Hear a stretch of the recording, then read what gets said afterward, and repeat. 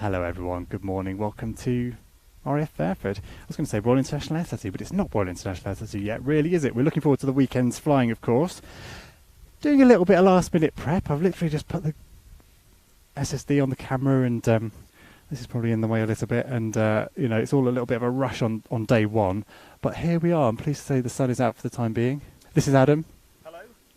Good to be back at Air Tattoo. Isn't it just? And we're live now because we're expecting B-52 in at 9 o'clock. Reason being, it's a big aeroplane. It needs to get into a particular spot in the taxiway. And my response to the first arrival is going to be a B-52 was, I bet you it's not here till 12 o'clock, because I've spent a lot of time stood on airfields waiting for things like B-52s. And here we are, 9 o'clock and no B-52. Saying nothing of the punctuality of the US Air Force. I'm just treading on toes already. I'll try and keep it a little more diplomatic going forward. And what else are we expecting? Well, that's actually one of two B-52s that we're expecting today. One for the flying display. No Adam on audio. Don't know. I'll probably come down and sort that out in a little while. Two B-52s, so expecting one in static, one as part of a display. I can see the trouble with this is we're looking out to the sort of threshold of 27, and you can see all the Brise traffic over there. So I keep seeing C-17s and A400s and things in the distance, and shapes that sort of could be a B-52 coming in, but not quite. I think it might leave you with a bit of a view of the sights of Fairford as we just get the final last bits of cable plugged in. Get some audio from Adam so that you can hear some of the notes he's prepared very diligently on the aircraft we're expecting to see today.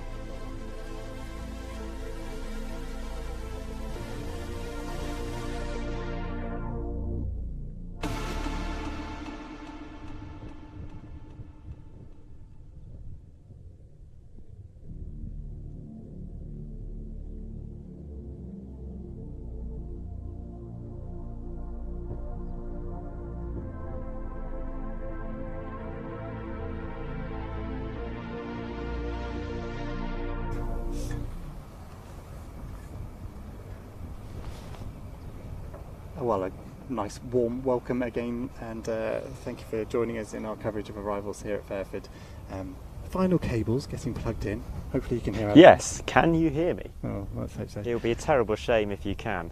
You're going to have to put up with this a lot over the next couple of days. Yeah, we sort of try our best to, I mean, you know, the focus will be pointing cameras at aeroplanes. We're here to document as much as anything else all of the aircraft movements, all the arrivals, and of course the flying displays over the weekend for your entertainment and enjoyment and for future use by the event and by ourselves.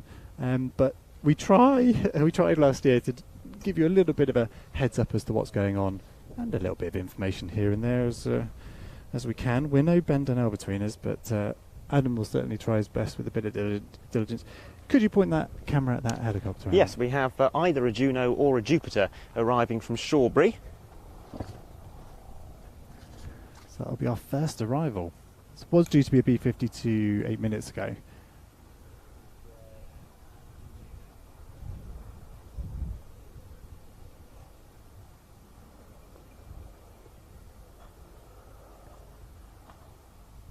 So on static display here, it'll be an easy one to park, I suppose.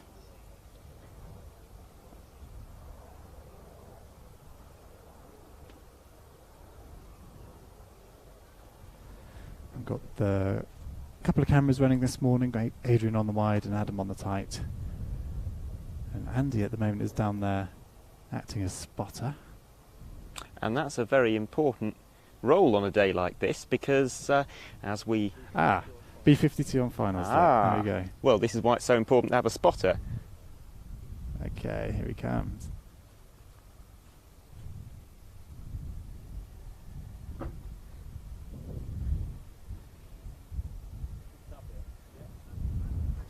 So this is an aircraft from the 2nd Bomb Wing at Barksdale Air Force Base in Louisiana, one of 2 B-52s that we'll be seeing at the Air Tattoo this year. This one being parked up in the static display, and then we'll have one more arriving later today, I believe, which will be parking on the other side of the airfield, and we'll be seeing that fly on Saturday and Sunday. Something that we hoped to see at the Air Tattoo last year, but cancelled fairly last minute, so nice to see them trying again.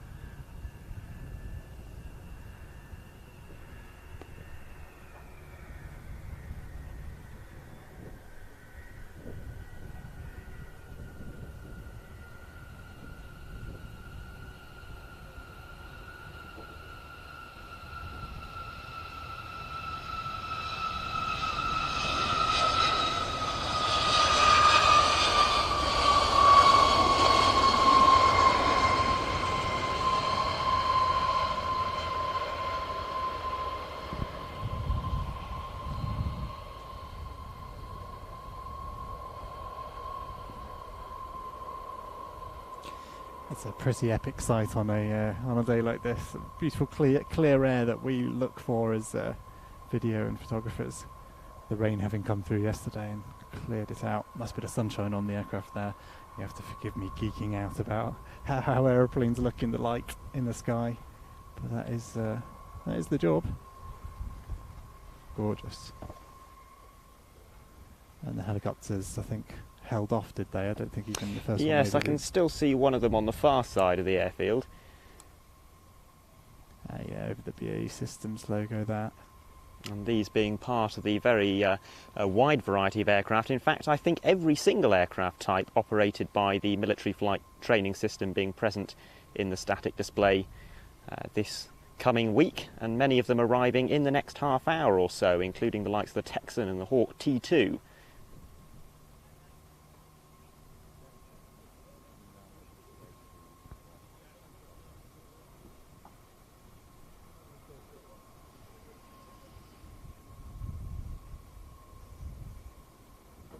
A warm welcome to everyone joining on the chat on YouTube. I am taking a look, and I'll have to give a shout out to any channel members and regular faces that we do see in there. Monty, I can see, has joined.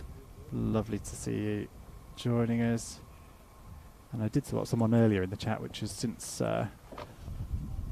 disappeared, saying they have done the last 6 air tattoos but not able to this week because they've had their wife's had their first baby 3 weeks ago, so at home missing the show. So hopefully we can do half a decent job of providing the second best.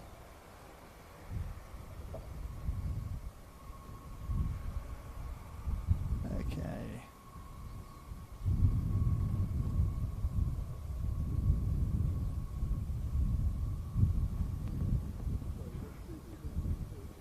Yep.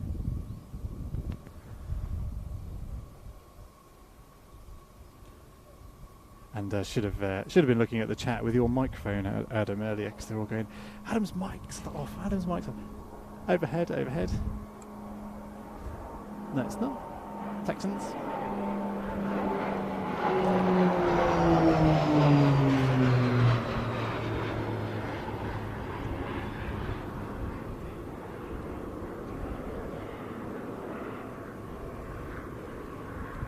Busy, busy. Got stuff at all three corners of the airfield at the moment. Texans arriving from Valley based, are they?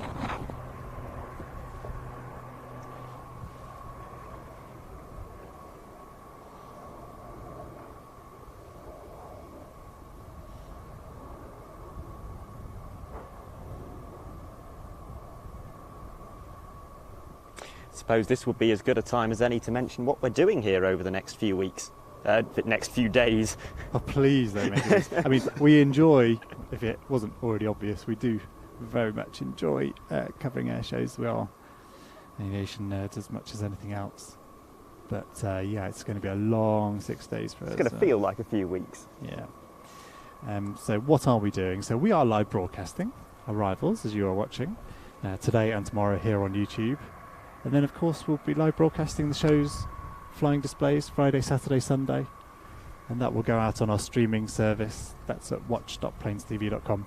That is a paid service, so that means I can throw a few burgers at these guys, make sure they're fed and watered, and that they are tempted back in the morning to carry on doing the job.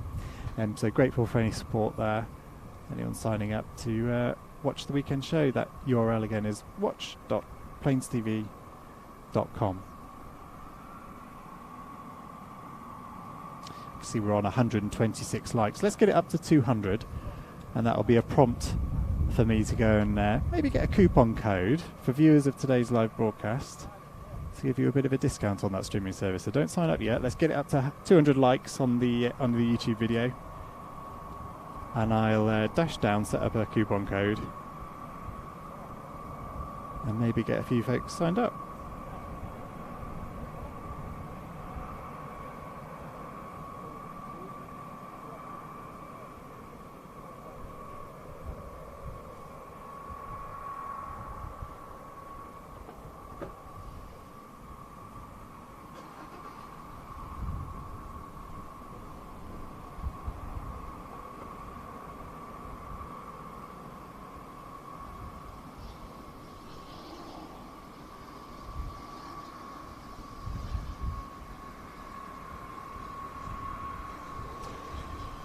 So a pair of T6, T6s as they're known in the United States, but we call them the Texan T1, coming to us from RAF Valley and part of the military flight training system, as I mentioned. Relatively rare to see these aircraft out at an air show, and that's partly because they are civilian owned nowadays.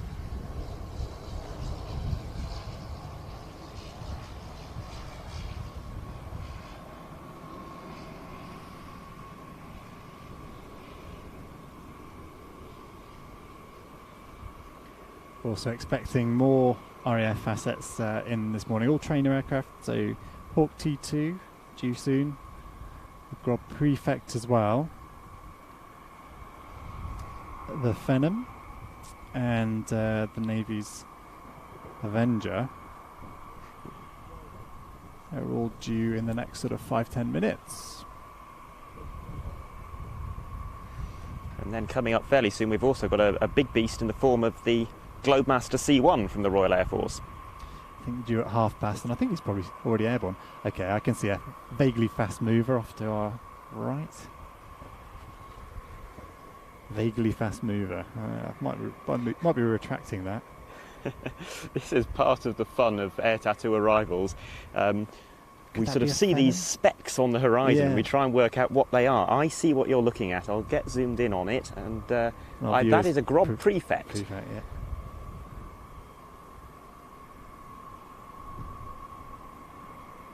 This aircraft largely, but not entirely, replacing the Tutor T1, which of course we still see active on the airshow circuit, currently in the hands of Flight Lieutenant David John Gibbs, who does a lovely solo display with it. Well, this is the replacement, considerably more powerful, and all glass cockpit inside as well, so prepares student pilots much better for the fast jets that they'll soon be moving into, those 4th and 5th generation aircraft.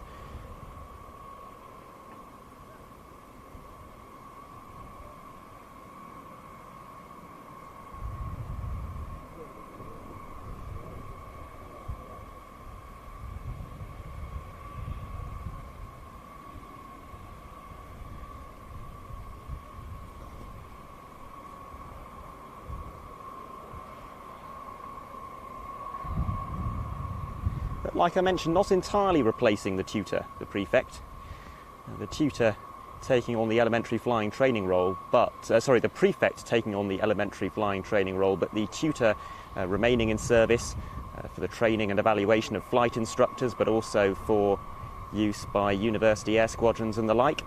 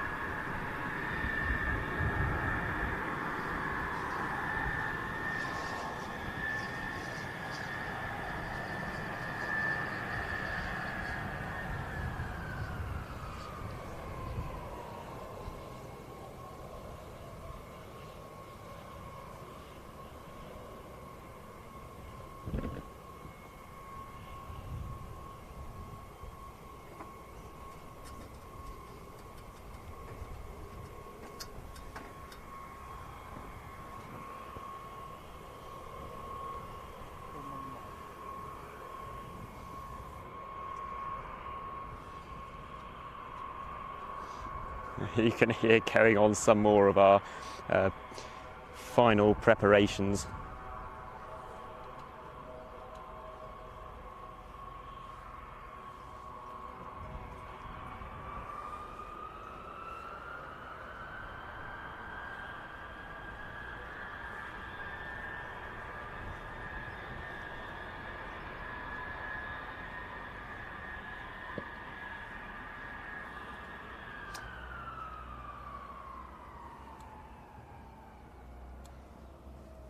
I'm just going to swing the camera around and catch the Royal Navy Avenger that's landing at the moment. Based on the King Air B200.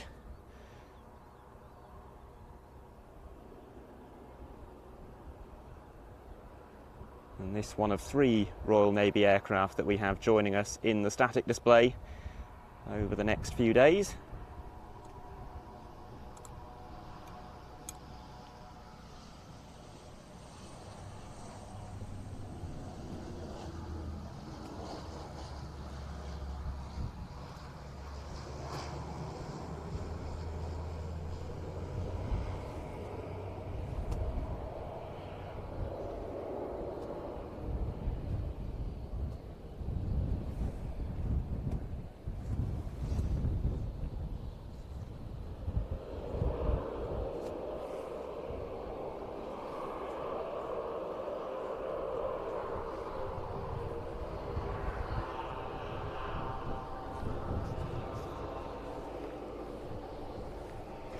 Let's see what this set of landing lights is affixed to.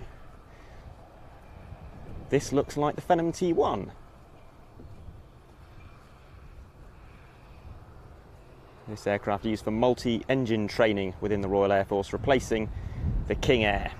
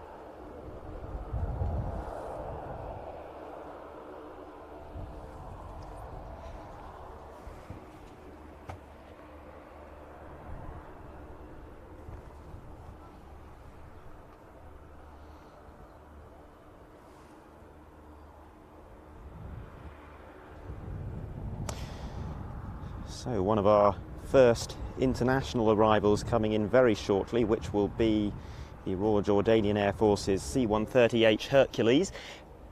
Also here we've got something in the overhead. Ah, I see it. Well, this will be a challenge because it's actually coming in on the wrong side of us, so I'll lose it over the top.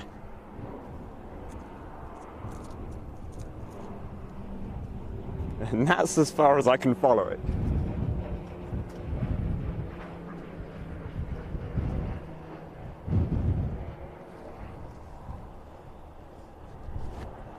Yeah, if you're not familiar with RIAT arrivals, there's an awful lot going on. We have aircraft that make straight-in approaches, we have aircraft that join sometimes from unexpected angles, we have aircraft that perform a nice run and brake for us.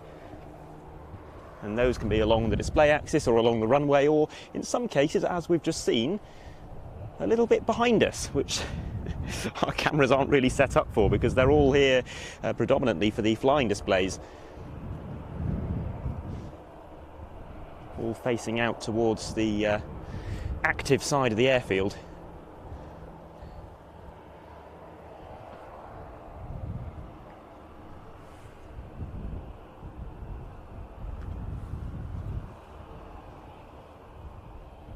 And of course, in addition to the arrivals, we also have a mix of rehearsals and validations coming up over the next couple of days.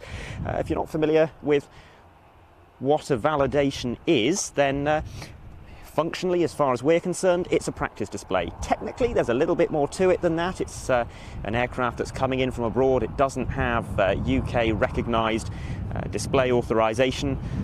So they perform here for the benefit of the Flying Control Committee to get signed off that everything is safe and proper. We'll be seeing quite a few of those, and among the validations and practices that we'll be seeing today, we have Al Vazan, Patria Aguilar as well, the Spanish national team, the Royal Jordanian Falcons, and a couple of solo displays as well, and I'd love to tell you what they are, but the schedule is in my pocket, and right now I'm busy tracking this Avenger T1 as it taxis off to its parking space. But when I get a free moment, I'll crack the schedule open and let you know some of the practices that we're expecting to see today. We won't see everything rehearse and validate.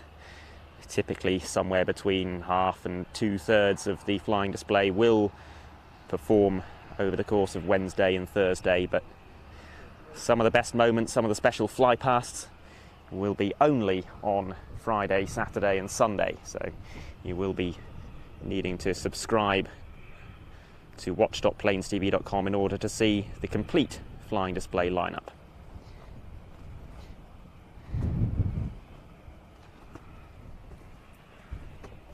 We have the Royal Air Force's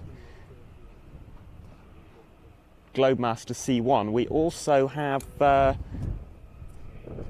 prefect, second prefect on approach, and that Jordanian Hercules that I mentioned earlier, acting as a support aircraft for the Royal Jordanian Falcons, but also appearing in the static display here. The Jordanians, staunch supporters of the air tattoo, they're here almost every year.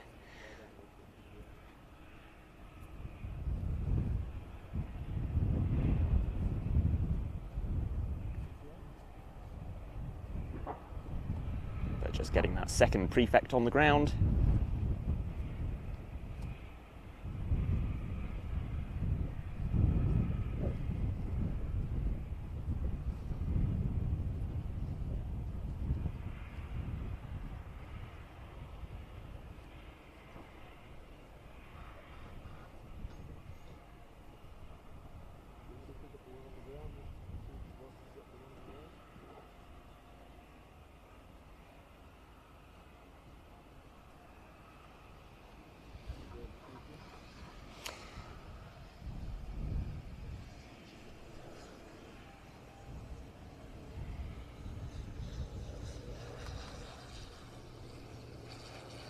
And we have what looks like a run and brake from the Jordanian C-130 coming in pretty much straight over the top of us. Again, this is going to be a challenge to film.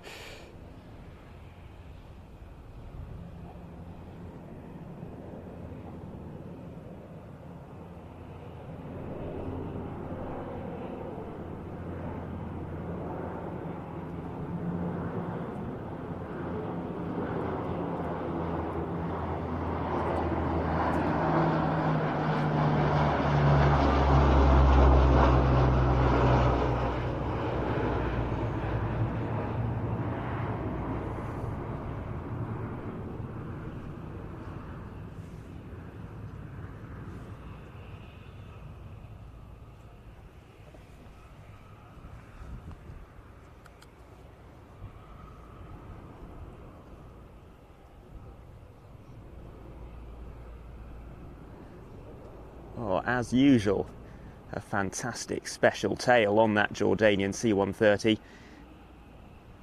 Advertising Wadi Rum, area of natural beauty just outside Aqaba, which is where the Royal Jordanian Falcons are based. In now, the Globemaster C-1 from the Royal Air Force.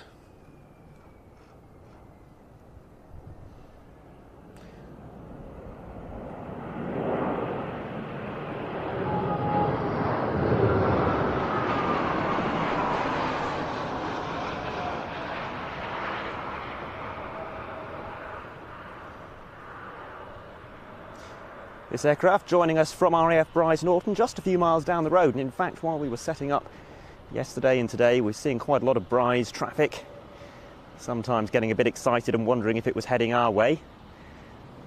Well, this time that is the case. I imagine a very short flight.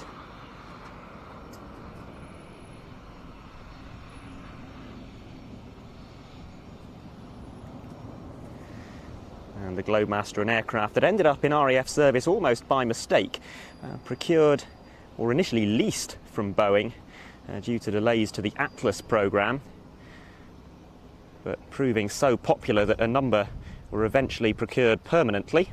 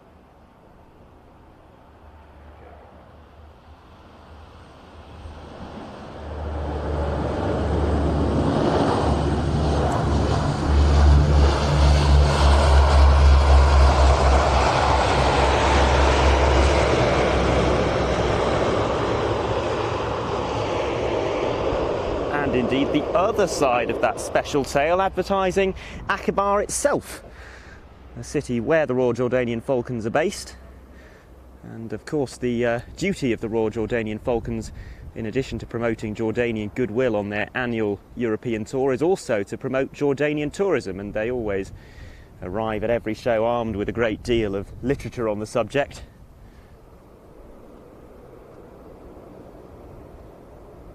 Bit of a Kaysan approach going on here, nice and high on the finals. C17. I've hopped back on to say thank you and well done for liking the YouTube video. A couple of thousand people watching, and it was an easy feat to hit 200 likes, so thank you for that. So I will give you a coupon code. So if you are enjoying the arrivals and not able to make it to SSU properly this weekend, we are of course live broadcasting the show out on our streaming service at watch.plainstv.com.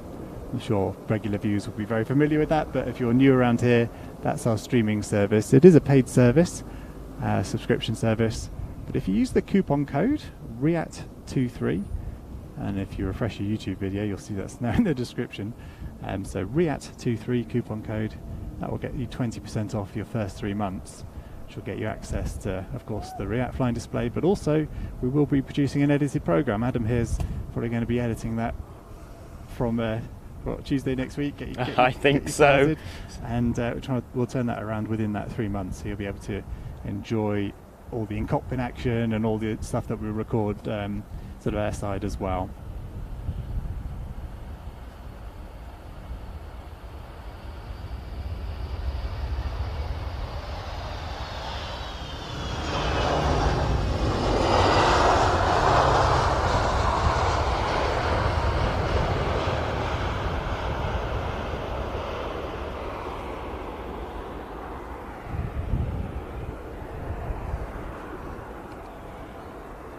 There's definitely a bit of a chill in the air when the sun goes in here, but the clouds providing a nice bit of a contrast in the sky, which I always like to see.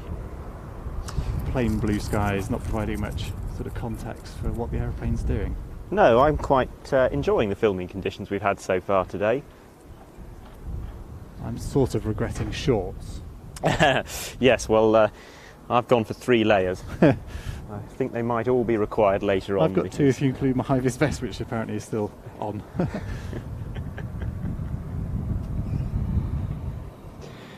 So Ian, you've got free hands and a phone on you. I was wondering if you knew what was going to happen over the next half hour or so, because most of the things we introduced initially in the first few minutes of this broadcast have now happened. Very polite way of asking me to be useful up here.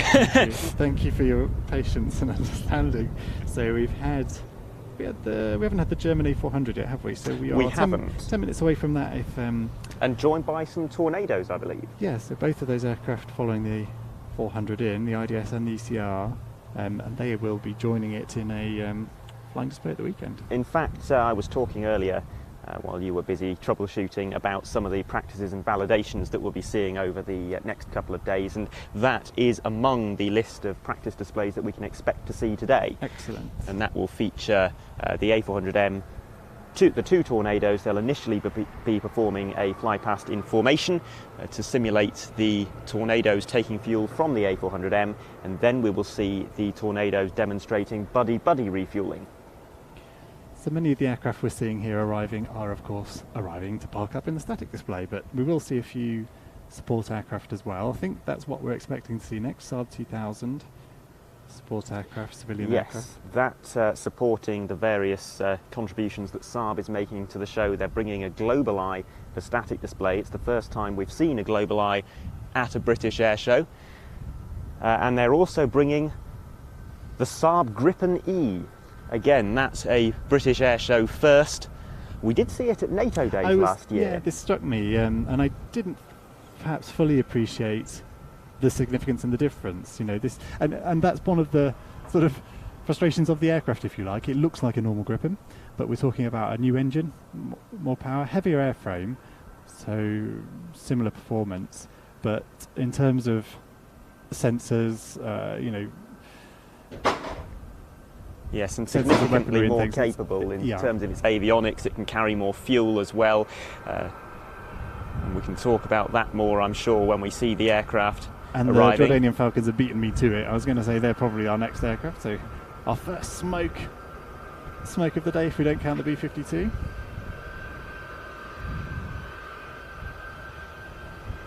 Yes, they very rarely miss the air tattoo, and we are extremely pleased to have them.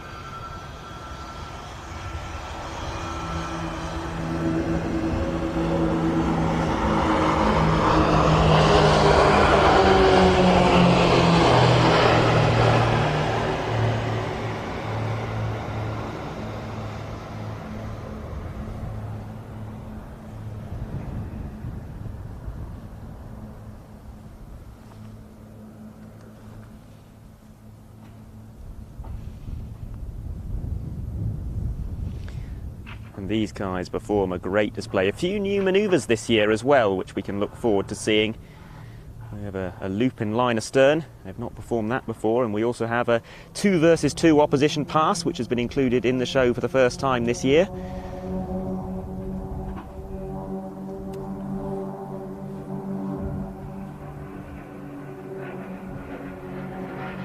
Just a Hawk sneaking in overhead. Adrian picking that up.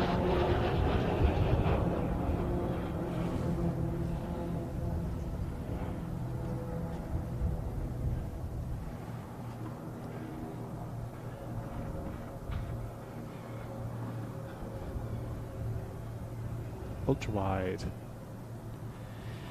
Forgive me chatting to the team as we're debating whether wide angle should go ultra wide or not, but I like a little bit of the wide angle. Gives you a real sense of hopefully what's going on around the show, which at the moment is people lugging around chairs, deck chairs, trucks offloading big bottles of water, so maybe we should keep it a bit tight. Yes, the showground's still in build mode at the moment, and you'll probably hear at times in the background the sounds of construction. Everyone hard at work getting ready to welcome everyone come Friday. We should be checking in with the chat regularly. It's sort of a shortcut to get the flight radar updates. Everyone talking about tornadoes and A400 up with the Skyvan. Now, I've done a bit of shooting air-to-air of tornadoes behind a Skyvan, and it's not an easy mix. Skyvan, a bit too slow for the tornado, really. So you're talking about lots of sort of quite slow passes under the aircraft to try and get a shot. The guys will be having fun today in these conditions, hopefully just above the clouds, I would think. There's plenty of gaps, bits of blue. So you can see if they're on flight radar, if they're anything above about 3,000 feet, I think they'll be over the cloud. Getting some lovely shots.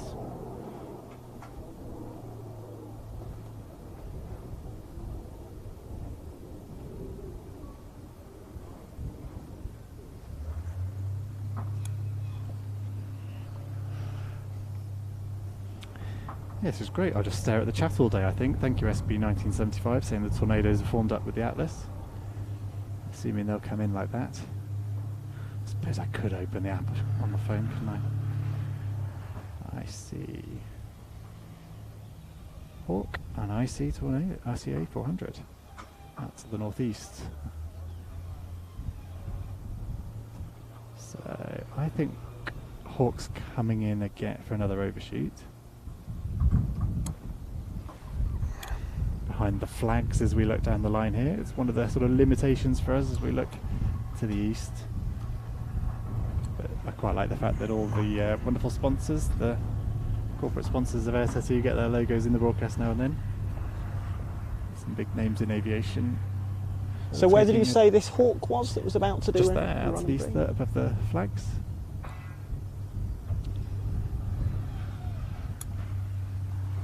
He's right over our heads, so Adam's going to swing round and pick him up as he goes over.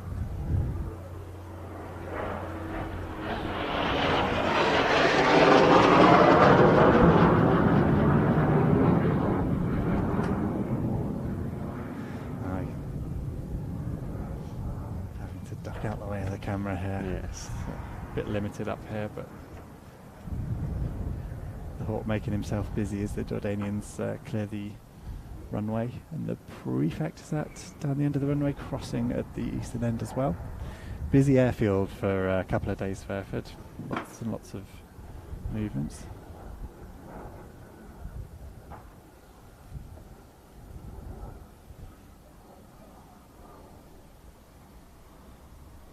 We should mention the voluntary air traffic team as well, that sort of look after the airfield whilst Air Tattoo's underway.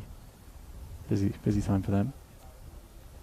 But an entertaining one, you know. It's not often you get to control such a variety of aircraft. Yes, many of them I understand coming from major commercial airports and enjoying dealing with some rather different traffic for a change. Yeah. Swapping those 737s for Eurofighters and Gripens and the like.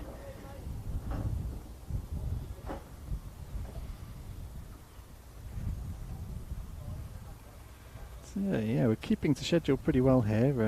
A400 due in 5 minutes will be our next arrival, I expect. Famous last words. You never know, do you? All sorts goes on.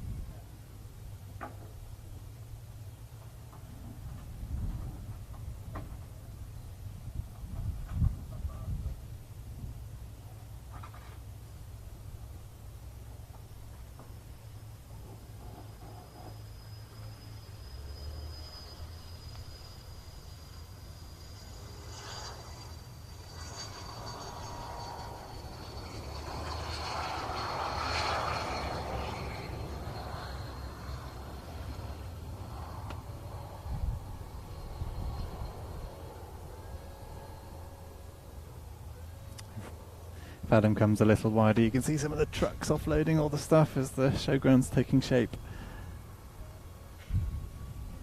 This is a regular theme for us on the arrivals days. The rooftops of heavy goods vehicles just sort of encroaching in the shot sometimes. It's a quite challenging time to be producing a broadcast because everyone's on sort of build mode rather than showtime mode, so we try and keep ourselves out of the way. Get some decent views for you guys. We're sort of just east of show centre, sort of datum display centre in our position here. It's maybe not the ideal position to be shooting arrivals, but we have power and internet and things like that over here, so I'm afraid that's what we're limited to. But it does give an excellent view of the flying displays come show weekend. And a reminder again that those will be live broadcast out on our watch.plainstv.com website. It's a streaming service, so paid subscription for that. But as I mentioned a little while ago, since we got up to 200 likes, so very easily, I thought I'd give a coupon code, and that coupon code is RIAT23, so capital RIAT, number 2, number 3, RIAT23. And that will get you 20% off your first 3 months on the subscription service, giving you access to this weekend's Air Tattoo flying displays. And of course our back catalogue, which I've not really mentioned, but this business was started by Adrian down on camera 2 there. He's my dad, if that wasn't already clear. And he started it late 80s, early 90s. So we've got 34 years of our back catalogue there, so some real nostalgia available on that streaming service if you've been going to air shows for a while, or some eye-opening flying if you're used to air shows in the modern day. Well worth getting subscribed and taking a look at some of the archive content as well as live broadcast this weekend. And as mentioned, we will be producing an edited programme of Air Tattoo 2023. Adam and myself will be chomping at the bit once we're back at our computers on Tuesday to get that underway. We've released the programme from last year. It's great. It's nice to be able to use some of the onboard material. It is, and we had some great onboard material in last year's video. I remember particularly the Finnish Hawk. They provided us with some really unusual angles. We had one underneath the engine looking straight backwards, for example. It was great. Yeah, really nice, especially for that takeoff roll and anything nice and low down. But also giving you a real sense of what's going on a during a flying display. I'm thinking of the Slovenian PC9.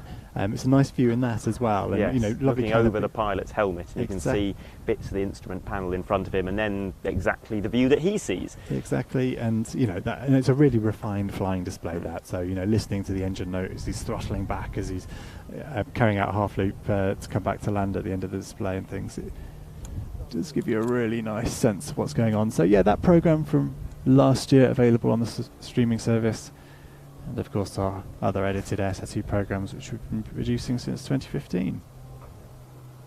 2018 being a particularly special one, RAF 100. So if you've got a free evening this week as you're getting excited about Air Tattoo, hit play on that one. Yes. And speaking of air forces and 100th anniversaries, one of the big themes of this year's show is the centenary of the Italian Air Force, and we'll be seeing a great number of extremely rare former Italian Air Force aircraft taking their place in the static display, but also a mix of current Italian Air Force types, both flying and static. And I can't remember offhand which of those we're expecting to see arrive today and which are coming tomorrow. We're seeing an MB326 today, that's all I can recall without breaking my phone out. But Okay, so I've done a search. So we're expecting the flying display aircraft, so the Spartan, the Master, the Typhoon. yes, all three excellent displays from the Reparto Sperimentale Volo, the Italian Air Force Flight Test Centre. And then for static, the Piaggio P180, which I need to Google. I think that's a support aircraft, Oh, in is fact. I saw it on the parking plan on the far side of the airfield. So I see static parking orange on this, so maybe part of the static, I'm not sure. Perhaps there's one support, one static. Perhaps. There are a lot of Italian Air Force aircraft on static. Yeah, marking it wouldn't that surprise me. Anniversary. Yeah. And not to be outdone, the Italian Army joining in as well. We're expecting arrival of the Mangusta today and the UH-169. That's another one I need to Google. What's 169?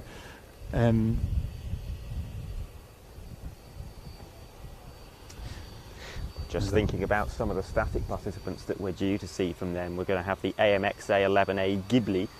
We said last year that might be its last air tattoo appearance, but we are getting one more. It is due to retire next year.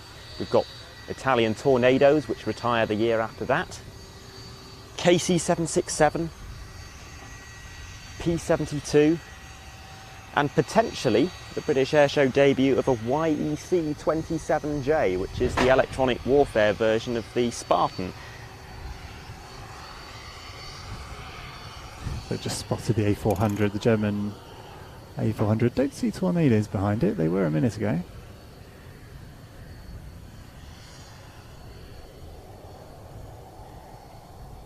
The Tornado now being a bit of a highlight for me, I'll be honest. You know, we were used to, although I suppose we didn't really get RAF aircraft at show very much. GR4s, yes, and F3s in the 90s, of course. But the Tornado now no longer in RAF service, so a rare sight for us here in the UK. Exciting to see them in the flying display.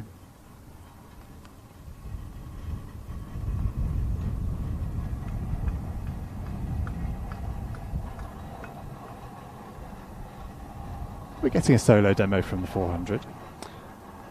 It hasn't been mentioned. I wouldn't be surprised if they gave us a solo pass or two. I know they have been doing that at shows around the world, in fact, as far afield as the United States at Thunder Over Michigan a year or two back. But we saw a similar display at NATO days with a mock air-to-air refuelling mission with the pair of Czech Gripens on that occasion, if I remember correctly, and then a couple of solo passes from the A400M afterwards. So it wouldn't surprise me if they gave us something similar here. We'll find out in 5 or so hours' time when we see them validate.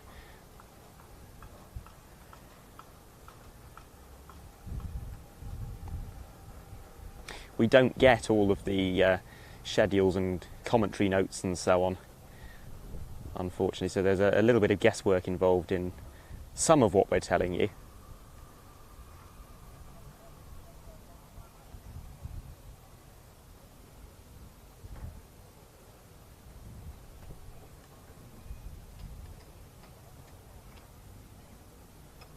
And I see the Tornadoes creeping into the shot. I would imagine those Tornadoes will give us a run and brake and the A400M will come straight in to land.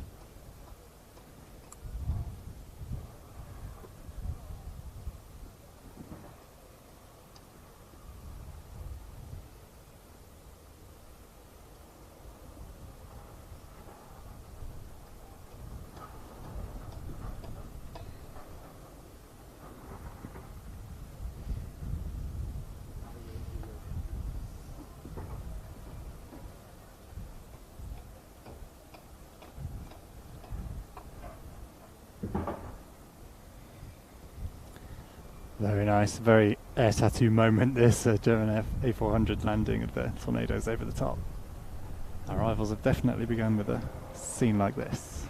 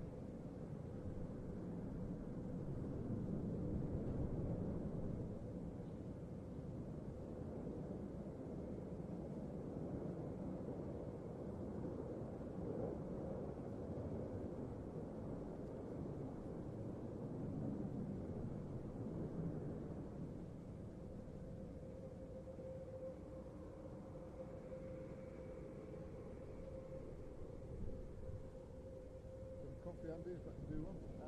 Yeah, please. One available. Just point there, sure. Thank you. Hold please.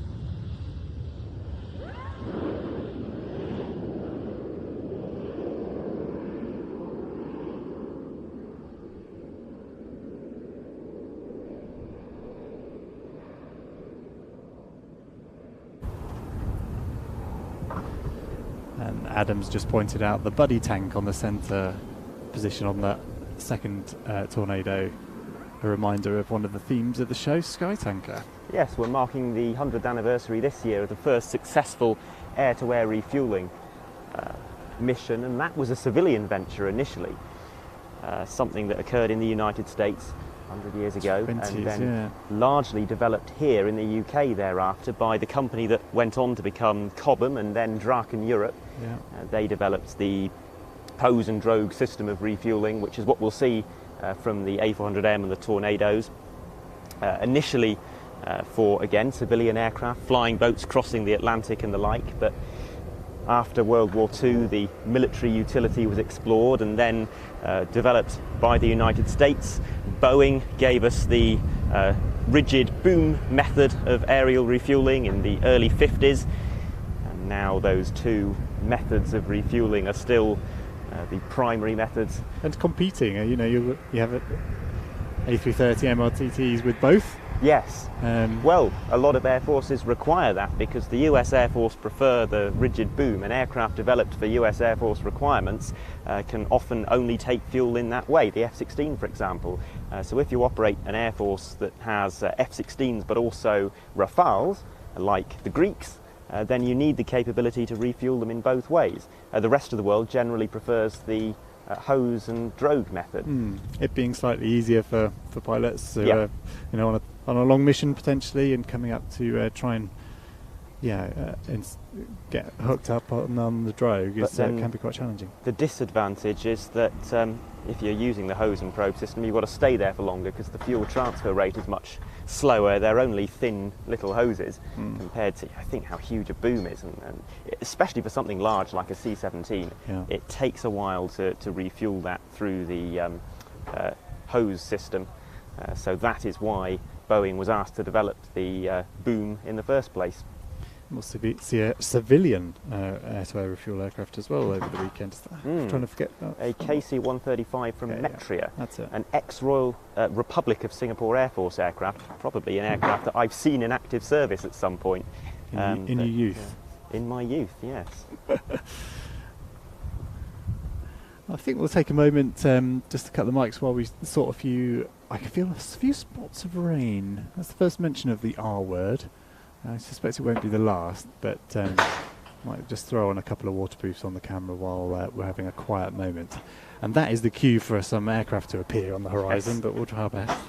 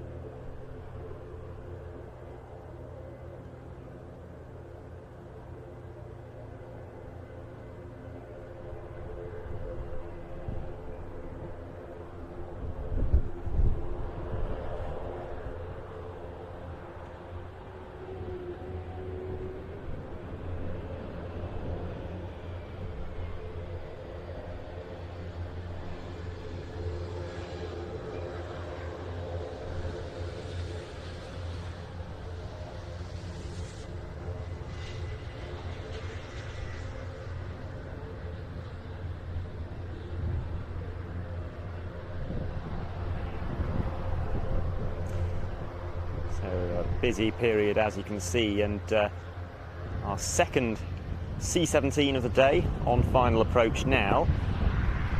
And according to the schedule, this is most likely to be the Emirati Air Force Globemaster, which is here to support Fasan Al Emirat, the national aerobatic team of the United Arab Emirates, one of two support aircraft not taking part in the static display as far as I know. One of their 10 C-17s will also be seeing one of their 8 C-130H Hercules aeroplanes, transporting personnel and equipment supporting the MB339s of Al Fasan, taking part in a British air show for the second time. We will be seeing them validate later today and then performing in the air show on Saturday and Sunday. And those, as we shall soon see when they arrive later this morning, are very attractively painted aircraft in black and gold.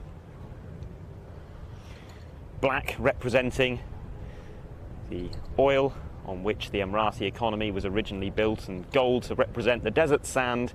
There's a lot of symbolism in that display, not just in the paint scheme, but also in some of the manoeuvres that we're going to see from them as well. Recreating some landmarks in the sky, recreating the Emirati national flag. So that's very much something to look forward to, and as I said, quite rare at a British air show. They last flew in this country in 2012, that was at the Royal International Air Tattoo.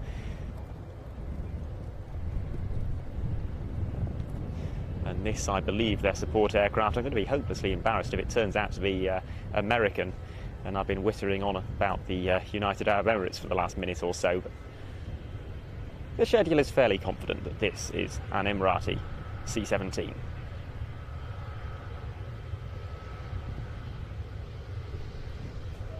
And I've got both hands on the camera, so I can't whip out my phone and check the YouTube chat, where I'm sure someone is on flight radar and telling me exactly what it is, but we're all doing a couple of jobs simultaneously here. And I will point out that is going to improve as the week goes on. If you are going to subscribe to watch.planestv.com for the main weekend show, then it will be a little bit more polished. We'll have Ben Donnell and Mark Manwaring doing the commentary for you, allowing us to focus exclusively on filming the displays to the highest possible standard. And we'll be used to the equipment then as well. This is kind of a technical rehearsal for us, a lot of rental gear.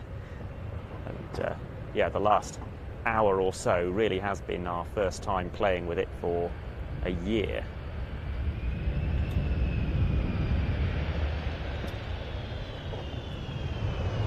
It is indeed an Emirati C-17.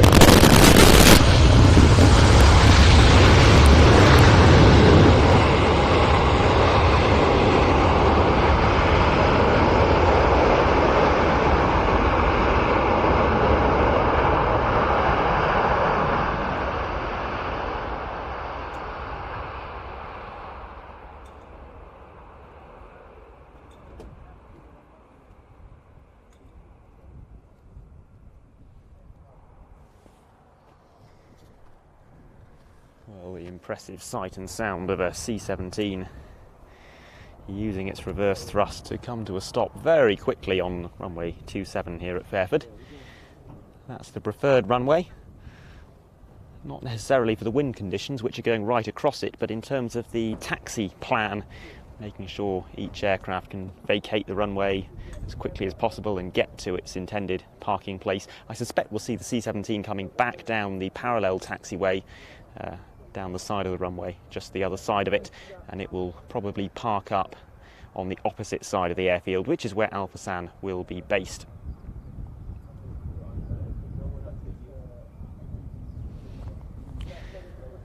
Some of the other aircraft we've seen arriving over the past few minutes, which we didn't introduce at the time. We saw the Saab 2000 support aircraft from Saab Aeronautics supporting their Global Eye on static display, and their Gripen E's, one on static and one in the flying. And we also saw a Cessna Sky Courier, a relatively new civilian aircraft design.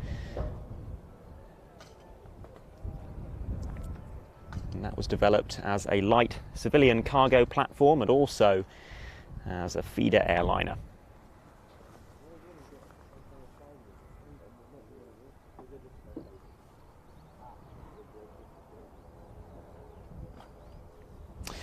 Among the arrivals that we're expecting to see very shortly, we are going to see the arrival of 8 MB339s from Fazan Al Emirat, 7 of those taking part in the flying display, plus 1 spare.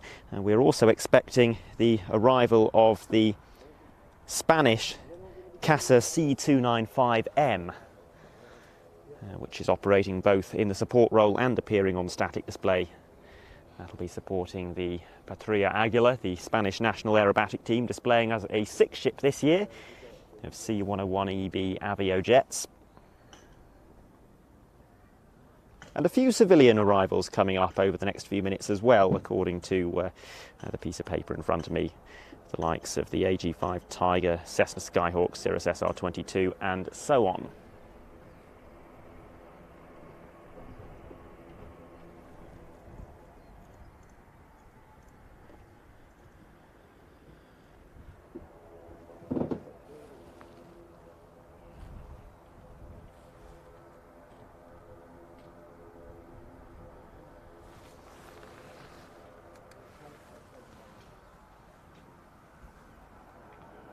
If you are just joining us in the last few minutes, then hello and welcome to Plains TV. Welcome to the Royal International Air Tattoo, where we are broadcasting the arrivals, rehearsals and validations for what is the world's largest military air show. And welcome to Plains TV, the official live broadcasting partner of the show. We'll be bringing you the next 2 days of arrivals and practices free here on YouTube, and then broadcasting the air show itself on Friday, Saturday and Sunday on our streaming service watch.plainstv.com. If you want to do that, there is a link and a discount code in the video description.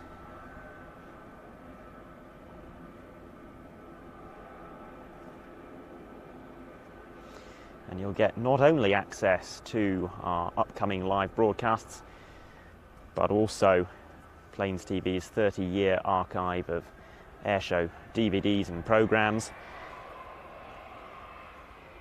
Plus, of course,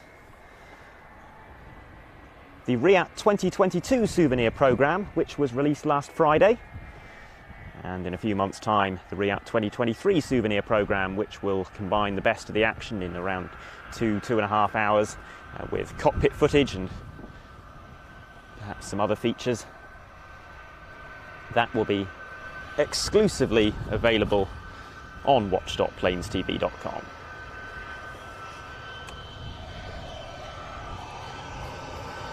So here we have the Emirati C-17 taxiing past us. It will shortly be joined not only by the MB339s but also with a C-130H Hercules.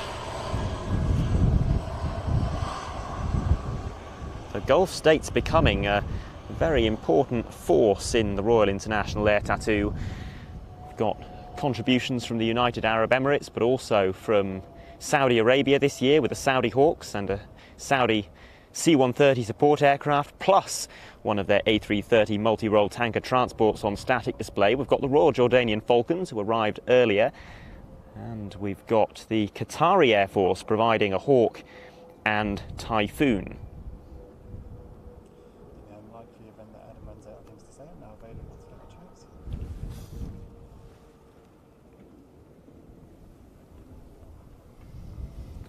Joking with Andrew about being available to speak if Adam runs out of things to say, but as you can tell, he's done his research and is as enthused as the rest of us by the wonderful aeroplanes we're seeing here at Air Tattoo.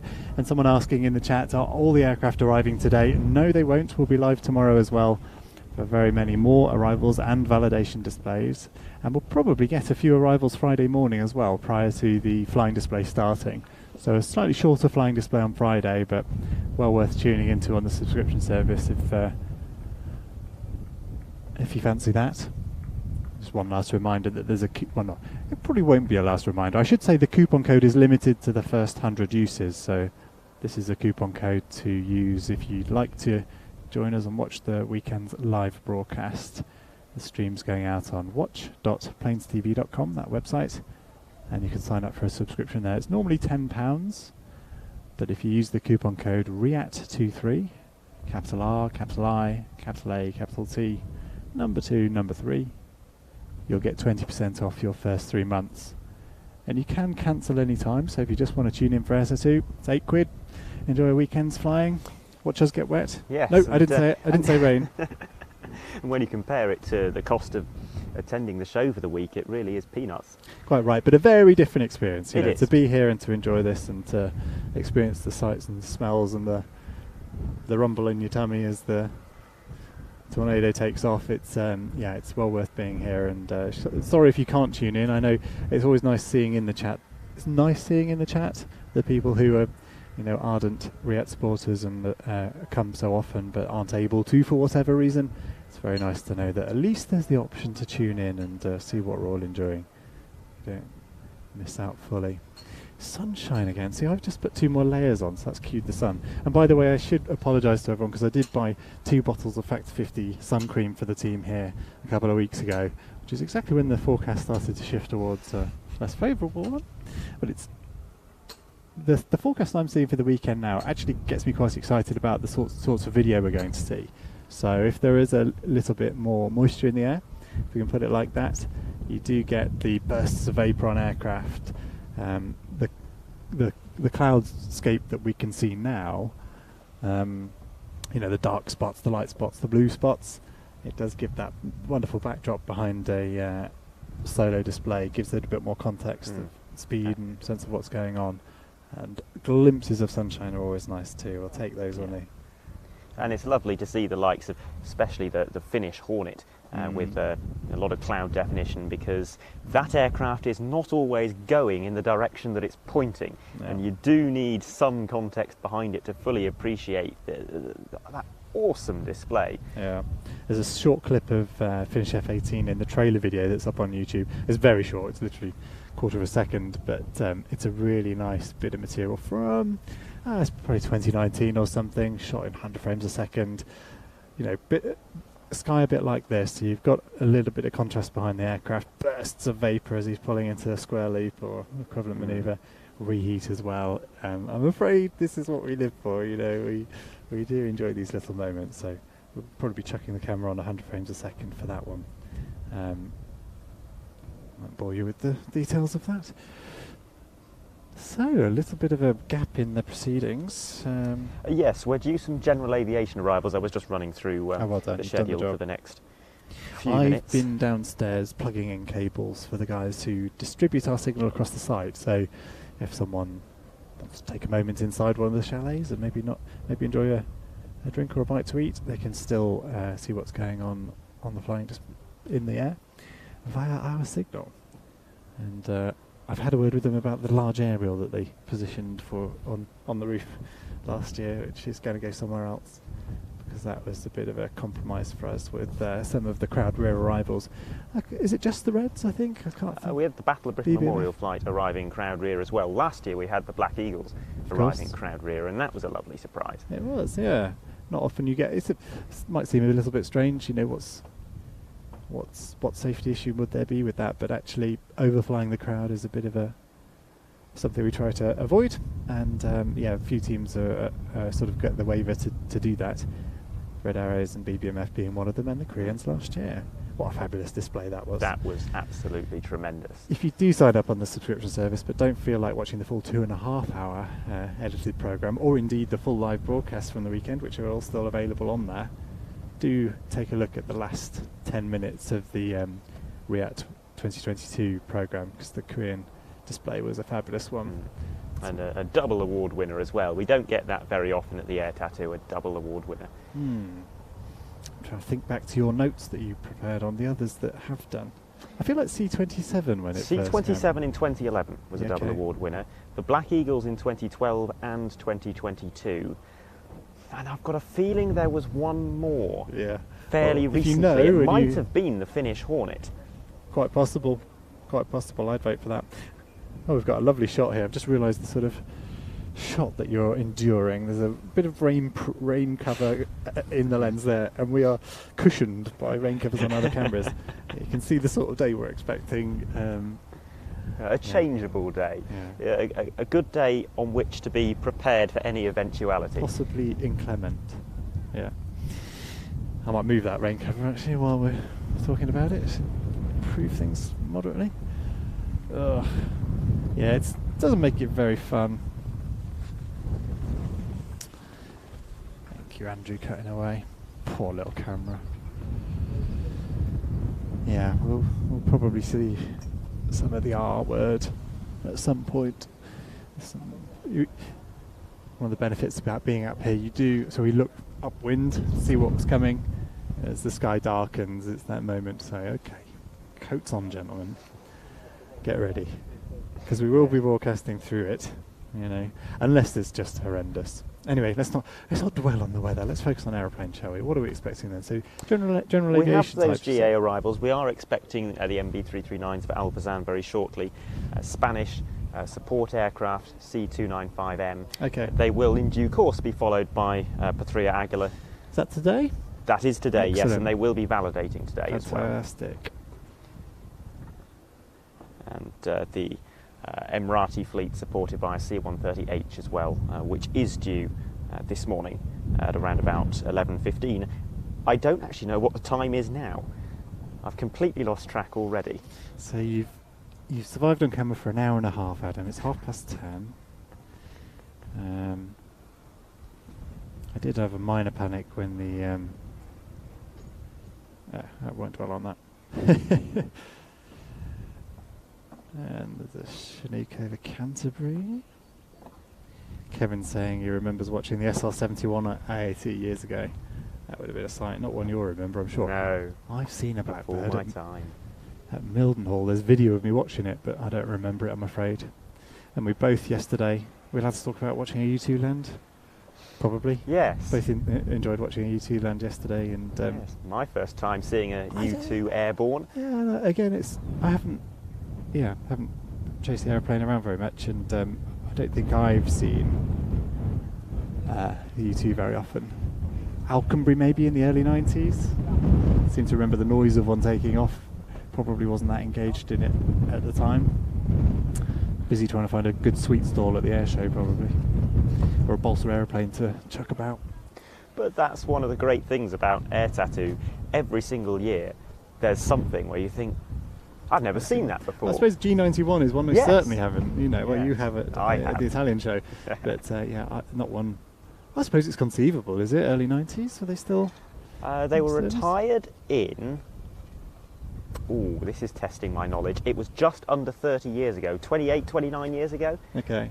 Yeah, it's conceivable that I've been in the presence of a G91, but we will be this weekend on static display as part of the Italian 100th anniversary, Italian Air Force. An aircraft that was restored to flight about a month ago. It was restored for an air show in Italy, and it made its first flight only 2 days prior to that event. In fact, the first time it flew for the public was its third ever flight. Extraordinary, yeah. A huge amount of effort that's gone into that 3-year-long restoration, and we'll see it here resplendent in its Frecce Tricolori Pony 10 paint scheme. An aircraft, of course, that was operated by the Frecce Tricolori, but a different version. This is a G91R, which is the light combat version. Technically, the Frecce operated the G91 Pan. But we don't split hairs when people have gone to the trouble of restoring an aircraft like that. Yeah, paint it however you like, I would say. And it does look very smart indeed in that deep blue of the Frecce scheme. Very much looking forward to seeing that. I can see. Do we know when that's arriving? You have a search. Can't see any aircraft on the horizon. I can see the Fairford Eye, halfway constructed now. The big wheel at the back of the show site offers a really nice vantage point to look over the airfield. And I'll tell you what, if you're up there during the right display, that could be quite a spectacle. Quite tempting to stick a camera up there all day. You'd get some spectacular stuff. There's so many little corners of this airfield. I'd love to have a camera as part of this live production, but there are limits to what the budget allows. Oh, really? I like how you said. Andrew's chatting in my ear, saying there's so much sun now that Adam is overexposed. I like that. Pale, am I? I like that Adam's overexposed, and I'm all right. I've seen a bit more sun, have I, this year? Maybe. I know, it's just I'm either this pale or I'm pink. There's no in between. I found my hat, so I'll probably sort that out in a minute. Sort the exposure out. Yeah.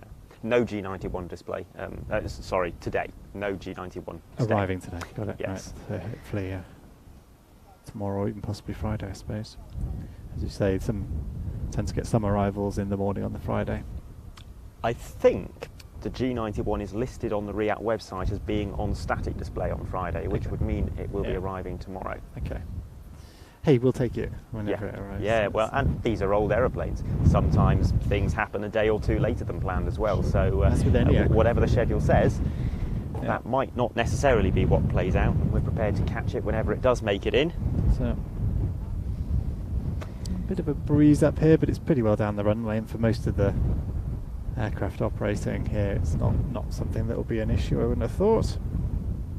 Yes, swung round a little bit because it was a crosswind earlier. Yeah, and we do always look, you can see the flags there fluttering towards the north, so towards the sort of fluttering towards the same direction our lenses are generally pointing, which is of benefit if we do get any of the R word, because then you're not getting a lens covered in water, which can be not very entertaining for anybody really. Watch Adam wiping a lens all day. Well, perhaps we're about to get some movements very shortly, because I see there's what looks like a FOD sweep on the runway, which might indicate arrivals yet to come.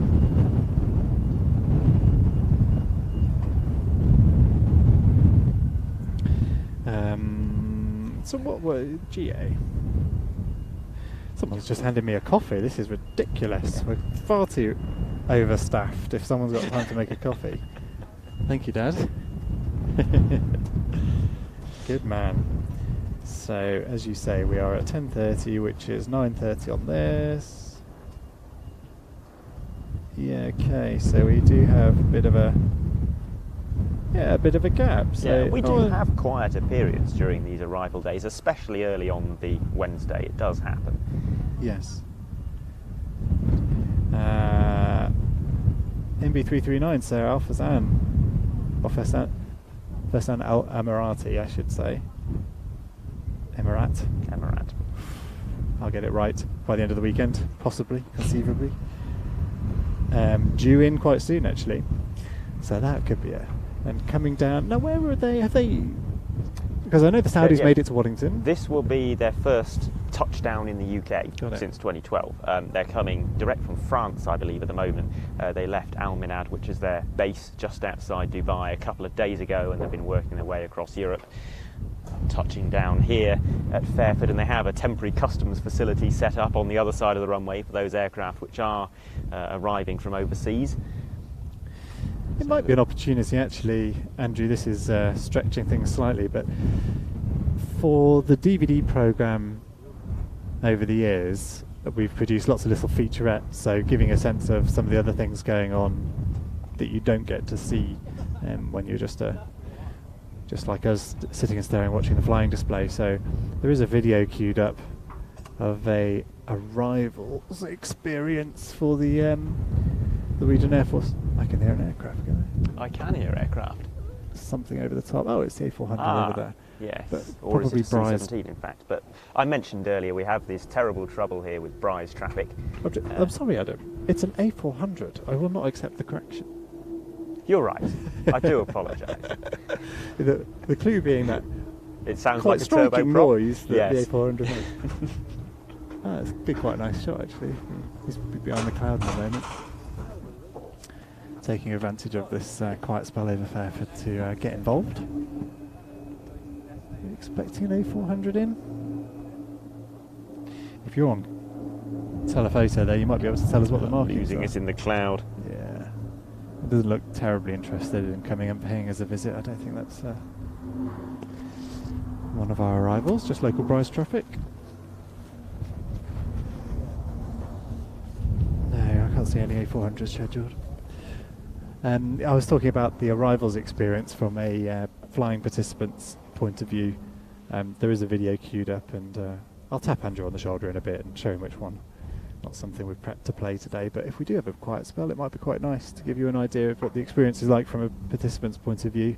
You know, having to go through customs and all of the normal stuff you'd have to do arriving in a country from overseas here at a an airfield that doesn't normally cope with those sorts of things. So Air Tattoo having to set up those things. So not the trailer, Andrew, the next one along.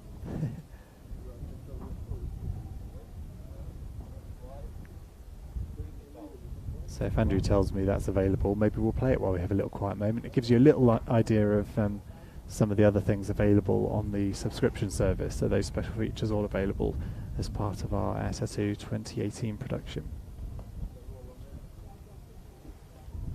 That's the one, Andrew. Yeah, if you want to hit play on it, let's do it. Each year, the Air Tattoo is proud to host a huge number of pilots and aircrews, all prepared to show off their flying and static displays to the public. Here we follow the pilots of the Norwegian Air Force Historical Squadron, Kenneth Orkvisler and Jiri Mattila, as they lead us through their experience of the show. I'm Kenneth Orkvisler and I'm display pilot with the Norwegian Air Force Historical Squadron. So I'm flying lead pilot in the Vampire. For display pilots, it's very convenient and very comfortable that everything is taken care of, that you don't have to arrange your own transport to the hotel, but everything is taken care of: accommodation, transportation, food, and all the information you need is provided over at the flight center. So they are really good people that make sure that all the crew, pilots and engineers and everybody is taken well care of. Hello all, my name is Jiri Mattila, I'm coming from Finland, and in this air show I'm representing also the Norway, as you can see, Norway and Finland. My work is as a chief test pilot of the Finnish Air Force, but the rest of the time I will spend in air shows, of course, mostly here in the UK, flying with this lady, this vampire, and with the other vampire from the Norwegian Historic Squadron. This is my first time here in Riyadh, and it's been very nice. And yesterday when we came here, it was very nice to have all the time some people was hosting us, and we was getting signed in and getting the beers and also to the hotel, and everything is working very well. And after parking our aircraft, we were driven over to the aircrew reception, and it was a young cadet, a host, that was following us the whole time, and we got the accommodation information and all the travel times, and for the bus up and down to the hotel, and also the flying program today, when we were expected to display today. And all sorts of stuff was dealt with over there. And if we had came from straight abroad, they even had immigration there. So it's taken care of even if you come from another country. In this air show, it's so nice that because all the time the people are hosting us, that immediately after landing we get arrive with the car to the place, and getting signed in and getting all the lunch cards and our badges, and all the time there was one or two guys keeping watching us and seeing that okay, now you go next place, and then everything, and it was so smooth. At the aircrew reception, there have all offices like Met, flight planning, and also the Flying Control Committee, and they briefed us through all the restrictions and all the display lines and the crowd areas and everything regarding displaying here at Fairford, and also minimum altitudes, distance to crowd, and areas to not overfly, etc. And it was so easy to come today for the display briefing, because pretty much all was clear already yesterday.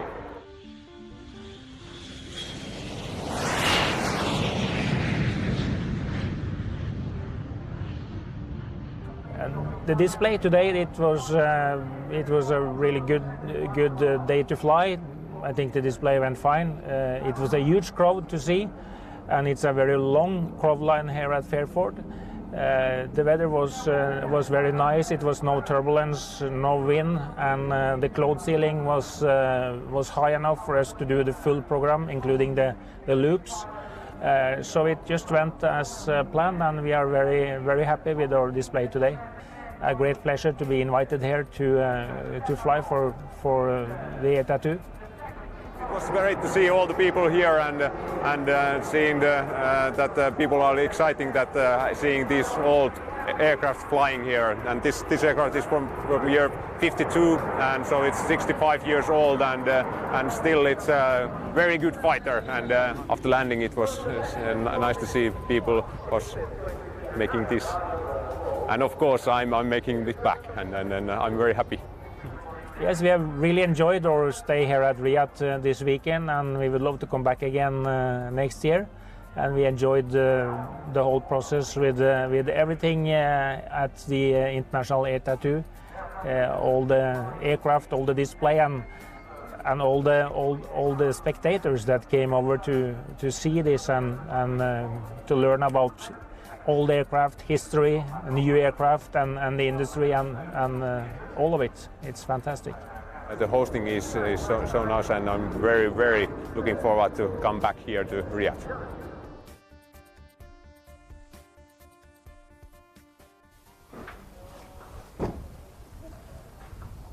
If you've just tuned in and wondering what on earth you're watching, expecting to see live arrivals, we haven't got any live arrivals at the moment, so just playing a little video there of the arrivals experience for some flying display participants, the wonderful folks from the Norwegian Air Force Historical Squadron displaying the vampires here at Air Tattoo in 2018. And that's an aircraft that we will be seeing at some point arriving here for Air Tattoo this year, and it'll be part of the aforementioned Italian Air Force centenary celebrations wearing temporary Italian roundels. It's very nice to see that at Duxford a few weeks ago. Nice, yeah, a good, lovely effort for Kenneth to have made with that aircraft, getting the aircraft into those colours. It's using sort of, I think it's vinyl stickers effectively to sort of repaint, rebrand, redesignate the aircraft.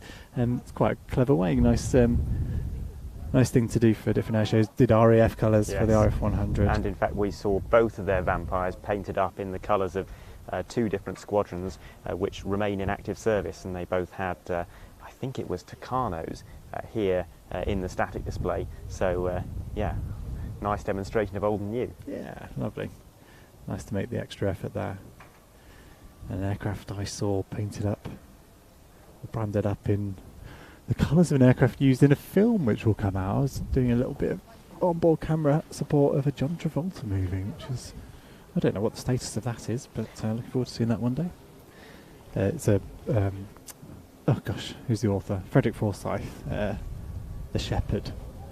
So keep your eyes out for that one, where you'll see, I'm not sure how much of the live footage of the vampire you'll see. I think a lot of it going to be CG, but Kenneth involved in lots of flying for that, for the shooting of that film 18 months ago. Yeah, still scanning the horizons nervously, because stuff does have the habit of sneaking up on you. But it is the fun of arrivals here at Air Tattoo.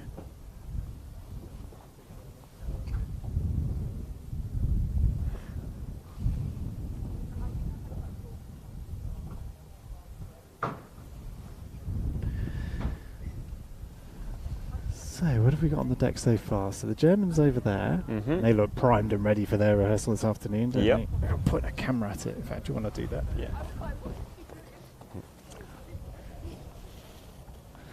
Poor Andy can't hear what's going on. I'll put my mic down so that he can.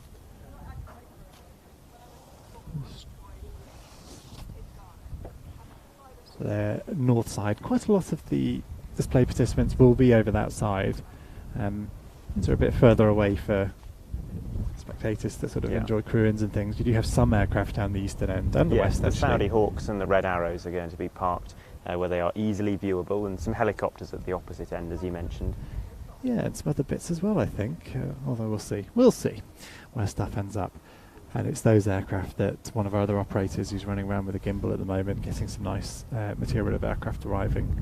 It's those areas that he'll be visiting during the show weekend and during validations and things, getting some of the behind-the-scenes stuff, if you want to call it that. Sort of close-up shots of crew-ins, taxi-out stuff. The lovely stuff that I like to use in the trailers for our programs, and find their way onto social media. Those nice shots. So I'm trying to. Oh, it was the Al-Fazan that we're expecting next. At 4-0, I think it was, but we're 4-6 now. I said, do you know what we should do is check the chat. You guys are all staring at the flight radar, I'm sure. Persuader on finals, someone says. I can see a dot on the horizon. Thank you, sir. Thank you, Slinky, for that. tip off. Do you want to pick that up, Adam? Aircraft on final.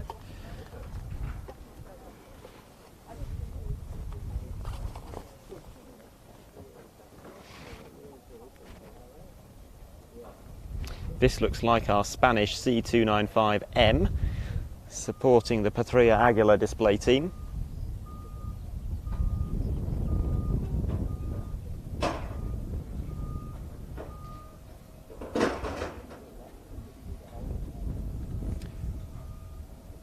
Well, it does have, I'm doubting myself, there's a bit of a Spartan look to that. What do you think, Ian? Is there a Spartan due in soon? Good question. Oh, that could be an Antonov as well, that could, if at the moment. No, yeah, Spartan. Hold on, you'll tell a photo on it, you can see much better than I can. Yes, I think it is the C295 from Spain. That is my bet. Yeah, as it gets closer, I'm becoming increasingly confident of that. There's a lot of opportunities to embarrass ourselves on this stream. Really put our recognition skills to the test. Yeah, CT95.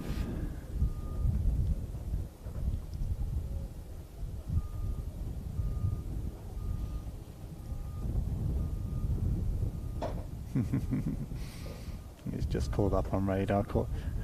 Using the helpful call sign C295, so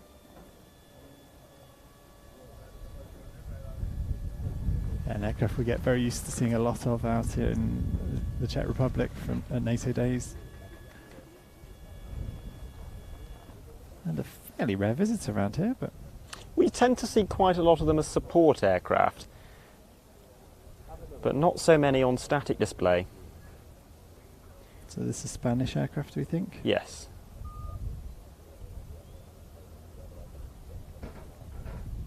We are seeing something considerably rarer than a C295, but from the same family.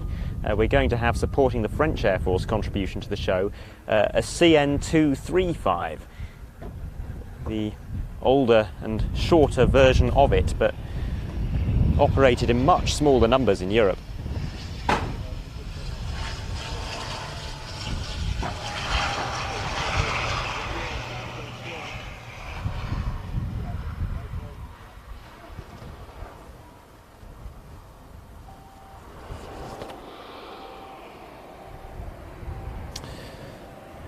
Yeah, so a reminder of the support the Spanish, I was going to say Air Force, but also Navy, providing air this year. We'll see the Harriers back this year, or Harrier, I should say. Mm-hmm. Well, I know just the one, but well, we've got one on static as well. Got it. Yeah, wonderful to see a Harrier, an Italian Harrier as well. Yes. I don't think I don't know when the last time was that there were Harriers from two different nations at the Air Tattoo, but we've got to be going back a good 15 plus years for that. I think so, goodness. Yeah, it must be. Okay, there's something else on final. Looks like a Typhoon to me, but I think we're on to those GA arrivals that GA stuff. Not I mentioned earlier. Very much not a How badly Typhoon. have I just embarrassed myself? Oh yeah, I can see. I'm going to guess Cirrus SR22 perhaps. It's a low wing. Give me that.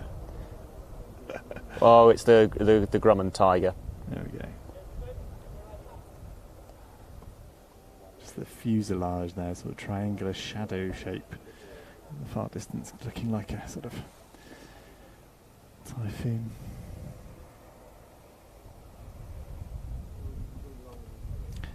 I think I'll go clean my glasses.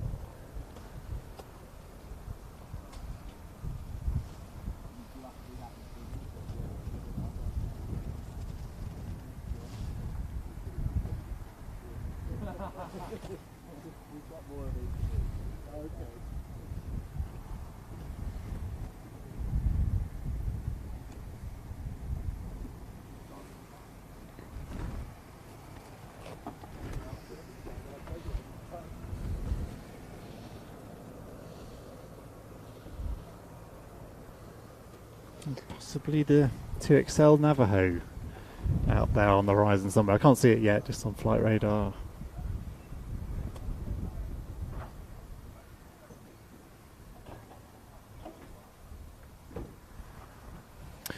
I think I might just go and do a few of the housekeeping things that we should do in these quiet moments.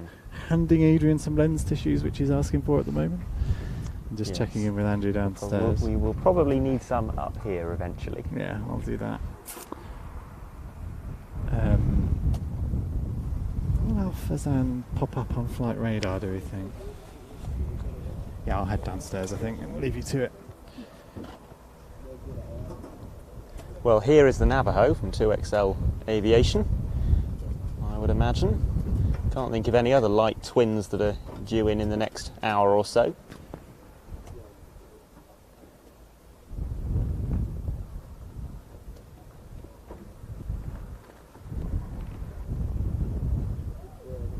And there's another shape on approach behind, another general aviation aircraft, I would expect. We are anticipating a number of them arriving in quick succession, and that's quite possibly the stream of aeroplanes that we're watching now. And yes, this predominantly a military show, but nice to see the lighter side of aviation represented as well. Makes the whole thing a little bit more accessible, because the visitors here can't just jump in an F-16 the following week, but you can jump in a Grumman Tiger or an SR-22 and experience a bit of flight for yourself.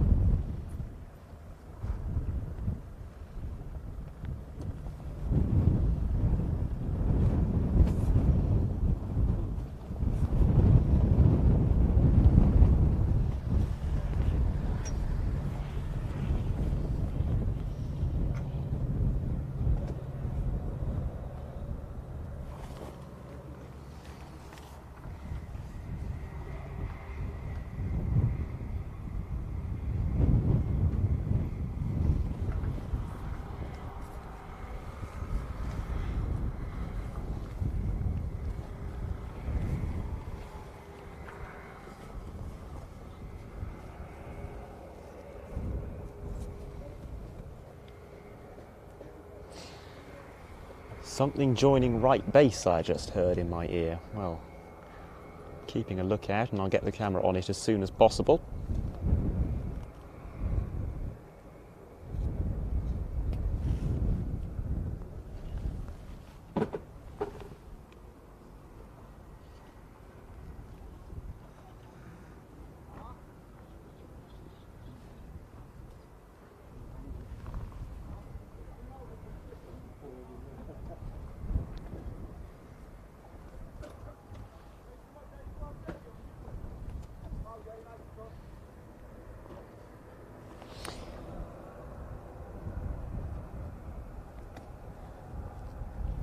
Here we have what I expect will transpire to be a Finnish Air Force Pilatus PC-12, which is their support aircraft for the weekend, supporting the aforementioned FA-18C Hornet. An absolutely tremendous solo display, and a multi-award winner here, visited in 2015 and 2019.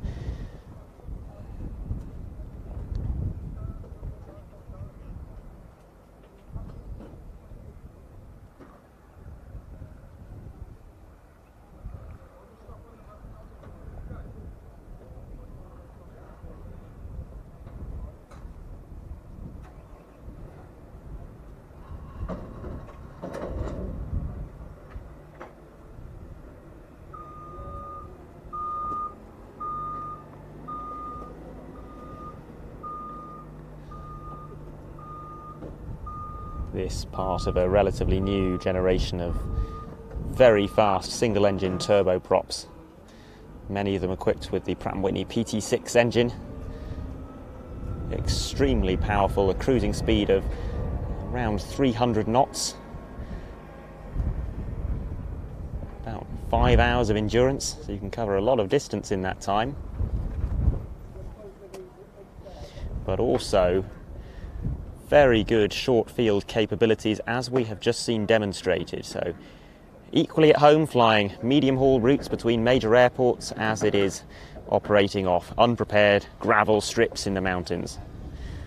And that makes it a very versatile platform as a utility and liaison aeroplane for air forces around the world. Used by the Finns, the Swiss and various others, the United States Air Force for special operations. And here transporting personnel and equipment to support that Finnish FA-18C that we'll be seeing in the flying display.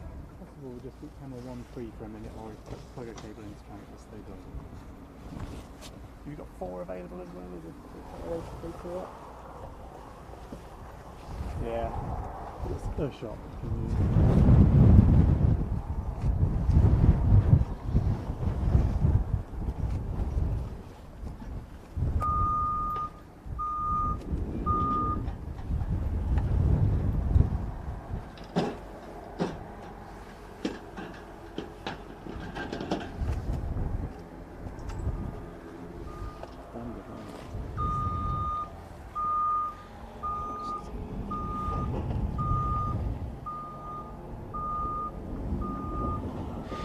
Both the PC-12 and the Spanish C295 now reversing direction to head back down to the right-hand end of the runway as we look at it, the eastern end, because the aircraft that they are supporting will be parked on the northeast loop opposite the crowd.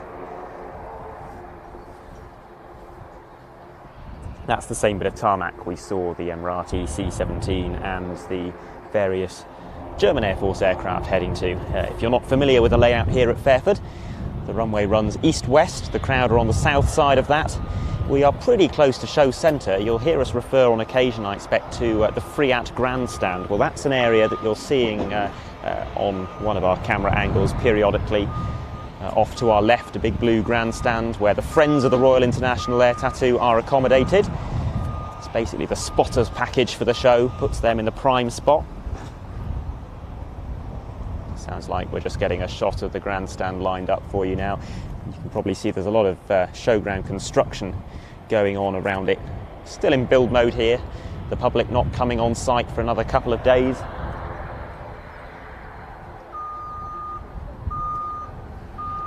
Which is why we're so very lucky to be here in a prime spot, bringing all the action to you.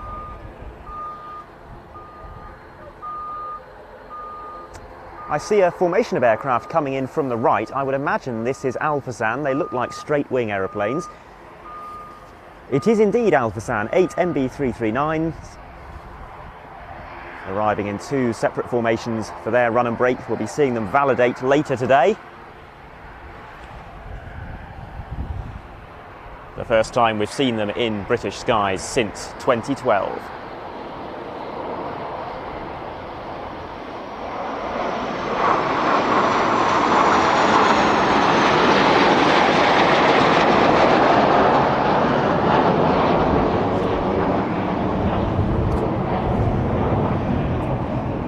And that's something we don't very often see. The aircraft flying a left-hand traffic pattern, actually going behind the crowd, so we'll struggle to follow them for much of this, I would imagine.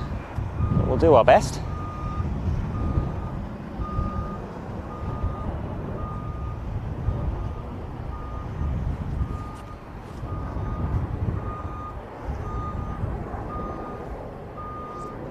Meanwhile, in front of us, a Cessna Skyhawk touching down, landing long, presumably aware that he's not vacating the runway until the far end.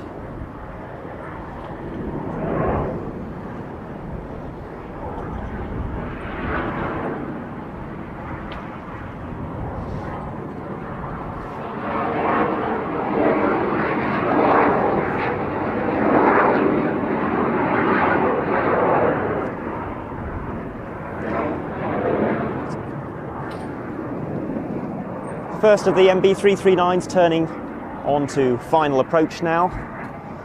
And this is a team with a quite remarkable history, because the United Arab Emirates Air Force does not operate the MB339 and has never operated the MB339 in any role other than formation aerobatics. It was in 2009 that the United Arab Emirates decided that a national aerobatic team would be a desirable asset, and they looked to one of the very best, the Frecce Tricolori.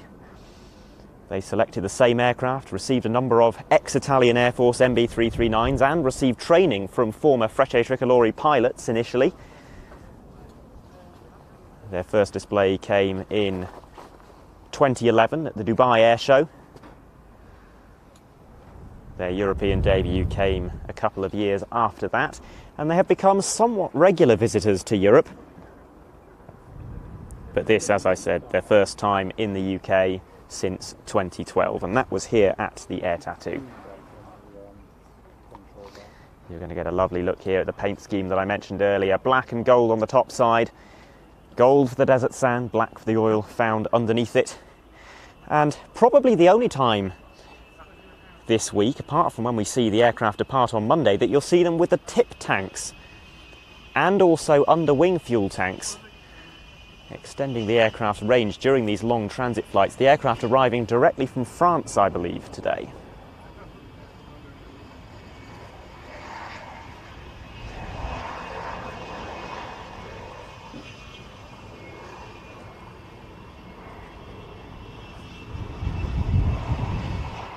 These MB339s will not remain in service with Fazan Al Emirat for an awful lot longer, and the aircraft that is believed to have been selected to replace them is the Hongdu L-15 Falcon from China, due to enter service in the mid-2020s. It'll probably be flying with the team sometime around 2026 or 2027, so this is quite possibly the last time we'll see them flying the MB339 here in the UK. And there will be quite a change of character in their display, because, well, they're transitioning from a very charismatic straight-wing aeroplane to a twin-engine afterburning fighter. A lot of the manoeuvres, that they fly at the moment, like the tail slide, like the crazy flying, will become impossible, but all sorts of new opportunities will open up instead. We will be seeing them validating later today, and I'm going to take a look at my phone now and see if they've given us a time for that.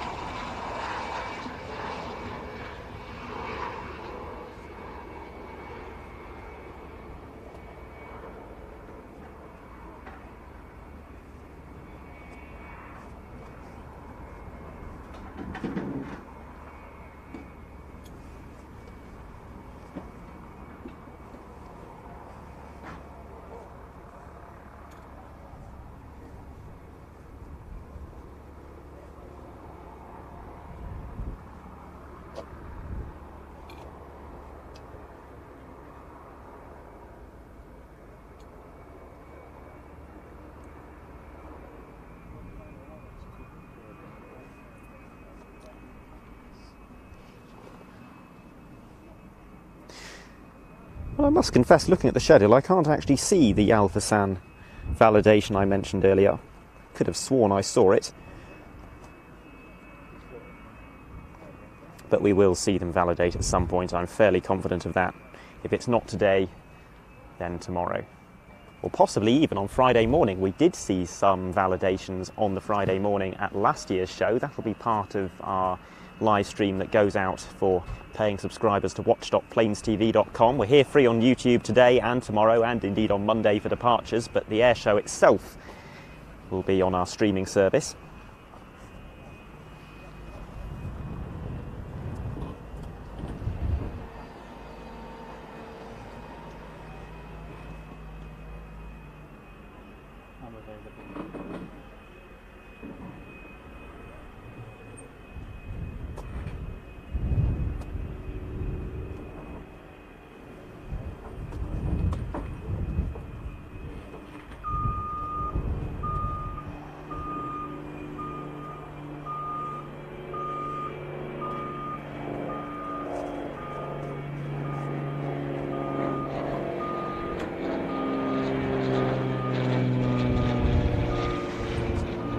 So there we have the Cirrus SR-22 forming a nice pass down the runway. Can't land at the moment because Al Passan are still vacating.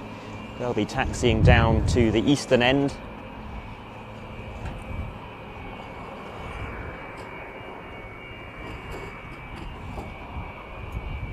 The Cirrus, one of our general aviation aircraft present in the static display, and a very popular one, particularly in the United States, known for its speed, its comfort, but also its safety. It was one of the first general aviation aeroplanes to be fitted with a ballistic parachute system, which is just behind the rear row of passenger seats.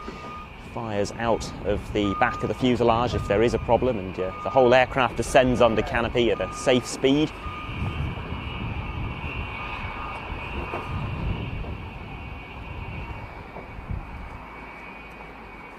But that'll be a lovely aircraft to own.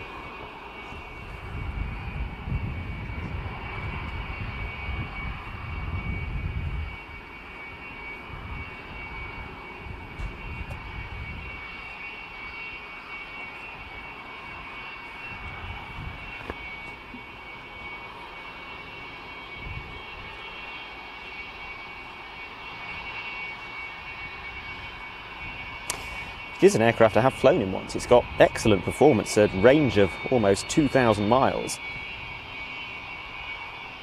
Decent cruise speed as well, of about 180 knots.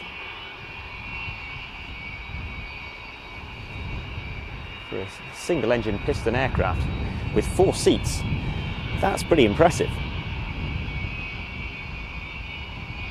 Full glass cockpit as well, in certainly the newer versions. Very advanced avionics.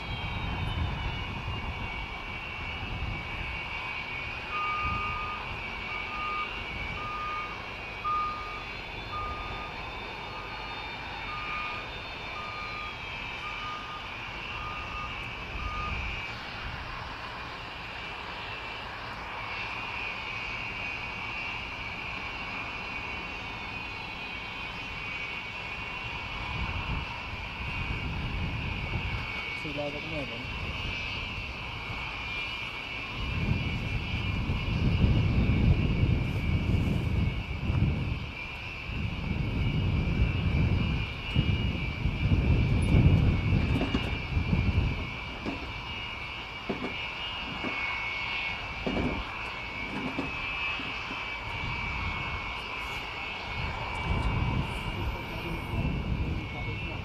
Hold on.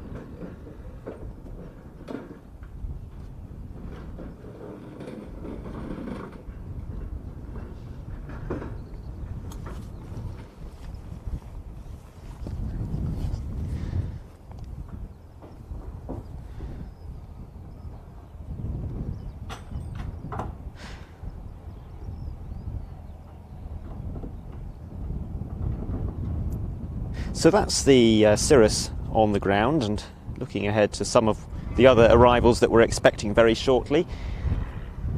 We are anticipating the UAE Air Force C-130, which is supporting Al Fasan.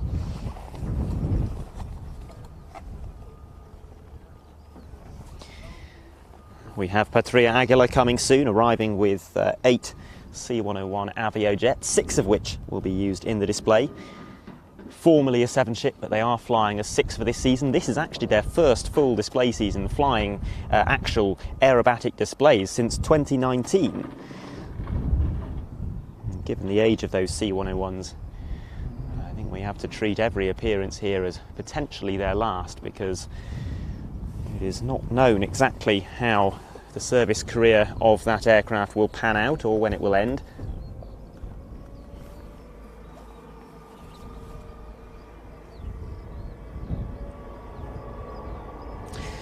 Also arriving in the foreseeable future, Danish F-16.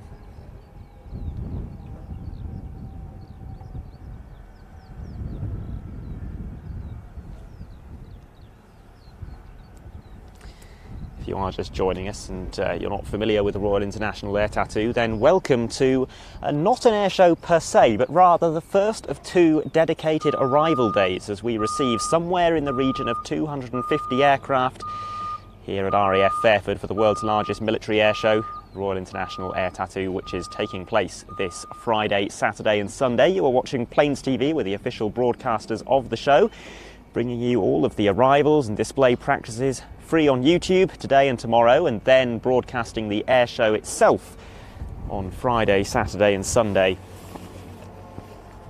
on our dedicated streaming service watch.planestv.com. And if you want to subscribe to that, there are details and a discount code in the video description. We do have a C-130 in the overhead, so I'm going to swing my camera around.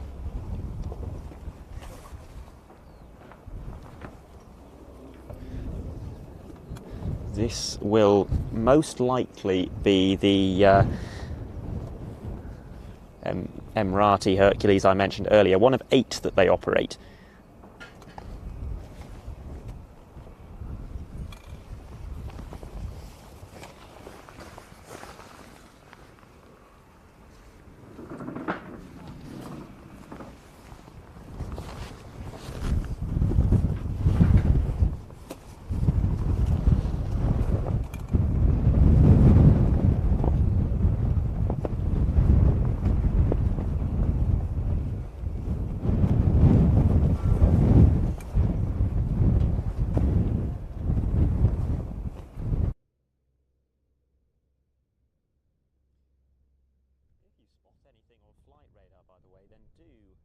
Drop it into the chat.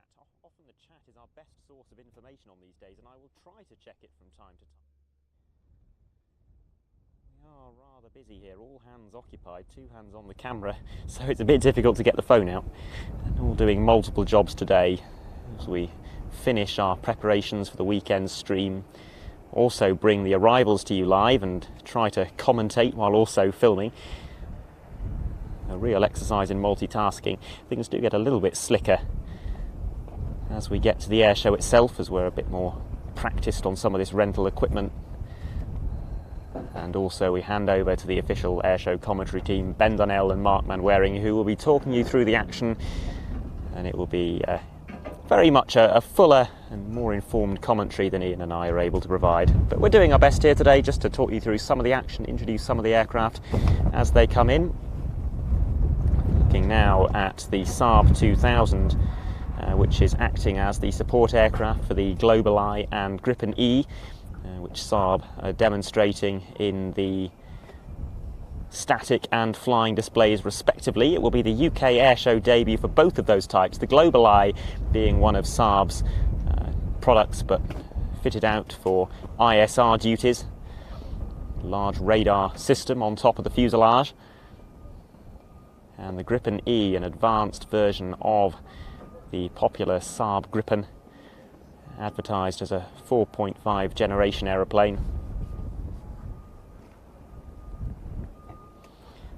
very much more advanced than the Gripen Cs that we are so familiar with seeing. Better avionics, a more powerful engine,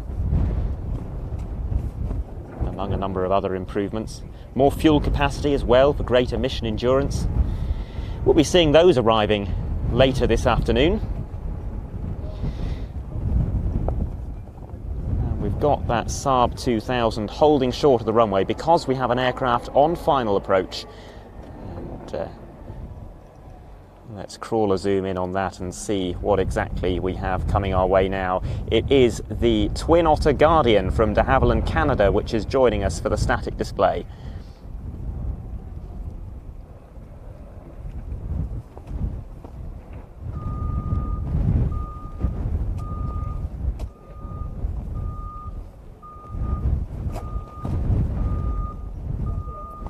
Don't know if you can tell from the footage, but it's pretty windy here at the moment, and we're getting a smattering of rain as well. A mixed forecast, but it's giving us some nice skies to film against, some really good cloud definition. Yeah, but maybe while it's gusting like this, I'll be a little bit more cautious with the zoom and not go mega tight on some of these arrivals. You can probably see bits of our rain cover flapping around in the shot occasionally. I apologise about that, but we do need to keep the cameras safe.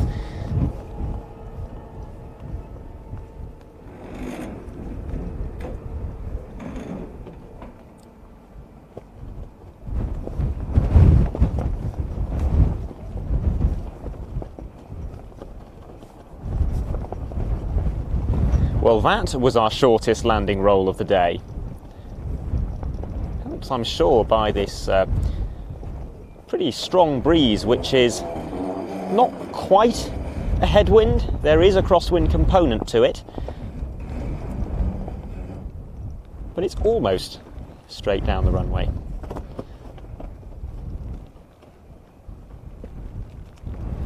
So the Twin Otter backtracking and turning off the runway to head to its position in the static display. We are awaiting that Emirati Hercules, which we think we spotted in the hold earlier on, but clearly nothing going to be landing in the next few seconds because the Saab 2000 is now crossing the runway, that presumably having unloaded its support equipment, and will also be heading to the static display.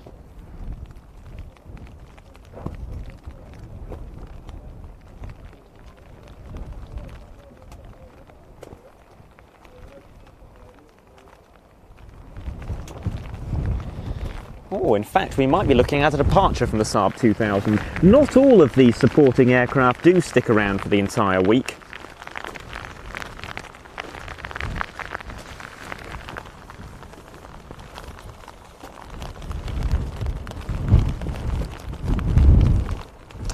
The rain's coming down quite hard now, I'm afraid.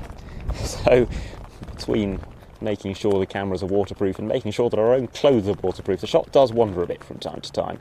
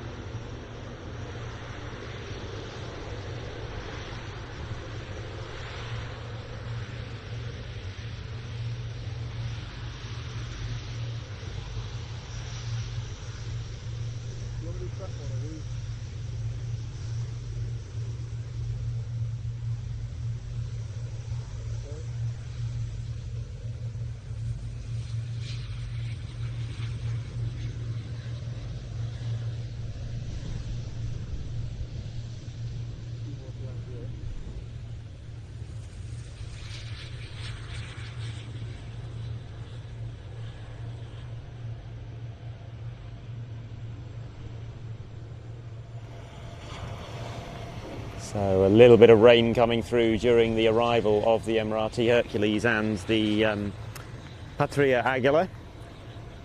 But the worst of it has now cleared through, we hope, at least for the time being. As we see these 8 Avio jets coming into land, 6 of them in the display, as I mentioned earlier, 2 spares.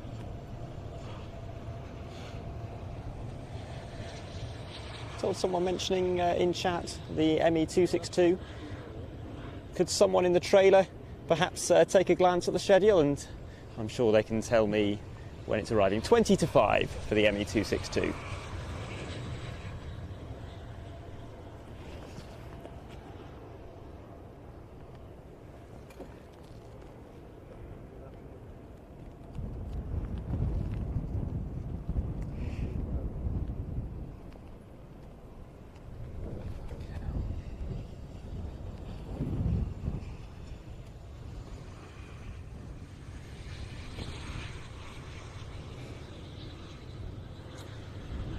So, on approach now, a rather unique aircraft, because this is a KC-135 operated by a civilian company. Metria from the United States. They offer contract aerial refueling services to the US Navy, among various other roles with a number of operators. It's an ex-Republic of Singapore Air Force aircraft. Singapore has replaced the KC-135 relatively recently with the Airbus A330 multi-role tanker transport, leaving some very capable and highly upgraded aircraft with a lot of service life left in them. So they were taken on by Metria, and here we see one of their examples making its UK Air Show debut. It'll be participating in the static display, but first of all giving us a go around.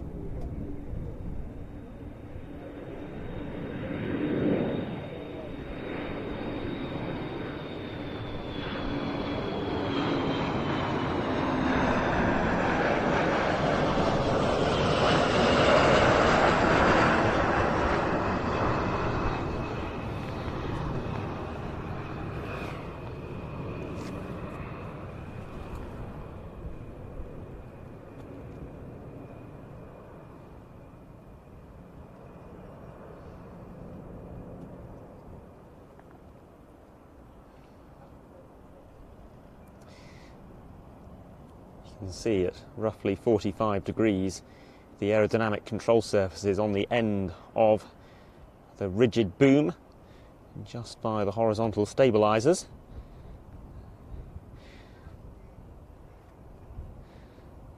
And that is necessary because the boom method of aerial refueling aims to make the whole process as simple as possible for the pilots. All they have to do is hold station on each other. The actual process of inserting the refueling boom into the receptacle is done by a dedicated boom operator who controls little aileron stroke elevators on those control surfaces to move the boom around and thus do all of the hard work,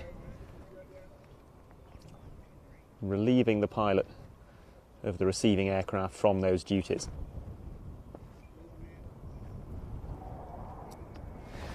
Danish F-16s now in the overhead, one of them the Dannebrog Special Scheme.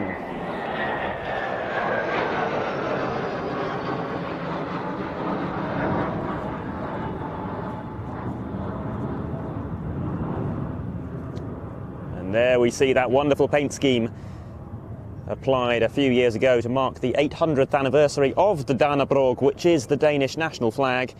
It is said to be the oldest national flag in the world, and that is one of my favourite special schemes on the circuit nowadays. We will see it, all being well, in the flying display over the weekend.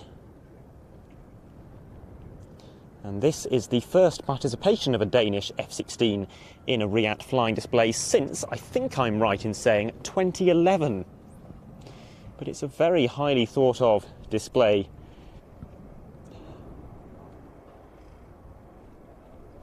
One of only around 4 air shows the aircraft is participating in this year.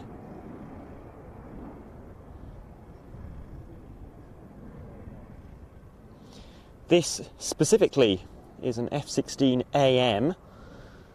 That is the very earliest version of the F-16, Denmark being one of the original 4 European partner nations of the programme. Belgium and the Netherlands also participants in the F-16 programme, and we'll be seeing their F-16AMs at the show as well.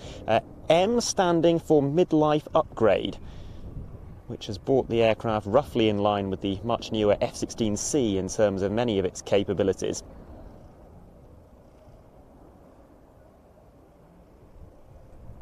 Nonetheless, they are relatively old airframes and will be retired from Danish service in the very near future. That retirement programme has recently been accelerated in order to make some of those airframes available potentially to the armed forces of Ukraine. They will be replaced by the F-35. Now another look at the Dannebrog special scheme, which we'll be seeing many more times over the course of the week.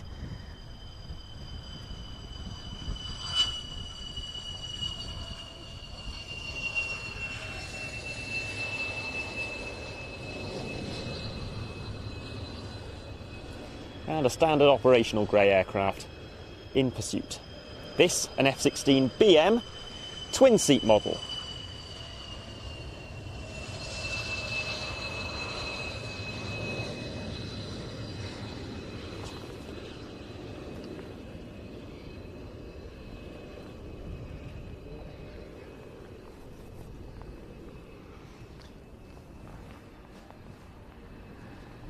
Well, the rain continuing to come down, albeit not as hard as it was earlier, but the flow of arrivals is unchanged.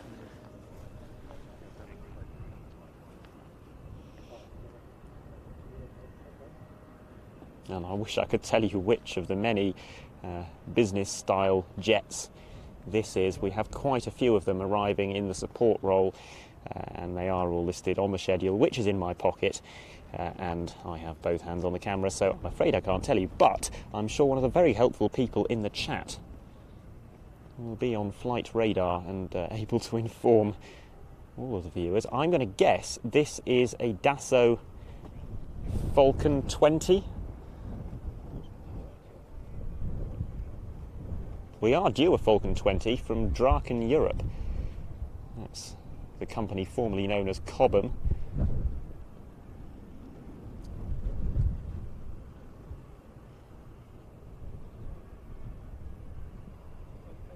Yes, I can see Draken decals on the side. And I don't mean a Falcon 20 at all, do I? It's these are I'm having a mental blank, having done ever so well with the Danish F-16s. Can anyone in the trailer tell me what aircraft this is? It is a Falcon. Thank you, Ian. Well, that's given me some confidence in my spotting abilities.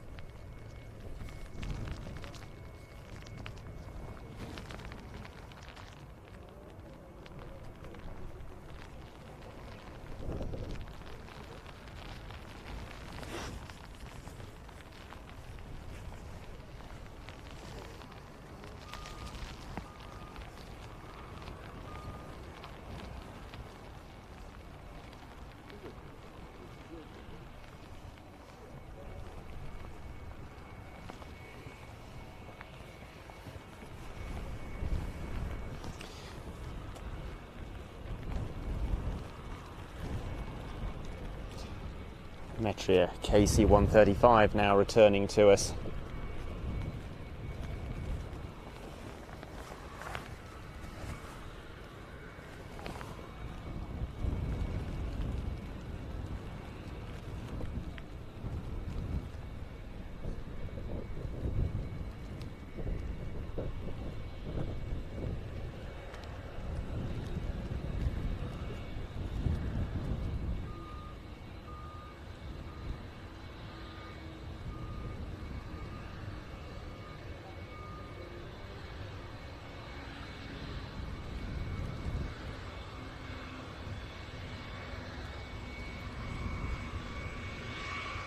Well, if I look for a silver lining to all of this weather, I can't see a literal one, but the landing lights look great against this dark sky, as does some of the spray off the runway.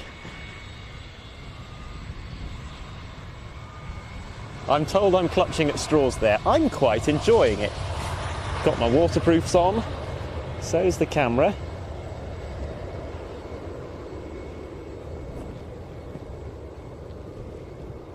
Nice to be able to bring all the action to some of those who potentially have decided not to brave the weather over the next few days, because the forecast is mixed and changeable.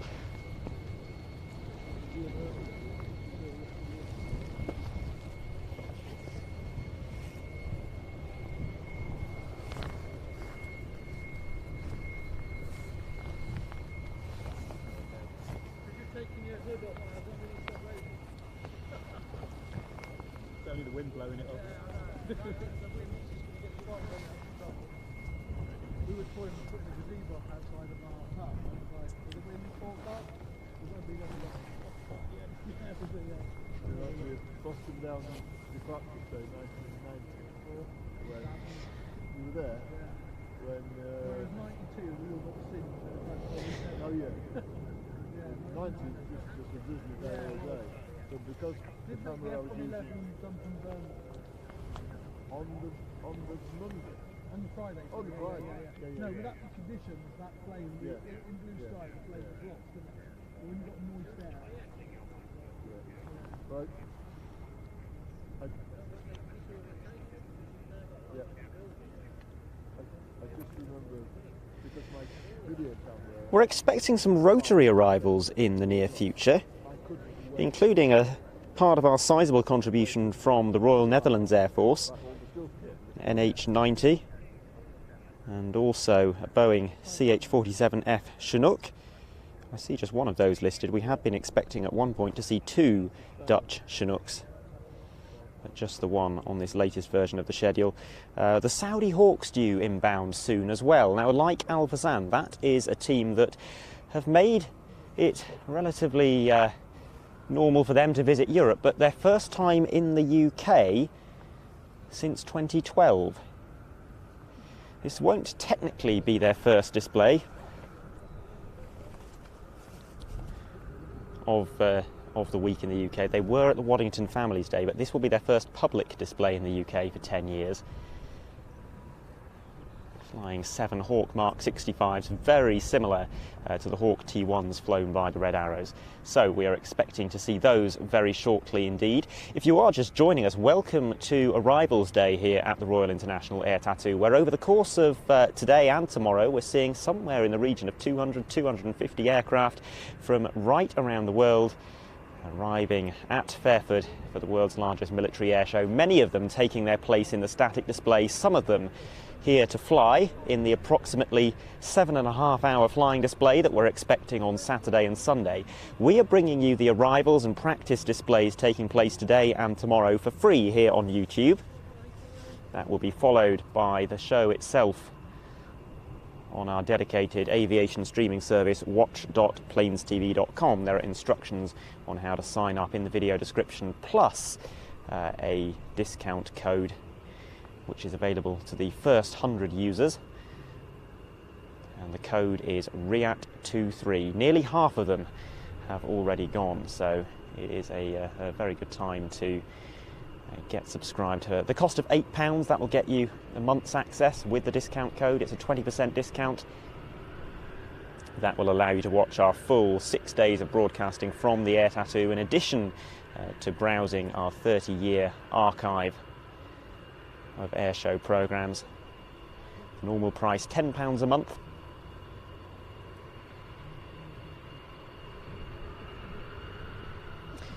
Among some of the specific things that you can enjoy, the RIAT souvenir programmes from about 2015 onwards, and that includes the 2022 souvenir programme, which was released on Friday. 2.5 hours of action from last year's show, including cockpit footage of many of the displays. We'll be producing a similar programme from RIAT 2023. Work will start on that as soon as we all get in front of a computer next Tuesday. We'll aim to get that online for our subscribers to watch.planestv.com within around about 3 months, I think, is the target that we're aiming for.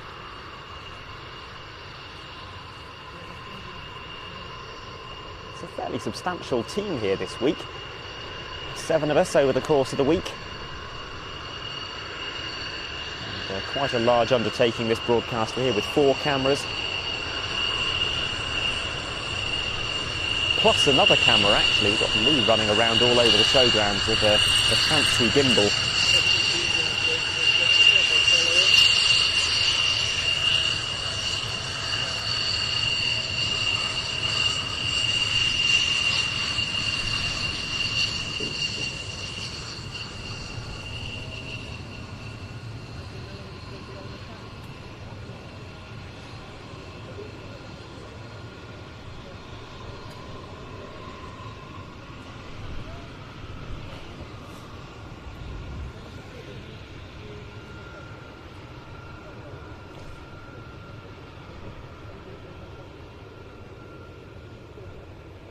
Good look at the very unconventional paint scheme on the Metria KC-135, which is not the paint scheme applied to it in Republic of Singapore Air Force Service. They were pretty much plain grey at that point, but adding this subtle camouflage as the aircraft disappears behind the Friat grandstand there. You'll hear us refer to the Friat grandstand on several occasions over the course of this, the next 2 days.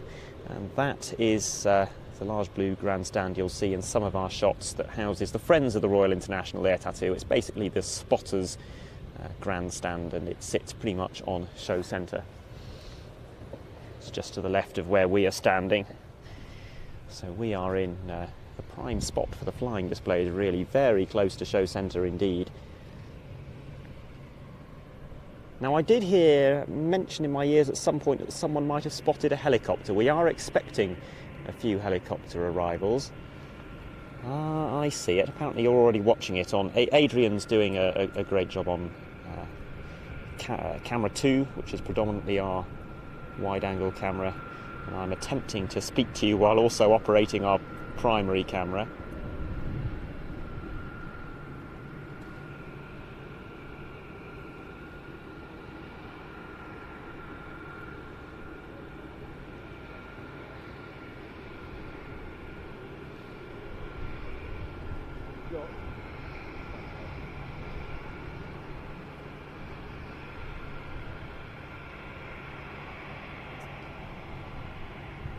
So here is the Dutch NH90, also arriving.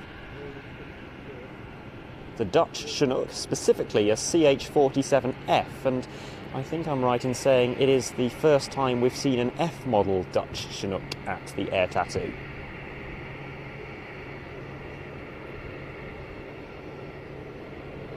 The reason I'm prefacing a lot of this with words like "I think" is because, well, doing 2 jobs at the same time, really. Also bringing these images to you, so I do have notes, I just can't reach them at the moment.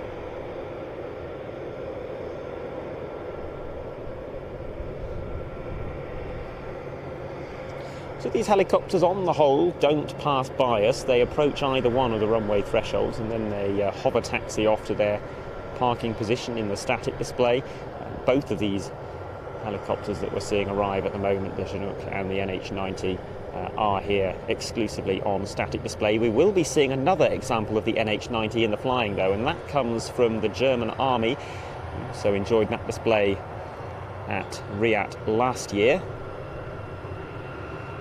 And this is a helicopter with an interesting history. It was intended to be pretty much the standard helicopter, multi-role helicopter of NATO, both for naval and army use. Didn't really transpire to be the case. It has been ordered fairly widely, but certainly not by all NATO states, and a large number of customers are NATO allies but not NATO members, like Australia, for example.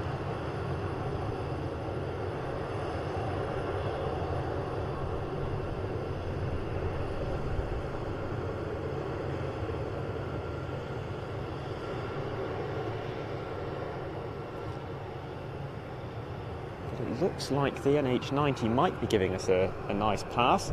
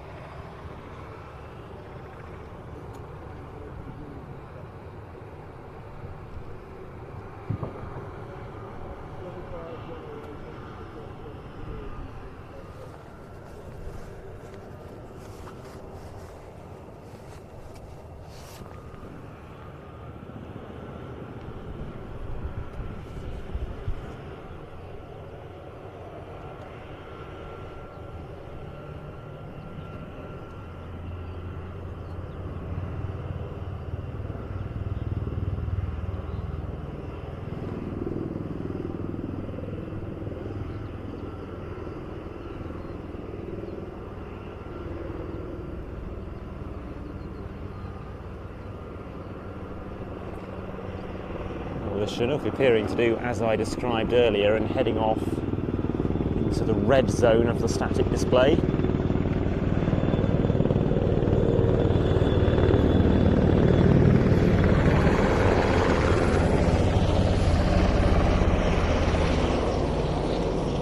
And the NH90 giving us an extra pass. I wonder what the story is there. We don't typically see dedicated flypasts on arrival days beyond perhaps a run and break.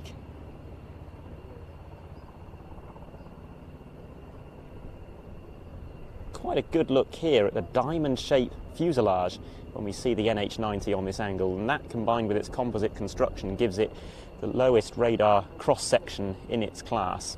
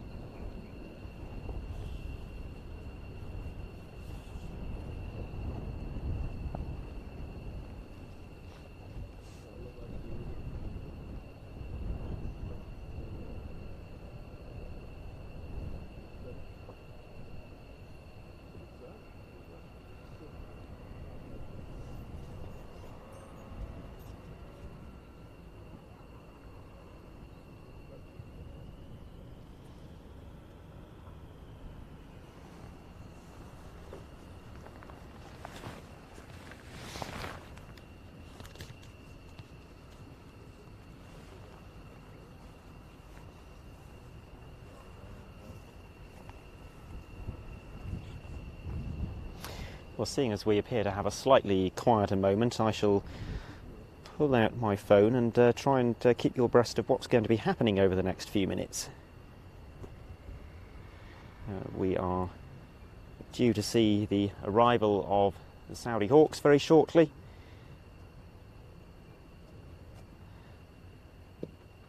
United States Air Force C-17, that will be our third and I think final C-17 arrival of the show. And then we have quite a substantial contribution from the Italian Air Force, and that includes the collection from 311 Gruppo, the Reparto Sperimentale Volo, which is the Italian Air Force Flight Test Centre, and they provide some fantastic solo displays. Specifically, we'll be seeing, well, in fact, all three of the solo displays that the RSV provide, the C-27J Spartan, the T-346A Master and the F-2000A Typhoon. Those aircraft will be arriving very shortly, and they shall be accompanied by a Piaggio P-180 Avanti.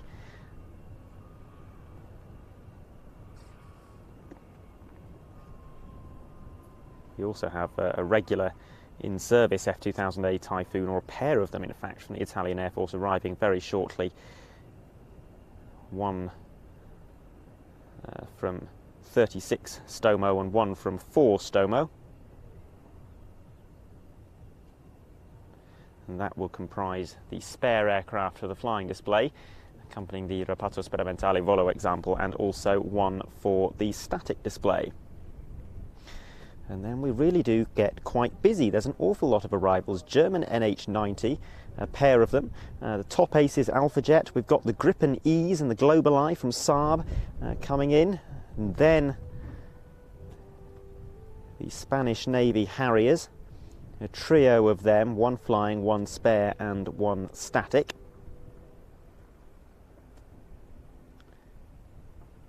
That will cover the next 15 minutes or so. I should say though that I'm reading off the information sheet that we were passed this morning. Things very rarely unfold as per the schedule. We've got aircraft coming in from all over the world. Some of them are historic and therefore liable to have reliability problems. So things do change. In now the Saudi Hawks, arriving from Waddington, which is where they've been based for the last few days, with their Hawk Mark 65 and Mark 65As.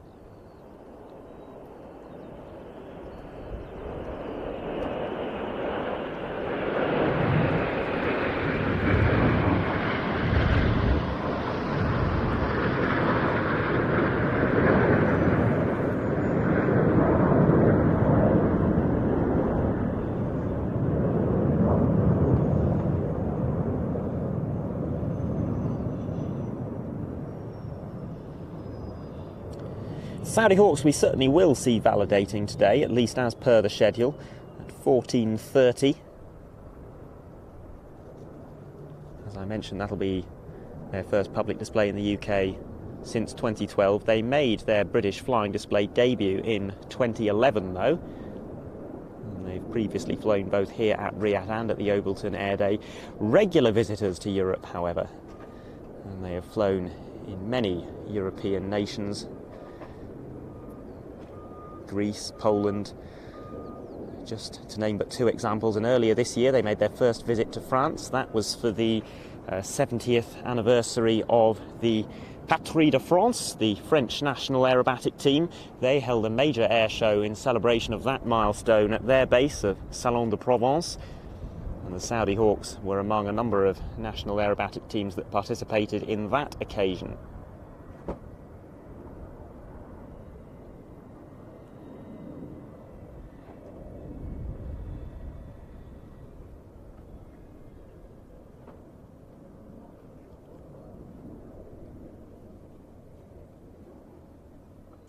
This is a team that has very close associations with our own Red Arrows. They are often under the mentorship of ex-members of the Red Arrows. And of course, they fly the same aircraft type. A lot of shared knowledge when this team was founded back in 1999.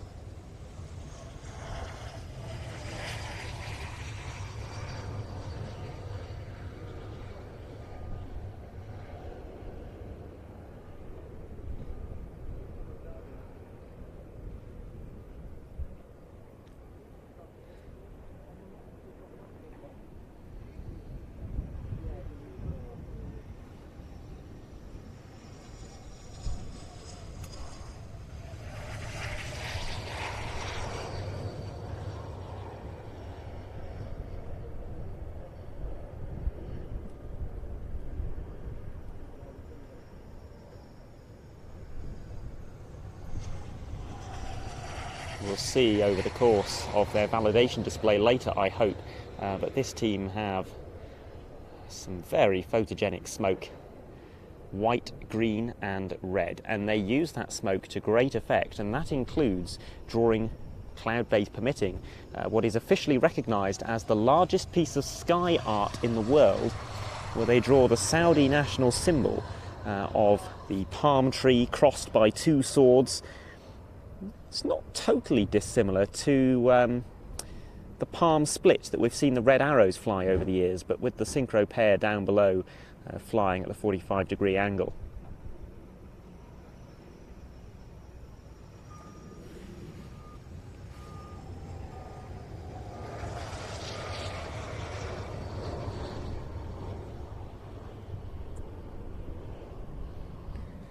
If I'm going to mention aerobatic teams and smoke, then I feel I also need to give a bit of a hat tip to Al Fazan, who we saw arriving earlier. Fazan Al Emirat, to give their full name, which translates as Knights of the Emirates. They are the only jet aerobatic team in the world to use black smoke. They produce smoke in the Saudi national colours of green, red, white and black.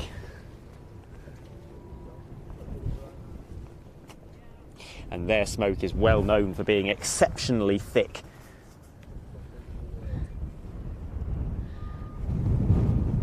There's one particular manoeuvre called the UAE DNA, which is the finale of their show, and that hangs in the sky for quite some time.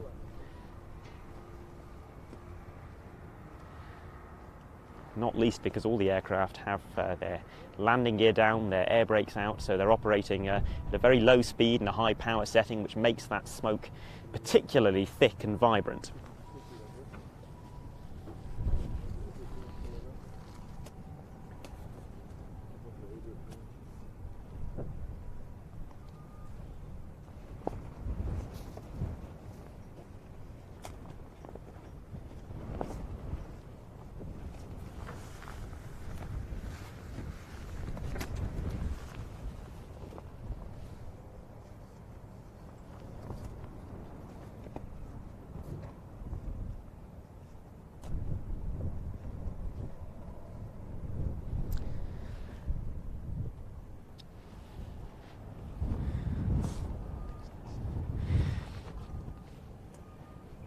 Well, I can't see anything in the circuit at the moment, but according to the schedule at least, this is going to be quite a busy period, and the next item listed chronologically is the arrival of the Czech Air Force Casa C295M, which is not part of the flying or static display. This is a support aircraft for the Czech Jas-39C Gripen, which we'll be seeing flying over the weekend, and quite possibly also providing support for their Mi-171SH, which will be in the static display. A rare opportunity to see that former Soviet helicopter. I say former Soviet helicopter, it never served with the Soviet Air Force, at least not this specific airframe, which is relatively newly delivered.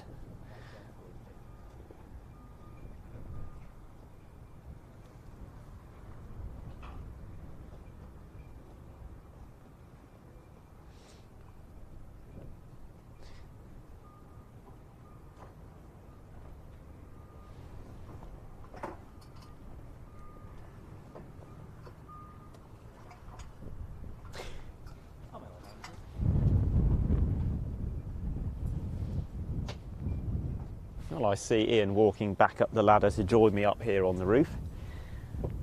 How's everything been going down below? It's very well, very well. I saw the sun briefly come out, so I thought It I'd come did. Well, you've outside missed it, again. I'm afraid. It's gone. It came and went.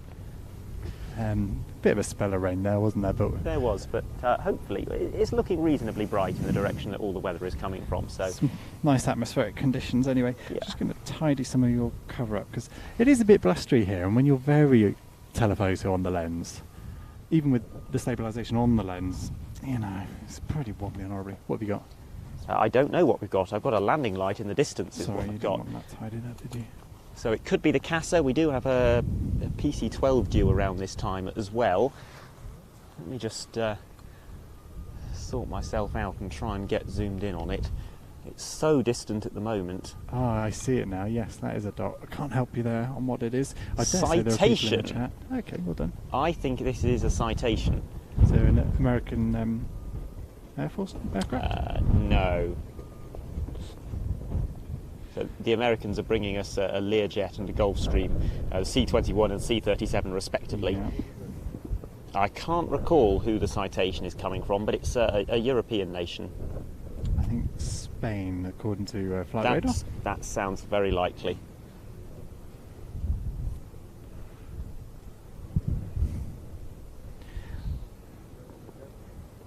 Yes, I've jinxed it by coming up on the roof. It has started to rain again, but providing a nice atmospheric setting for these arrivals.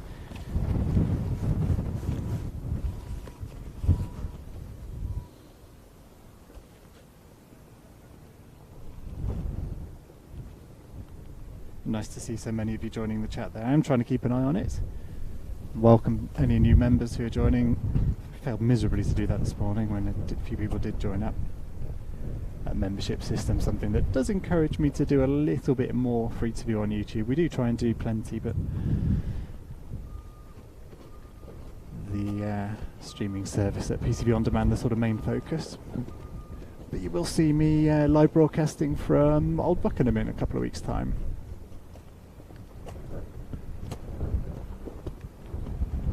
On YouTube, I should say, free to view. Yeah, and indeed some of the Duxford flying days as well. It's a busy summer. Yeah, Duxford celebrating their 50th display season this year and getting some really good display items there at the flying days and the main air shows.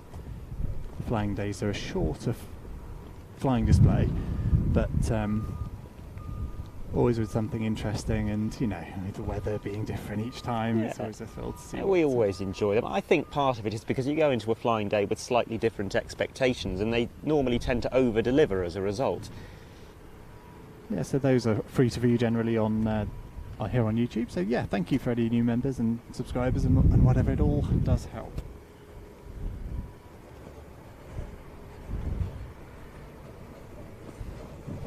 I wouldn't have been quite so insistent to stop you working on the camera if I'd known that the citation was quite so far away. But we're now getting a go around.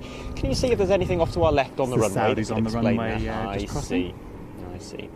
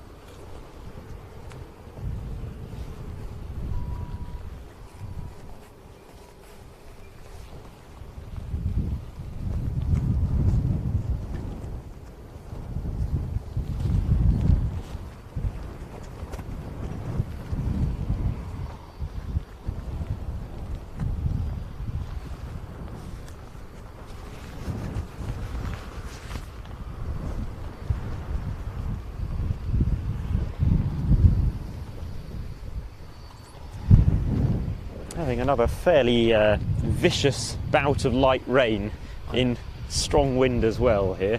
Well, I've just seen the horizon off to the southwest there as well. It's looking pretty dark. If anyone's looking at flight radar, you might want to shift your gaze, as I tend to the rainfall radar and tell me how wet I'm going to get.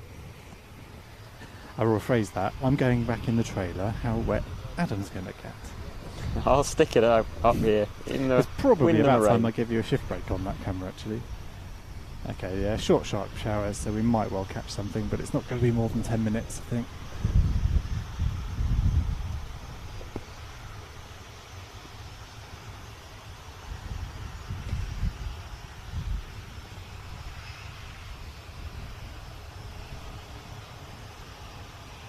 So I'm sure Adam's been keeping you abreast of the plan for the day. We are expecting some validations this afternoon, so our rivals taking a bit of a break whilst some of the overseas participants carry out a rehearsal effectively, hoping weather holds for those, because they are important. You know, that does have to happen prior to the show for some of the displays.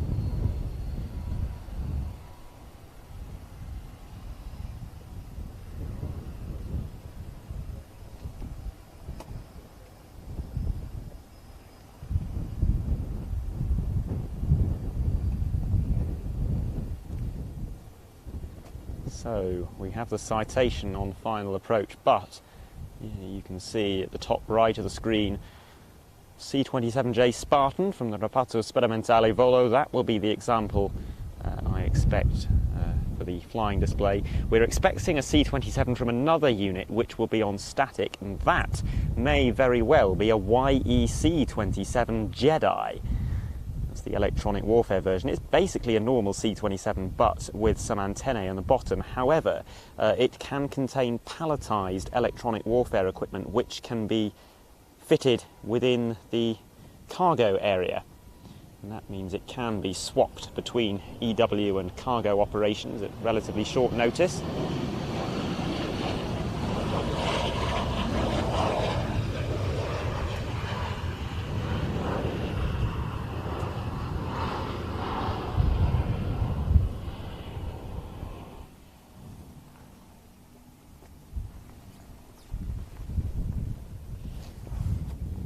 If you haven't seen the C-27 display before, it is not a C-27, my apologies. This is the Czech C-295. We are expecting the C-27 very shortly. That'll be probably one of the early Italian aircraft we'll see with the others, Typhoon and... Yes, well, the whole RSV fleet plus the additional 2 Typhoons are arriving in quite short order, and they are scheduled at around this sort of time. I got a bit excited when I saw a twin in the distance, and some assumptions were made. So we know this is a Czech 295, do we? Yes, yeah. Here supporting their Gripen solo display. And I think this is due to park on the far side of the airfield. It's not appearing on static.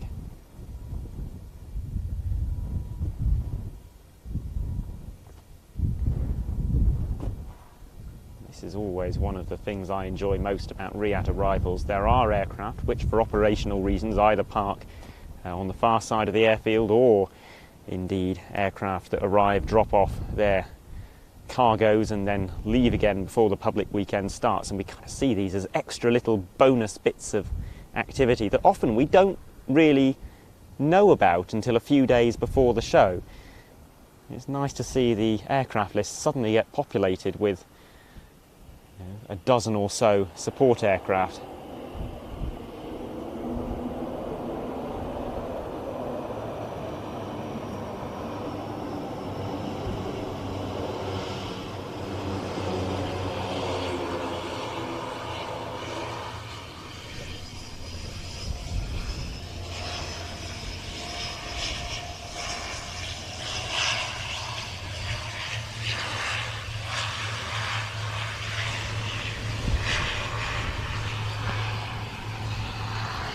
Adrian spotted the C-17 out there. I think a US aircraft. Yes, the third and final C-17 we're expecting, I think, and I just clocked it as well. And around about now also, a couple of PC-21s, so we'll look out for those in the overhead. You never know. I'll just sneak through for a fly past, reminiscent of the Mustang X-ray team we saw last year from the French. Whose PC-21s are they? These are civilian. Oh yes, from of course. Pilatus, I believe. An aircraft becoming ever more popular in the training role for Yes, and indeed, well, I was talking before you came up here about Patria Aguilar and their C-101s, which are nearing the end of their service life, and in the majority of their roles they have been replaced by the PC-21. The Alpha jets used by the French Air Force have been entirely replaced by the PC-21, with the exception of the Patrouille de France. Yes, extraordinary bit of kit.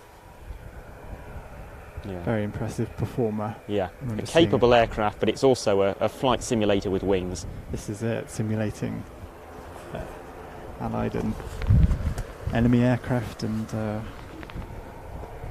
targets on the ground. Spent an enjoyable afternoon a little while ago having a Texan targeting a building on the old airfield that we used to be based on, demonstrating that capability, I suppose. This was prior to the Texan entering service.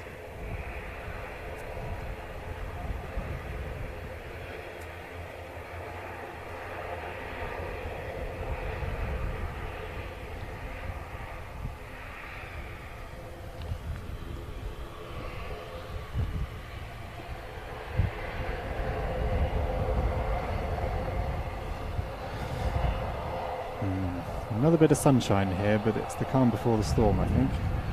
Darkness on the southwest horizon. A nice bit of sunshine here for the C-17.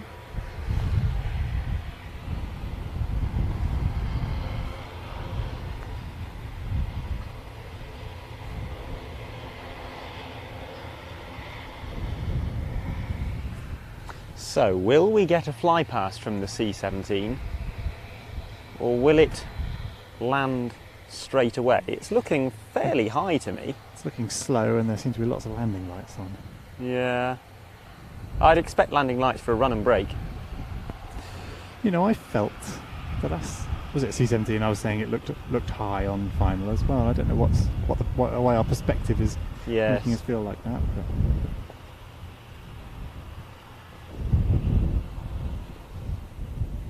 I suppose most of these military transport aircraft are designed to be able to make steep tactical approaches when necessary. Indeed, seen some good examples of that from the Spartan, which we'll see very shortly. Someone saying the Italians are in UK airspace on the chat. William Johnson, thank you for that heads up. If only I had an extra hand, I would be checking the chat very regularly, because people there are on it. Yeah, very grateful for the heads up.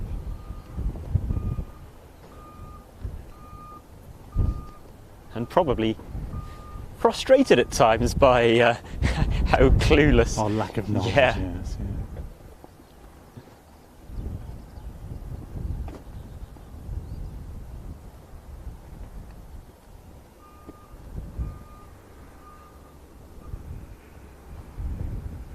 Yes, I can see that question from Uwe Martin, asking about what you mean, Adam, by a PC-21 being a flight simulator with wings. We're talking about some of the simulation capabilities that the aircraft possesses, so simulating targets for the pilot to go after and then engage. Simulating the weapons they use to go after them with. So saving all the practice bombs and all of that. Yeah. And indeed, aggressor aircraft becoming somewhat surplus to requirements in certain roles, because you can simulate an entire air force in a PC-21, and you can simulate wingmen as well and enjoy simulated data links as well for collaborative missions with other aircraft. So those are the sorts of things that you would do in a simulator on the ground as well. But yeah, potentially some of them, but being airborne and experiencing the G's and all the rest of it, of course, very valuable.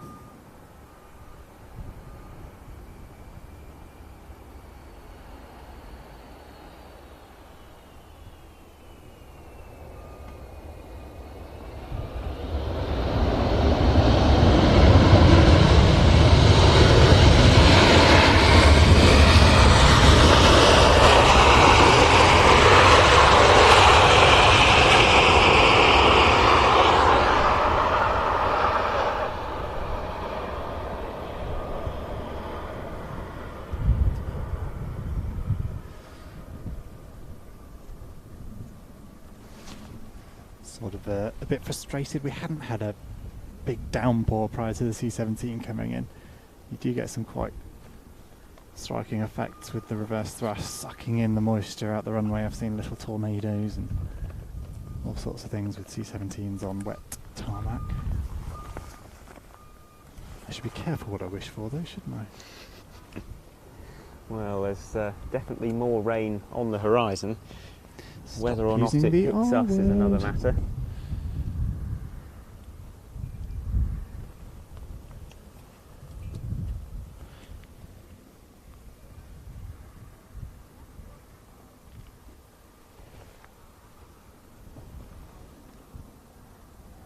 It has just popped into my mind that, of course, lots of people will be camping.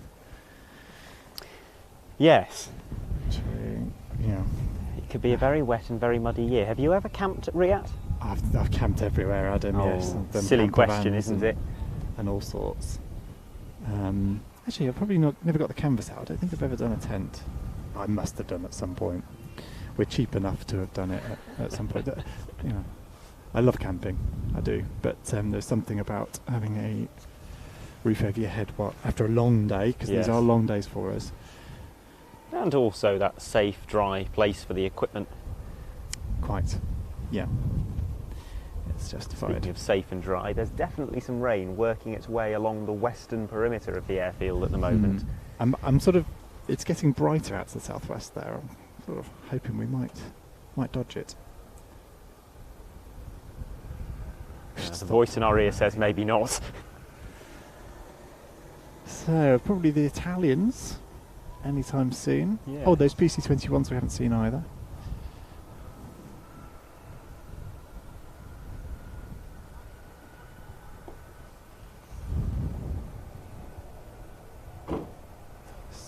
Refreshing my YouTube video to see the live chat.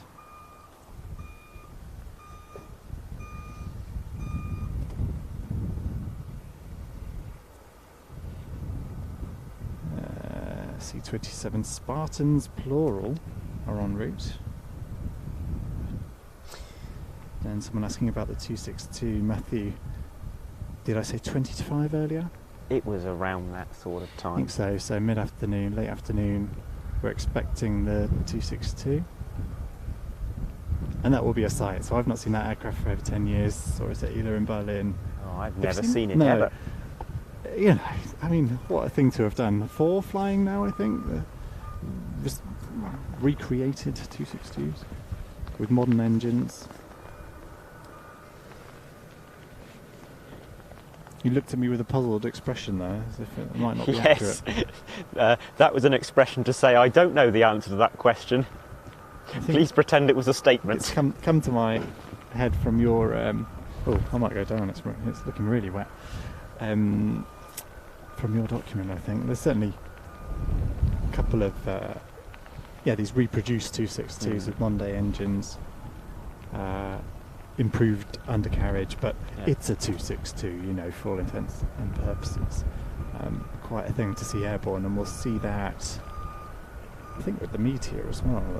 We've seen the Meteor over the weekend as part of... Certainly with the Lancaster. Yeah. Meteor with the Lancaster, representative of those early, or semi-early, the sort of 1940s. Yes, that was the very first trials of the hose and probe system of aerial refuelling. It wasn't a Lancaster that was used, it was a Lancastrian, which was a development of the Lancaster, but a Meteor as the receiver. Do I hear some jet noise, or is that my imagination? I can hear aircraft taxiing, so parking up. There is something else as well, but I think high. Could be a typhoon or something. Italians maybe. Something perhaps heading off to the photo ship. Possibly. So yeah, we'll take a Lancaster over the Lancastrian, representing those Cobham air-to-air. Would it have been Cobham? Would it have been Cobham? Civilian? Yes, but Lancastrian? called something else back then. Aerial Refuelling Limited, I think. And now Draken Europe, of course. It's not the only special flypast we'll see from the Lancaster this week, because it's also joining up with the Royal Air Force F-35B Lightning II to mark the 80th anniversary of the Dam Busters raid. That Lightning coming from 617 Squadron at Marham. and that is going to be a really lovely moment. There have been commemorative dam buster displays this year, pairing the Lancaster with a Typhoon, but the Typhoon is tangentially relevant to the dam busters in that it's operated by the same Air Force 80 years later, but really making that link much clearer with the F-35. And another, I'm trying to think what other Sky Tanker themed formations we're going to see. We've got the Osprey with the MC-130, Got it. which I think has been performed once before here in 2016. Yeah, nice photo I remember taken out the back of the ramp of the C-130 looking back at the airfield. That's quite something. That's a gig, isn't it? Yeah. Taking those photos. Okay, I'll take this rain. I don't know how miserable we look, but this is thin enough rain. Ah, yes, to just be refreshing and not drench everything. Yes. Hopefully it doesn't get too much worse. It doesn't look heavy, but then I probably shouldn't say that. Getting it worse actually. It's that totter down over there. We were talking about Sky Tanker. There's another Sky Tanker attraction that we're going to see today. That is the arrival of the French C-135 FR, basically a strato tanker, and that will be performing a practice display today. That aircraft, by the way, flying only on the Friday, not on the Saturday and Sunday of the air show proper. Mm-hmm.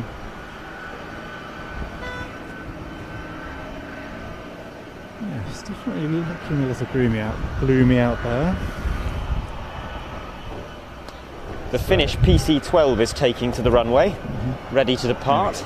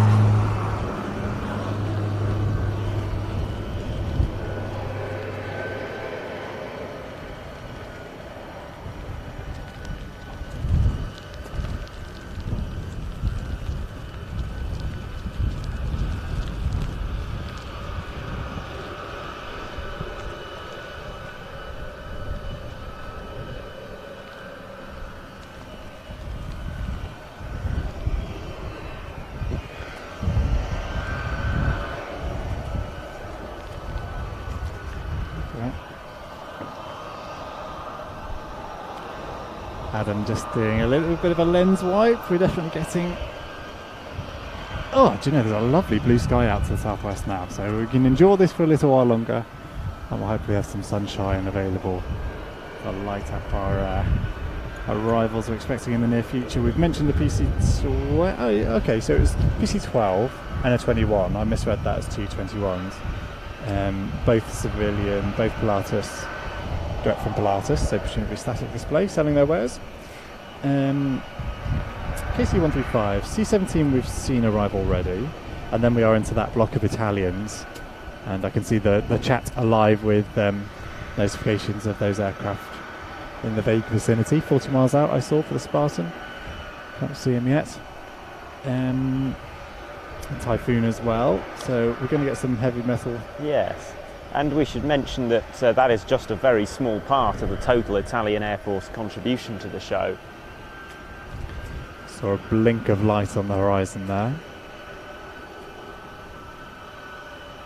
There'll be an aircraft turning. And expecting some German aircraft as well, a couple of NH90s. And then top aces will have their Alpha Jet, Canadian Red Air company, bringing their Alpha Jet for the first time? Yes, it's first time that top aces have participated in the show, and we must have had Kinetics Alpha Jet on We display have had occasionally, Kinetics have we? Alpha Jet before. I was just wondering to myself, was it the first time that we've had a civilian Alpha Jet here? But no, you're right, of course. Yeah, but this specific one from Top Aces is a former German Air Force Alpha Jet A, and that's the combat variant. A is the combat variant, the E is the training variant, and that was the aircraft that replaced the Fiat G91 in German service. Oh, wow. Yeah. Nice tie-in to the G91 we're expecting to see here as part of the Italian static display. Yes, indeed.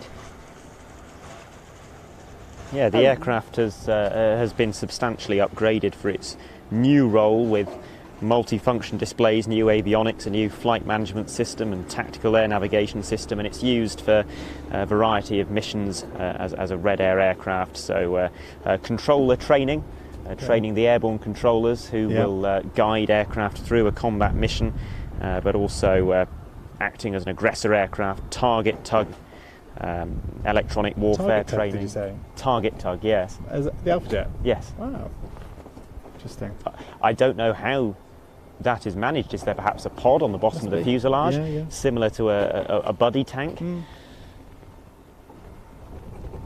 It's quite something. Yes. Think about the Broncos being used as target tugs, and they were chosen because of the amount of space that they had available for the winch equipment. Yes. And the Alpha Jet doesn't have that. No, I suppose all right. Yeah, it has a sensor pod, doesn't it? Because the can be equipped with one. True Swiss has a big smoke pod, similar to the Hawk on there, doesn't it? Interesting. Yeah, it'd be good. Interesting to see that demonstrated.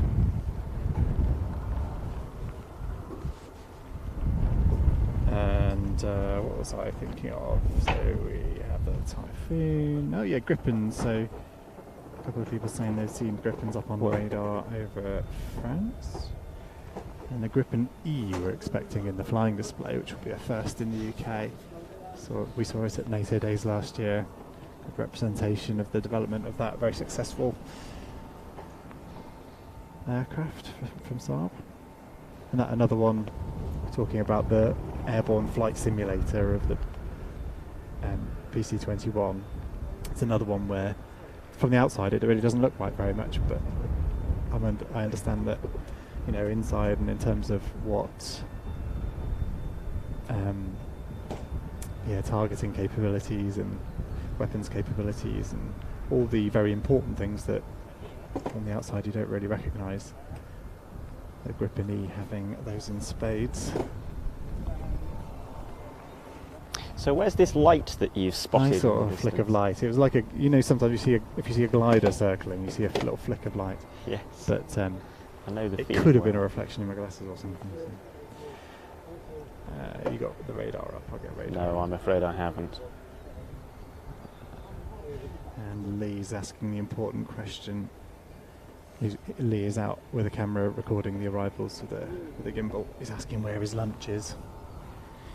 Shall I leave him hanging or tell him? Excuse me while I text our camera operators. This is the sort of day you can see what's going on here. You know, it's our presentation role here is really the secondary thing to just keep making sure we document all the arrivals, and it's a bit better than silence. Or I probably should have said no. that. Not everyone will agree. That's opened it up to the chat and inviting critique. Hopefully keeping you up to date with some of the things we're expecting to see, as you know, with these kinds of weather and with airplanes in general, it will all change. But and come Friday, Ben Donnell and Mark Manwaring will be taking over in the commentary role. We might even drag them over tomorrow. Ben did say he might be around for some of the arrivals, so you'll get a much more detailed description of some of the capabilities of things like the Gripen E, which Ben will have encyclopedic knowledge of ready for your consumption over the show weekend. An opportunity to remind you that we're live here on YouTube for arrivals and departures on Monday. Do set a reminder for that one, because that is a fun spectacle. Book your Monday morning off and tune into that. Or don't book it off and tune into that anyway if you're working from home. I've had someone texting today saying they're enjoying it whilst on a work call. But the weekend quietly on in the background. Nothing wrong with that. During a work call. His home internet's clearly more reliable than mine. but a reminder that we're streaming the weekend show, so Friday, Saturday, Sunday, where Ben and Mark will be providing excellent commentary rather than our ham-fisted attempts in between pointing cameras in the direction of aeroplanes. And indeed, the dedicated commentators for many of the individual acts will be joining them, and that will be very much part of the broadcast as well. Oh, absolutely. It's wonderful to see the enthusiasm from some of the overseas commentators. So, well, I can hear a turboprop. Watch.planestv.com. And I should remind you, actually, there are a few of those coupon codes left. It's about, I set it the limit of 100 uses of the coupon code REAT23, capital R, capital A, AT, and then number 2, number 3. If you use that on the streaming service at watch.planestv.com, that'll get you 20% off, so it costs £8 instead of 10. Hopefully doesn't sound like too much for a month's worth of that subscription service. It includes our back catalogue of airshow stuff going back 34 years. Not all of that archive, we're gradually bringing it on there, but everything we've released in the last decade or so is on there. And of course the flying display this weekend. So yeah, just a reminder that coupon code, and I'm not sure how many, we were about half of them had been used. So limited to the first 100 uses, that REAT23 coupon code on watch.planestv.com. Get you subscribed. And we set it to 3 months, so discounted 20% for 3 months, because we will have released the highlights programme of the Air Tattoo, including some of that material that Lee will have shot if he doesn't starve around the showground, and in cockpit material and all the rest of it. It's the programme we would have traditionally released on DVD and Blu-ray. And just for clarity, we don't make DVDs and Blu-rays anymore, unfortunately. No longer the demand for those physical products, because I do get that question still daily. There's enough demand to get daily requests, but not enough to justify producing one, unfortunately. It's the transition we're in at the moment, so I'm sorry if you have a shelf full of Air Tattoo DVDs and you'd like the 2022 and 2023 ones. I'm afraid those days are now gone, unfortunately. But that back catalogue, as I say, including many of those Air Tattoos, on the streaming service now. Makes it much easier to build up a collection. One transaction and it's done, the whole lot. Yes, the collection is yours, for as long as your subscription lasts. I should say you can cancel any time, so if you did just want to sign up for the month, you can do that. But if you want to stick around, it wouldn't be a terrible thing to do. There's some great content on there. The archive stuff's pretty interesting. And there's some more live broadcasts coming up this year, which will be on the streaming service. July, August, September. So yeah, you sign up now, you'll also get access to the September Duxford show. That's the Battle of Britain Air Show at Duxford, where we see skies full of Spitfires and Hurricanes last year. That was a spectacular air show last year. It was unfortunately the week of the Queen's death, and there was a real atmosphere around that show. The show had shows have these plans for situations like that, and they had always planned to continue in the event of that occurring just prior to the show, and they really did do it right. You know, it's really worth watching that Saturday of Duxford last year. A very emotional airfield for what was a pretty strange time for everyone. Do excuse us staring into the distance as we, rather than addressing the camera, but if you've been watching this for any time, you'll probably understand the vibe of the day by now, and the extent to which we really are playing everything by ear. I keep thinking I can hear the whine of a turboprop. It sounds... I hear that too. Much like a PC-21. Overhead, I think. Well, I should say it sounds like a Pratt & Whitney PT6, because that's what it's got in, as do the majority of turbo trailers. Friend. I mean, that should be a very easy to recognise sound, shouldn't it? Oh, the Avantis are quite distinctive, yes. Yep, so that is what is overhead at the moment. But it's not visible to us above the cloud. It looks quite high on the basis of flight radar.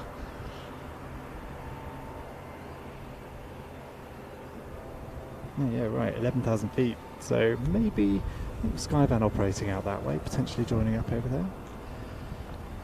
Yeah, Avanti would be an interesting looking aircraft from head-on from a Skyvan. Yes, yeah. So the Skyvan we mentioned earlier, and traditionally, in fact, at a lot of air shows now, you'll find the guys, the Air-to-Air Academy, what's they called? Photo crew? Operating a Skyvan for air-to-air photography. So if you've got the budget, you could join them. and sit in the back of the Skyvan, which I've done on occasion with aircraft, forming up and posing for photographs or video in my case. Yeah, the Avanti would be quite cool, wouldn't it? It's a tricky job for video. I've got memories of shooting the Saudi Hawks out the back of the Skyvan in some very bumpy conditions. The challenge there being that the Hawks would quite like to go a bit faster, and the Skyvan can't keep up basically. So you're, flooring it in the Skyvan, which in turbulent air only makes things worse. And I've got a very vivid memory of the Saudi Hawks owned photographer who was sat next to me in the middle of the Skyvan, which, not harnessed up, you're not going anywhere. Ooh, coffee's arrived. Thank you. I'm good, thanks. Hitting a significant bit of turbulence and everyone being thrown up in the air, and it doesn't matter how many harnesses and straps you're wearing when all you can see is earth below you. That was quite terrifying. Yes. But so if you watch back that material, try and dig it out. You can see you can feel the panic. There's just enough usable material there that it was not ideal conditions. It's a very strange. I've never been in a Skyvan, but I was in a Vilga once on an air-to-air shoot with the doors off, and nice. Seeing your trouser leg flapping in the wind, and beyond that there's nothing for 5,000 feet. It's a very strange sight. We should say, we don't fly. We're not people who spend huge amounts of time in aircraft apart from chasing airplanes to various air shows. As much as I'd like to fly at some point, I don't. So yeah, that experience. And Lee, who's running around, he's just learning to parachute at the moment. Why, I ask you? But not something I'll find myself doing, I don't suppose. When you're in the Skyvan, if you're sitting in the very back row, you actually have your legs hanging out the back, don't you? I mean, you can dangle out, but I wouldn't. I've been in one where there's I wouldn't. a bar underneath, Right. so you could sort of rest there. It can be very uncomfortable, actually. Sort of thing that, if you were a daily yoga practitioner, you'd find okay, but sitting cross-legged for 45 minutes or an hour, I don't find terribly easy. You're just showing your age. Possibly. Well, it's been a few years since I've done it, so. Anyways, some familiar faces down there. Old Hawk display pilot there. Ah. Oh no. Pit Special. It's special. Laura Richardson. Is that right? Lauren That's it. Wilson. Oh yes. Now flying the Prefect, I think. Is that right? That rings a bell, Of course, yes. Yeah. So, tweeting the other day. So, yeah. Anyway. It's Yes. all go. You'd think they'd have better things to do having delivered the aircraft than wander around the I think that's half the fun of Yeah. taking an aircraft to a show on static display. having a wander around and enjoying the sights. Yeah. Very quiet. It Too is. quiet. I'm going to take a slurp, excuse me. Yes, we do expect to have some of these gaps, especially on the Wednesday. But this is quite a long one. Generally, we do find ourselves running a bit behind schedule on these days.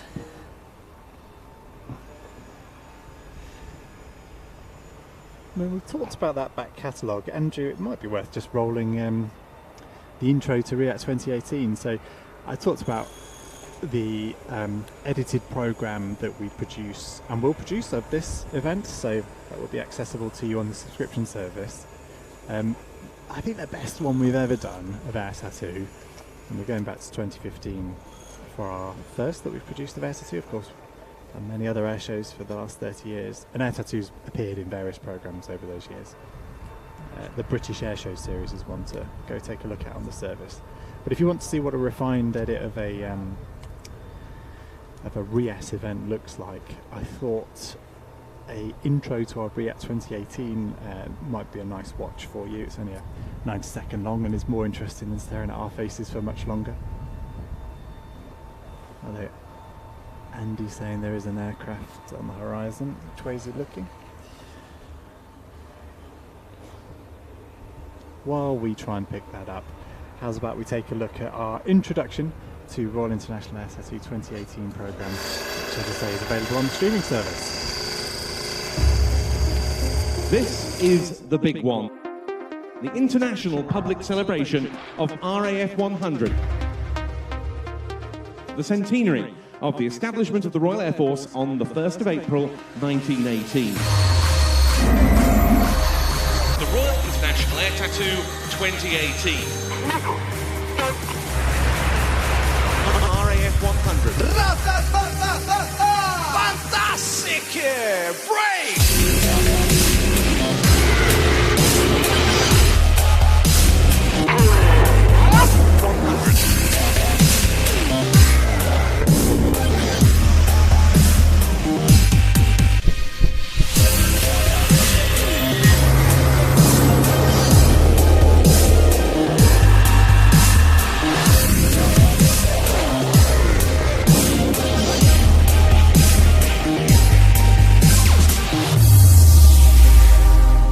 What a truly fitting way to celebrate the first 100 years of your Royal Air Force.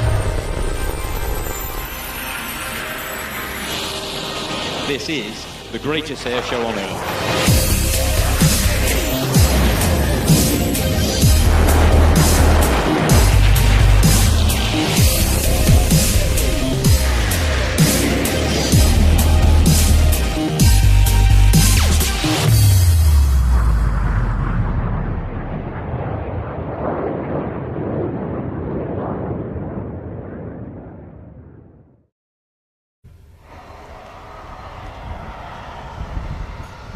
So that an example of our the sorts of shots that Lee's running around getting, and the sorts of bits and pieces we'll shoot slow-mo over these rehearsals and show weekend. And a reminder of just what a fantastic show Royal International Air Tattoo was in 2018, the RAF's 100th anniversary. Really spectacular show. It's a really good watch, that. So could you join the streaming service to watch this weekend. That one is available to you as well on that. We're sort of looking at the sky now, and we've just noticed a lovely big patch of blue sky. I don't know if you can see that over our shoulder.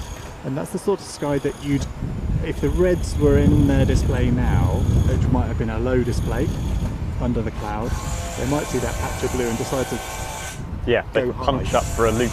Yeah. So the display teams and solos all having different formats of display for different cloud level conditions, because you don't really want to go looping up into a cloud during a air show. Yeah. I don't suppose the Saudis have too much call for their low level display, but they might. No, well, I have seen them fly their low show. In fact, I've only seen them fly their low show. Do you know, now that you say that, probably me too. I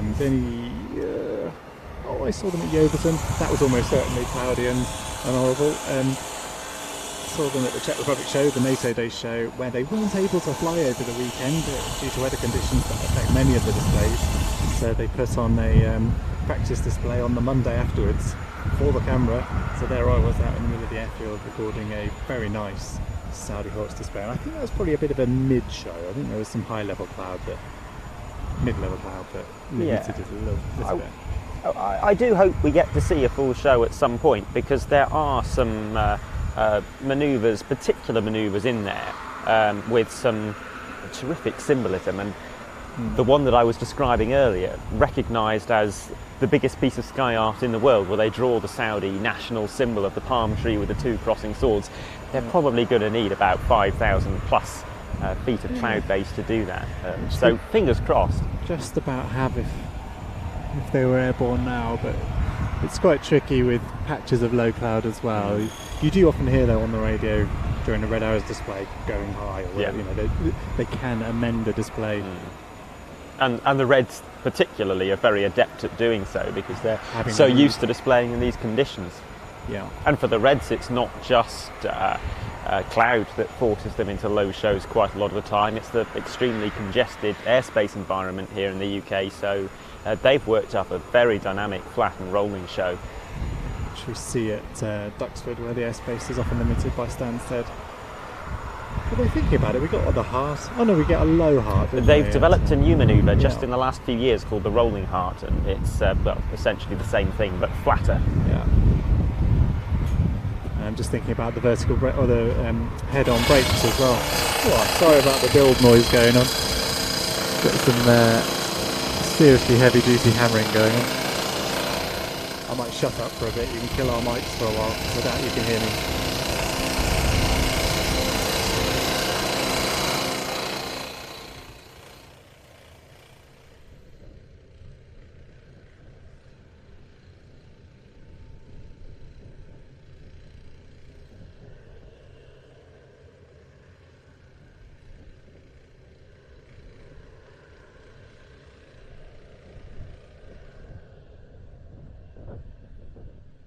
I'm going to reapply some sun cream.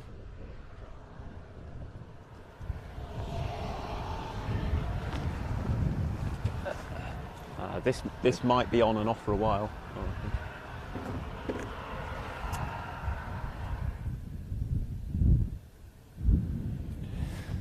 I can talk, Andrew, but I don't know how long for, because they're getting the pneumatic hammer thingy out again.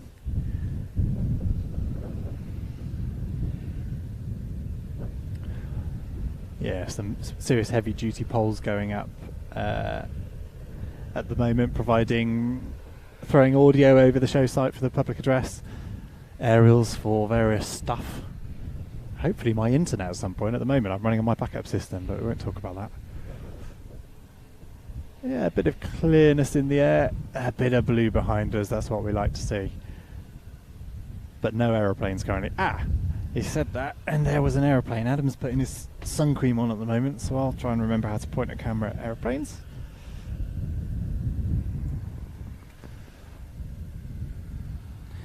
So out in the distance, what's it going to be? C-27 maybe? It is. So that's probably our Italian friends.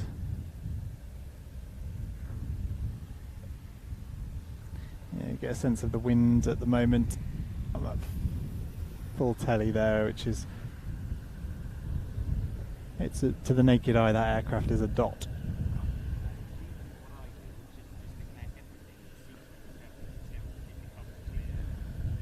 Well, I did declare a little low-wing GA aircraft a Typhoon earlier, so I think that was a dot at that point.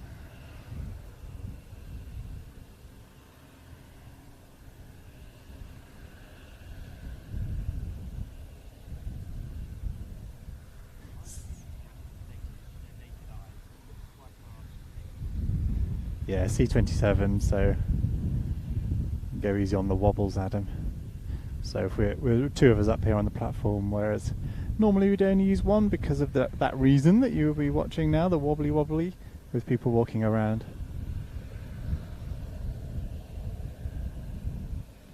So our display aircraft, do we think? For the flying display and one spare, plus that third example for the static, which might be the electronic warfare version. We certainly hope it will be. The one scheduled to arrive right now is only the Reparto Sperimentale Volo airframe for the flying display. And if I understood correctly from the commentator last year, they weren't sure whether we were going to get the aerobatic manoeuvres as part of the display. Well, they re-evaluate every year all of the manoeuvres based on whatever the latest safety requirements are. I have seen the C-27 perform a display this year, and it was the same sequence exactly as last year. So one very, very tall, steep wing over, one aileron roll and quite a number of derry turns. It's very impressive. And with a special tail, I can see some Italian colours on this tail. We probably can expect to see a special tail because the aircraft that the Reparto Sperimentale Volo have been using for solar displays so far, and indeed the same is true for the Typhoon and the T346, all have a largely black special tail marking the 100th anniversary of the Italian Air Force. And yes, I can see it now. There is that special tail with the round Centenario logo on it.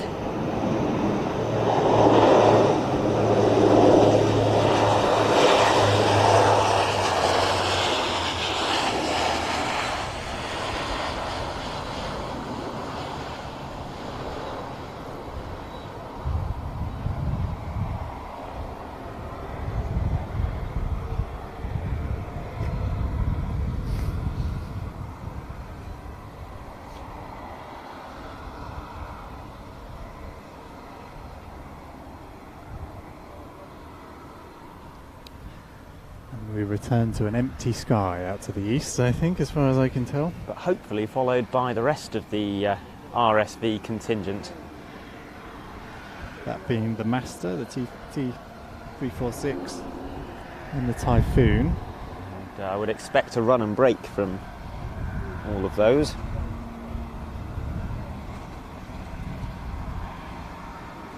And all three of those aircraft being ones we can see we expect to see in the flying display this weekend. Yeah, solos from each.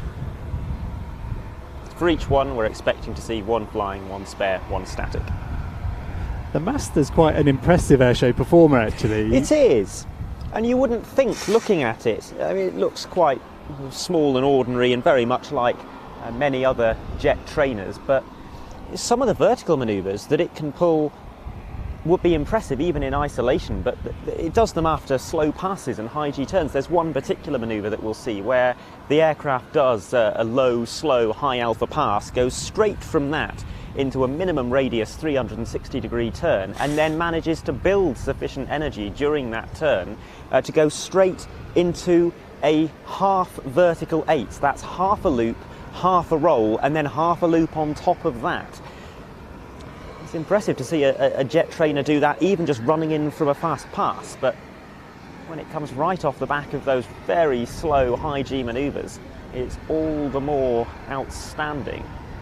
I see a light in the distance. Can you tell what it is? No, I do not know what that is yet. I have zoomed in, but it's far too wobbly for our viewers to enjoy at full telly at that distance. Could it be the Avanti that we saw earlier? I think it probably could be, yeah. I think Andrew's saying in the chat that's what folks are suggesting.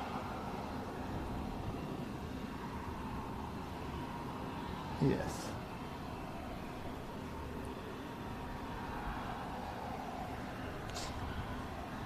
The P180 relatively unusual in RSV terms in that these aircraft are actually permanently assigned to the squadron.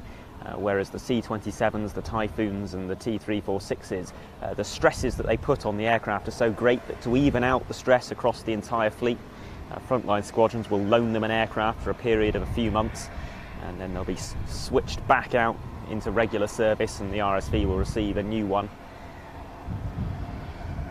These P180s, though, with the RSV long term. I'm saying these P180s. I don't think we've actually been able to confirm that that's what it is yet, have we? Yeah, it is. Okay.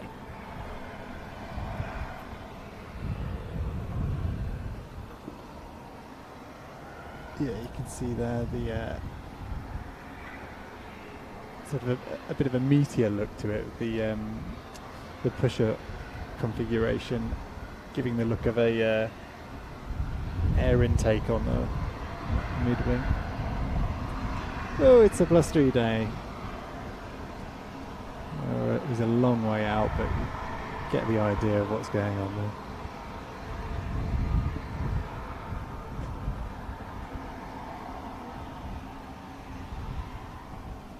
there. It wouldn't entirely surprise me if those jets we're waiting for were to arrive in the overhead while this lands, so I'll keep an eye out for those.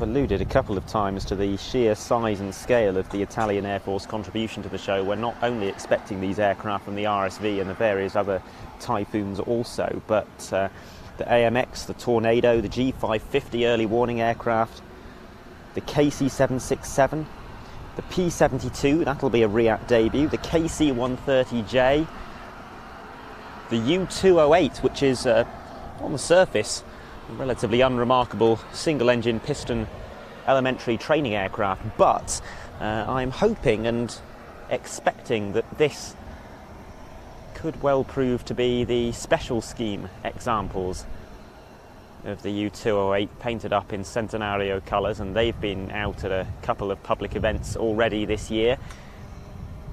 There is also a special scheme AMX doing the rounds at the moment, and not a special scheme to mark the 100th anniversary of the Italian Air Force, but to mark a squadron anniversary. So who knows, perhaps that is the Ghibli that we'll be seeing in front of us.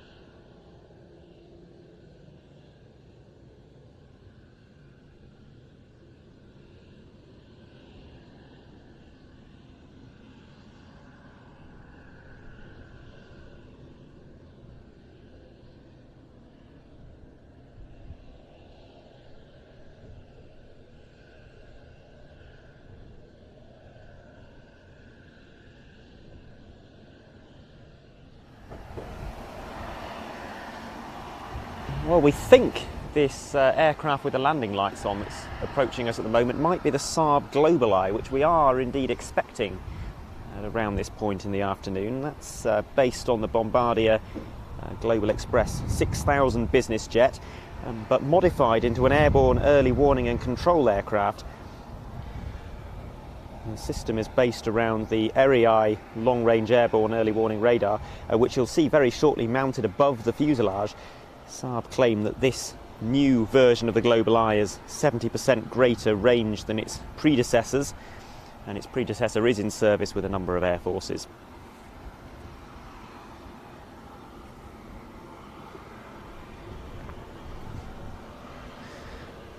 The GlobalEye's first customer has been the UAE, who have ordered 5 aircraft, with 3 delivered to date. The Swedish Air Force have also ordered a pair, with options for 2 more. And the GlobalEye has been proposed as the successor to NATO's ageing E-3A AWACS aircraft. This is the very first time it has participated in a European airshow. You can see that RAI radar system on the top of the fuselage there. Also, for aerodynamic purposes, fences on the horizontal stabilisers. I mean, those are vertical stabilisers. They're not fences. That's huge, isn't it? To give, yes. I thought it was more aerial, but correcting some aerodynamic something or other that goes on. Presumably a lot of disturbed air coming off the aerial on the top. Yeah, there must be. And indeed some of the various bulbous lumps and bumps on the bottom. Well, there's several lights now. This is like looking down the approach at Heathrow, and I'm going to guess, are these the Italian Typhoons? Yeah, Typhoon. Yeah, zoom in a bit. We can suffer a few wobbles. I think certainly number 1 is a Typhoon, and number 2 is 2. Well, it looks like they're coming straight in rather than giving us a formation run and break. Oh, you never know your luck. Always be ready for a low overshoot when you're a camera op. You can get sort of bedded into the idea that the aircraft's about to land, and then suddenly feel the need to quickly shift your feet and pan round as he lights the reheat.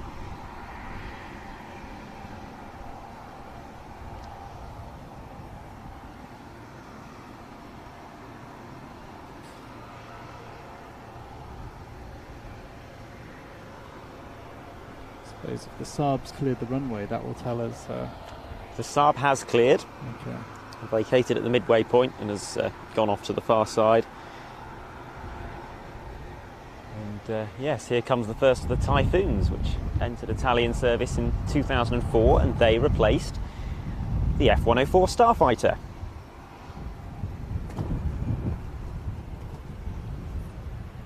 Expecting to see all single-seaters, which are designated the F-2000A. The twin-seaters are the F-2000B.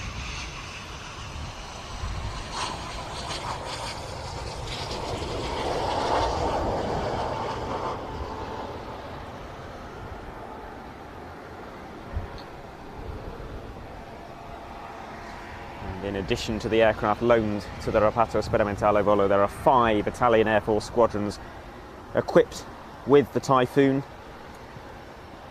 all of them flying as air defence fighters.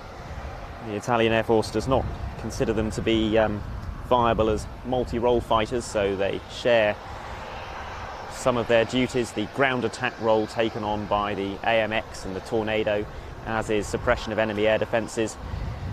They are now being replaced by the F-35, so the Aeronautica Militare will very shortly be an air force with just 2 primary fighter types, the Typhoon and the F-35.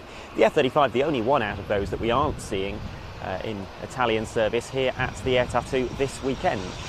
We'll have the AMX and Tornado, as I've already mentioned.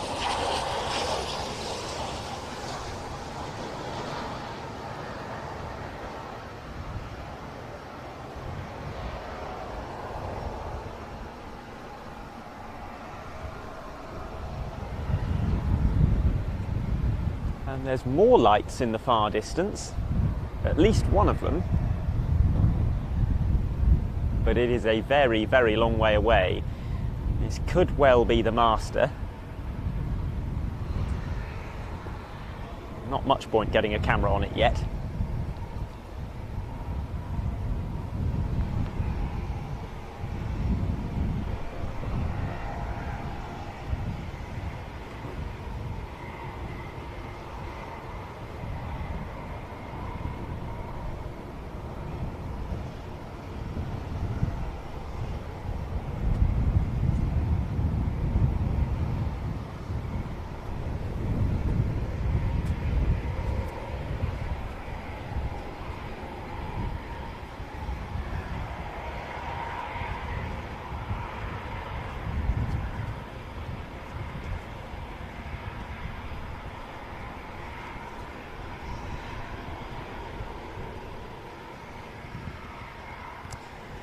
Just having called 4 mile final, this as yet unidentified aircraft, to us at least.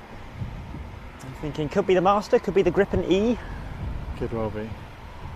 Careful throwing around unidentified aircraft. not leaping into. Chat's saying PC-12 and Alpha Jet. Ah, yes. Well, now it's started turning on the pulse system. I was going to say, those lights are interesting. This has become somewhat the norm with light turboprops and very light business jets. For daytime operations, to draw extra attention to those landing lights, the wingtips will flash alternately. The TBM does the same thing. Noticed it last year. So, yes, now that system is turned on, it's very easily identifiable as an aircraft in that class.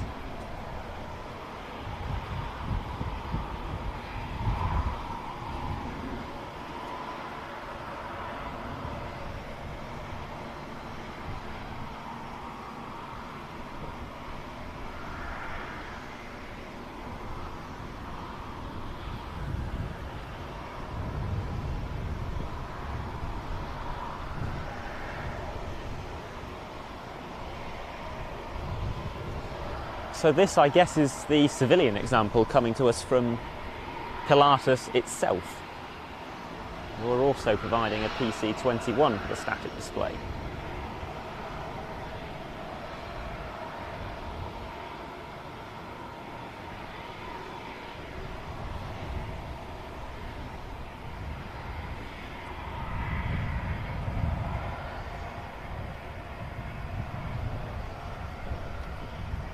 and another aircraft directly behind it.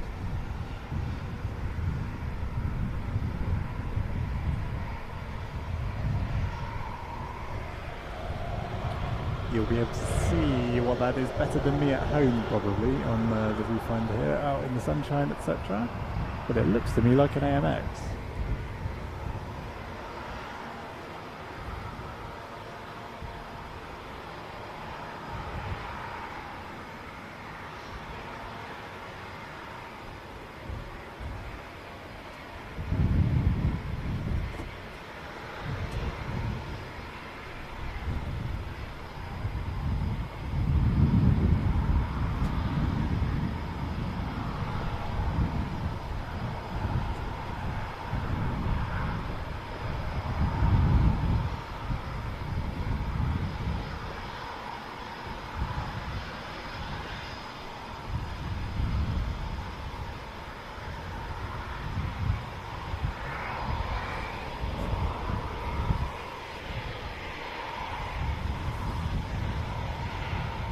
This is the view from camera 1, which I'm just going to hand over back to Adam and hop down and check the chat and make sure everyone's happy. So over to you, sir.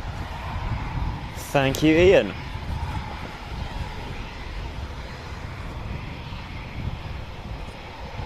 Yes, very clearly identifiable as a PC-12 now, and this is an aircraft that is predominantly known as an executive transport aeroplane, but it has broad utility for special missions also, anything from medical evacuation to search and rescue, and even specialised versions which can perform reconnaissance, surveillance, intelligence gathering.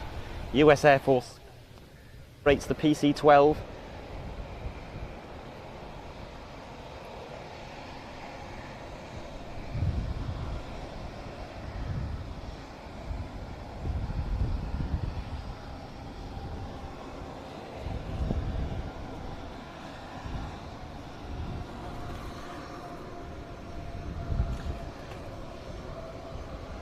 Here we have the Top Aces Alpha Jet coming in behind it.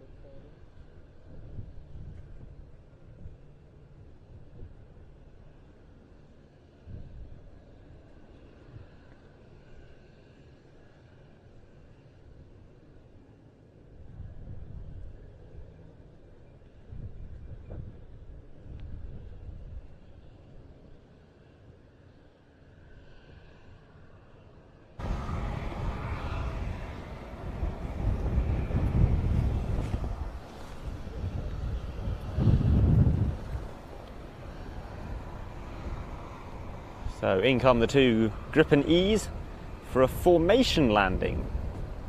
You don't very often see that, apart from the some of the big aerobatic teams.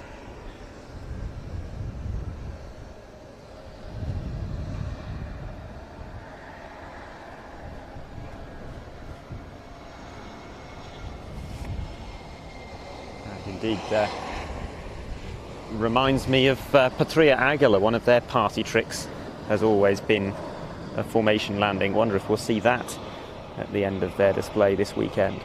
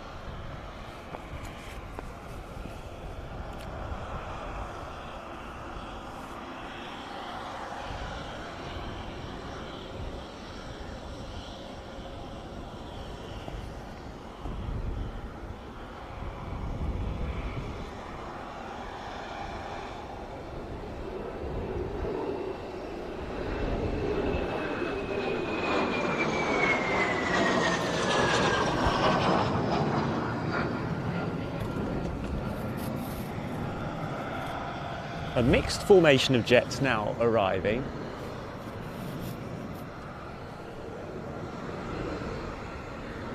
So this is the Reparto Sperimentale Volo Typhoon. Led by the two RSV Masters. The two Italian Typhoons we saw land are from regular frontline squadrons, but one will still serve a role with the flying display programme by functioning as the spare aircraft should the dedicated RSV jet have a problem. So we should see one example of each of these types carrying that special tail, roughly the same design as the C-27.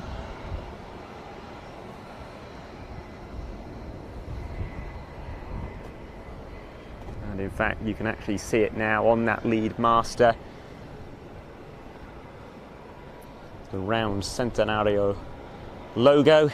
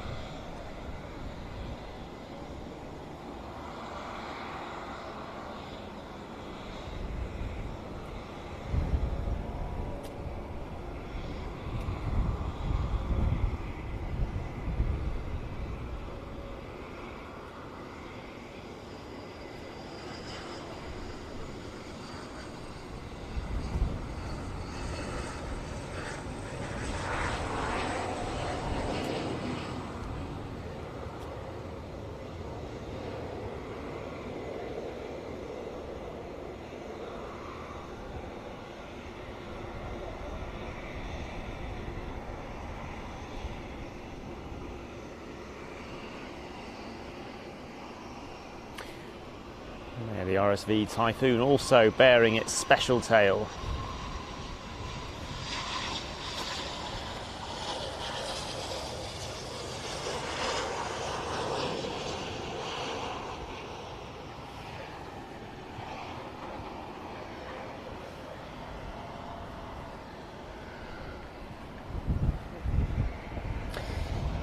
If you are only just joining us, welcome to the Royal International Air Tattoo. We're about halfway through the first of 2 arrival days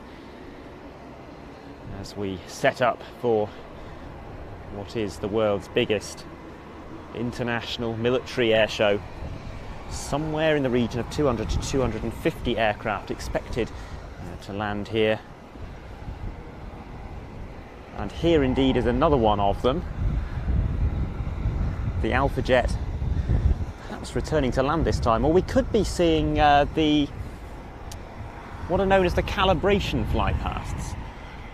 Each year one aircraft is selected to make some low passes at various different heights for the benefit of the Flying Control Committee just before the start of the validation displays, which are coming up for us in an hour or two. So we could very well get another fly past. Normally it's one at 500 feet, another one at about 200 feet, another one at 100 feet. Or it could simply be that the Alpha Jet was perpetually on final approach when other aircraft were on the runway. And yeah, it now looks like that was the case. Not calibration fly pass, but just waiting to land.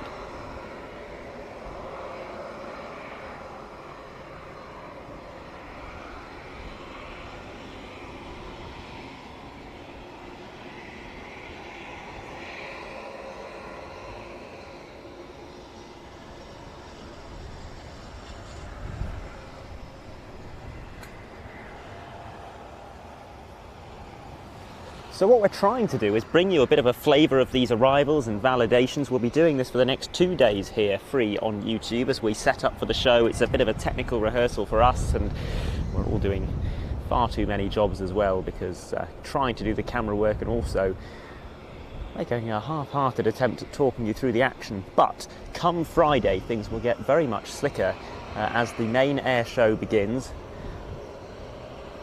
We will hand over to Ben Donnell and Mark Manwaring, who will be talking you through the action and broadcasting all 3 of the main show days on our dedicated streaming service, watch.planestv.com. And if you want to know how to sign up to that, the details are all in the video description. We are running a discount at the moment, which gives you a 1-month subscription to watch.planestv.com for £8. The code is REAT23, and it is only available to the first 100 people who sign up. I'm not sure what the progress is. There's about 30 left, I am told. So if you want to be one of the 30 people to take advantage of that deal, now is the time to do it. That will give you access to all of our broadcasts from the Air Tattoo this week, plus for the duration of your subscription, you will be able to enjoy our 34-year archive of programmes from air shows, predominantly in Europe, but also across the rest of the world at times. And the offer code is REAT23. Use the link in the video description.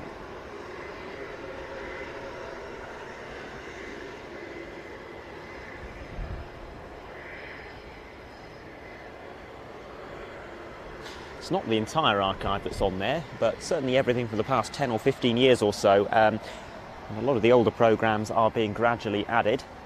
So if you want to enjoy some airshow action from the early 90s especially, there's all kinds of aircraft that we don't see out and about anymore, Jaguars and Harriers and the like.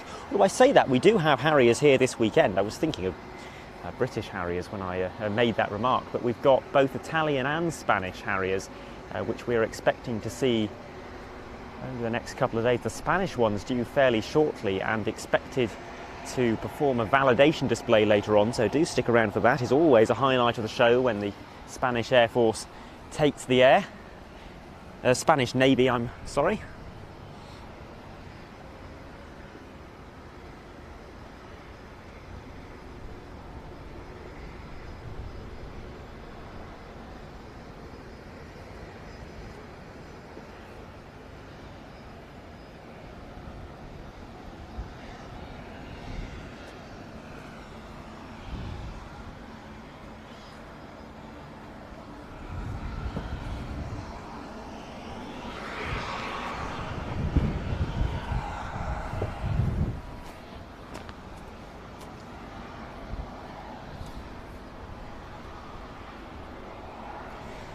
think it's been long enough since we've last looked at the schedule that it's probably worth taking a run through and looking at what we're expecting to happen over the next little while. So we've got the arrival of a pair of German Army NH90s expected pretty soon, one with a flying display and one either support or static. We have those Spanish Harriers expected to arrive imminently, 3 of them in total. That's 1 flying, 1 spare and 1 static.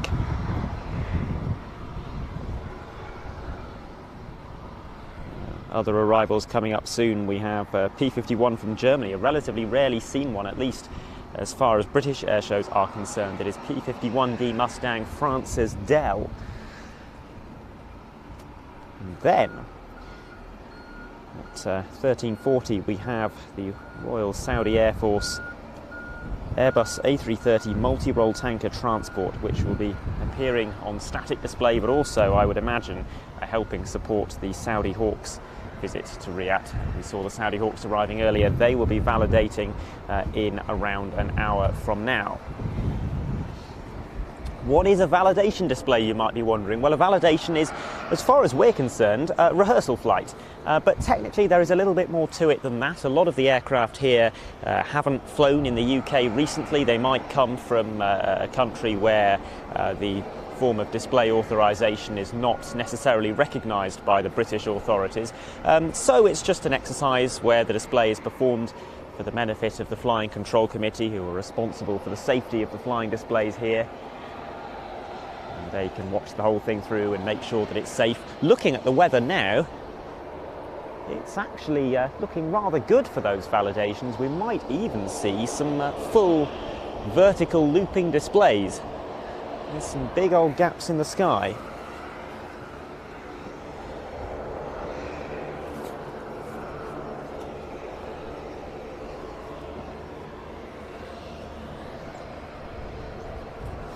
Well, that's quite a sight, isn't it? The full RSV contingent of the 3 special schemed aircraft, plus the spare master, of course.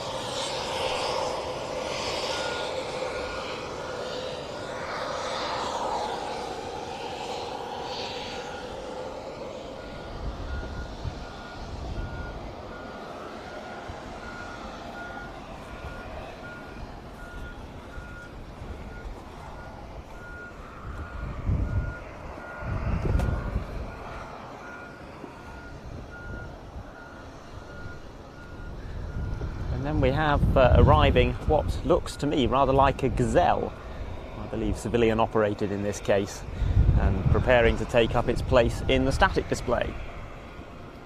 We're also expecting to see a Gazelle from the British Army Air Corps in the static display at this year's show. That'll probably be its last RIAT appearance in UK military service. It is due for retirement in 2024.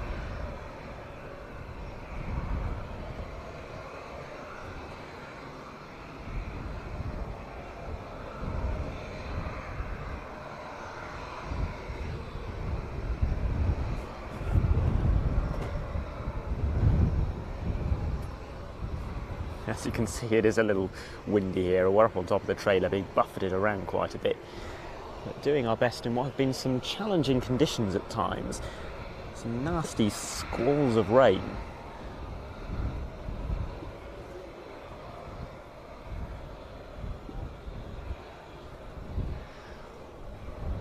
Airbus helicopters providing a somewhat familiar participant now in the form of the AW139, which is currently competing to replace the Puma in British military service.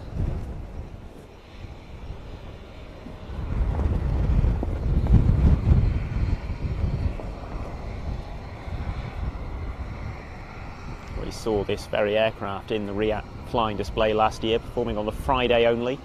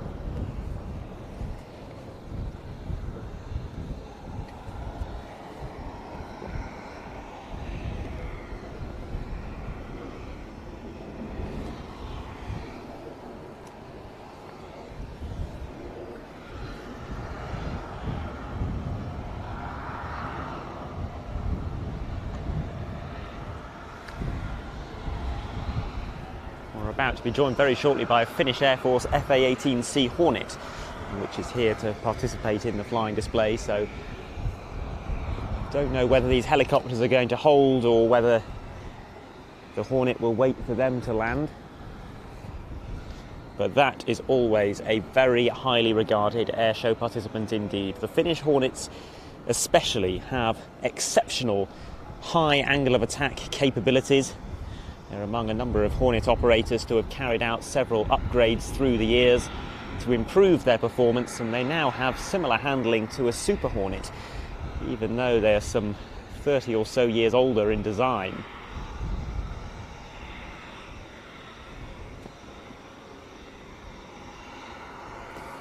And we really are getting very busy because we have another fixed-wing aircraft in the distance, and this is the Royal Saudi Air Force Airbus A330 multi-role tanker transport, more or less equivalent to the Voyager KC-2 and KC-3 that we see in British service.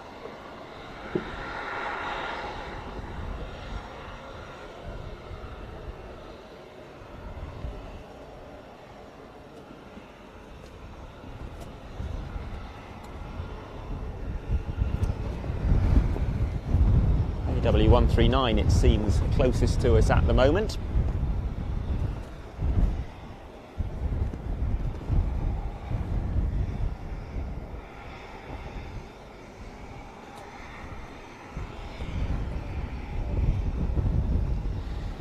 And it does indeed look like the Hornet and the A330 are waiting. The Gazelle cleared away, the AW139 now on final approach, making something akin to a fixed-wing approach, as many of the helicopters do here, just for the sake of easy traffic management. And then the Hornet will be next to land.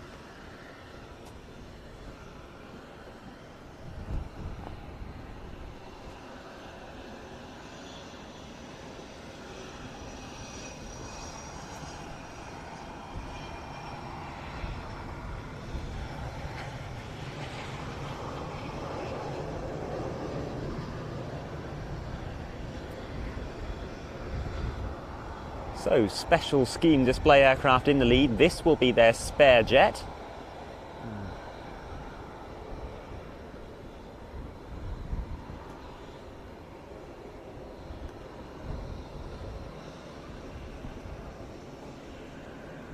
Finnish Air Force always highly valued contributors to the air tattoo. We had their Hawk Solo last year, which is a very attractive display indeed, complete with underwing smoke winders, and we had some great cockpit angles of that, and in fact other onboard angles outside the cockpit in our edited programme of RIAT 2022, which was released on Friday. 2.5 hours of action, and that is available to those who are subscribed to watch.planestv.com. So consider that an extra little bonus if you are signing up to watch the air tattoo live over the next few days. You can also watch the highlights of 2022.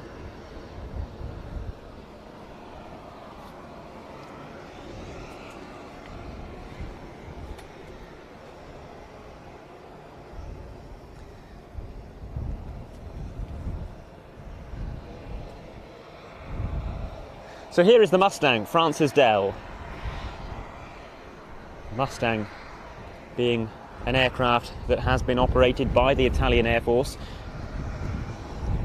Only an aircraft that they operated post-war, after their joining of NATO in 1949.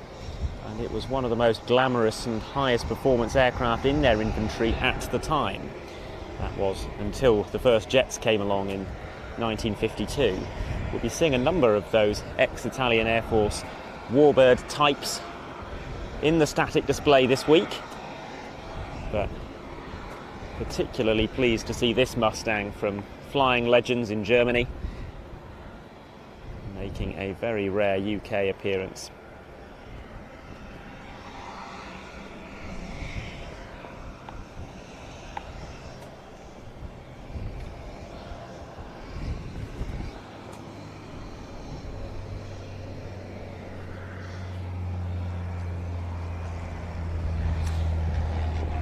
And then also from Flying Legends, a T6. Again, another ex-Italian Air Force type.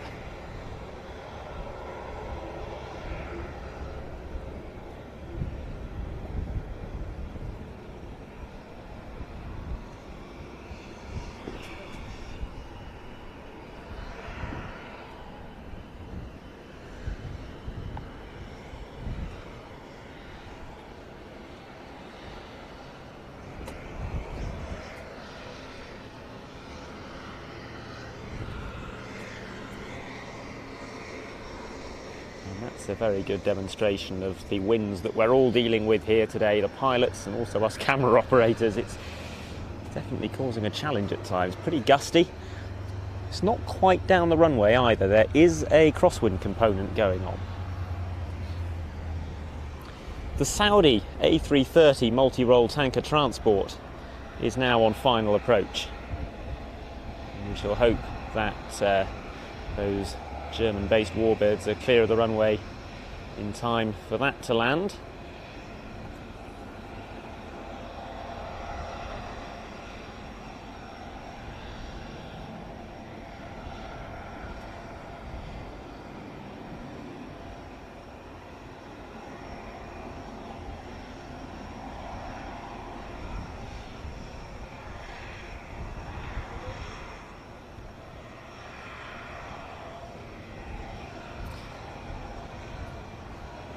This aircraft supporting our air tanker theme, and it's one of several A330 multi-role tanker transports that we will be seeing. We'll have another one from NATO's aerial refuelling facility. And that is rather dramatic.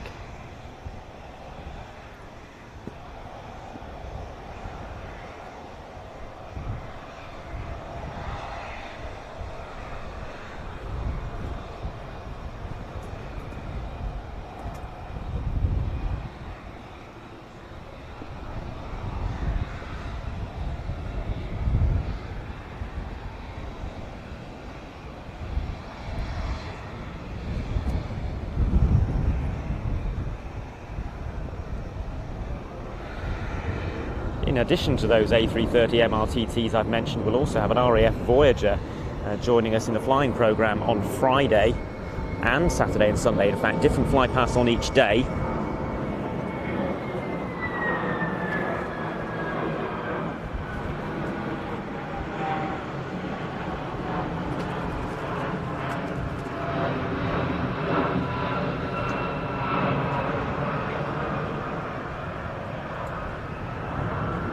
Differences between this and an RAF Voyager? Well, primarily it's that rigid refuelling boom which you can see. The Royal Saudi Air Force operates a mixed fleet of aircraft that use the boom method, namely the F-15, but also those which operate using the hose and probe method, such as the Tornado and the Eurofighter.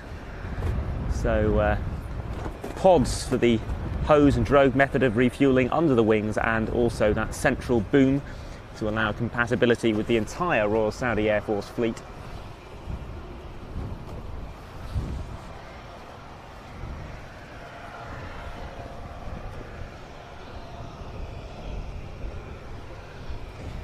And I think after that very busy period, we now have a little bit of a breather as the Saudi A330 completes a full circuit, and I can't see any other landing lights on approach at the moment.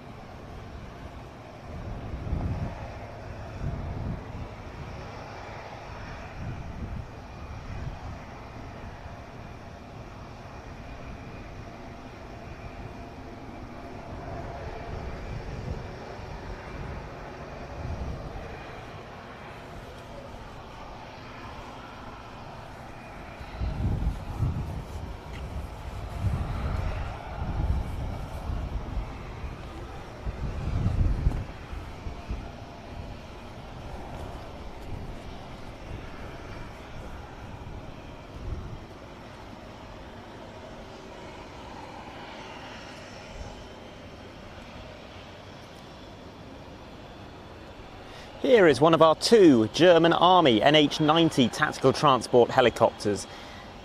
They will be providing a pair of the type, one for the flying and one, I'm not quite sure to be honest, whether it's a support aircraft, a spare aircraft or a static, but we are expecting two of them. Nonetheless, a very neat and tidy display indeed that we saw at Riyadh last year.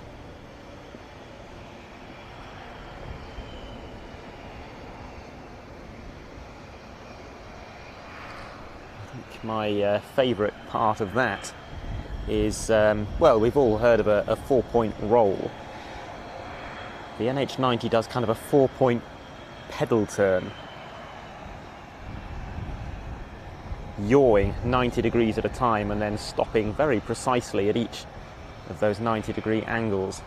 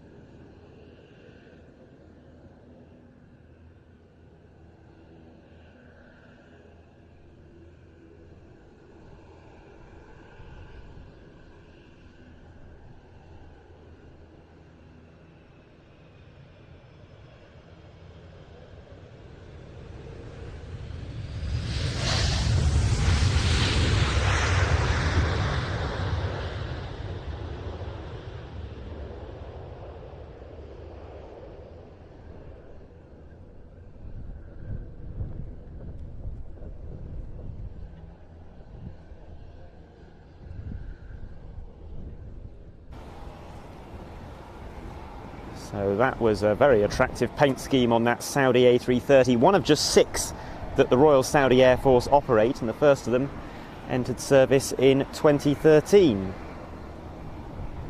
And this is its Riyadh debut.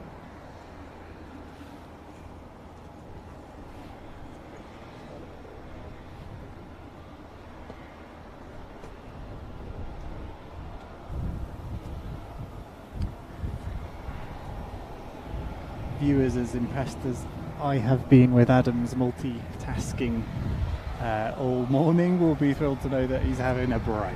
Well, Yes. I've given him half a break anyways. I think I'm going to go downstairs now and get some lunch. That sounds like a good plan.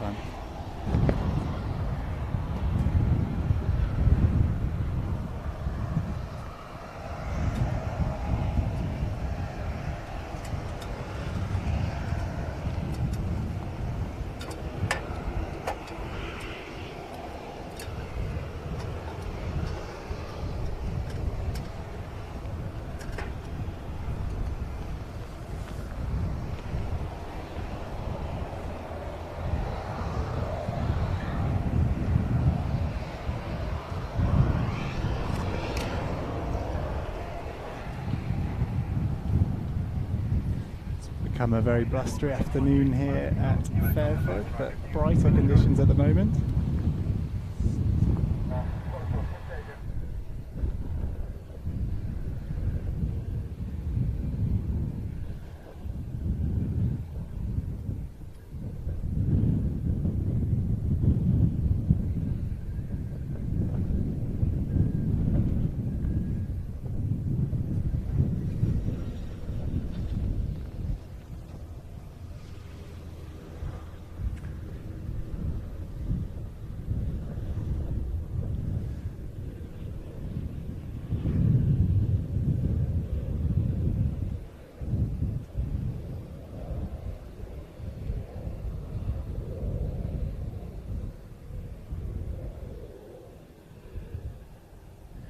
And a big thank you to all of those of you who've given the video a like, a thumbs up. You can do that, it helps other people find the video. I haven't actually shared this myself on social media, but I see plenty of other people have. Too focused on getting the show on the road today.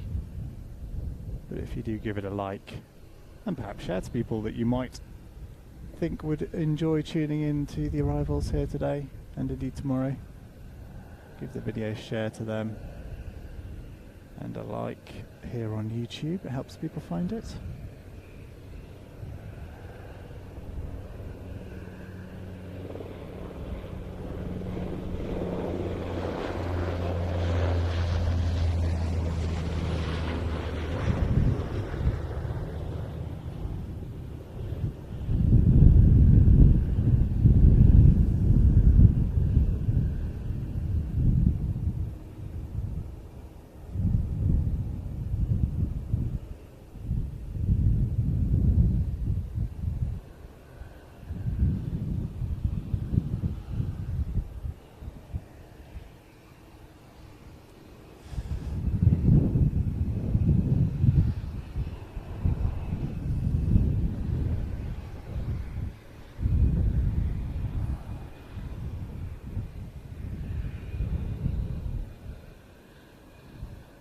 Now this is the dangerous bit where I step away from the camera to look at the presenter cam up here on the roof.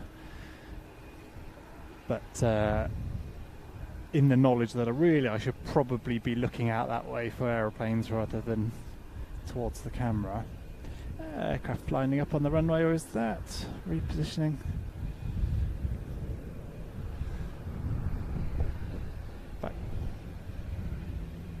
Yeah, Typhoon being escorted down the runway, so we not going to expect any arrivals anytime soon as he repositions out to the western end.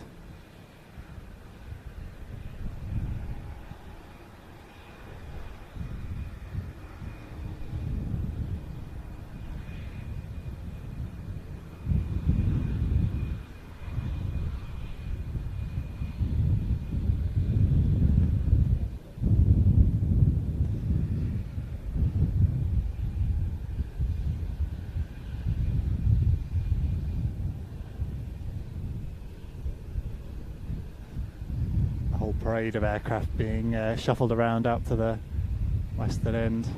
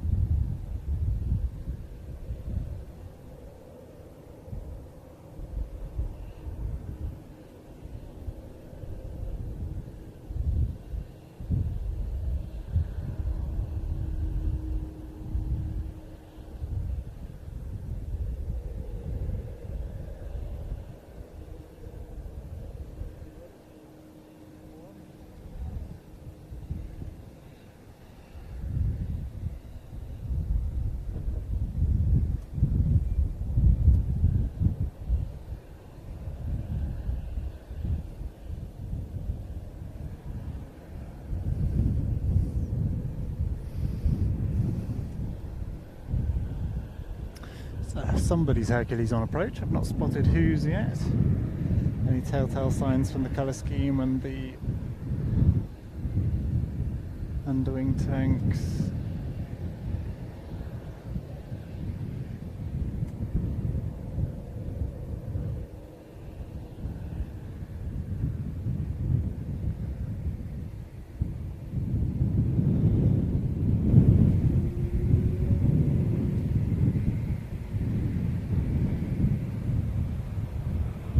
Stars and stripes giving it away.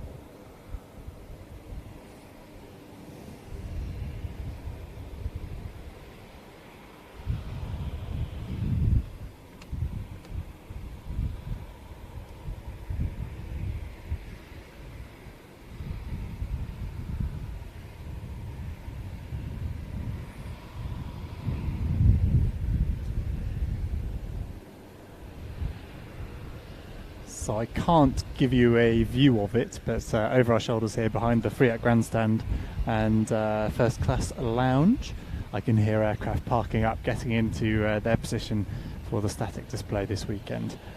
Nothing out to the east at the moment, just some nice light fluffy clouds at a few thousand feet. Very dark skies out to the north there where there is a rain shower. But looking out over my shoulder there to the southwest, looking like a fairly nice afternoon, as we are expecting some validation displays this afternoon, so that is a very good sign for that. Some nice conditions for the display items that we're expecting to do that. I'll just quickly have a look at what what we are expecting. So arrivals. So Royal Jordanian Falcons, was that Adam? It's chatting in my ear. The voices in my head. So Royal Jordanian Falcons we're expecting. This will be alright for them, I'm sure. I am keeping a close eye out that way, I promise. I'm trying to dig out the right form so I can explain to describe to you what else we're expecting. Departures rehearsal. So Jordanian Falcons, we saw earlier the you can see in my shot there possibly, if I swing the camera around slightly, the German Air Force A400 and the Tornadoes over there as well. Yeah, and you can see those over there in the distance on the north side. So we're expecting those guys to be validating this afternoon. Now these validations taking place, rehearsals taking place from about 2 o'clock, that is now. So we're expecting the Falcons. Now they're normally tucked behind a hangar over there. It is very, very breezy. It is almost directly across the runway at the moment, so crosswind conditions. Not sure what your limit is on an extra 300 in this sort of weather, but it's conceivable that it's a bit beyond those limits. We will see. But as I say, we're expecting Tornado with the A400 a short while after them. It was planned for around about 20 past, so it could be that we have a bit of a dry spell here in terms of arrivals, this time being allocated toward those rehearsals, and conceivable the Jordanians aren't able to. The only bit of movement I can see over there is a Spartan, not a Spartan, a C295, which I dare say Adrian can grab if we need a camera on it. Hopefully Adam's having a nice rest downstairs, a bite to eat. A reminder that we're live broadcasting here on YouTube throughout arrivals today and tomorrow, and again on Monday covering the departures, so that will kick off about 9 AM and it's a really intensive morning. That it's great fun, great spectacle. So if you're not able to make it here in person, tune in here on Monday, subscribe to the channel, you can get a little notification set up.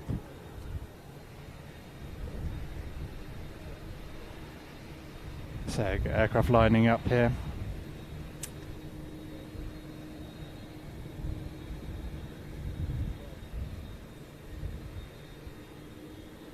I think I'll let Adrian take the takeoff of the 295.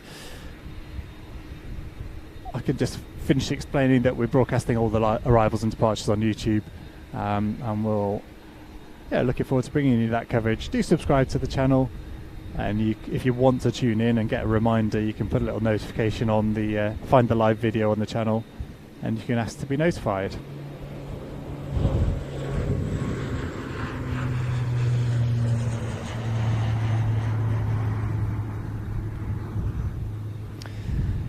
So, support aircraft, is it Czech Air Force? I should have been watching, shouldn't I? You'll probably see a clearer view of that aircraft than I managed then.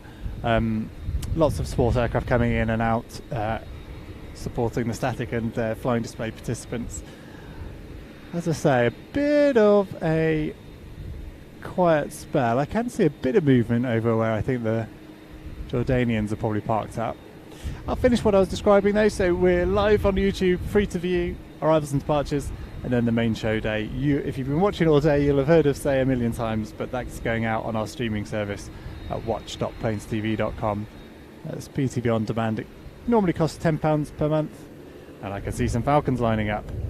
The last time I checked, there was about 10 coupon codes left, so we've limited it to the first 100 people to use the coupon code REAT23. We'll get 20% off, so making it £8 per month. You get 20% off your first 3 months, giving access to the live broadcast here at Air Tattoo and our back catalogue stretching back 30 odd years. And you'll also, if you stick around for 3 months, you can cancel any time. So if you just want to sign up on watch this weekend, it's just £8 with the coupon code REAT23. Yeah, you can stick around for just 1 month and watch that. I forgot, I've lost my train of thought. I'm sort of half concentrating on Royal Jordanian Falcons who are about to display. Adam's just joined me on the roof to talk us through that. It's going to be some challenging conditions for them, but an off-crowd win. Well, so I imagine we'll see them do an individual stream takeoff rather than all going in formation as they sometimes do, because it is pretty gusty and it's kind of 45-degree offset to the runway, so the crosswind component will be notable, I'm sure. And meaning that it's probably, well, it might be well within limits and they take off in formation, but it's a bit, you know, if things are a bit challenging, they can do a stream takeoff. Yes, obviously. And they will do a stream takeoff if the runway is particularly narrow or particularly close to the crowd also, so it's something they're well practiced at. Right, well, I'm going to concentrate on pointing the camera in the right direction. Okay, well, I shall attempt to talk you through this display. We are indeed seeing that individual stream takeoff of the 4 extra 330 LXs of the Royal Jordanian Falcons, and after they take off there will be a brief pause as they reposition to start their show.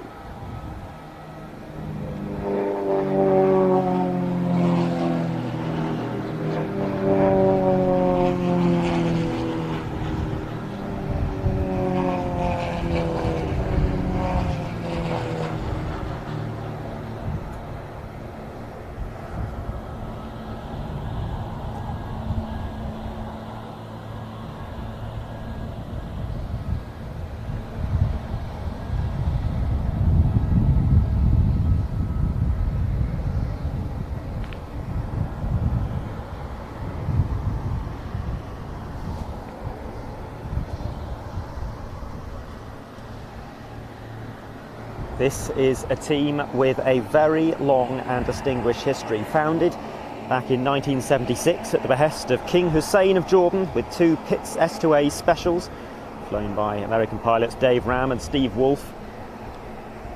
The team flew various versions of the Pitts and Extra 300, most recently transitioning to the Extra 330 LX for the 2018 season onwards. Nowadays the team is entirely staffed by pilots and crew from the Royal Jordanian Air Force, and they are a very common sight here at the Air Tattoo. They're here almost every year, and indeed at European air shows in general. They perform an annual goodwill tour to Europe. Indeed, King Hussein himself was a regular visitor here to the Air Tattoo and a great supporter of air shows in general. And for that reason, one of the top awards here at the Royal International Air Tattoo is the King Hussein Memorial Sword, and at the end of the weekend that will go to the best overall flying demonstration.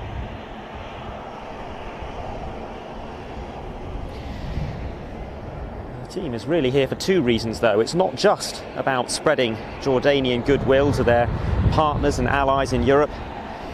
It is also to promote Jordanian tourism, and those of us who joined us at the beginning of today's broadcast will have seen the C-130H support aircraft from number 3 Squadron of the Royal Jordanian Air Force decked out in special paint scheme commemorating the city of Aqaba and the nearby natural beauty spot of the Wadi Rum Desert, hopefully inspiring a great many visitors to visit Jordan. But now the team running in to start their display with an arrival in box formation, a quarter clover onto the A-axis. That's the main display line running from left to right. So twisting through 90 degrees on the way up into that loop and now descending on the A-axis. And the formation will change to tango with the front 3 aircraft in line abreast.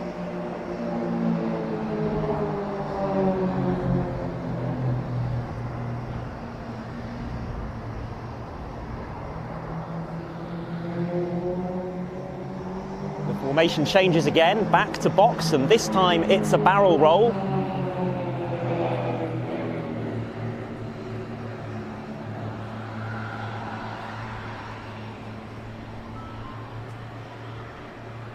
Box formation being that standard four-ship shape, often known in the United States as diamond formation, but box in much of the rest of the world.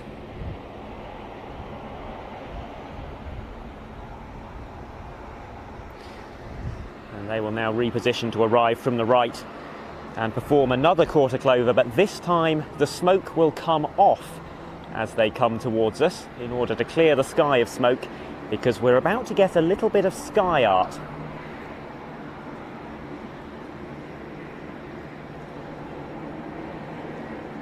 So the smoke goes off. This will be another quarter clover, this time repositioning to fly directly away from us on the B axis.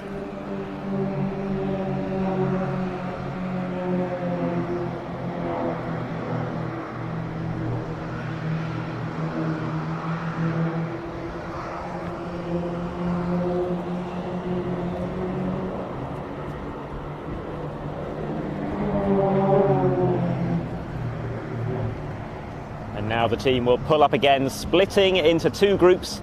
Relatively new manoeuvre added to the routine in 2019 as an expression of goodwill from the Hashemite Kingdom of Jordan to the United Kingdom. This is the Heart.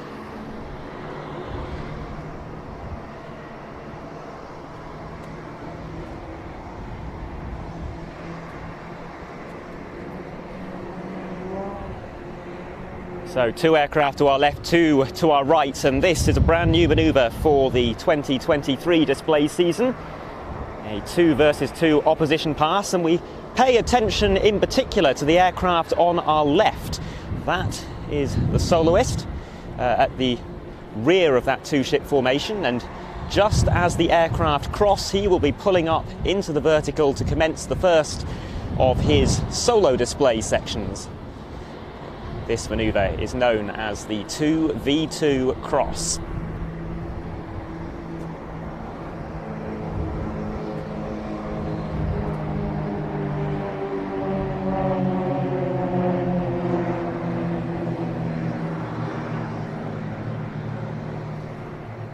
So soloist up into the vertical on our right, and about to demonstrate the handling characteristics of the Extra 330 LX, starting with a tail slide. Relatively straightforward, but the complexity will increase. The Extra 330 is the absolute pinnacle of unlimited aerobatics. This is the aircraft that has claimed the last 7 or so titles at the World Aerobatic Championships in succession.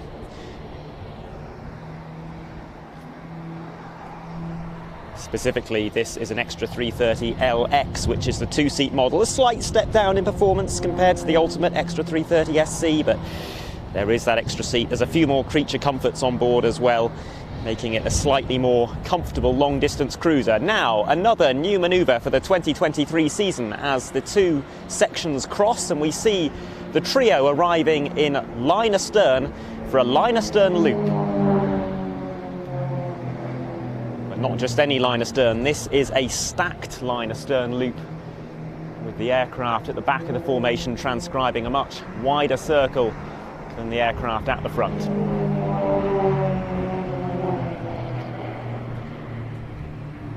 Into Vic formation for another loop, and you'll notice in that gap between the two loops there was a very subtle turn. That will become important in a few seconds' time, because the aircraft now need to shift from the A axis to fly pretty much directly straight away from us. They will spread out into line abreast all alongside each other and pull up into the vertical again. The airspeed will decrease back to 0, and very shortly we'll see them pivot around their left wingtips for the formation stall turn.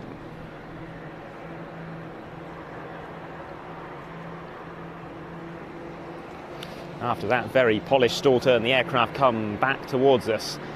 Number 2 rolling inverted very shortly into a mirror formation, and Number 3, the slot pilot, barrel rolling around them.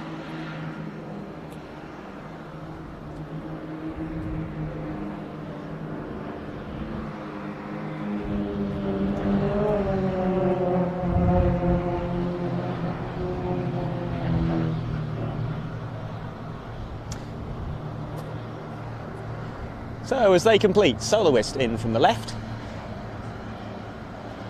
And this is for a slide off initially, holding the knife edge in a 45-degree climb.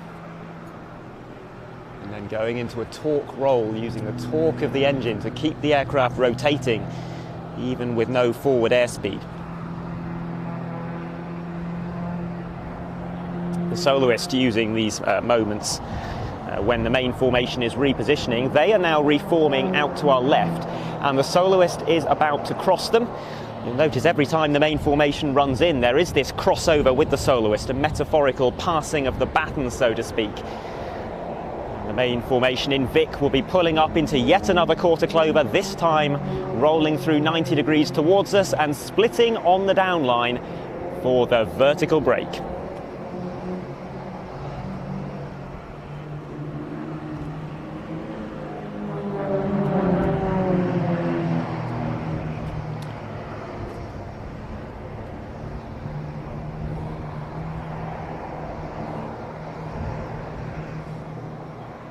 Synchronised tail slides from Falcons 1, 2 and 3. And as they depart to our front, the soloist dives in on the left 45 for another very impressive vertical manoeuvre.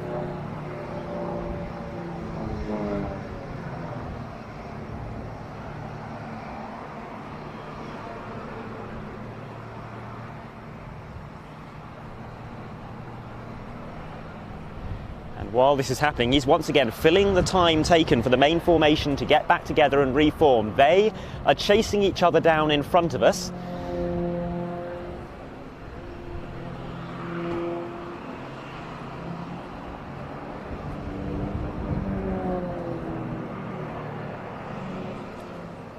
So as the soloist completes, the main formation will go up into half a loop, exiting inverted towards us. The soloist is bearing down on them, and we will see another cross, another metaphorical passing of the baton.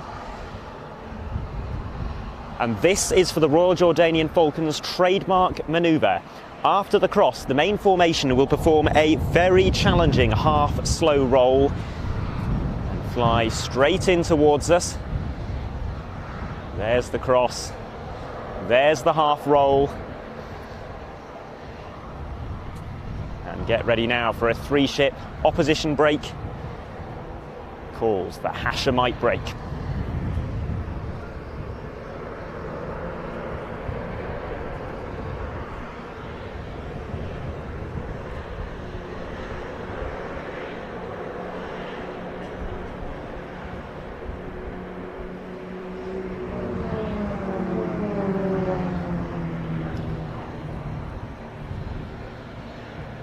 So the two wingmen out on either side, going up into synchronised tumbles. We're about to see a 3-way opposition pass. Falcons 2 and 3 crossing conventionally from the left and right, but the leader will attempt to dive through the middle of the cross at more or less the same time.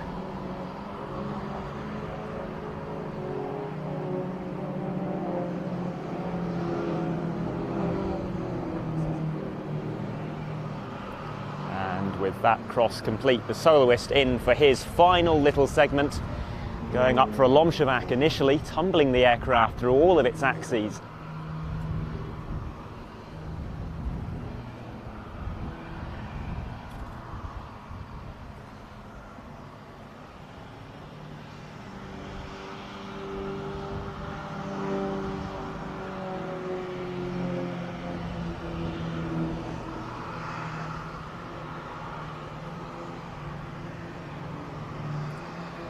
Very uncomfortable negative G push there.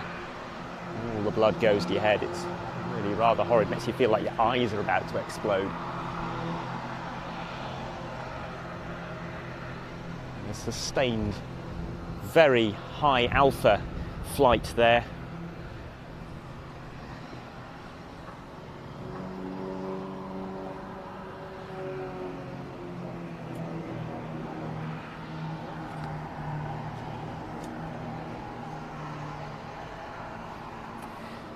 We are now coming towards the end of the Royal Jordanian Falcons display, but that does not mean that the spectacular moments have passed. We're about to have a very impressive manoeuvre indeed. The trio coming from the left, the soloist from the right, they are about to cross each other. Then they will both pull up into the vertical, the trio for a full loop, the soloist for a half loop, and they will very neatly rejoin on the down line.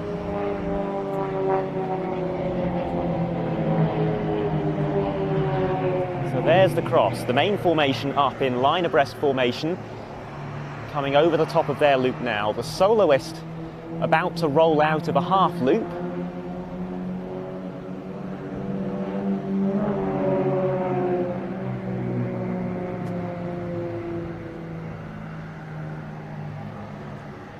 And very quickly, all four aircraft back together, about to join up in box formation for another very challenging manoeuvre, often said to be the hardest manoeuvre in their entire display routine. And this is a four-ship slow roll while maintaining level flight, involving a huge amount of cross control, certainly from the leader, but from all the aircraft around him as well, who have an even tougher job. Top rudder in the knife edge portions of the roll to stop the nose slicing downwards and the aircraft losing altitude. A little bit of negative G pushing in the inverted phase.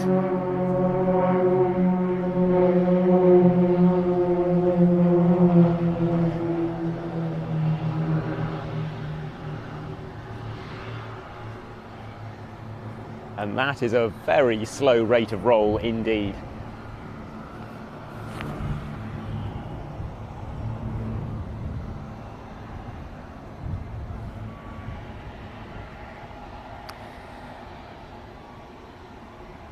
Well, that leaves us with just one manoeuvre to go from the Royal Jordanian Falcons. A very slightly different display to what we saw from them in 2022. Those couple of new manoeuvres, the 2 versus 2 opposition pass and that line astern loop, replacing, among other things, a negative G formation push. So definitely a few changes to this year's display sequence,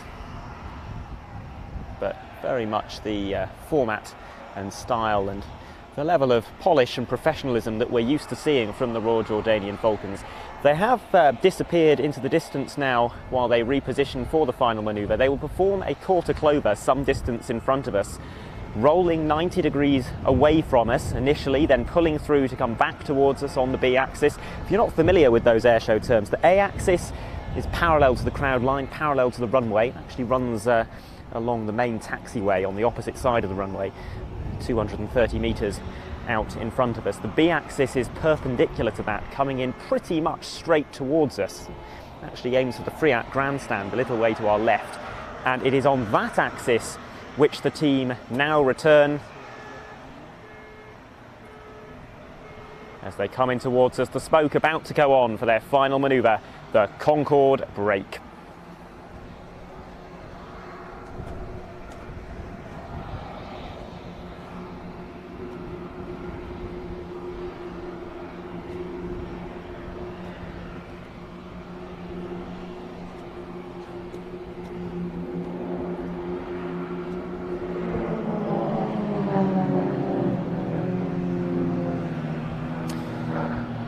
And that's it.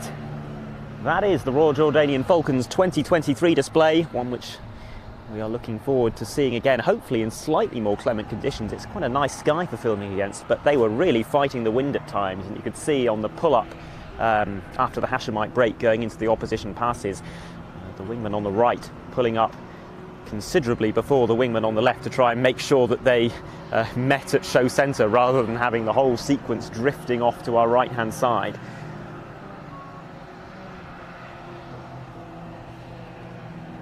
So not an easy time for the pilots, I'm sure, but very well done in challenging conditions.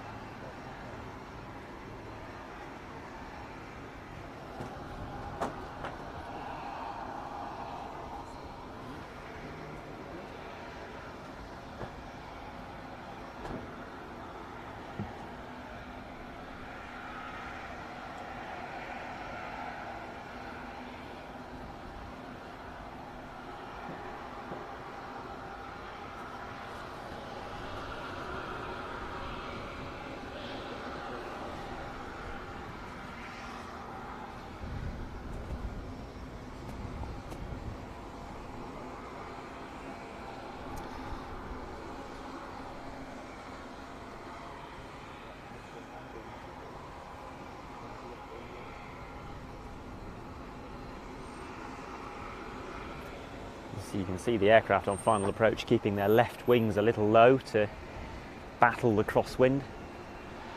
Fortunately, it's a nice wide runway here for a little aircraft like the Extra 330.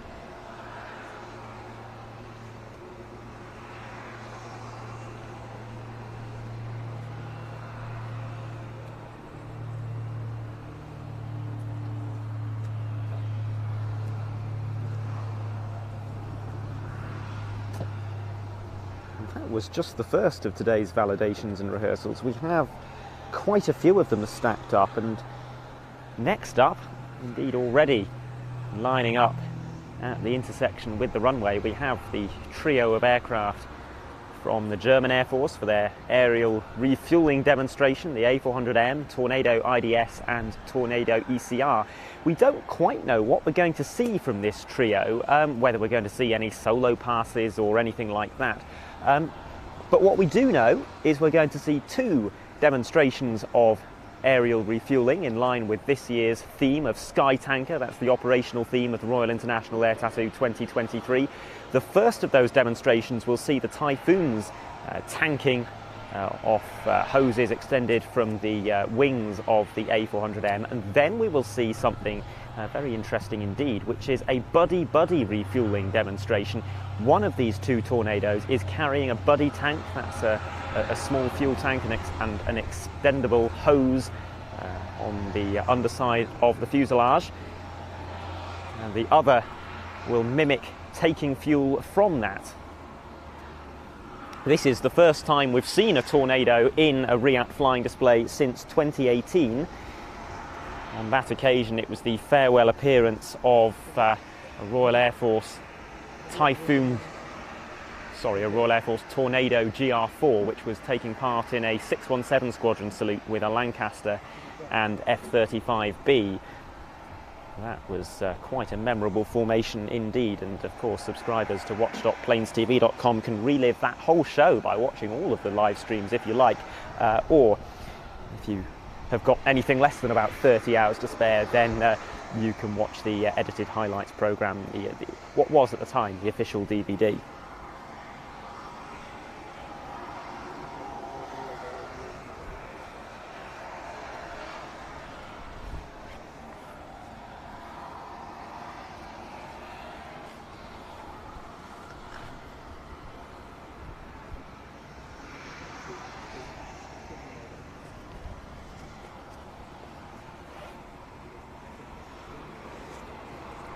So here goes the A400M, specifically an A400M-180 from Lufttransportgeschwader 62 of the German Air Force.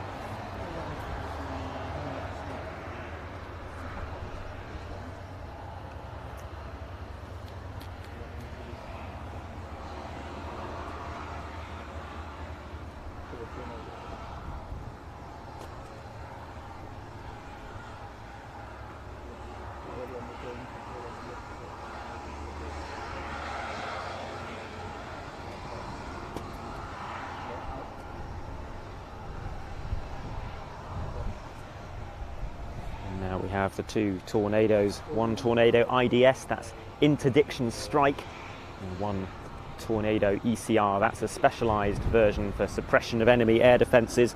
The Italian Air Force formerly operated the third Tornado variant as well, the ADV or Air Defence variant, which featured more powerful engines and a lengthened fuselage.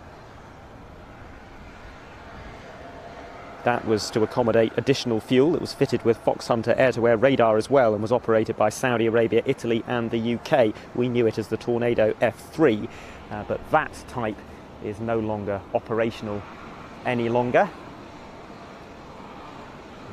So the ECR and IDS Tornadoes on the roll.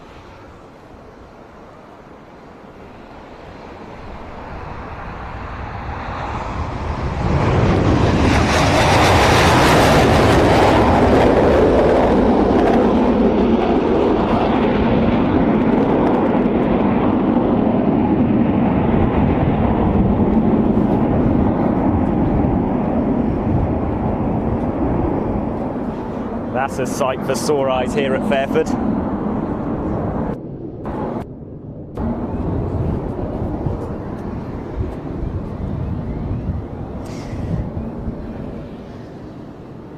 Tornado was a joint programme between the UK, Italy and Germany, originally known as the Multi-Role Combat Aircraft, or MRCA, and it was designed as a specialised low-level strike aircraft.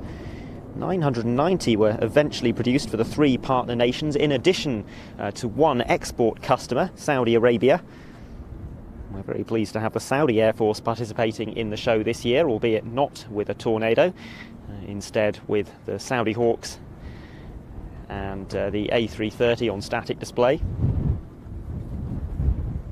The German Air Force originally took delivery of 247 of them. That included 35 of the aforementioned ECR variants, and the remainder were IDS variant Tornadoes. They were further supplemented between 1994 and 2005 with second-hand IDS model jets from the German Navy. The current German Air Force fleet has been reduced to 90 aircraft by budget cuts, but the fleet has been consistently upgraded and remains a potent combat force, having served in Kosovo and Afghanistan. During 2021, the German government announced the Tornado's role as a NATO nuclear bomber would be replaced, though, in due course by the F-35A Lightning II, and the German Air Force will be taking on 35 of those.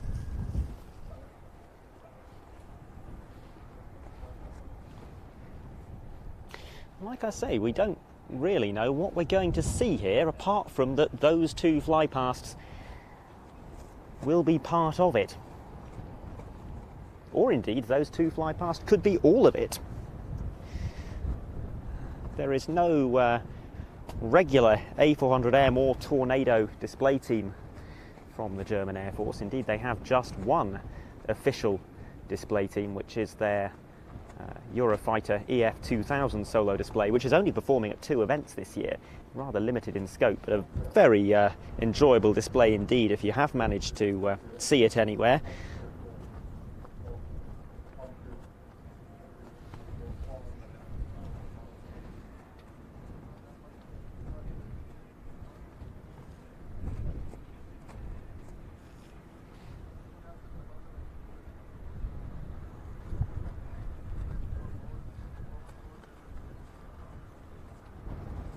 The other aircraft we'll be seeing in this demonstration is the A400M-180. Germany originally ordered a total of 60 A400Ms, but eventually reduced their order to 53 airframes. Only 40 of those are in operation at any one time.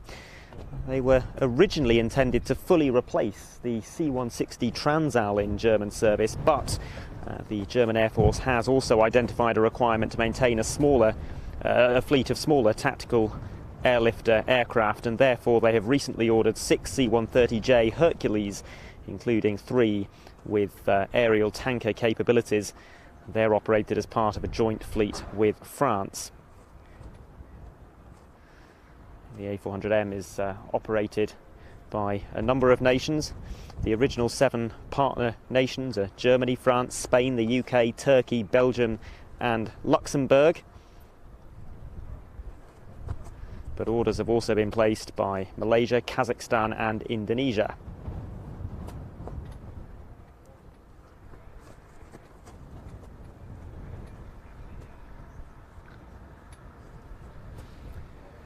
Compared to other transport aircraft, it sits between the C-130 and C-17 in terms of its transport capabilities. It has both tactical and strategic uses. Compared to the C-130H, for example, we've seen a number of C-130Hs today, including the Emirati and Saudi and Jordanian examples. Well, compared to those, the A400M can carry almost double the payload, 37 metric tons, and the C-130H carries just 19 metric tons. To compensate for that, the A400M has 4 8-bladed Europrop TP400 engines, producing a combined 44,000 shaft horsepower. That is more than double the power available to the Allison-engined C-130H.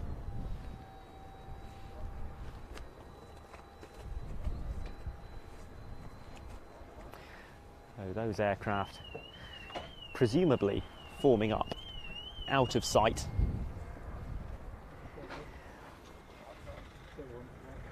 perhaps in the far distance. I think I can just about make them out with the naked eye. There's Ian working hard on the camera at the moment, so he's got in some ways a better view than me with the help of his telephoto lens, and I'm just scanning the sky hoping to see some little specks on the horizon. I think I can make them out now. What looks like the A400M and one tornado in very close formation, the other still joining up behind them.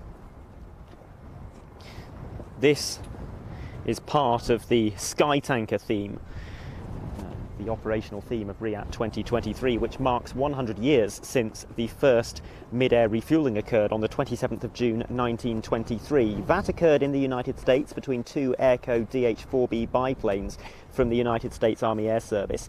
It was a very rudimentary process back then, a hose going into a handheld fuel tank, which was then run down from the lead aircraft to another one flying close formation on him, and physically placed into the standard fuel filler cap. As you can see, things have changed much in the intervening period, although the two core methods of aerial refuelling that we see today, including what we're seeing demonstrated now, which is the hose and probe system, are very long in the tooth and date back to the 1940s and the early post-war period when here in the UK and in the United States the military utility of aerial refuelling was first realised.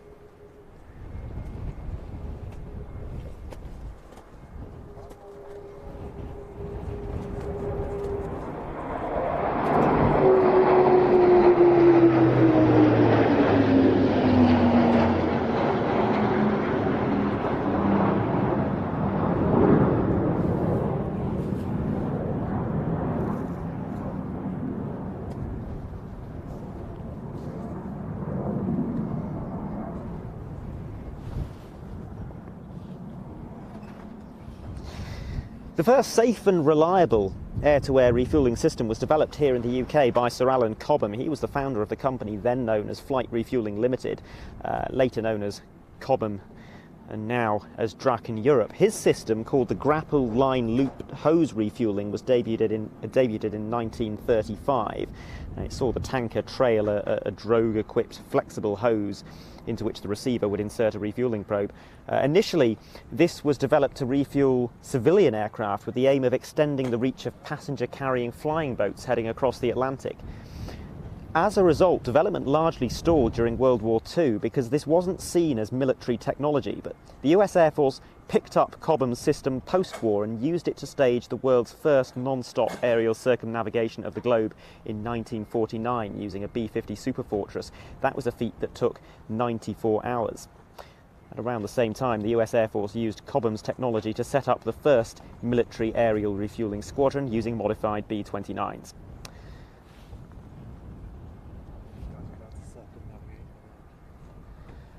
Cobham's next innovation was the much improved probe and drogue system, first trialled in 1946 between a Meteor and a Lancastrian. We'll be seeing that commemorated in the flying display on Saturday and Sunday, with Martin Baker's Meteor T7 flying in formation with the Battle of Britain Memorial Flight Lancaster B1. Not expecting to see that practiced pre-show, so if you do want to see that remarkable fly past, then you will need to subscribe to watch.planestv.com. We will be streaming on Friday, Saturday and Sunday exclusively on our streaming service. If you want to find out how to subscribe to that, well, there's a link in the video description. It costs £10 a month and will get you access to all of our RIAT live broadcasts, in addition to our 34-year archive of airshow programmes, predominantly the UK, but also around the world.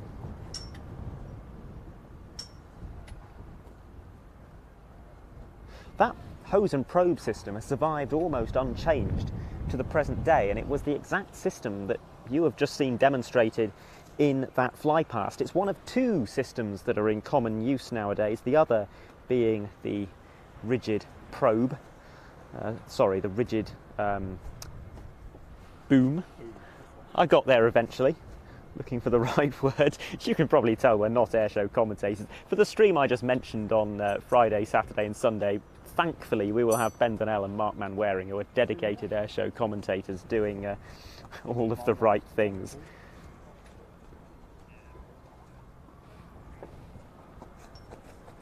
Hopefully a nice topside coming out.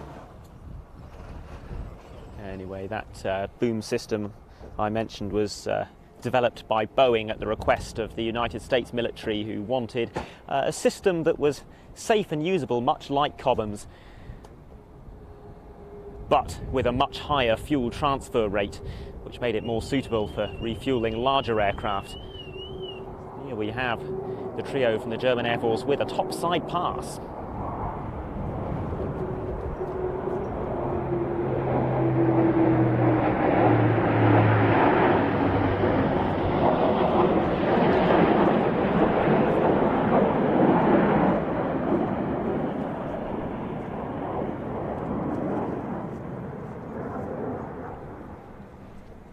We will be seeing both systems demonstrated over the course of the week.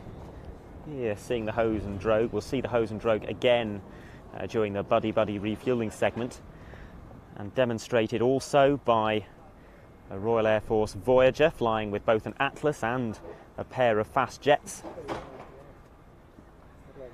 The United States Air Force MC-130J will also be demonstrating hose-based refuelling of a CV-22B Osprey on Saturday and Sunday.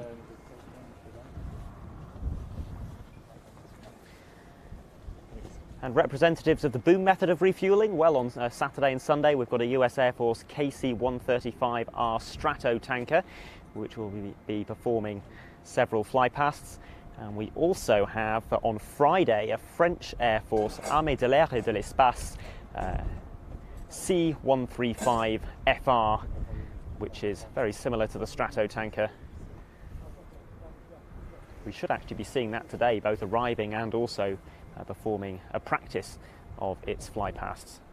Particularly pleased to see that aircraft because it has not got long left in French service, soon to be replaced by the A330 MRTT, or the Phoenix as it is known in French service.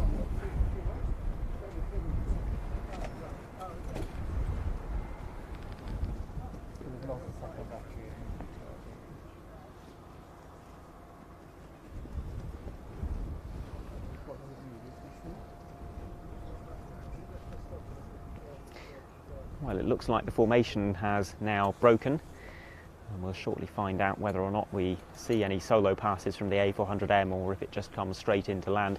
It has been performing solo passes at a number of shows lately, as far afield as the United States. Thunder over Michigan a couple of years back. We saw it at NATO Days last year, performing an air-to-air refuelling demonstration followed by a solo pass or two, so we can but hope.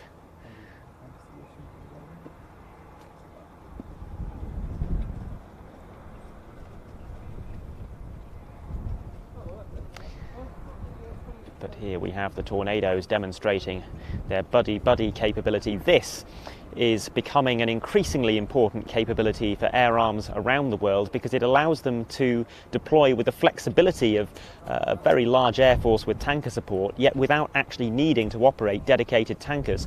The US Navy uses this method. They have no dedicated tankers and solely use buddy-equipped Super Hornets.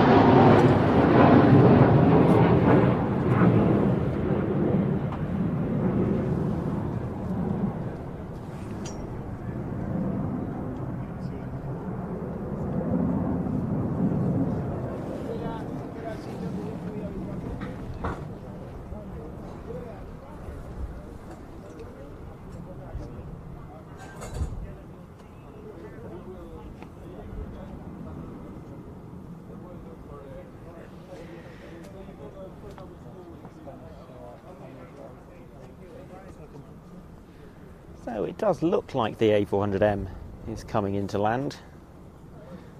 There's fairly limited amount of time available in the flying display this year.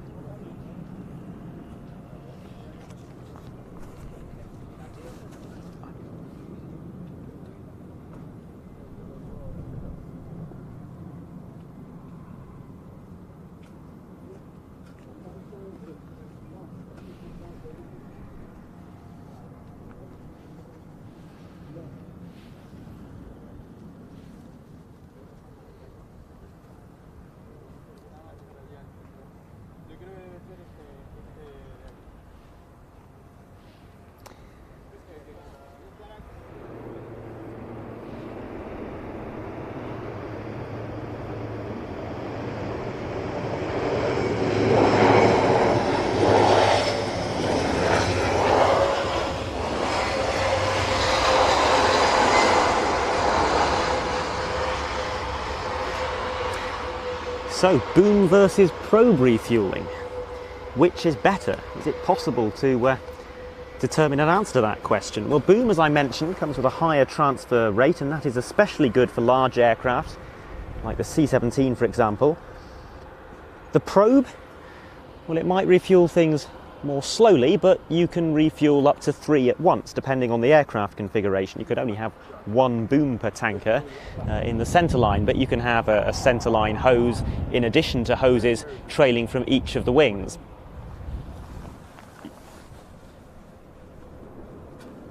Finally.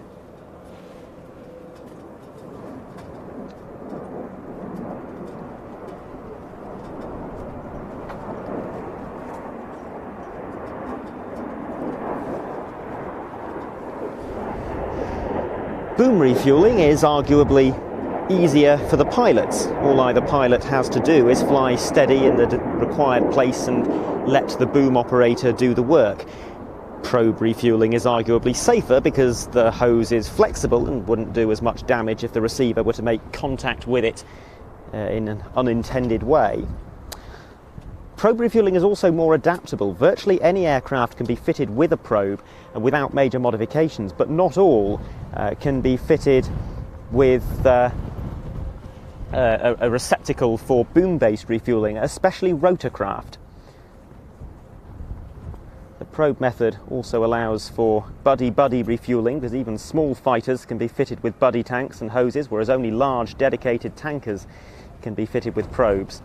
And that is why we see the US Navy using drogues and hoses and probes for their fighter fleet, while the US Air Force, with its big tanker operation, uses booms. Did you solve the issue? Generally speaking, it is exclusively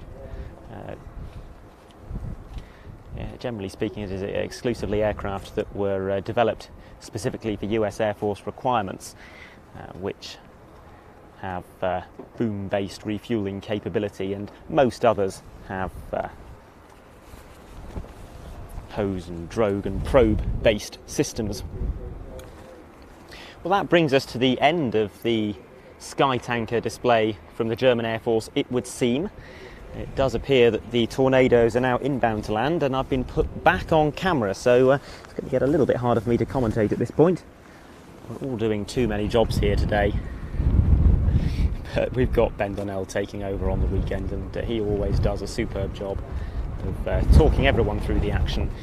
He can give it his undivided attention.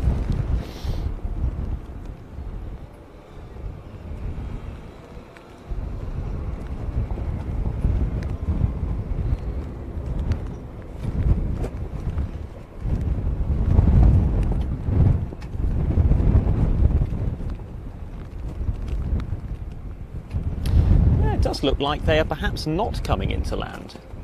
One aircraft seemingly in for a fast pass.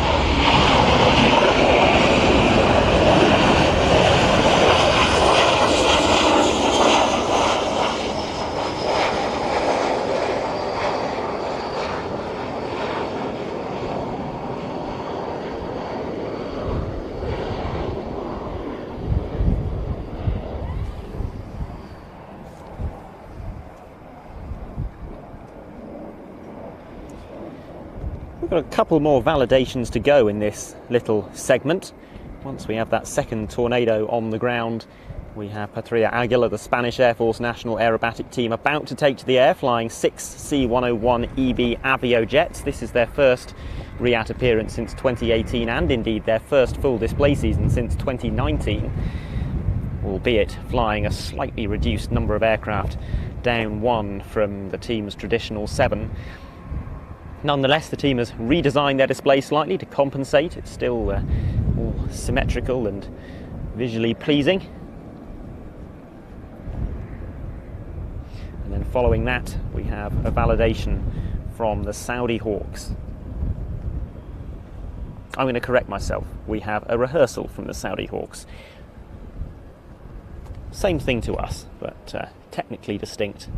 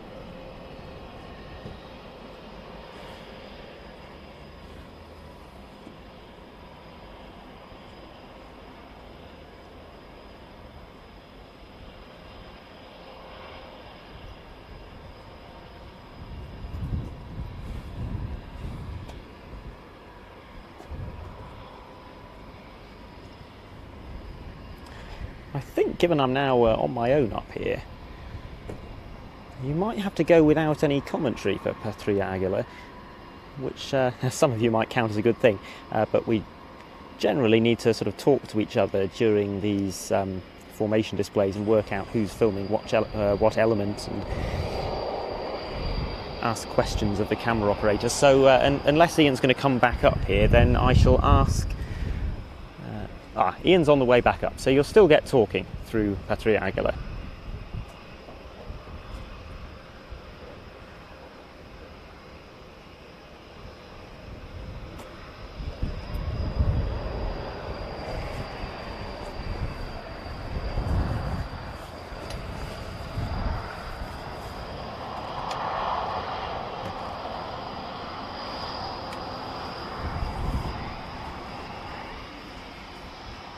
Of course, it's not just Ben Donnell and Mark Manwaring who'll be talking you through the action on show days. It's also the team's own dedicated commentators, and Patria Aguila's has certainly been memorable over the years, some of them very enthusiastic about their display acts, so that's something to look forward to. Like I said, we are not airshow commentators, we are here to document the arrivals and departures, but hopefully a little bit of introduction and context about some of these aircraft is improving the viewing experience. We are doing our best, while also doing a lot of jobs, and things will get slicker.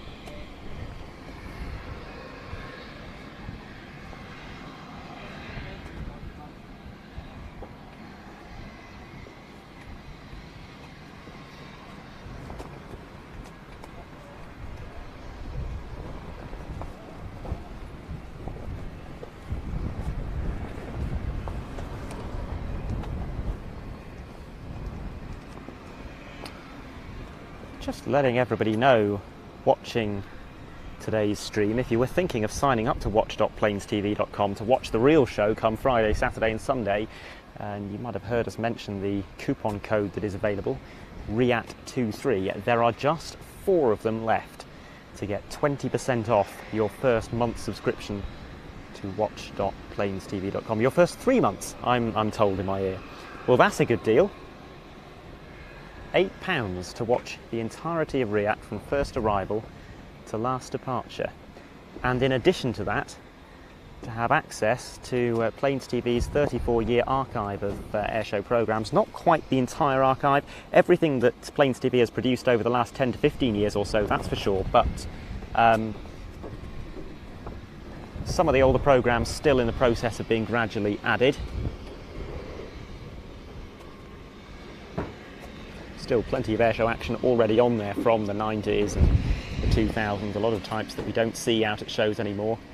A lot of types that we do see at shows but being displayed in rather different ways.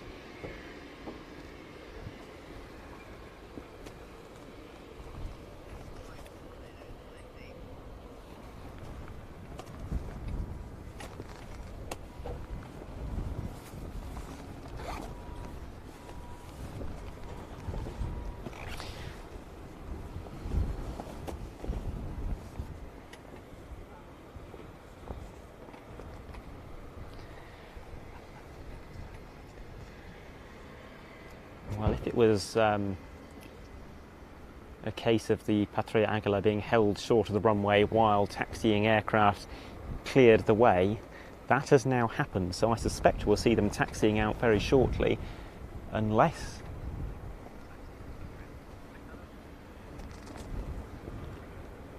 we have perhaps a departure from a support aircraft, which is entirely possible. We do have aircraft not taking part in either the flying or static display, which are just coming in to support flying display participants, bring in personnel and logistics.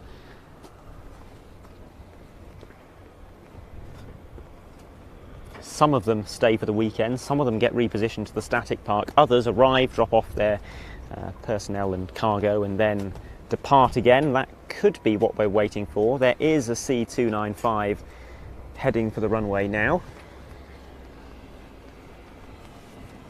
Spotting for you.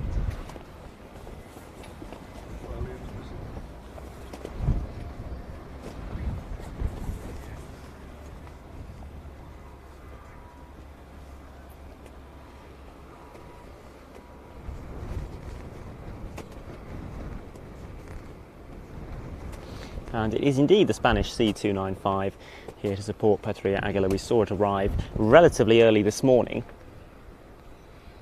One of our first international arrivals. And behind it, Patria Aguila are lining up to enter the runway on the move. We could be seeing the aircraft not departing as such, but simply being repositioned to the static park. In fact, I would suggest, based on the fact the Follow Me car has gone all the way out to the runway, that probably is what we're seeing.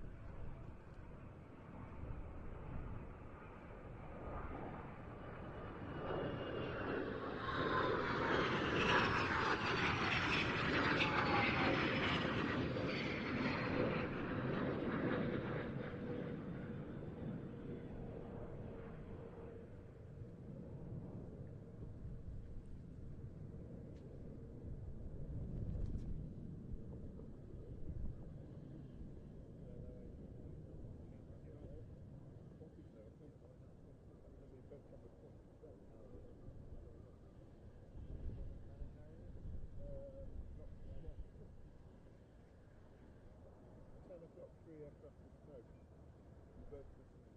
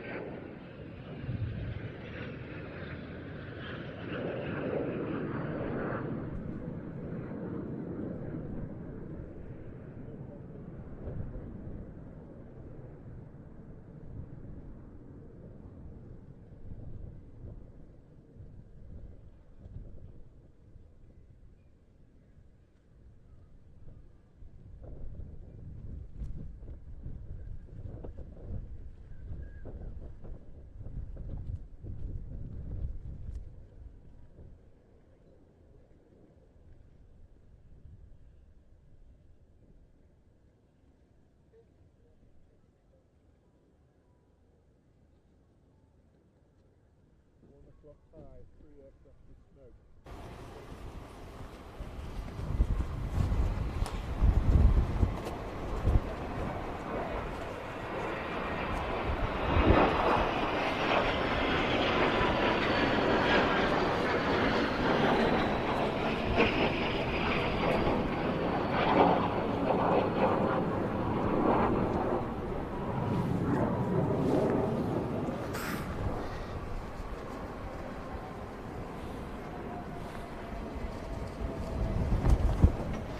So what we're seeing now is not a display but a recce, a chance for the various pilots who lead parts of the team to work out what some of their ground reference points are and get a good look at them from the air.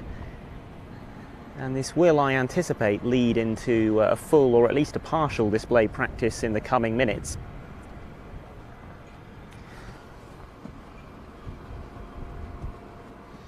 This is Patria Aguilar's first display season, as I've mentioned, since 2019.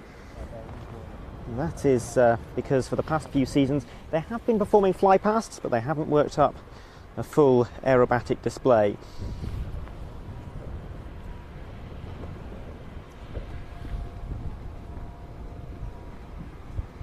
Now we have them back, albeit in slightly reduced 6-ship form rather than the usual 7. But the sequence is almost unchanged. A few manoeuvres that have been cut back from, say, a 4-ship to a 3-ship, but generally speaking, not really noticeable unless you really know what you're looking for. The long-term future of Patria Aguilar is not particularly certain, because these aircraft will certainly reach the end of their service lives by 2027. That is the most optimistic date that has been given for their retirement, and it's not entirely clear what, if anything, will replace them. There was a point when Spain was negotiating the purchase of Korea Aerospace Industries T-50s, such as those used by the Black Eagles, to re-equip the team and also to replace the C-101 in one of its 2 roles. They would be exchanging surplus A400Ms for a fleet of T-50s and also KAI T-1Bs, which are, or KT-1Bs, which are turboprop training aircraft known as the Woombi. That deal does not seem to have come to fruition. The Pilatus PC-21 is another possible successor, but it's not currently operated in sufficient numbers. So it is possible that when the C-101 is retired, Patria Aguilar may simply cease to exist. So we treasure every opportunity to see them as possibly the last time that we might enjoy their display in the UK.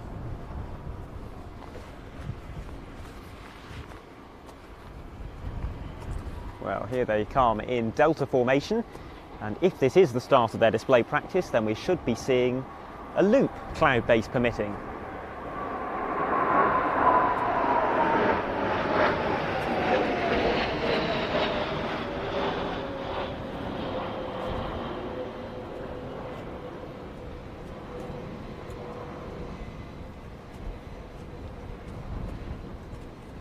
But no, either another recce pass or we're going to see a flat display today. It's quite hard to judge the height of the clouds above us. There is a bit of a blue gap immediately above us, but some much lower clouds, perhaps half a mile in front.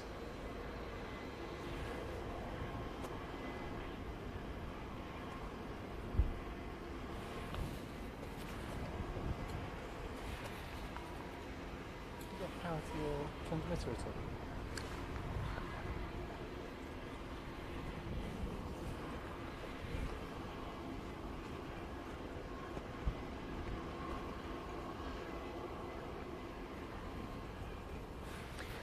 So we've seen a formation change with the two outer pilots sliding in behind the inner wingmen. This formation is called poker. And in the full display we'll be seeing a loop, but we are indeed getting a flat show. We'll see a fly pass from the left 45 to the right 45 in poker formation.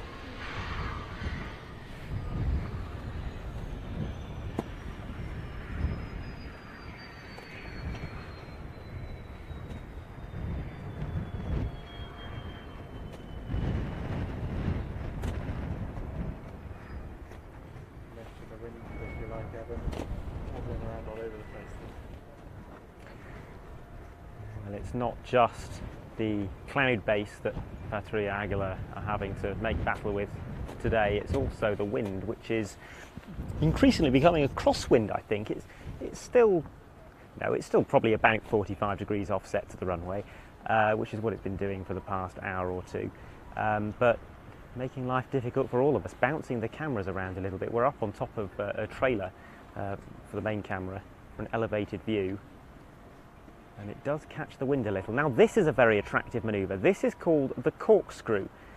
It sees Aguilas 5 and 6 barrel rolling around the rest of the formation. They'll shortly be turning through about 90 degrees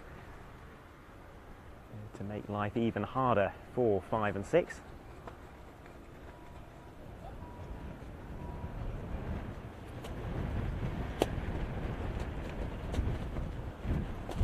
So here comes the turn.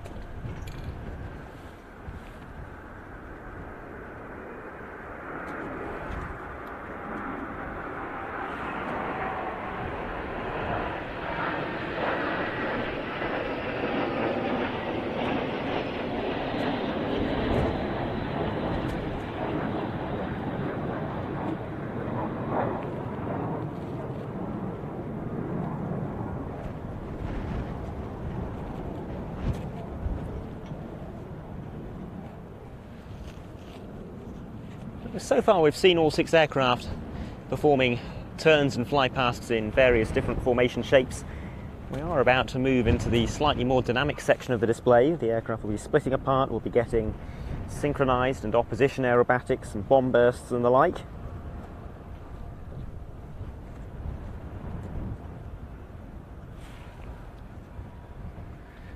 And I'm expecting them to be coming round towards us now to approach from the front.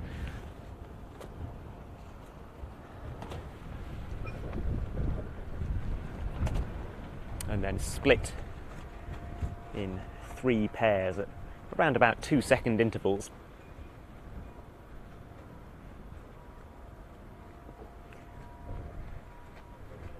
And they'll start the split from this formation's Super Milo.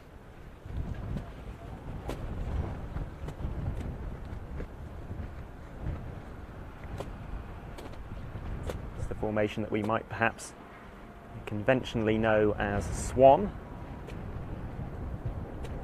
And there go all 6 aircraft splitting apart.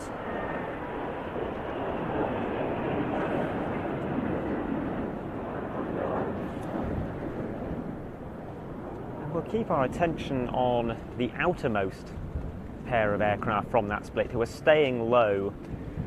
The smoke about to come on as they both come back towards us for an opposition pass.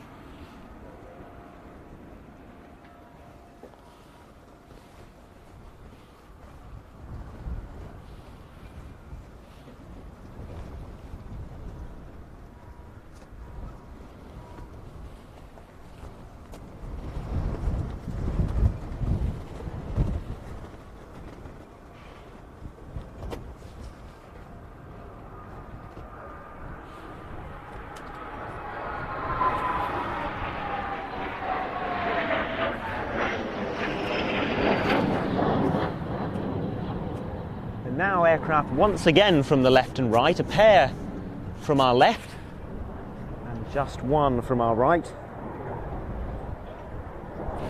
The 2-ship in mirror formation.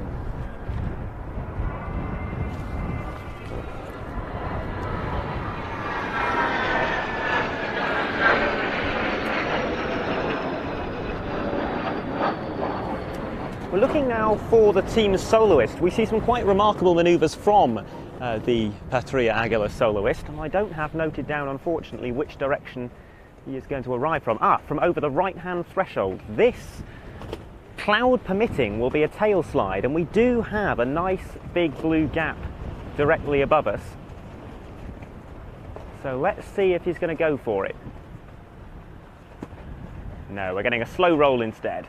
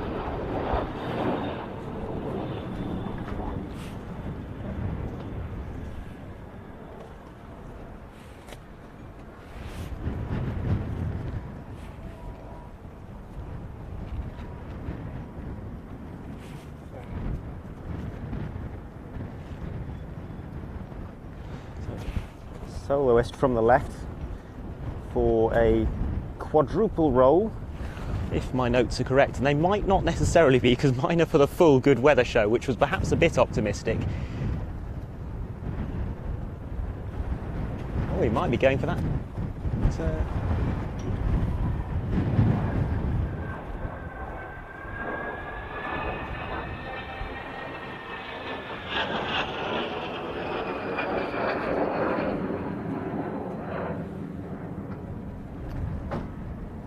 Now a three ship from the right.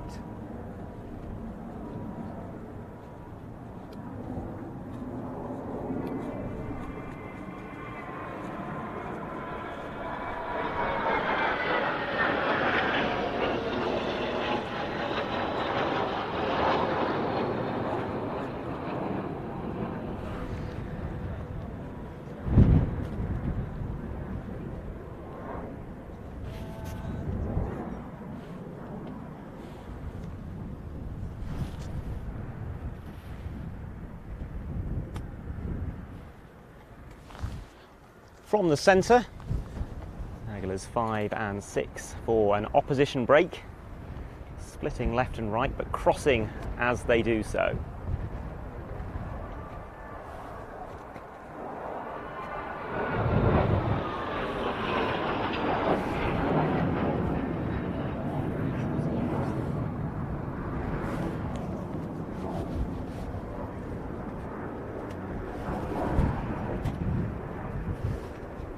Soloist from the right, maybe this will be the quadruple rolls that I mentioned earlier.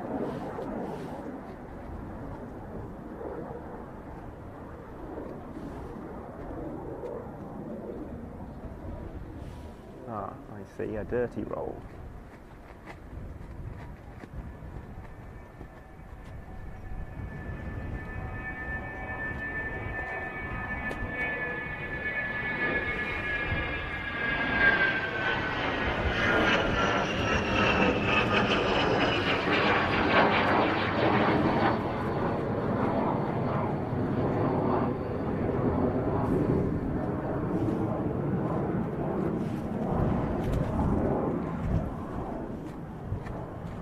Sometimes we just about get away with not having the commentary notes, but then when we switch from a full show to a flat one, it doesn't work so well.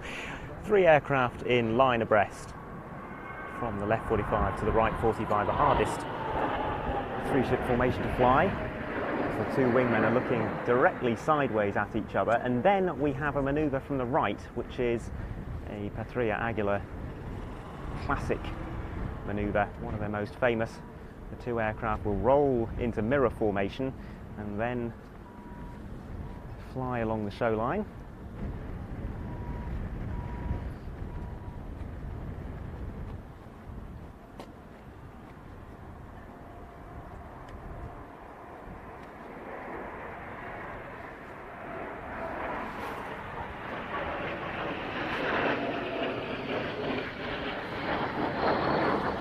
Will cross the soloist as they do so.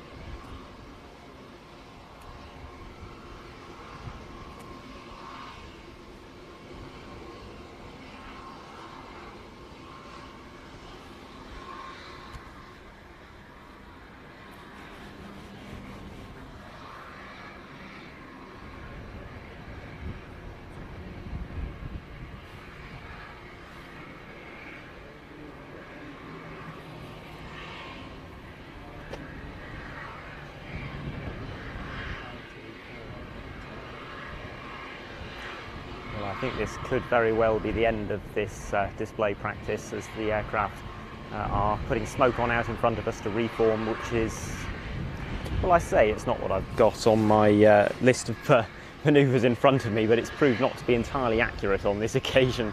I'm sure it was fine for the full display, but that's not what we got today. We got a flat show. We do quite often see practice displays ending before the end of the show here at Riyadh, especially when the team has burned through some of their slot time doing those recce passes that we saw at the start.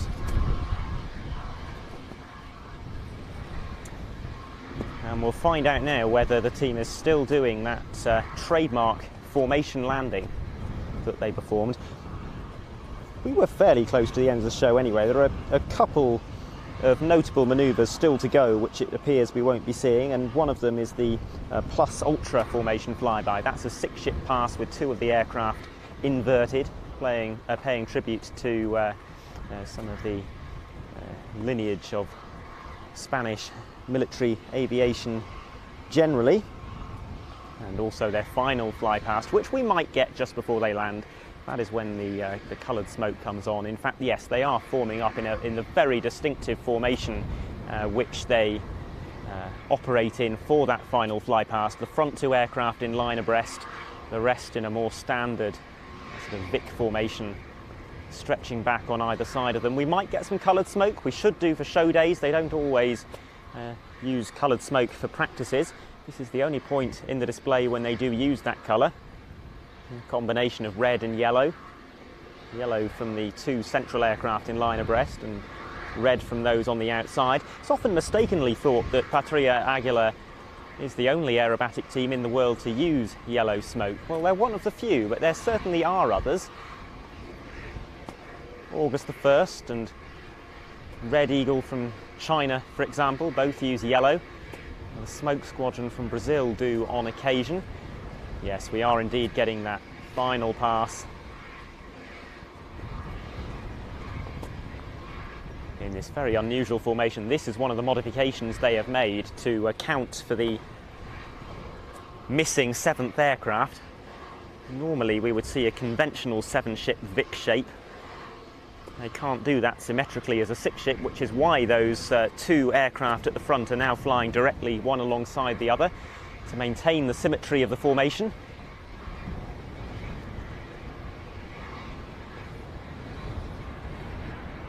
And there's the colour.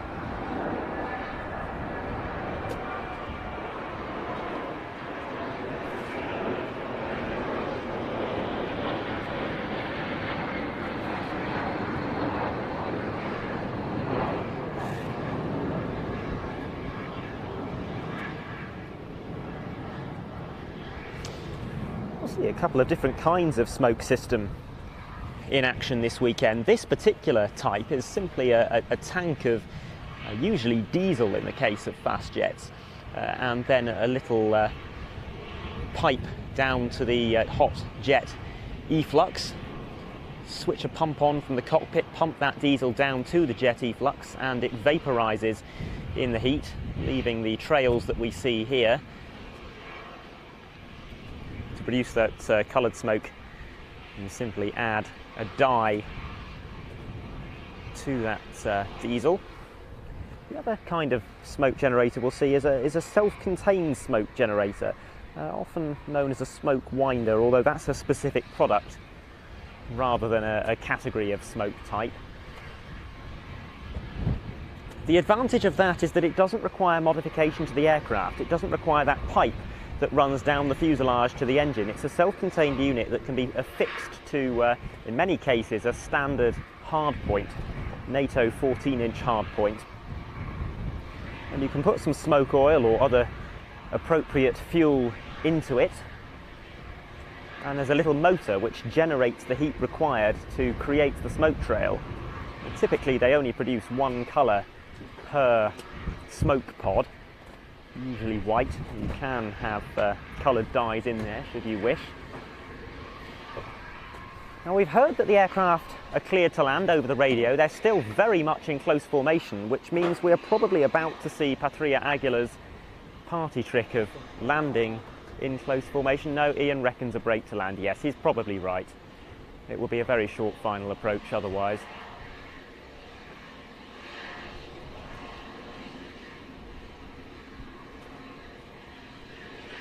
I apologise for not having a huge amount to say during that. It's just when you see that what's happening in reality doesn't really correspond to what you've got written down on the sheet of paper in front of you.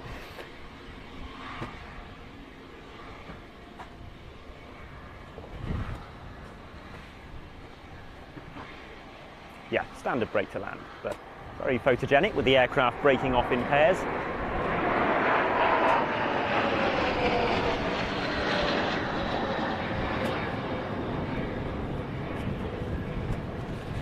Oh.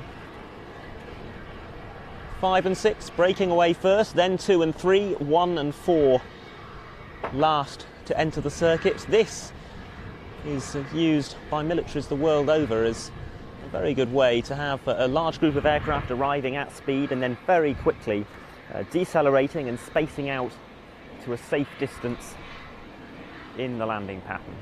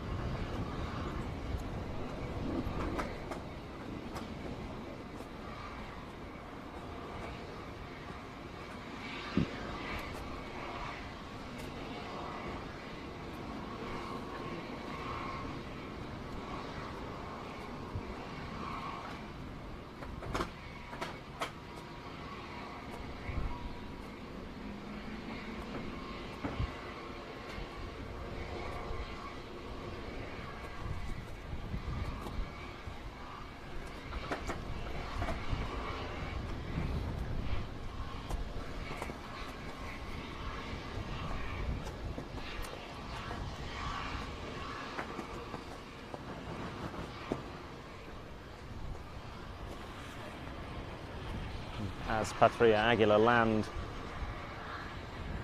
I can't help but noticing the Saudi Hawks ground team setting up about 100 metres to our left ahead of the Saudi Hawks practice display, which is next on our schedule. We do have a lot more arrivals. This is the last, the Saudi Hawks will be the last validation or practice in this particular block of displays, and then after that we will be into the more standard arrival movements. Aircraft that we're expecting to see in short order: the Hawk T2, French CN-235, United States KC-135R Stratotanker. We have a B-52 inbound shortly. Now that I know people have spotted on flight radar. Already saw one B-52, of course. That was one of our very first arrivals early this morning, taking its place in the static display. Had to arrive early because it's parked fairly centrally in the static display, and if anything else parks before it, it won't be able to fit its enormous wingspan through the gap to get through to its designated parking spot. So that came in first. The second B-52 is not taking its place in the static display, but will be parking on the opposite side of the airfield and taking part in the flying display. We will be seeing it on both Saturday and Sunday, taking to the air. Very much looking forward to that. It was planned for Riyadh 2022, but had to be cancelled at short notice. So a year late, we are finally seeing the spectacle of a B-52, not only performing a flypast, but also taking off and landing in front of us as part of that display.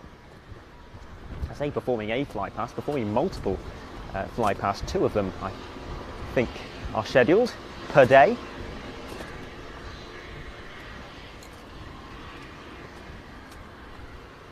That's, as I said, taking place on Saturday and Sunday only. We're expecting it just to land straight in today. The enormous turning circle of a B-52 doesn't really make it possible for the aircraft to perform a run and brake in the style of some of the other arrivals that we've been seeing today. Italian C-27 taxiing out to the runway. That's interesting.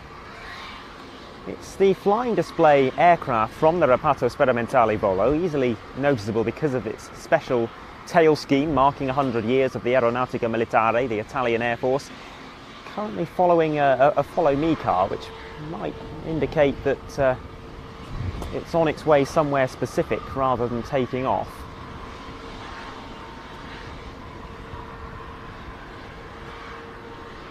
Certainly didn't see a C-27 practice scheduled.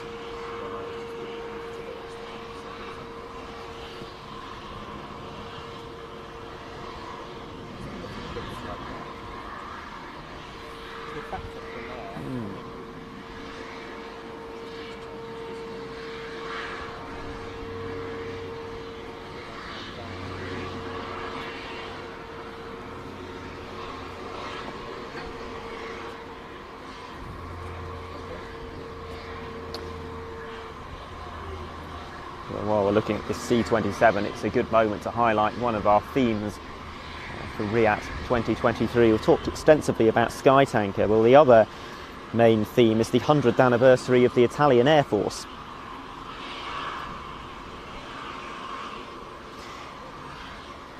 Italy was one of the very first countries to set up a military air component. That was back in 1884, operating not fixed-wing aircraft or helicopters, obviously, but hot air balloons, and they were used for reconnaissance and also for bombing roles on occasion.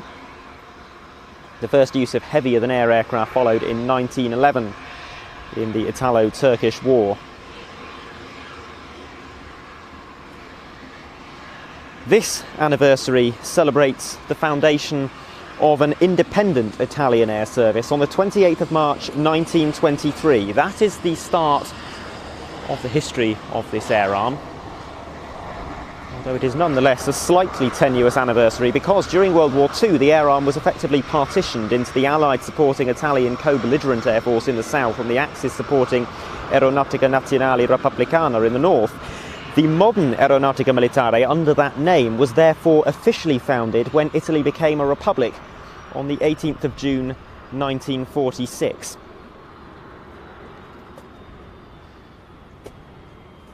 Post-war treaties severely restricted the early post-war development of the Italian Air Force, which was mostly equipped with second-hand outdated fighters from the Allies, such as Spitfire Mark V's to begin with. But the formation of NATO in 1949 opened opportunities to operate more modern American aircraft, such as the P-47 and the P-51, which we saw arriving earlier, and I alluded at that point to the P-51's lineage with the Italian Air Force.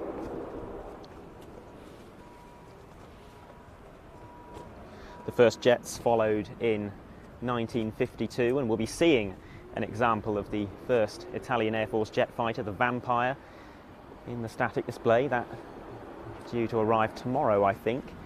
And also some of the other early Italian Air Force jets, MB326s, a pair of those expected at about 6 o'clock today, one of the last movements we're going to see. At some point, probably tomorrow, a Fiat G91, newly restored, joining the static display. We're very much looking forward to seeing that here. And then a huge variety of contemporary Italian Air Force types, some of which we've already seen arrived. The 3 types performing in the flying display, that C-27 being one of them.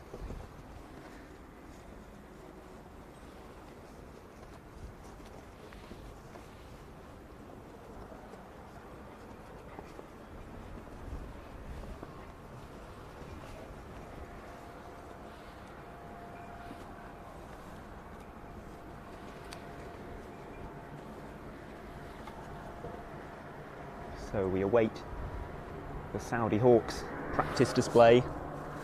For those of you who are just joining us and wondering exactly what's going on here, this is the first of 2 arrival days for the Royal International Air Tattoo 2023.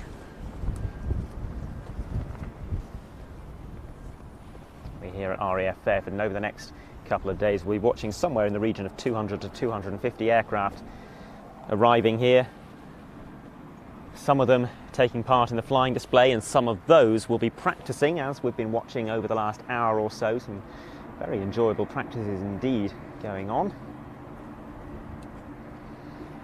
We'll be streaming all day today and tomorrow for free here on YouTube, but come Friday, for the start of the air show proper, we will be exclusively on our streaming service watch.planestv.com. You can sign up to watch for £10 a month. That will give you access to the entire collection of the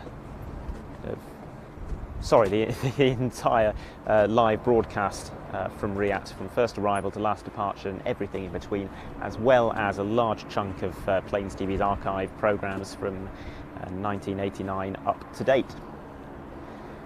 I'm informed through the chat that the B-52 is 5 minutes out, and perhaps that is why the Saudi Hawks have yet to take to the runway. We could be getting the B-52 in first. It's not actually due on the schedule quite yet, but it's a long flight. Aircraft sometimes arrive late and they sometimes arrive early, and that has to be accommodated. We don't always have the best idea what's going on. In fact, we very rarely have the best idea what's going on standing up here on the roof. We're all doing far too many jobs. At the moment, I'm relatively free and just standing here chatting with you all, and Ian's doing the difficult job of manning the cameras. But for much of the day, we've both been doing the camera work and also trying to talk to you and trying to keep track of what's going on at the same time. We only have so many hands with which to get our phones out and start reading what's going on in the chat or checking the schedule. But it will get much slicker when showtime comes around, not least because we'll be handing the commentary over to Ben Donnell and Mark Manwaring, the dedicated airshow commentators who will be talking you through the action in terrific detail, much more detail than we are able to talk you through with.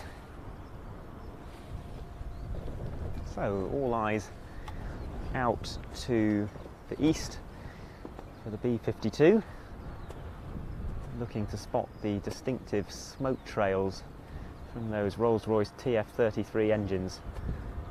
Are they Rolls-Royces actually? They're TF33s. I'd better check my notes. Someone in the chat will have informed us all by the time I've found out what sort of engine they are.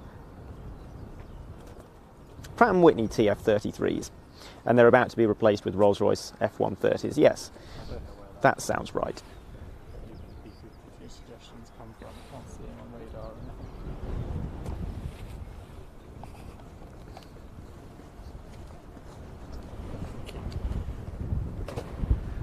Well, can't see that B-52 on radar, but I assume that you at home on your computers have rather more freedom to check this sort of thing than we do up here. There is something in the distance, however, so it could be Bryce traffic. So we do have an airfield nearby, Bryce Norton, which is a major transport base, and we occasionally see traffic that's operating from Bryce and get very excited and think that it's for us, but we do have the B-52 within our sights.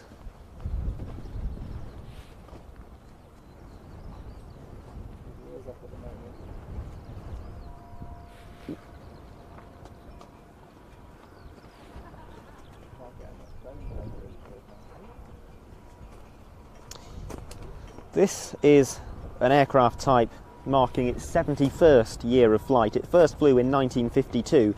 An incredible 774 B-52s were produced, the last of them rolling off the production line in 1962. Around a tenth of those are still in service, all of them B-52H model Stratofortresses.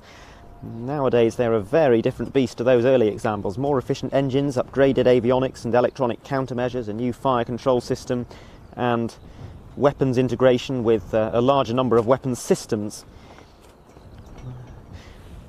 Their longevity is attributable to the fact that they are a far more economical platform to operate on a per flight hour basis than the B-1, B-2 or even the upcoming B-21. And so the B-52 continues to be the primary bomber of the United States Air Force in situations where supersonic speeds or stealth are not required. They've been used only in the last year or so on strikes against the Taliban. They're also used as a test platform for the new generation of hypersonic missiles currently under development. And this aircraft not only outlasting other bombers still in service, but outlasting bombers that have come along since the B-52 flew and have already been retired.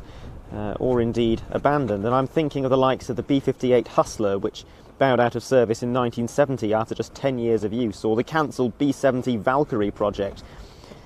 And of course, the B-1 and B-2 are both due to be retired in the 2030s, while the B-52 just keeps soldiering on and on. The most recent upgrade package was delivered between 2013 and 2015, with more still to come. The next stage, as I mentioned earlier, is to replace those Pratt & Whitney TF33 engines.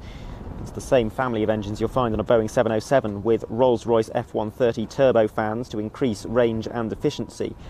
And in that configuration, the youngest B-52s are expected to continue operating into the 2050s and could potentially become the first aircraft type in the world to achieve 100 years of regular military service. Both of the aircraft at RIAT 2023 come from the 2nd Bomb Wing at Barksdale Air Force Base in Louisiana. We are very grateful to have them here. It is not very often that we see a B-52 in a British flying display, although we did of course have a moment at the Bournemouth Air Festival last year which we streamed for free on YouTube, and that featured a B-52 fly past. Quite a memorable moment, especially at a show like Bournemouth, which doesn't get a huge amount of foreign military participation. To subscribe to us on YouTube. I'm not sure whether we're streaming Bournemouth this year, but if we do, if you subscribe to us on YouTube, you will of course be notified, or you can head to our website and sign up to the newsletter, which Ian sends out every few weeks, especially during the summer, to keep you all updated as to our activities.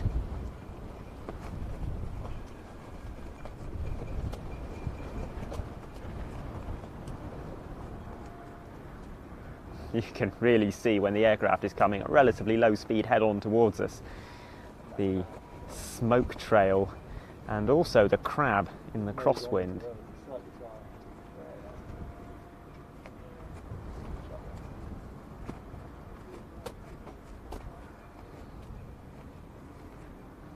This could be a rather interesting landing. I haven't seen B-52s land many times in any conditions, but we're seeing it today in a fairly stiff crosswind.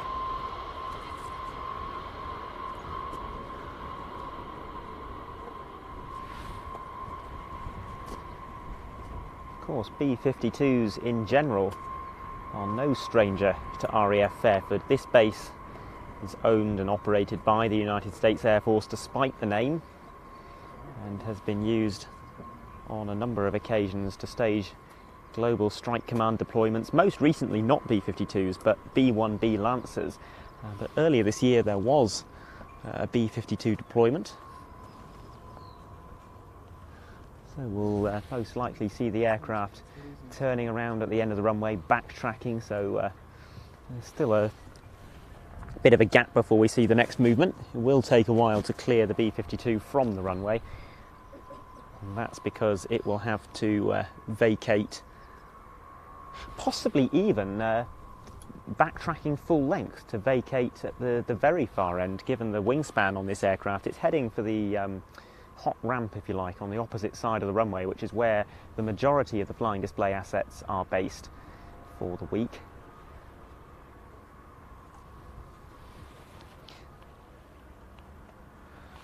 There is a parallel taxiway for about 2/3 of that length. The B-52 would still need to backtrack some distance even to reach that, but with wingspan restrictions, and I wouldn't be surprised if the B-52 is simply too large to fit down it and has to backtrack full length of the runway. And that will probably cause a gap of 5 minutes or so in proceedings.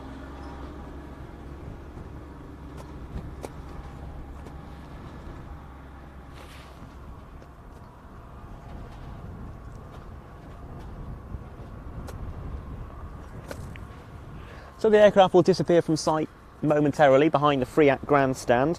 You'll hear us refer to that from time to time. If you're not familiar with the concept, that is the Friends of the Royal International Air Tattoo. It's the spotters grandstand, if you like. And quite a desirable place to be, bang on show centre, about 100 metres or so to our left.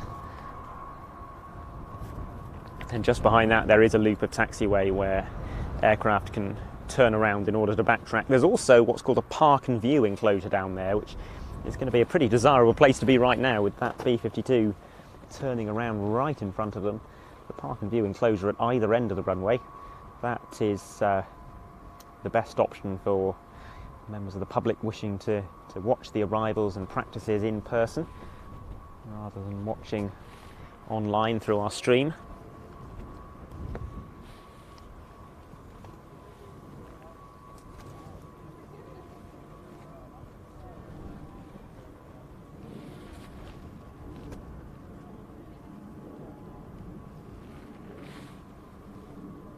And we have another aircraft on final approach, so we will probably see the B-52 holding there rather than entering the runway.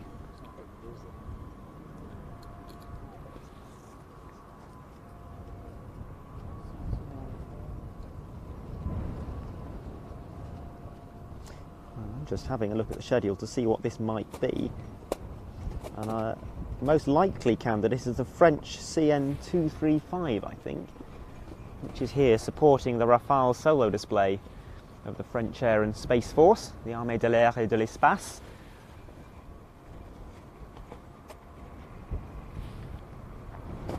It's a relatively rare aircraft in European skies, although there are a number of operators here. The far more common and newer and larger C295 has largely supplanted it.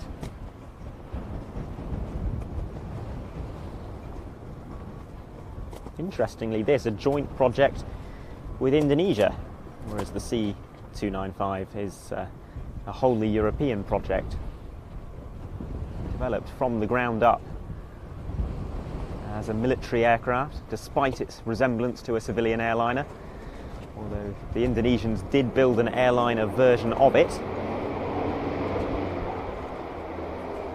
And a Hawk in the overhead as well. That'll be a Hawk T2 from the Royal Air Force.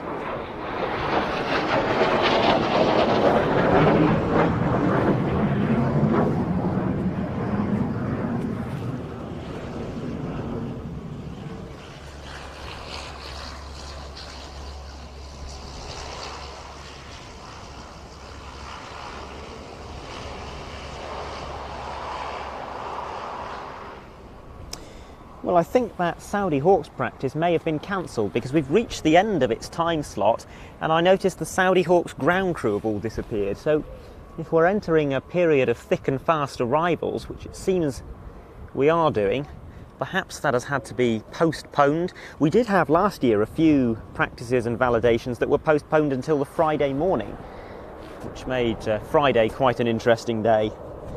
It's already got some late arrivals scheduled that morning and indeed that afternoon.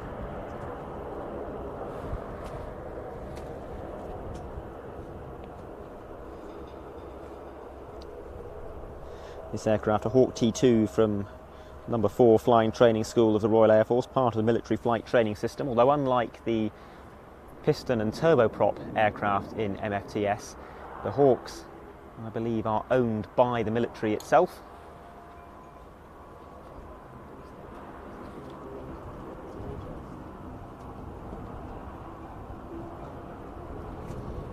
based of course at RAF Valley, which is the RAF's largest training base. That's where the Hawk T2 and Texan T1 fleet is all stationed. Good proximity to some very open airspace, unusual terrain, interesting weather. We're getting our fair share of interesting weather here, and probably will continue to do so over the next few days.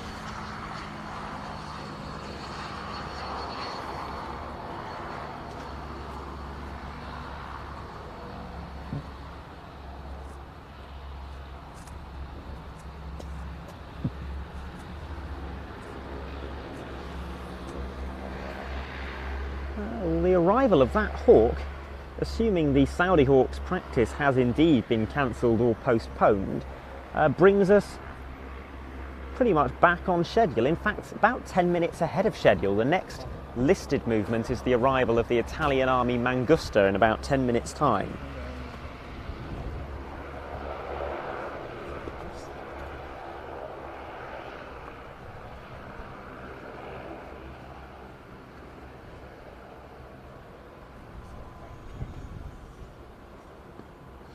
But that 10-minute gap,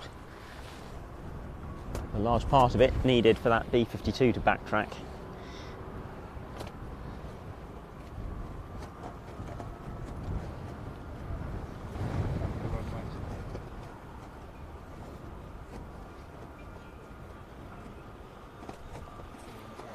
If you were enjoying those practices and validations, then we do have some more scheduled later today. There is another block of both rehearsals and validations starting at 5:20. That will include the Danish F-16, the Spanish Harrier, should it arrive. That is actually due to have arrived some time ago, but still not here. And the French C-135FR, which will be practicing for the flypast that it'll be making on Friday. Not landing on here, but coming straight in from France. An air start, making a fly past or several, and then returning direct to France without landing.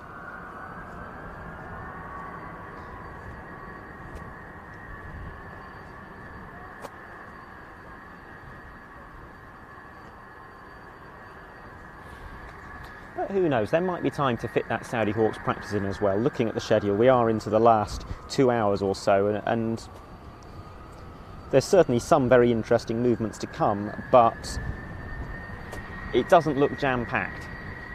So they might well be able to fit the Saudi Hawks in somewhere.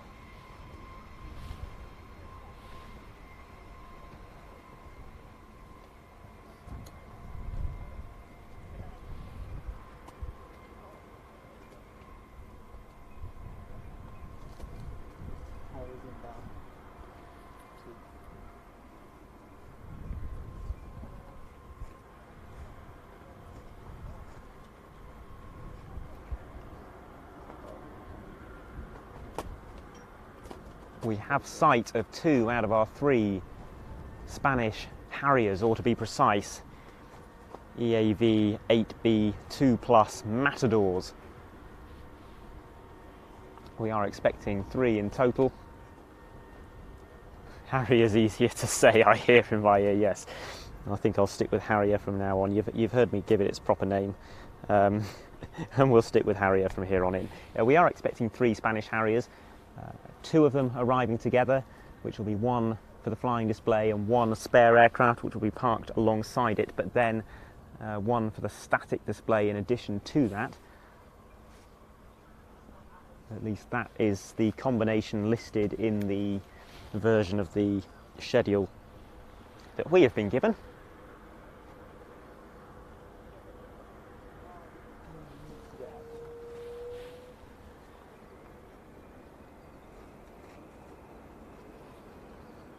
And it will require the B-52 to get off the runway relatively quickly.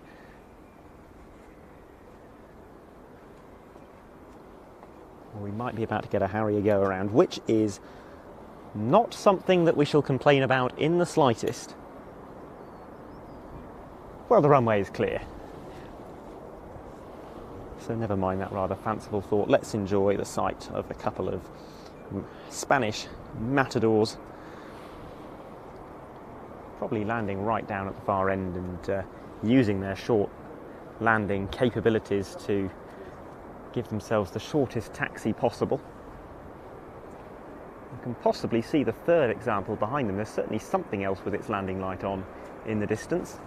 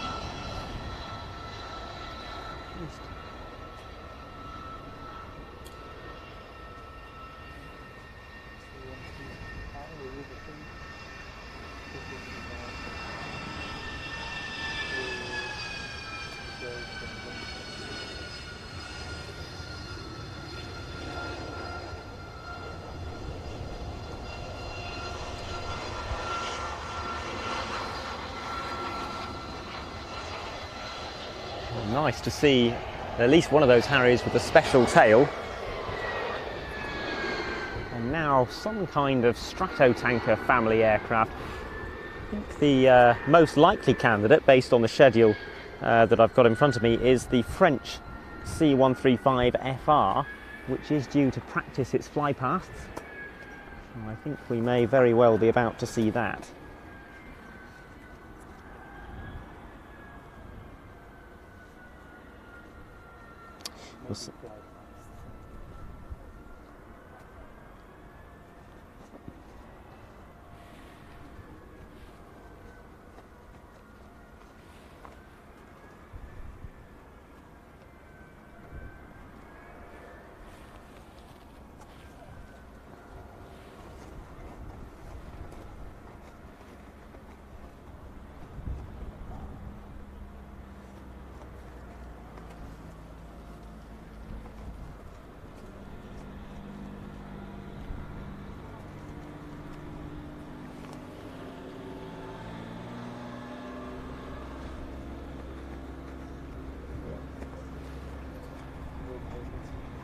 We have a Mildenhall KC-135. It'll be an R model in that case.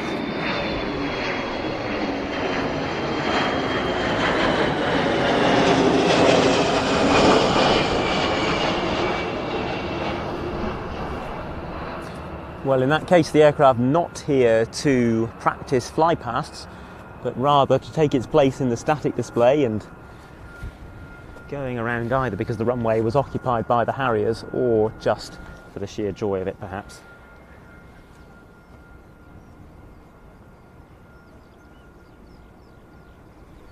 This is another aircraft that we will see represented in the flying display. One being provided for the static, one for the flying. Aerial refuelling tanker developed from the Boeing 717. That was a shorter, narrower aircraft based on the 707, not what we would nowadays think of as the 717, the twin-jet T-tail based on the DC-9. It first entered service in 1957, and eventually 803 KC-135s were produced between 1955 and 1965. It continues to provide the core aerial refuelling capability for the United States Air Force and has excelled in that role for more than 60 years. It also provides aerial refuelling support to the US Air Force, US Navy, US Marine Corps and Allied nation aircraft. The KC-135 is also capable of aeromedical evacuation flights using patient support pallets and can transport a large number of troops or passengers or conventional cargo. Depending on the fuel storage configuration, it can also carry up to 83,000 pounds of palleted cargo.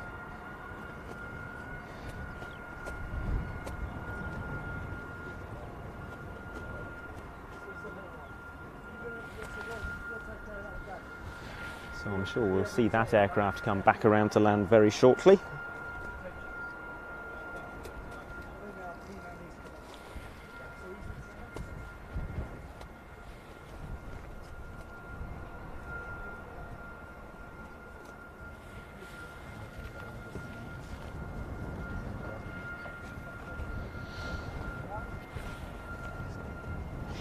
The oldest KC-135s in American service have already been retired, replaced with a KC-46 Pegasus. We'd hoped to see a KC-46 joining us in the static display.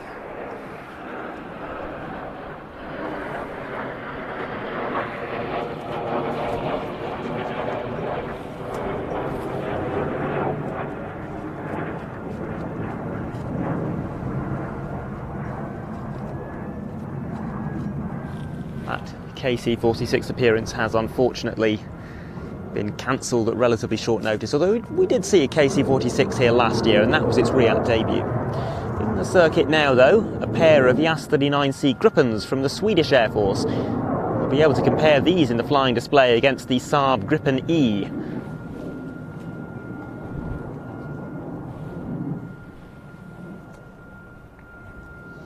Of course we saw the Gripen E arriving earlier on today.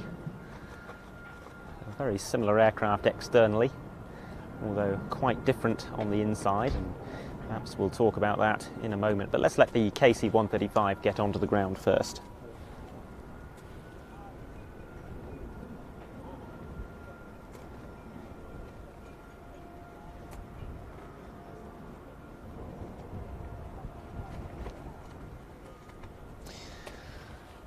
There's currently a competition ongoing to replace the remaining KC-135s in American service. The two main contenders are either a follow-up order of KC-46s or a Lockheed Martin modernised version of the Airbus A330 multi-role tanker transport, that being a type that we have already seen today in the hands of the Royal Saudi Air Force. And we'll be seeing a couple more over the course of the week. The Voyager version, operated by the Royal Air Force, will be taking part in the flying display on Friday, Saturday and Sunday, performing air-to-air refuelling demonstrations. And we'll be seeing a NATO A330 arriving either tomorrow or on Friday. The fundamental design has also been modified into a number of specialist roles. Aha! A Saab KC-30, KC-60. SK60, I got there in the end. This is the special scheme example that's going into the static display.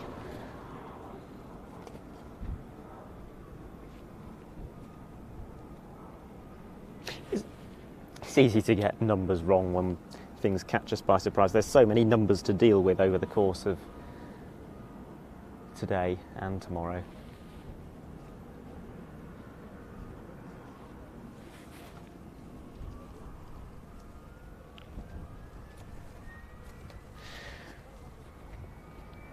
3 SK60s expected. That one for the static display, a conventional operational schemed jet as a spare aircraft, and then another one in the colours of Team 60 for the flying display. Very much looking forward to seeing that aircraft fly. Haven't seen an SK60 in a British flying display since 2016 or 2017, can't remember which, but that was here at Riyadh in the hands of the Austrian Air Force.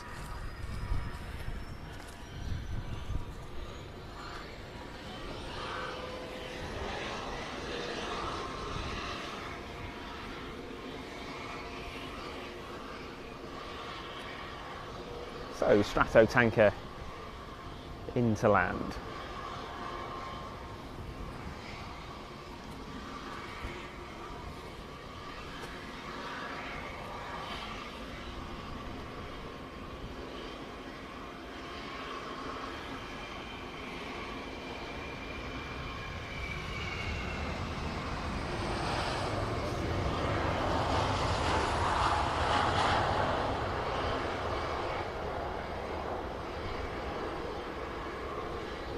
There's another dot out on the horizon, which I'm guessing is the first of the 2 Swedish Gripens coming in.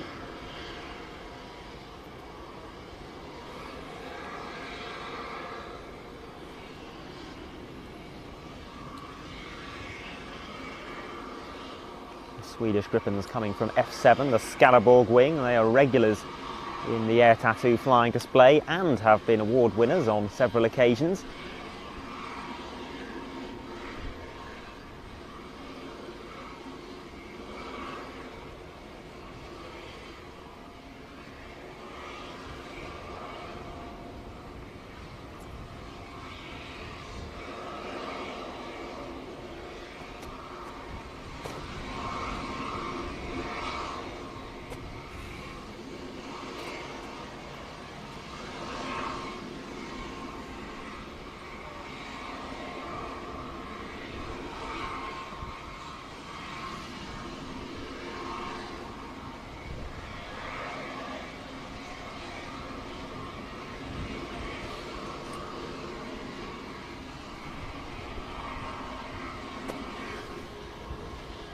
The Gripen, of course, designed indigenously in Sweden to replace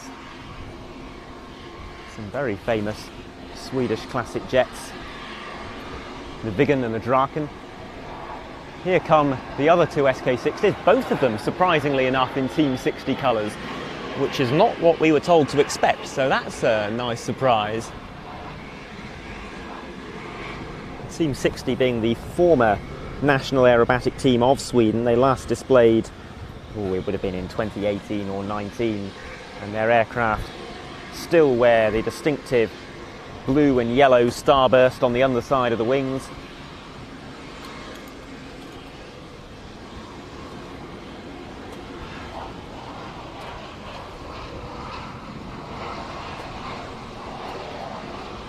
But in come those Gripens now. An aircraft that first flew in 1988, entered service in 1997. Remarkably, the whole project came in under budget, and deliveries to Sweden were completed in 2015, of the original versions at least. It wasn't just a low unit price. The Gripen was designed as a true low-cost fighter. Its cost per flight hour is less than a third of that of the Typhoon or Rafale, and a sixth of the cost of an F-35B. It is said to be the cheapest 4th generation Western fighter to operate, and that has led it to be popular among nations with fairly modest defence budgets outside of Europe. The aircraft also has exceptional stall performance, which accommodates Sweden's tradition of operating from dispersed highway strips, and playing into that, they are developed so that they have very short turnaround times between missions as well. The total time to refuel and rearm, just 20 minutes between sorties. In now the first of the SK60s.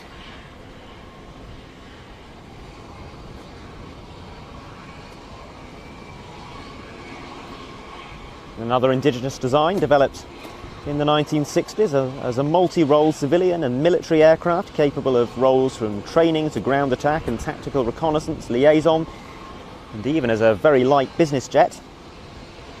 Today it is used solely in the training role. And as I mentioned, it equipped Team 60 from 1974 until 2008. The team was reactivated for 1 year only in about 2018, but no longer flying as a six ship. That being said, the aircraft do still retain their Team 60 colour schemes. They also have retained smoke pods, specifically Sanders SGSC 5A smoke pods, and we'll see those in use over the course of the week. They each produce 10 minutes of smoke, entirely self-contained. They can be mounted to any NATO standard 14-inch hardpoint, and that makes them a very popular choice for aerobatic teams whose aircraft are also used for operational duties, such as Team 60, and we see the same system used by the Midnight Hawks, for example.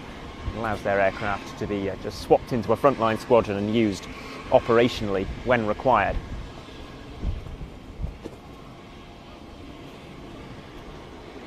Team Orlik and Soya Kiran among the other national teams to use the same Sanders system. Part of this fleet was upgraded in 1996.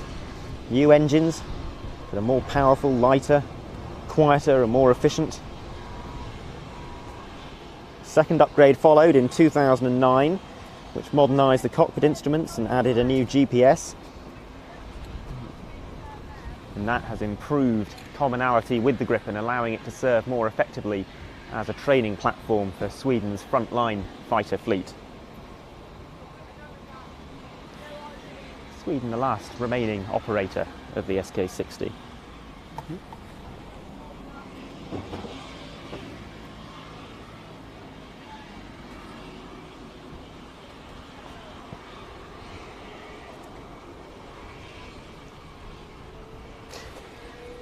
Oh, we've got some Warbird arrivals scheduled next.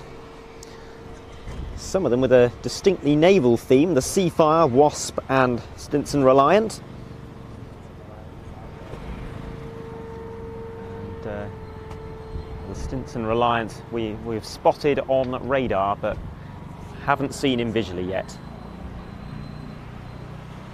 Looks like that and the Seafire have been playing with the Skyband, but before we see any further arrivals, it would appear that the Mildenhall-based KC-135R is going to backtrack at least some of the length of the runway. That will be heading to the static display.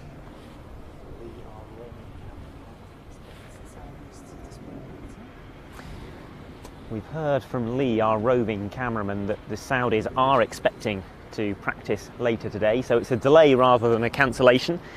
And yeah, I can still see one of the Saudi ground crew milling around with his camera set up, so still looking good for them. Lee is out with his gimbal, getting all sorts of fancy slow-mo shots of aircraft taxiing, pilots crewing in, that sort of thing. We make good use of that in our souvenir programs of the show. If you've been subscribed to watch.planestv.com, you'll have noticed that the RIAT 2022 souvenir program was released on Friday. That's 2.5 hours of action from last year's show, including quite a lot of material that didn't feature in our live broadcasts. Cockpit footage with many of the display aircraft, for example. We'll be doing the same again this year, although with a substantially quicker turnaround time, you'll be pleased to know, aiming to get that out within 3 months. Work will begin next Tuesday, the first day we get back in front of computers. Well, I've already got a running order in mind, but I'll start refining that, working on a script. And we'll try and get everything put together for you by the middle of the autumn.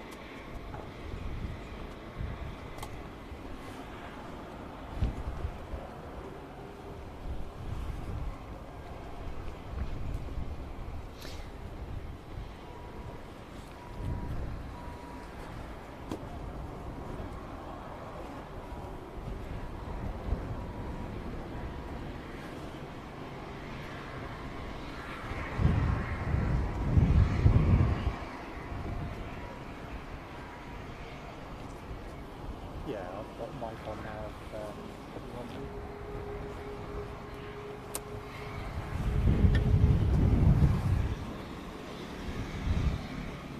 I'm starting to regret not putting sun cream on, and I know you have. Oh, I think that was a questionable decision. We've actually had a fair bit of sun today. It's been very mixed. And even in cloud, I've learned the lesson a million times. Well, no, you haven't learned the lesson a million outside, times. Oh, there is a helicopter out there. Now, what's that? It looks like a... Could be the Western Wasp. I think it is. We are due a Wasp HAS-1. I will check whose Wasp that is. Navy wings, well, that could be one of several. We'll try and identify it visually if we can. There's a couple that I would recognise. Ah, that is the one that Navy wings operate, as opposed to a Navy wings partner aircraft.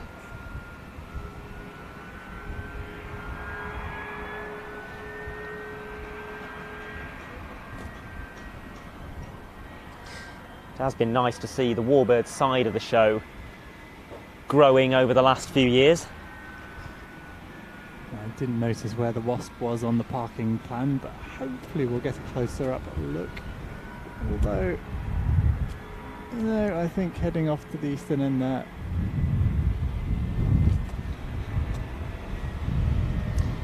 Fairly soon we should have a couple more Navy Wings affiliated Warbirds joining it, namely the Stinson Reliant and the Seafire. Certainly a challenging crosswind for a Seafire, I would think. And following that, we are due the Messerschmitt ME262.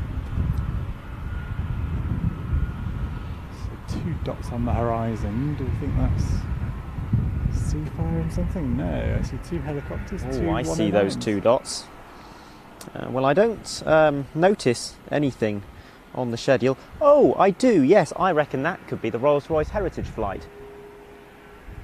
Could it be a Spitfire and a Mustang? No, it's Augusta 109s. Oh, I see. I think. Are we expecting some? I don't remember. Not on the list. Well, let's zoom in then and prove myself wrong. What is it? Dauphin?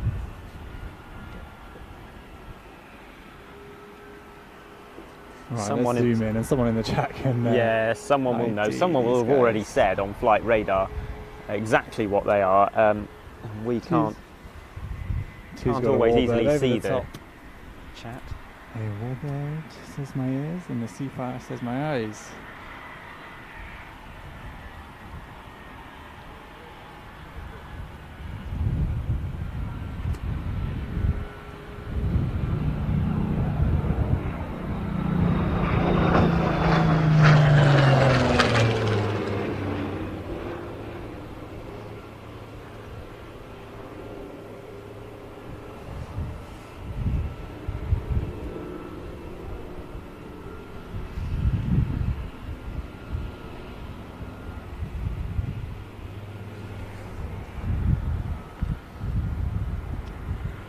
That's a noise we've been so far missing today, isn't it? A nice burble of a Merlin. Yes. Griffin.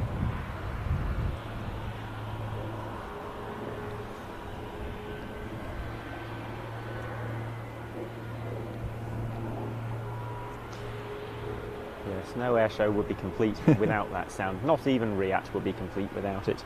Certainly a nice big engined Warbird, yeah.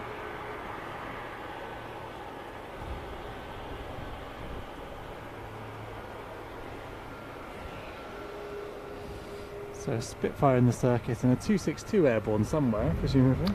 But a Seafire in the circuit, I should say. Well, we very much hope so. It's gone all World War II.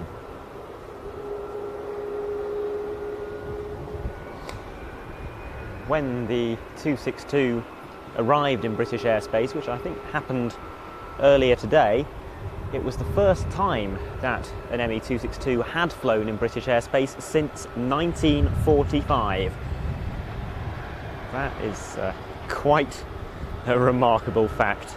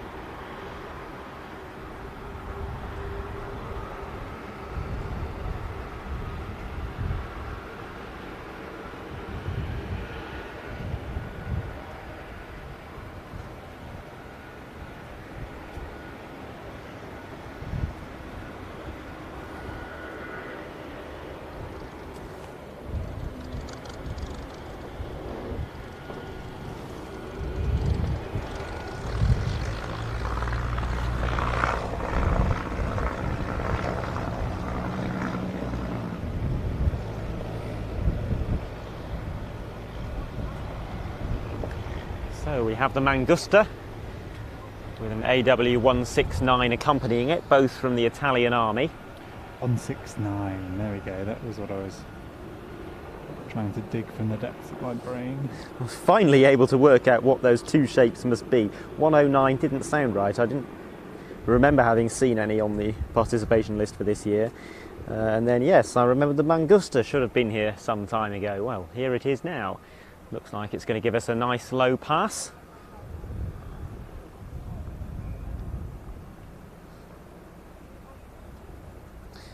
First time we've seen a Mangusta at the Air Tattoo since 2005.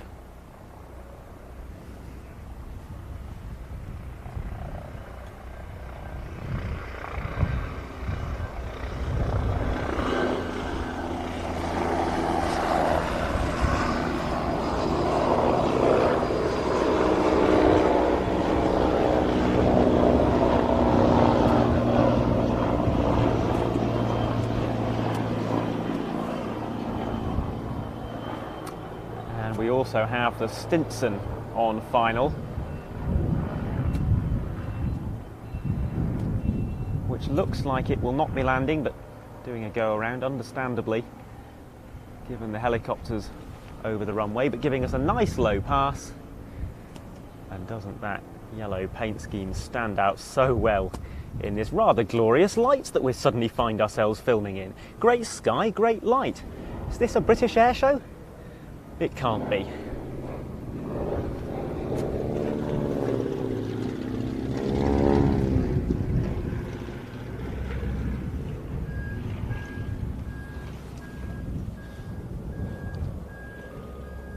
And not giving us a low pass, rather landing long to reduce the amount of taxiing that it'll have to do.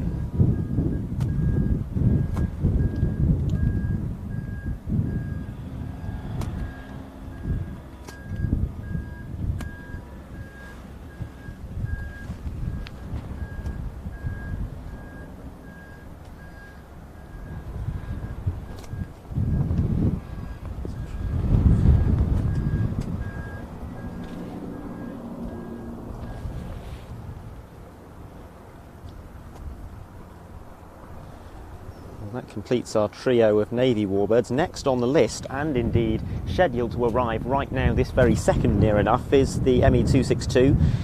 That will be followed by the Rolls-Royce Heritage Flight, Spitfire and Mustang.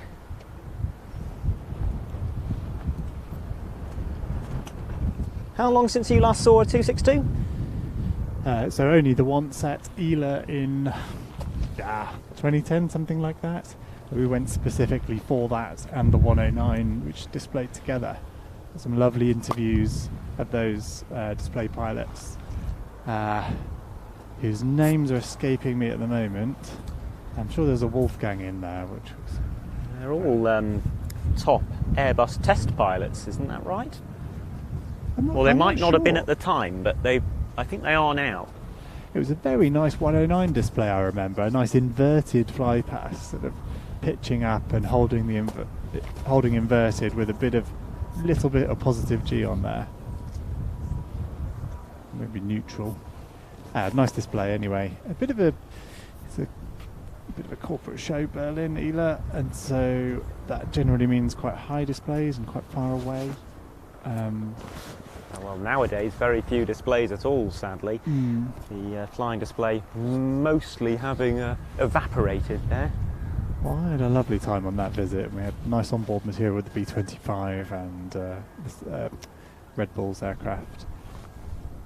And Red Bull's airliner, DC-6.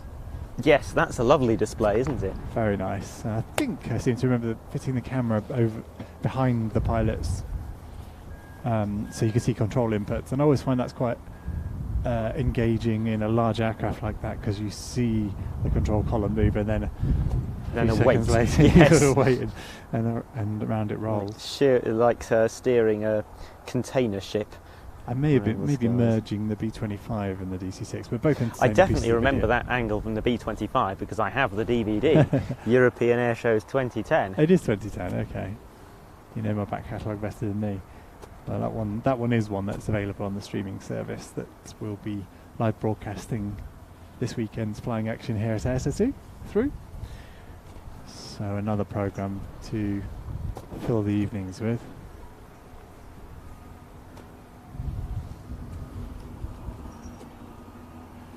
Poor Andy's the only. I'm too focused on having a nice chat with you guys, not pointing cameras at taxiing aeroplanes, which I'll be honest is something you sort of. It's still effort, you know, when you're this far into a day's shoot. Well, if you go and catch these taxiing aircraft, I'll keep an eye out for the 262. Thank you. Vigilantly, because that is something we don't want to miss. And I'm sure, well, you guys watching at home don't want us to miss that either, because it is one of the stars of the show this year.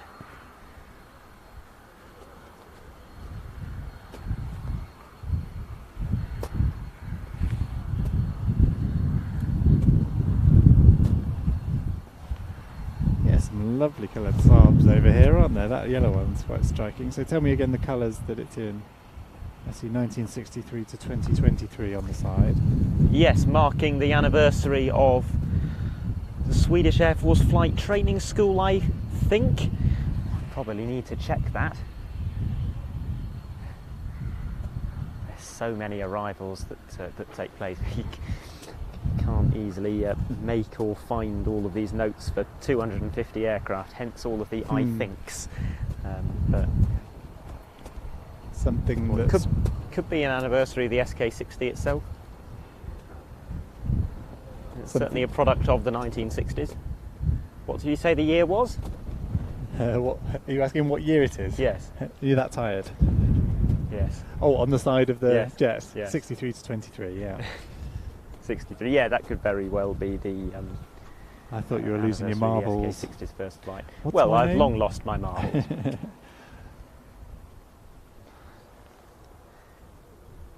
Too many days standing in fields to have any marbles left. Yeah, very nice in this sunshine that we are. There's now a into trio of dots. So, what's the coming trio? towards us. You'll see. You'll know before we do. Okay, I see a trio of warbirds. Lovely, lovely, lovely. Right, I think we should shut up for this lot. Okay. Folks, enjoy them. And it's the Rolls-Royce Heritage flight with them. Lovely.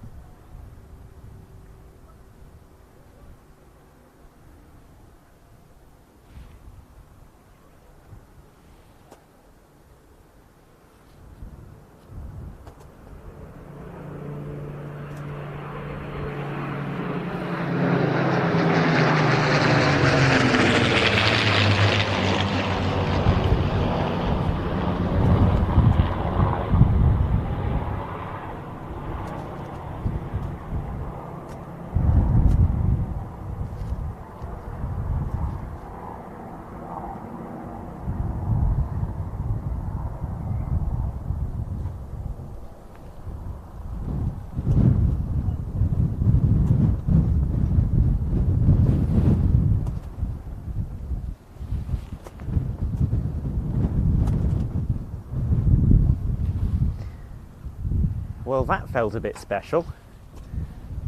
Yes, quite. Very fitting. Very fitting way to arrive for the 260. Interesting that the modern jet engines in the 260, and I don't know what the Jumo would have sounded like, but drowned out by the Spitfire and Mustang.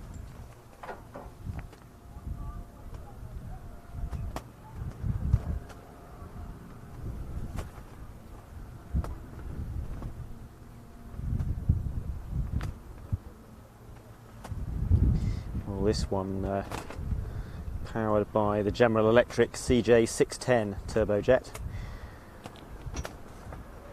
Fairly modern engine used on business jets and the like for reliability's sake. And also because of a lack of parts.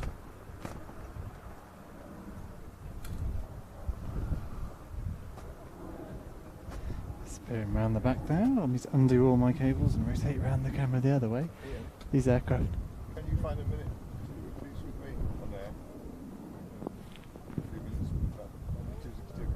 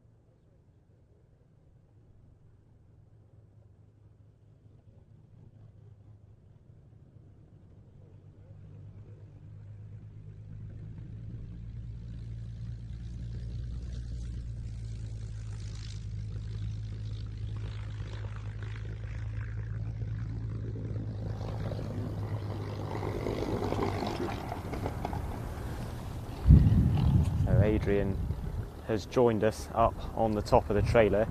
Adrian, the founder of Planes TV. Many of you who've been watching for a while will be very familiar with Adrian over the years, and he's promised us a personal story about the ME262. Well, it's an appeal really to all our viewers out there if you can add to this story. My grandparents adopted a Lancaster crew in World War II from RAF Fairford 101 Squadron. An attraction might have been a 19-year-old young lady who was due to become my mother some years later. But there was quite a story we took into the 50s, 60s, 70s from them, that the crew they adopted,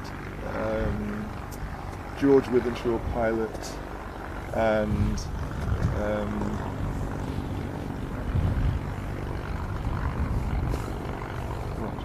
wrong way round. We're selling again. Sorry guys, I've got the mic the wrong way around apparently.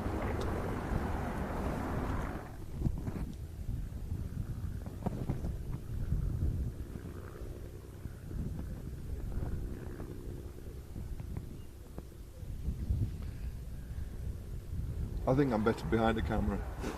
But, okay, ME262 story. Yes. Some feedback please, if anybody knows anything about this.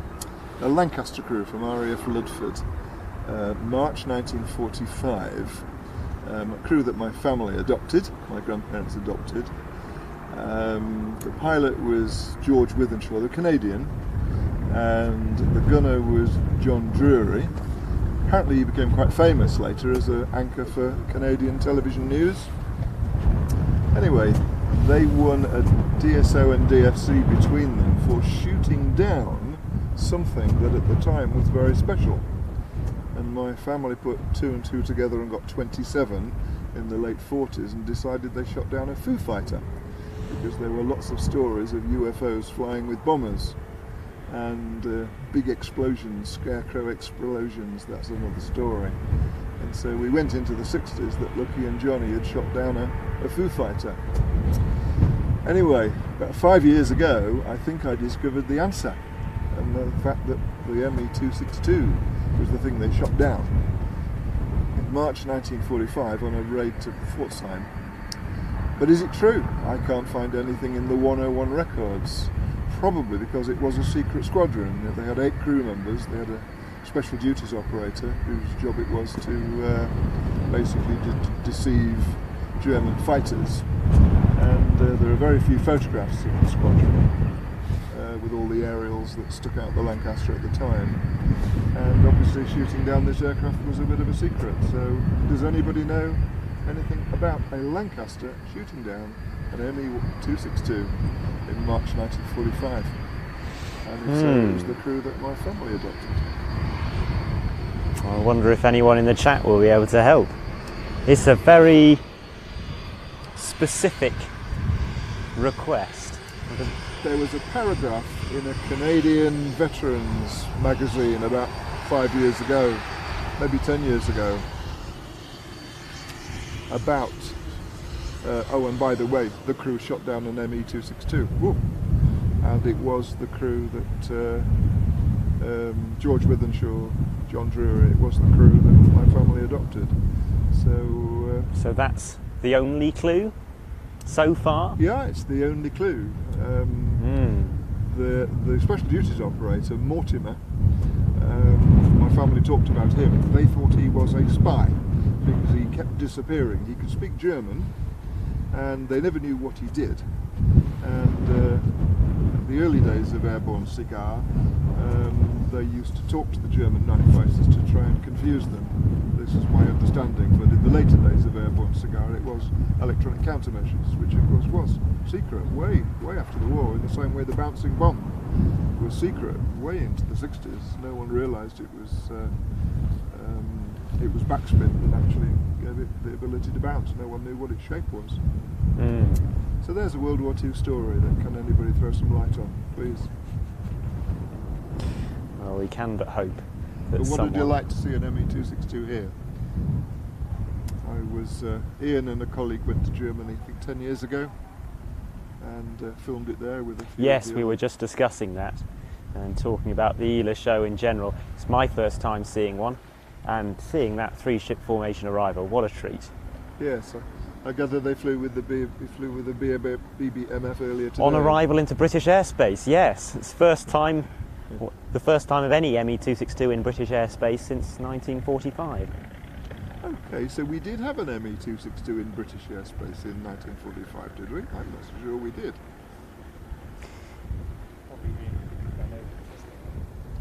Oh yeah, I dare say they tested one over here. Yes, November was the date that I've heard being bandied about, November 1945, which is sometime after the end of the war in Europe, so that purpose would make sense. I can hear the distant sound of a bugle. Well, I've had my 2 minutes of fame, I'd better get back to my camera. Yes. And as for you saying you think you're better behind the camera, I think that goes for all of us.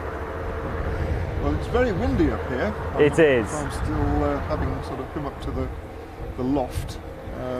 This powerful lens camera in this wind is obviously a tricky job. And my 72 years of age, it's probably a bit beyond me to handle these powerful lenses now. Well, we have another Cirrus SR22 on approach. I say another because we did have one earlier this morning, one of our GA arrivals. We are getting towards the end of our day here, but there's a few more rehearsals and validations still to come. A couple of last arrivals to trickle in. We're still expecting the Rafales from the French Air Force very shortly.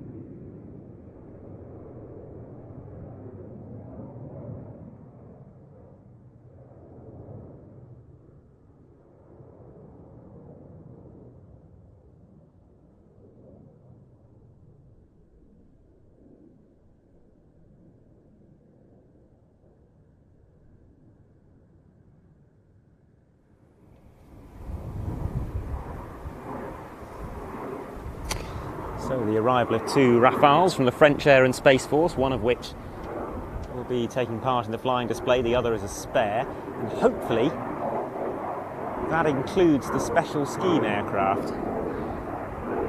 We do have a special scheme every year. This year's is rather attractive, predominantly black as far as I recall.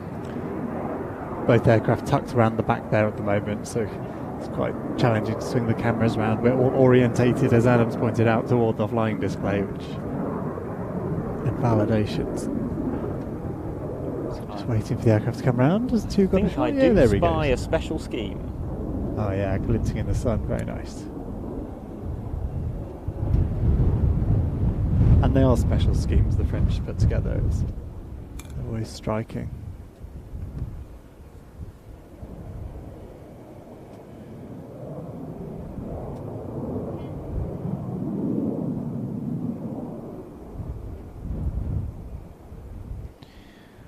Before we hear them as they pass, I'll just mention that we are expecting a couple more rehearsals. The Saudis were due to rehearse earlier. We're hoping we might get to see them this afternoon. I haven't had any update directly about that, but fingers crossed. Likewise, validation displays from 2 Harriers, so both Spanish, presumably 2 pilots, both validating separately. And the Danish F-16 rehearsal as well. Expecting those in the coming next half hour actually.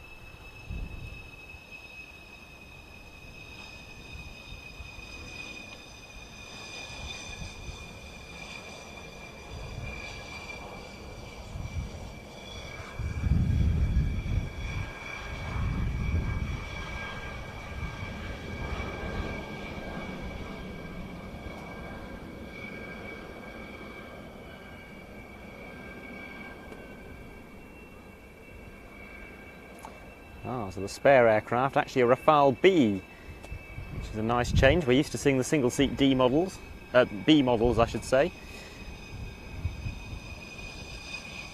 No, I shouldn't. Single-seat C models. It's been a long day. Single-seaters are Cs, twin-seaters are Bs. Originally, the twin-seater intended for the training role, but has ended up finding utility in the ground attack and suppression of enemy air defences role, where it has been deemed beneficial to have a weapons systems operator.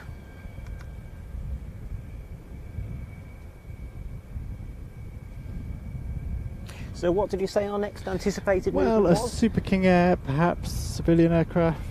Okay, and I think we're still due to get that French CN-235 We departing are. around now. I think so. That's a departure, isn't Yes. it? We were due one around about now. You're quite right. Hasn't already gone. I don't think so. We had a check one some It's the time stage ago. of the day where you sort of go, Everything have I merges seen? into one. Yeah. What have I seen today? I'm starting to get a little bit silly with numbers. There's so many numbers and so many letters and acronyms and so on. Well, I can see what may well be the French yeah. CN-235 flashing away. So Yes, that looks like it. expecting to see that depart very shortly. Likewise, a King Air arrival. Then we're into a batch of rehearsals and validations. So, as I mentioned, the F-16 from the Royal Danish Air Force, followed by 2 validations from the 2 Harriers of the Spanish Navy. And then a rehearsal, you mentioned it earlier, the C-135FR from the French Air Force, French Air and Space Force I should say, expecting to rehearse its flypasts. Part of the Sky Tanker theme, of course. And then a couple more arrivals to close out the day, those being MB326 and the CH-53 from the German Air Force. That listed on here as arriving at 7 PM, which is 2 hours from now, and I suppose those validations will fill a good chunk of time. Puts my 8 o'clock booking at the pub in slight jeopardy by the time we've knocked down, but our focus and priority, of course, on covering every single arrival and departure and flying display here at SSU over the course of the next Gosh, it's only Wednesday, isn't it? 5 more days to go. And we'll be live again tomorrow from around about 9 AM for all of the arrivals. And again, validations we'll see tomorrow here on YouTube. So do make sure to subscribe or set a reminder for the live broadcast here tomorrow, as I say, starting around about 9 o'clock in the morning. And I then see come something Friday. on final approach. Sorry to interrupt. That's all. Does Let's it look see if King this is Airy? the King Air. It does does a bit. look very King Airy. Yeah.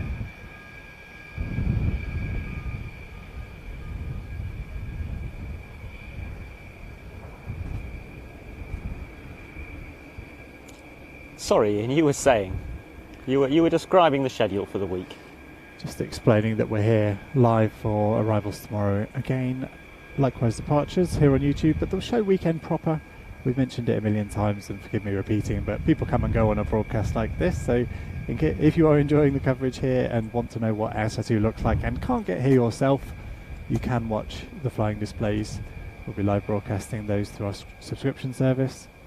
If you visit watch.planestv.com, you can sign up there. It costs £10 a month, and you can just sign up for the month. Gives access to the live broadcast this weekend. Joining the competition for a short rollout there, I see, the King Air, very nice. So you can sign up, just £10 for the month, and that gives access to the live broadcast and our back catalogue. So lots of content on that service. Plains TV is a previous company that Adrian, who you heard from a moment ago, set up a good 34 years ago. So on that service we've got lots of material from our back catalogue available to view as well, and everything that we've produced for the last sort of 13-14 years is on there, and the rest gradually coming in. Can you see that slight rainbow effect over the C-17 and A400 there? I can see that. It's very unlikely to come out on camera, I think, particularly well. Crank the saturation up down in the trailer. Oh, I can see it on the LCD screen on the back of the camera, so indicating there's a bit of moisture in the air. A very thin rain bank, I would think. yes, a very low flat arch. Yeah, interesting. A reminder to me that we had a really nice rainbow backdrop to the September air show at Duxford last year. That's something we live broadcast through that streaming service as well. And we'll be live again from Duxford in September for the Battle of Britain air show. We'll see the skies full of Spitfires and Hurricanes. Everything else Yes, have we yet besides. to see a lineup for that show? I'm not sure we have. Of course, it's a given there will be Spitfires and Hurricanes in large numbers, but usually there's some other gems as well. Absolutely, I've not seen any detail on that yet. Largely because for the previous month all I've thought about is this broadcast, I'll be honest. So I'll let the C295 depart. CN235. Thank you. Join me in Pedantry Corner, why not? You're back on the numbers game, well done.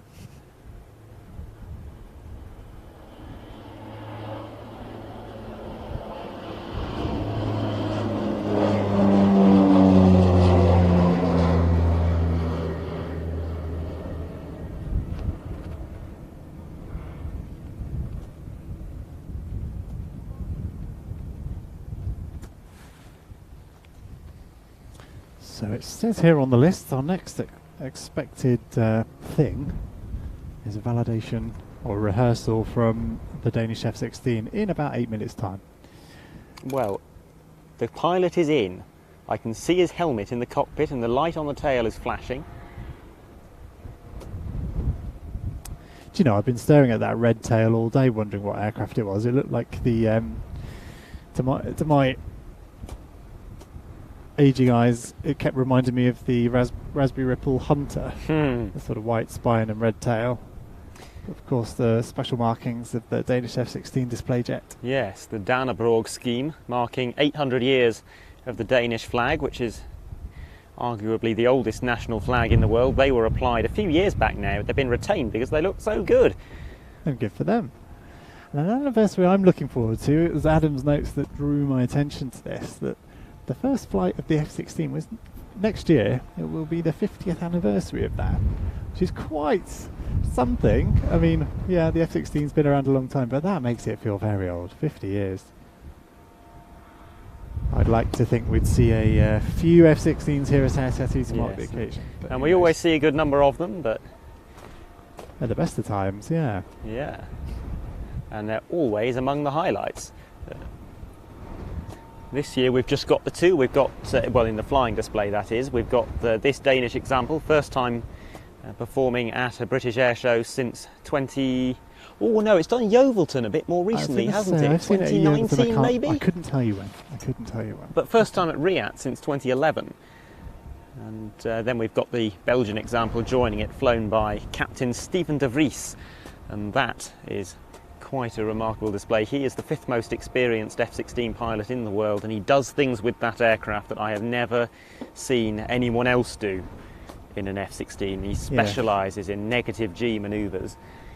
The nose pointing in surprising angles regularly. Well, yes. Well, one of his new manoeuvres for this year is pointing straight at the crowd and then just kicking in full left rudder, followed by full right rudder, followed by full left rudder again, and slewing that nose all over the place. Belgian F-16 is on the move. Belgian? Sorry, Danish. Getting too excited. I don't think they're there yet. No, they have not arrived. Presumably one of the other arrivals we'll look forward to seeing on this live broadcast tomorrow. Maybe seeing it practice tomorrow as well. It usually does a practice after arriving at Air Tattoo.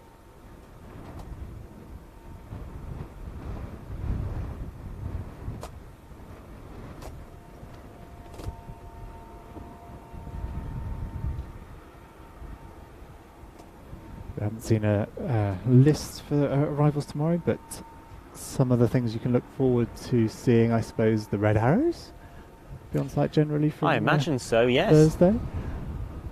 Well, they've got other displays on Thursday and Friday to attend to, and here would be as good a base as any for them. I think they're down at Goodwood for the Festival of Speed. And the G91 I'm very much looking forward to seeing. I haven't seen that ever, as far as I can recall. I'm old enough to have just about seen one we decided earlier. And I did get dragged around to air shows as a youth. What a fine upbringing it was. So Lee's out there somewhere, and he's just saying starting up now, and I suspect that refers to the Saudis who he's been spending time with today. So possibly getting that Saudi display that we'd hoped to see earlier. I certainly hope so. We're going to have a busy afternoon here. Yeah. And do you know what I think I'm going to do now? I'm going to leave this camera on a relatively wide shot, which will hopefully catch the F-16 taxiing out, and I'm going to put some earplugs in. Good plan.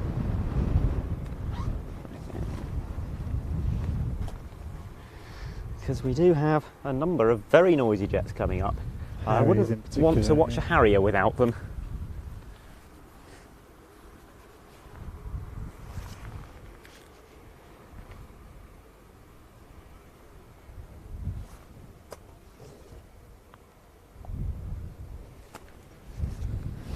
So the rest of the showground's gone very quiet. The drilling and building and stacking and piling has all come to an end. Well, I think anyone sensible has recognised the fact that it's the end of the working day now. Hint, hint. He glances at me and says he wants a shift change. Well, we have just had a shift change. I've done an hour or two on camera. Adam has had the benefit of camera. Adam has had the benefit of eating lunch as well, which isn't something I've managed to do. That's more my own fault than anything else.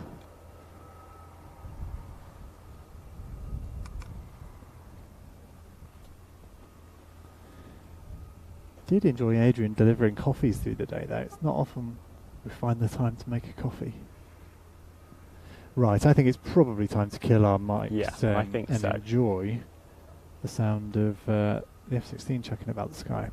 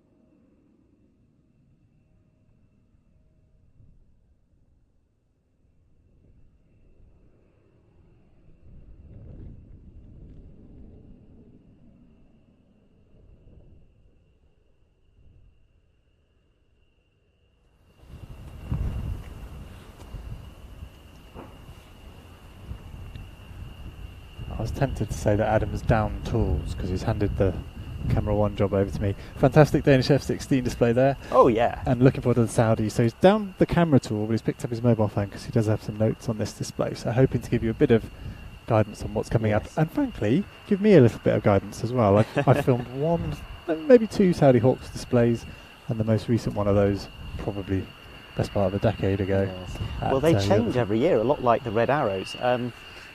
I saw them back in 2019. That was my last time seeing them in person, but this year's sequence is almost unrecognisable. Interesting. That is quite rare, isn't it? Usually we do see commonality year to year in most displays. I would say they probably change things up a little bit more than the Red Arrows do. The French change a lot every year.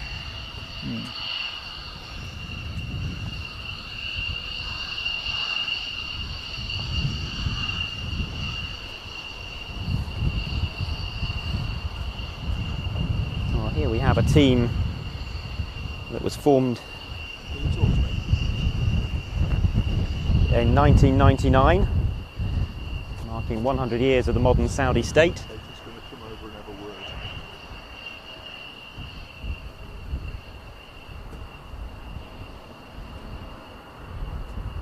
word. They fly 6 BAE Hawk Mark 65s, roughly equivalent to the Hawk T1, and all 6 are now rolling.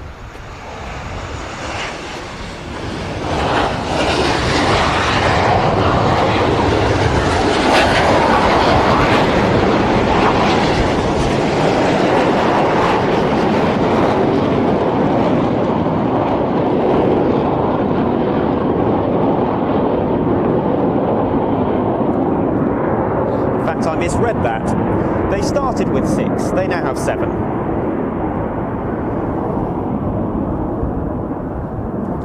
Well, they are relatively recent, frequent visitors to Europe. Their first international appearance was in Bahrain in 2000. Their European debut didn't follow until 2011, and that was at Air Power Zeltweg, followed by their first Riyadh appearance a few weeks later. They returned to Riyadh in 2012, but they've now performed across the world in Poland, Hungary, France, Greece, Kuwait, the UAE and Italy. But this is their first time in the UK for 11 years. We've got strong links to the Red Arrows, as former Red Arrows pilots serve as supervisors on the team. And that means the Saudi Hawks display does include some very familiar manoeuvres, and both teams have in some ways a similar style of flying. But they have developed some of their own manoeuvres as well. And let's see whether or not the cloud base is high enough for a full display today. If it is, there is one particular manoeuvre that I'm looking forward to seeing, and I'll talk you through that should it come about.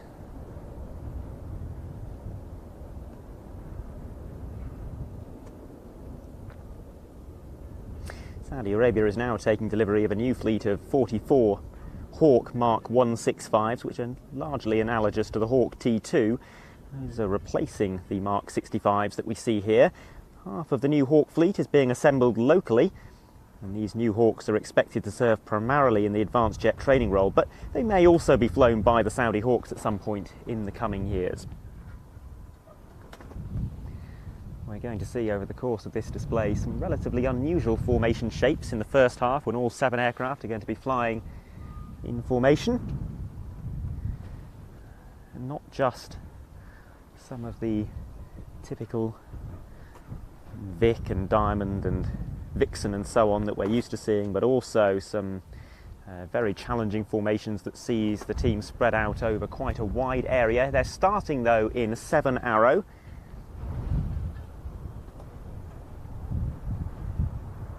And if we're getting the full show, they will perform a loop. But this might not be the very start of their show. They could just be orientating themselves, much like Patria Aguila did. I would say the lack of smoke makes that quite likely.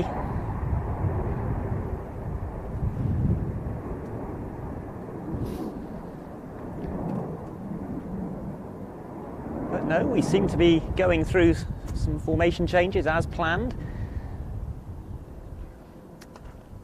First of all, into battle.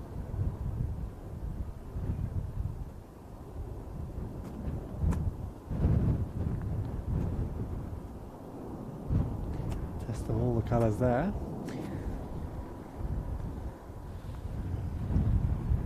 Which I didn't catch. So what colours are we looking for in the smoke? White, green and red. Green and red, of course. That does look like just a recce pass and a priming of the smoke system. So the team disappearing behind us now, and perhaps even giving us a crowd rear arrival. It is what they do back home in Saudi Arabia. We saw the Black Eagles given dispensation to do that last year. So I'm going to hedge my bets and assume that that's what they're doing. Spinning round just in case, eh? Should have been at Waddington in the week to... Yes, they displayed at the Waddington Family Day. That was their first British Airshow appearance, you could say, since 2012, but it was, of course, a private event open only to base staff and their families. We do have a crowd rear arrival, the team rolling out in battle formation. Let's hope we get a full show. The smoke will come on, they'll go over the top of us, and fingers crossed we'll see them pulling up into a loop to start the full show. Here's where we find out if Andy can follow them as I lose them over the top.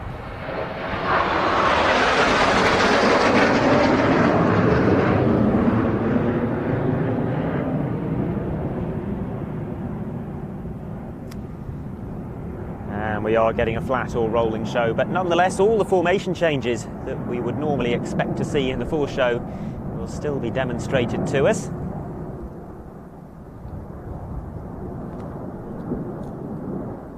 And the first formation change into a formation called tent.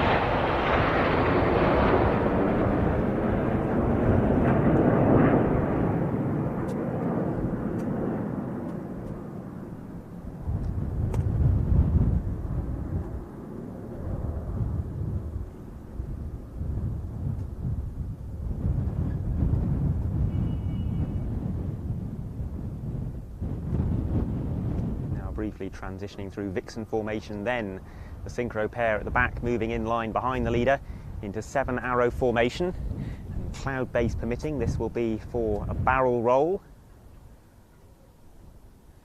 I would say it looks like we've got high enough cloud for a rolling show, but we'll find out in a few seconds' time.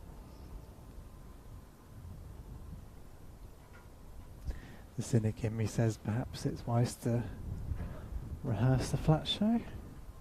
Well, yes, that's a very good point. And this isn't looking much like a barrel. Oh no, here we go. Yeah, the optimist in me has been... The optimist has won, yes. The 7 arrow roll.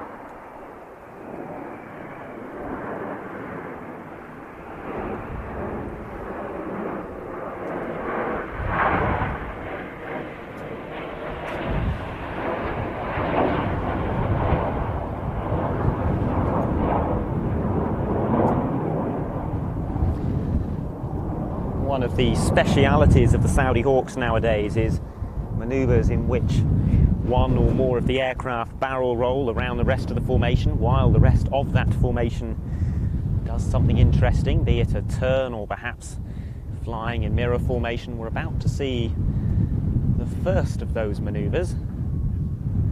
It is called the helix, starting on the left 45, and you'll see those two aircraft in line astern behind the leader starting to move rearwards and separate slightly from the main formation.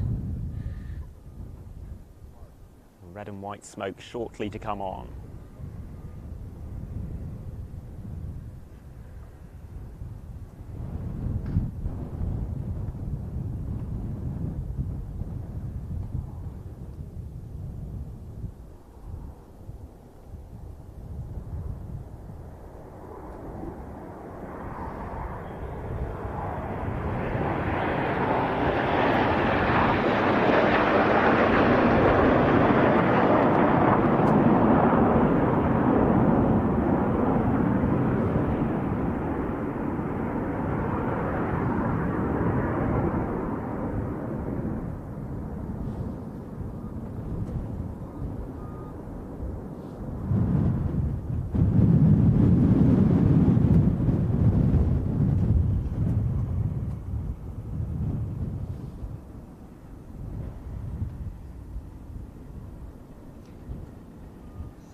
setting now to show us another few formation shapes over the course of a 360-degree turn with a formation change in the middle.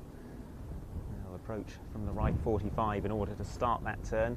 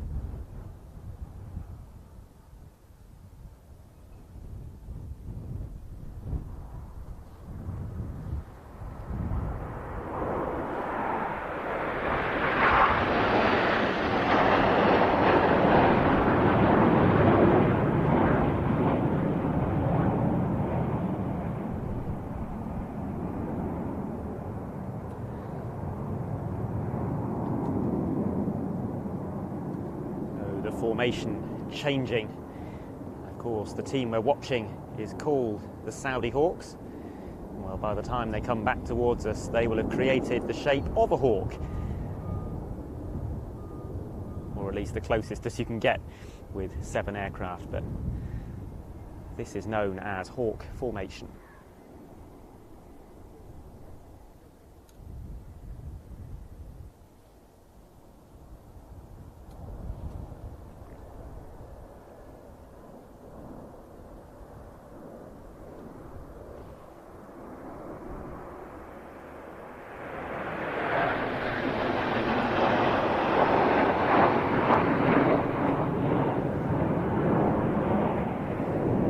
Common feature of a lot of these formations is it puts the front 5 aircraft, or perhaps 4 of them slightly behind the leader, in line abreast. Very challenging, with the pilots looking pretty much sideways right along the line to maintain their position. One more change of formation now, and they'll be coming past again very shortly in Vixen. In fact, they've just completed the transition to Vixen formation. With Hawks 6 and 7 behind 2 and 3.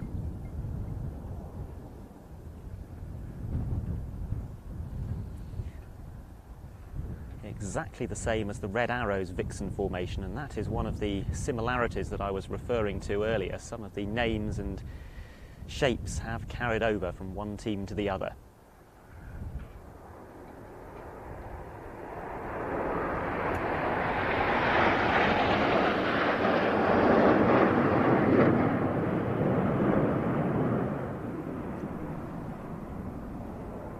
That is the end of the first half of the show with the formation passes in various configurations. We're now going to see the teams split into smaller groups. Now, normally this would be by means of a very impressive break, during which they create the Saudi national symbol of the palm tree with the 2 crossed swords. And I don't know what they're going to do instead, given the cloud base.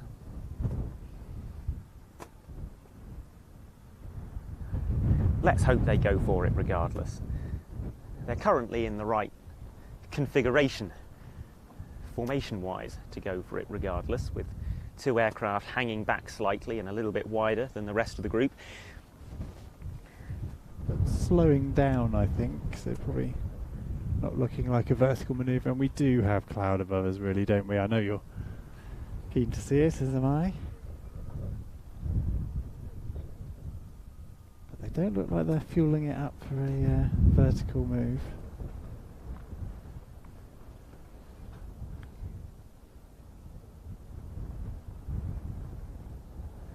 So this is an equivalent of the detonator.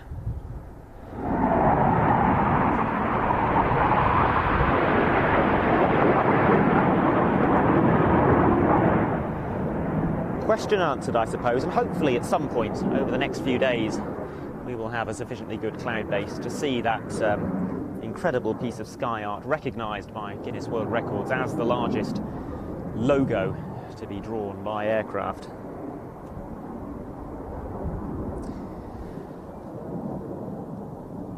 But now, 2 aircraft to the left, 2 aircraft to the right. This will be for a 2 versus 2 cross called the Avalanche.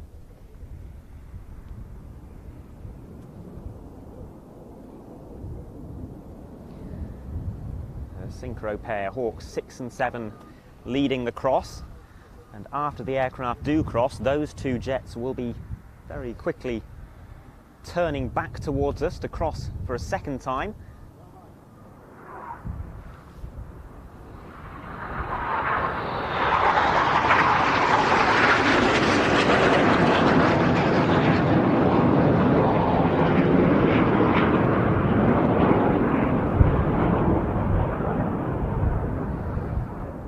Two aircraft with the white smoke will now turn away from us.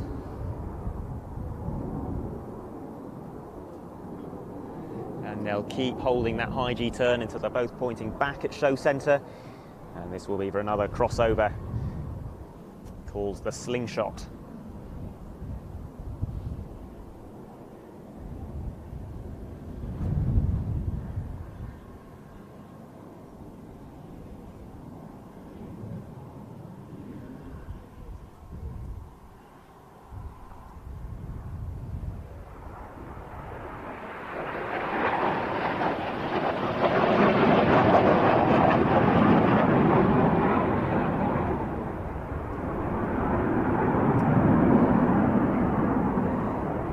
As those 2 aircraft cross for a second and final time, we're looking to the left 45 for the next manoeuvre. 3 aircraft running in. One of them will be performing barrel rolls round the rest of the formation once again. As I mentioned, this is the team's speciality. This is called the flag roll, trailing the national colours of Saudi Arabia of white and green.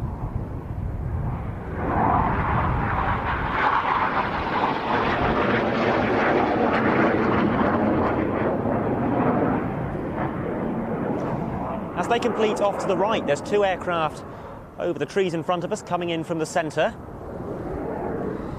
They will be charging towards us. Cloud base permitting, they might attempt to draw a heart. They are in line astern. And they are pulling up. Yes, indeed, it looks like we are about to get a heart.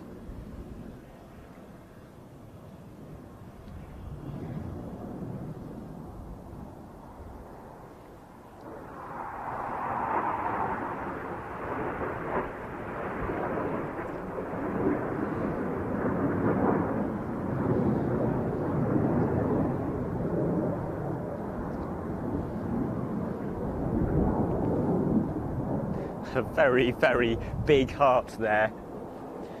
As the synchro pair complete drawing that heart, we turn our attention to the right over the runway threshold. This is for the last of those barrel roll type manoeuvres. Corkscrew from right to left.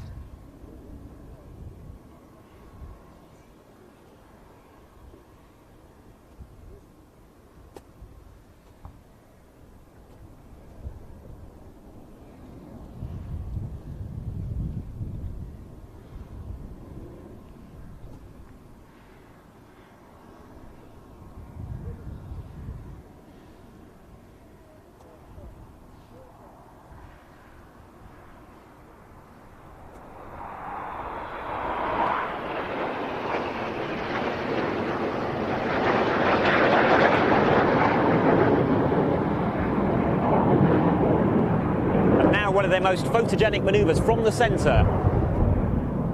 This is called the knot break. 1 aircraft drawing the infinity symbol around 2 others, and then they will form an opposition split.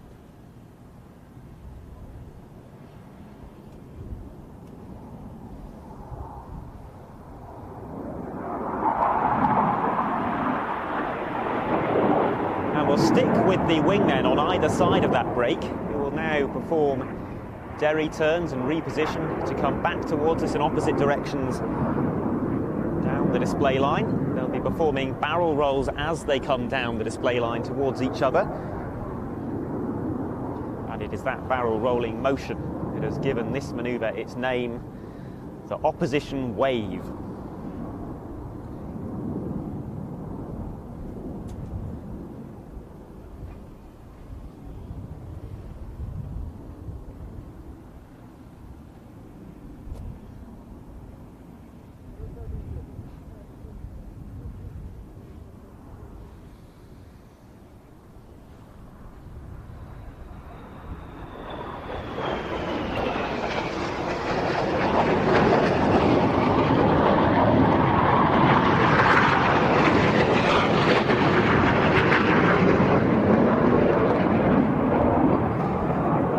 Now for 5 aircraft coming from the front.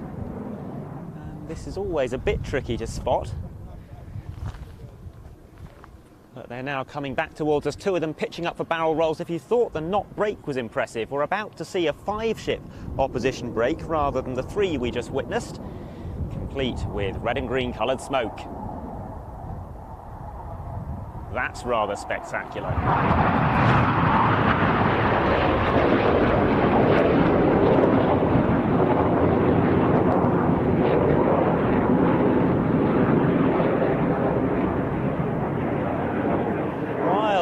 Hawks 1 to 5 have been performing that break for us. The synchro pair have been repositioning at either end of the display line. They're about to run in from behind us at the runway thresholds, back towards each other for another opposition manoeuvre, and this time it will be for opposition maximum rate turns. 883.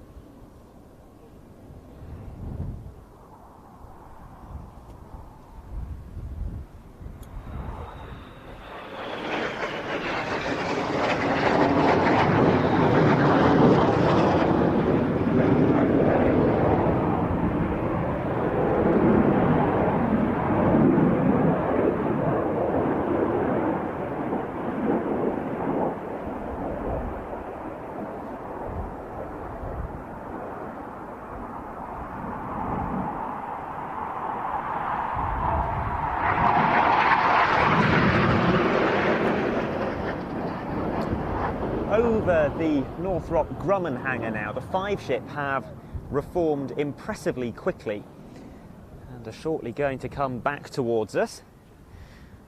They're going to pitch up into a pair of barrel rolls, the first one on the right 45 intermediate display line towards us, and the second one on the left 45 intermediate display line away from us. This is another manoeuvre very familiar from the Red Arrows, the Python. And a very good opportunity to really see where a barrel roll gets its name from as we look down this barrel roll and see the curvature of the manoeuvre.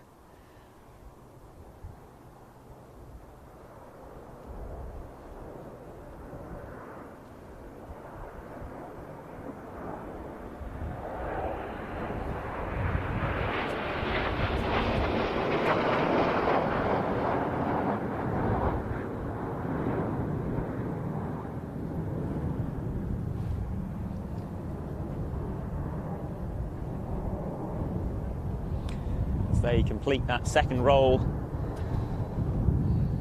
The synchro pair are repositioning for their last opposition pass, coming in from the left and right.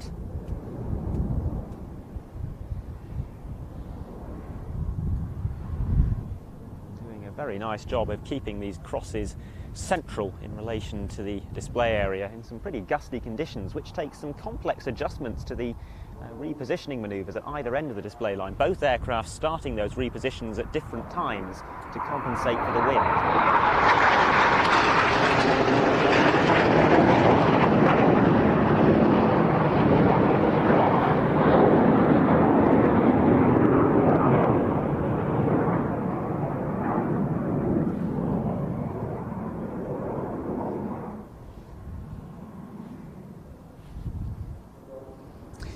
We'll keep our eye on those aircraft, especially the one that's off to our right, because he is now repositioning to come back towards us.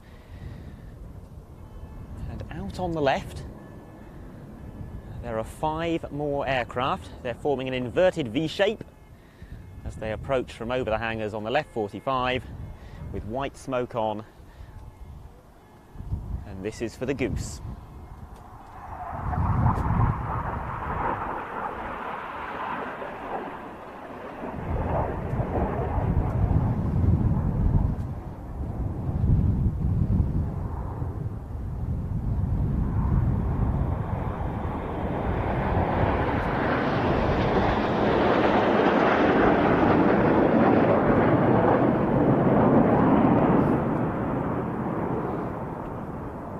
Soloist from the left.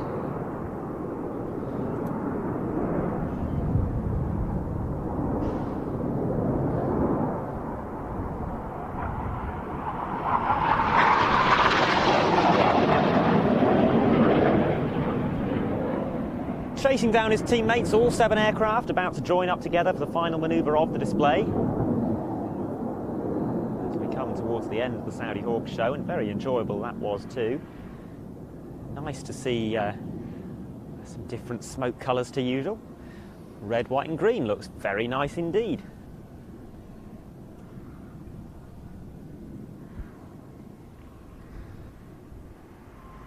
The 7 aircraft will be joining up in Vixen formation and coming in on the B axis, ending the display in the traditional style for many aerobatic teams around the world, with lovely bomb burst white and green smoke on this occasion.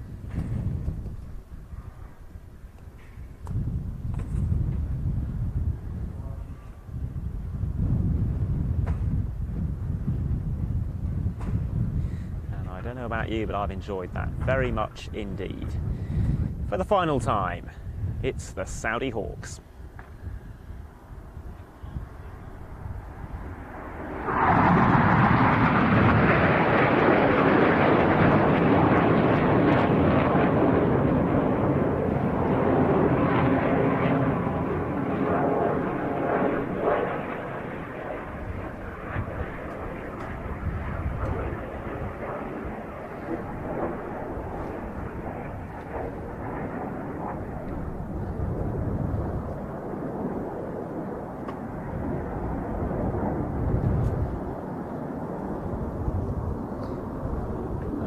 Very well done in challenging conditions, I thought. There were 1 or 2 moments where you could tell they were working hard.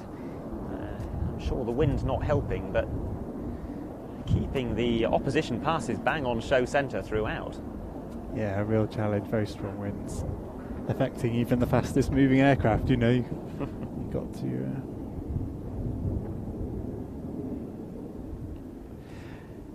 Very nice filming conditions. I know I go on about it a bit too much, but you mentioned there the different coloured smokes, but also the dark sky there, the white smoke and the bright green jets, looking very striking.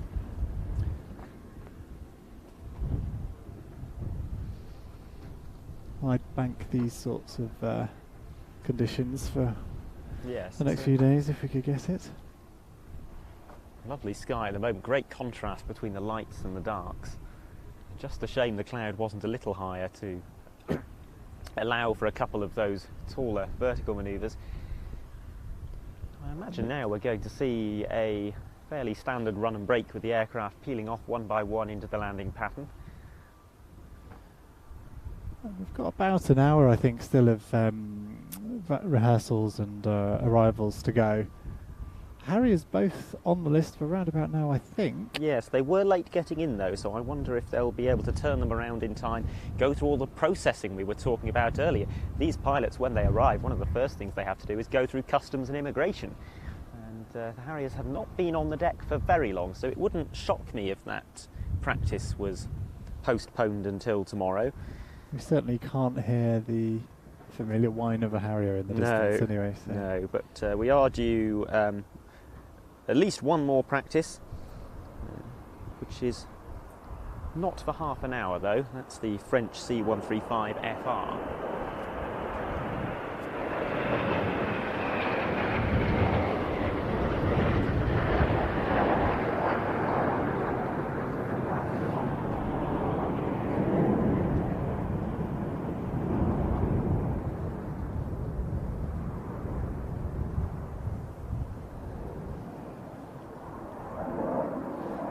all this does make me think tomorrow is going to be busy, because we've got a full and varied lineup this weekend, and there have been a fair few fairly lengthy gaps today.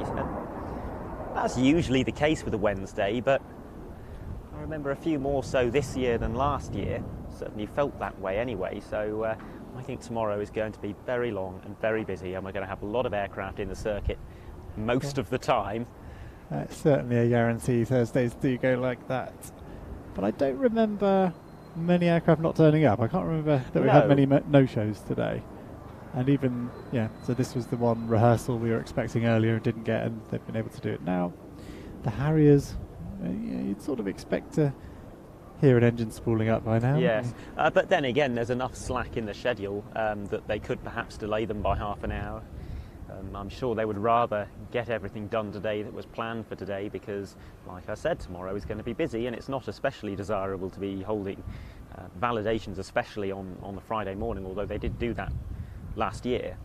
It's worth mentioning the team leader there releasing a puff of smoke just prior to touchdown. Gives the rest of the team a bit of an indication of wind direction and speed.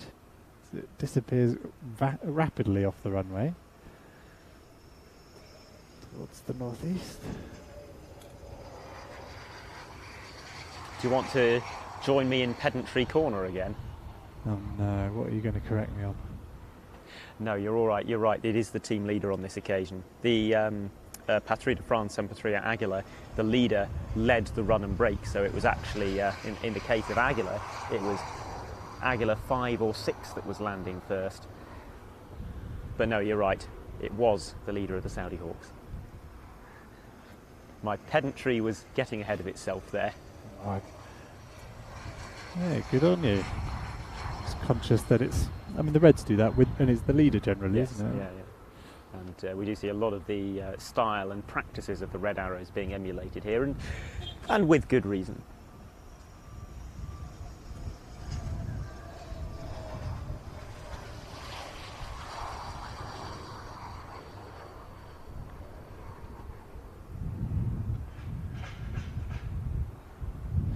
Vague memories of the Frecce, talking about releasing puffs of smoke on touchdown. I'm sure the Frecce, halfway down the formation, I'm sure another aircraft does the same. Give the guys at the back a sense. Reds.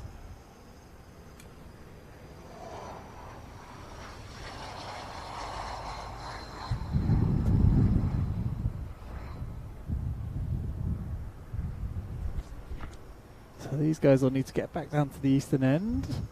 Probably use that far taxiway, which wasn't available last year and is this. It means things can move a bit more smoothly, not holding up the runway for backtracking aircraft back to the east. Funny you talking about Frecce Tricolore landings.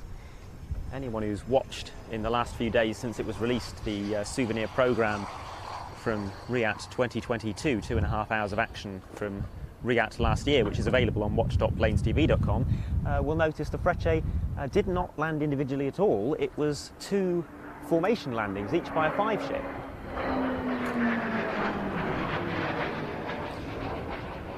Well, there's one of the no-shows accounted for, and one of the very few no-shows, the Pilatus PC-21, giving us a nice run and break. That's an attractive paint scheme, all red with the Swiss flag on the bottom.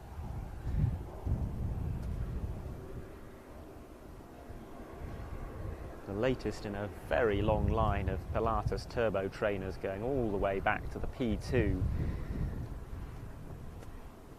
And of course the PC7 and PC9 we are very familiar with. The Beechcraft T6 Texan 2 is also an American license-built version of the PC9. We've seen one of those arriving today from the Royal Air Force, albeit known in RAF service as the Texan T1. Well, this is considerably more powerful and has some extremely advanced systems within it. We were discussing it earlier, flight simulator that also happens to fly, we were saying, because it can simulate entire air battles with both friend and foe that you can interact with, and of course they don't exist, so you don't have to waste fuel on putting those aircraft in the sky. You don't have the potential dangerous situations of aircraft in close proximity. In mock air battles, you don't have to expend dummy weapons. It's all tracked by the computer.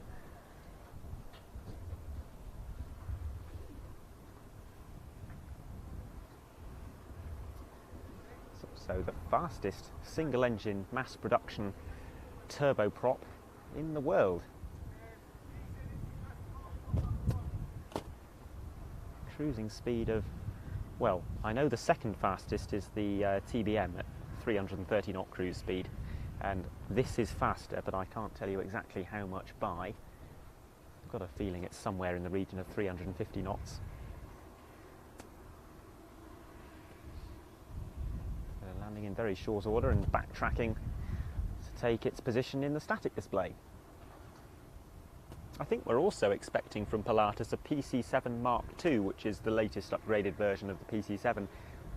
It's a regular participant on static display here and not due to arrive today, but if memory serves, it is on the list and we might see it come in tomorrow.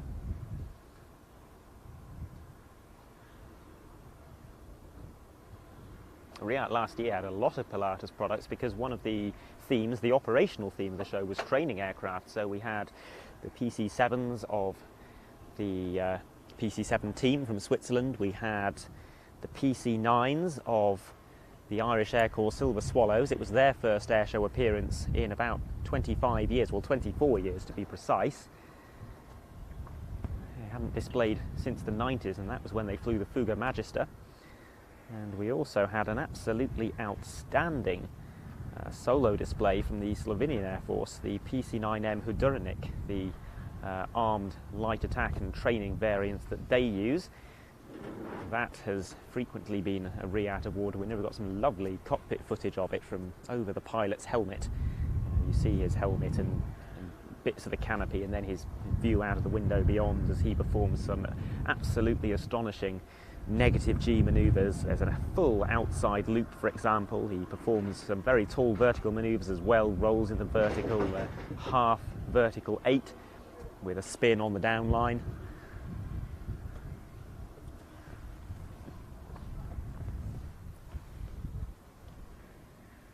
I think we might have some time to fill now. I think so. Still can't hear those Harriers. No, it doesn't bode well, does it? It doesn't, but as you said, we have time, sort of 50 minutes before the final arrival is due. I thought it would be worth just hopping on and welcoming people who've been doing a day's work today and maybe haven't been able to tune into arrivals, and you've just pressed play and wondering what on earth's going on. Hello, we're Planes TV. We're live broadcasting arrivals here at Air Tattoo, Royal International Air Tattoo at Fairford in the UK. In preparation for this weekend's flying display, Air Tattoo proper starting Friday, going through Saturday and Sunday. I'm assuming there are people who've just tuned in, but people might have been sitting there like we have for now. We've been on the airfield for 11 hours now. Saudi Hawks taxiing back. I'd love to know if anyone's watched the whole thing. Do comment in the chat if you have been doing.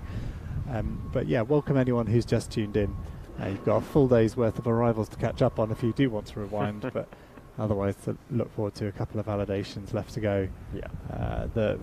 We're talking fly pasts from the French. Yes, well, we don't know exactly what we're going to get from them. It's listed as a fly past, which usually means a maximum of 3 straight and level passes, but the fact it's practicing makes me think that maybe there's a bit more to it than that. Maybe we'll get a nice topside, perhaps. That would be lovely in this light.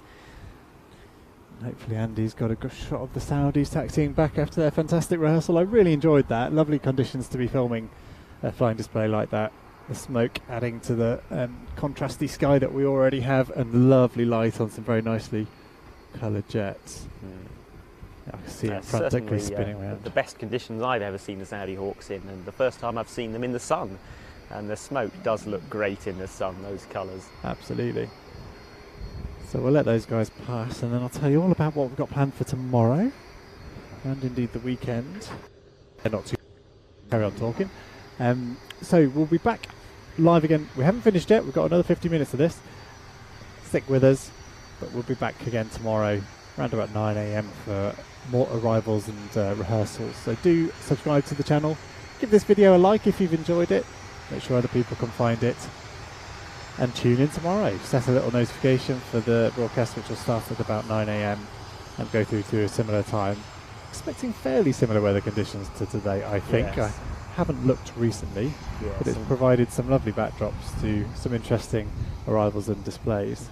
Yes, for those who have been joining us in the last few hours, you have missed some really nasty squalls of rain earlier in the day, which we've been toughing it out for. It did get fairly unpleasant up here at times. And we're trying not to use the R word because there is more forecast, but yeah, hopefully won't affect the flying displays too much. No, and then you get breaks in the weather like this and it all becomes worthwhile. And I go on about it, but the rain does tend to clear the air, so it removes the haze, which when you're using a long telephoto lens does impact the quality of the image, and it may be noticeable to you, it may not be. You might just be enjoying the flying display. I would also point out a wet runway plus afterburners. Or Harriers. Or Harriers, yes indeed. Maybe we should be hoping for a rainy day just before the Harriers start. A nice little mix would be nice, but it does make things a bit of a challenge for camera operators out in the rain, as you might imagine. But yeah, we can't complain, we do enjoy what we do. So yeah, we'll be back again live here on YouTube, and we will do departures free to view on Monday as well. But I almost said final reminder, but it almost certainly won't be a final reminder that we'll be live on our streaming service at watch.plainstv.com over the proper show days. That's Friday, Saturday and Sunday. Starting probably slightly later, probably more like 10 a.m. on those days. Yes, I think the flying display is now scheduled to start at 10:30, the last I heard. I dare say Friday might be earlier, just with some final arrivals. Yes, and potentially some practices and validations as well. I seem to recall last year we did start at about 9 o'clock on the Friday, and we squeezed in Baby Blue and the Greek F-16 and a couple of other aircraft practicing that morning. It made for a very long day in the end, because some of the last arrivals came quite late, and they were really good ones. The Swedish classic jets and the US Air Force E-4B Night Watch. We couldn't miss that. No, we'll be catching every arrival, every display and every departure. And I would say every departure slightly tentatively, because you often find an aircraft maybe has a technical snag or something and maybe doesn't depart on the day, or maybe you're hoping it's going to depart later on, and you sort of get to 2 o'clock in the afternoon and everything else is left, and you're sort of thinking, shall I pack away and go and see my wife and kids, or shall I stick it out for... Probably clarify that we say from first arrival to last departure, as long as the last departure happens by lunchtime on the Monday. Well, certainly early afternoon anyway, yes. Yeah, there's a bit of a limit to what we can do there. It would be a bit of a shame to be live broadcasting 3 hours of an empty airfield waiting for something to depart. Yes. But we'll try our best. We'll do what we can. But yeah, by that stage of things, we'd have broadcast something like 50 odd hours or so. Something like that. Yeah. That's about what we did last year. Yeah, they're long days, but you know, we look forward to this. I think about this show every day of the year, and look forward to it for all of them. Was hoping, as I say, I bought 2 bottles of Factor 50. I was hoping for another rerun of the weather we had last year. Although the Monday could have been cooler for packing away, actually. But yes, the Monday got fairly uncomfortable at times. That was when it got well above 30 degrees, and I remember, well, it was the main talking point nationwide, wasn't it? And Farnborough the day after got even hotter conditions. I was soaking in a cold bath by then. So yeah, the show weekend, as I say, available to view on our streaming service at watch.plainstv.com. It is a website, so rather than an app you can access on your TV quite easily like YouTube, which you may be doing now. It is slightly different, it is a little bit more limited unfortunately, but there are ways, and there's a description underneath the video on the website explaining how you can get it on your telly. Looking to improve that in the future, so thank you for your patience with that. Gradually edging towards the Netflix style, Netflix for aviation nerds like me. We'll get there gradually. And we'll be live, we said maybe 9 a.m. on the Friday, and then flying display starting around about 10:30 on show days, Saturday and Sunday. Head to watch.plainstv.com to sign up to that. It costs £10 per month. And if you stick around for August, September, we'll have, that site has a back catalogue of our content, so Plains TV in previous organisation, effectively the same thing, started by my dad 34 years ago, something like that. And we've got a great archive of airshow action on there. So if you're looking to fill a few evenings with reminiscing about the sorts of aircraft we saw at airshows here in the UK and elsewhere in the 90s and the interim period, there's some great shows to check out on that service. So as I say, £10 a month gets you access to the weekend's live broadcasts and that back catalogue. I hope you don't get sick of me talking about that. There is a good reason, you know, people do come and go in these broadcasts, and it's good to let them know it's why we do it. And the more people subscribe, the better the coverage, we better I can make the coverage, hopefully. And you started saying that if you stick around till September, started you can saying see another live show on there. And then I'm tired enough that my mind wandered elsewhere. Yes. So Duxford September Battle of Britain Air Show. Dates I can't think of. We're in the teens, I think, for that one. 16th, 17th rings a bell. It's a busy weekend. We'll be doing NATO days as well, but we'll be looking forward to a really good air show at Duxford in September. Battle of Britain Air Show. It's where we see skies full of Spitfires, Hurricanes, and I mean full. You know, very large formations of those aircraft alongside lots of other Warbird and other displays as well. I'm trying to think whether there's any RAF displays planned at September. Got a feeling the Red Arrows are confirmed. My mind hasn't got that far yet. I'm still focused on this weekend. Old Buckingham, which will be live broadcast on this YouTube channel in a couple of weeks' time as well. And a lot of other flying events from Duxford too. Yeah, so flying days, shorter flying displays, but if you are subscribed here on YouTube, you'll see me pop up, and Adam and the rest of the guys as well, occasionally at Duxford. Covering the flying days, so they're short of flying displays, but an opportunity to actually, I've used it as an opportunity to kind of train the team up again post COVID, where we didn't do anything for a year or two. They've been a really good opportunity to dust the kit off and get lots of people back up to speed, so we can cover events like this hopefully fairly well.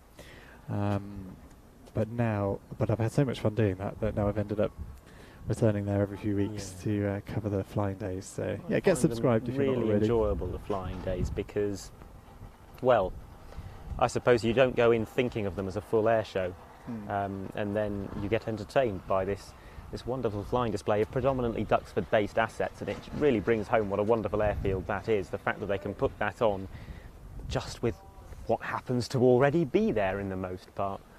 And the occasional surprising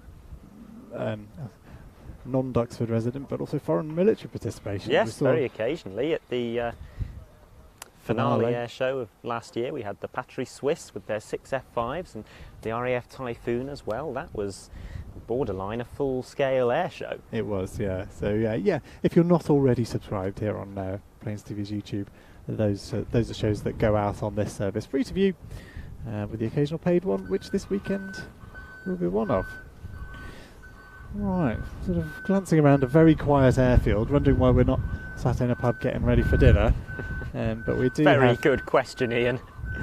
We do have another arrival expected very late on. Yeah. The German CH-53. And it's worth sticking around for. Absolutely. And I'm trying to think whether there was another arrival or whether it was just the Harriers. I think there's the French, MB326s. Yes, okay. Air Mac's. A pair of classic jets restored in 2012 and 2019 respectively. One light attack version and one trainer version. They're quite interesting aeroplanes. And the Stratotanker rehearsal in around about 10 or 12 minutes. Now where is that parked? Must be north side somewhere. The Stratotanker, no, it hasn't landed. It's arriving on slot from France and departing off slot to France, which is quite an undertaking from the French Air Force there to be doing that twice. It's a long sortie. But something that aircraft's very capable of. Yeah. And indeed, we've had B-52s do similar at air shows in the past, and B-2s. And B-2s, yes, we've had B-2s dropping into the flying display here and performing a couple of flypasts that have come all the way from the United States, and they've already been in the air for something like 8 hours by the time they get here. And there's us complaining about a long day's work. Yes. And I don't know, having never sat in one, but I don't imagine that they're the world's most comfortable seats for spending that amount of time in. I don't know, you've probably got enough room to stand up though, haven't you? And I think they bit have of a a toilet stretch. in the B2. Spent some time climbing around a B1 recently. That is limited. You know, you've got a couple of spots to stand upright and stretch your legs, because they do.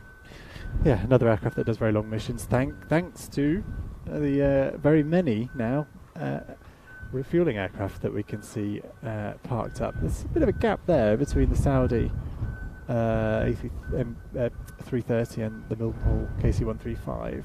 Oh, there's a Spitfire Seafire in the middle of it. It's a bit hard to tell through all the isn't railings. it? Yeah. There's the Mustang next to it, so probably. That was a nice arrival, wasn't it? If you missed it earlier. That was a bit of a treat that I don't think any of us were expecting that. Yes, the ME-262 and the Rolls-Royce Heritage Flight Spitfire and Mustang arriving in a tight three-ship formation. And then we had the 262 backtracking to give us a nice view of that afterwards after it landed. Very much looking forward to seeing that in the flying display. What else are we looking forward to? So what arrivals have we not had that we will get tomorrow? Aeroplane in the sky. I think that's our French friends. I think it probably is. Spin round. It's Andy's got off for a perfectly timed pee, so you might need to hop down I onto shall camera jump too. on that camera. So while, do you know, I can't spin round quite. We've got commentary boxes and all sorts in between me and the aircraft at the moment. Focus my efforts on when I can pick them up. And I could have misidentified this. It could well just be a Voyager on its way back to Bryce or something.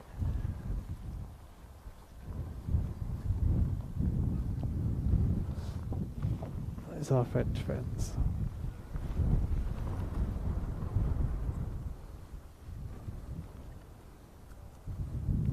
So as Adam mentioned, we're not sure what to expect here, actually. Marked as fly pasts, but going to the trouble of a rehearsal here. Perhaps see the boom extended.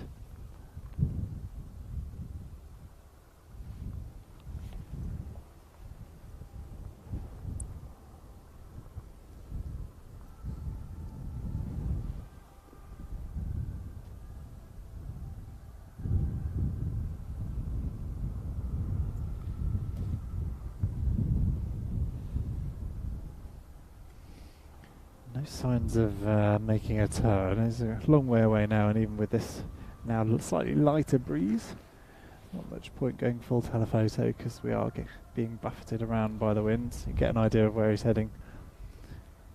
About to head over the top of Bryce or there or thereabouts.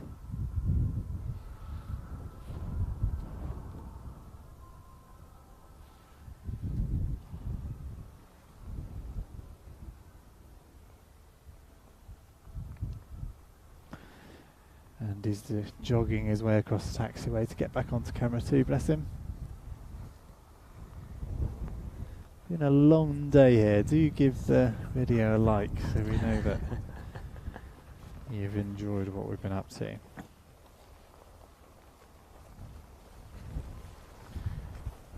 Something like 2,500 likes on the video. Should we try and push it to 3,000 to end the day?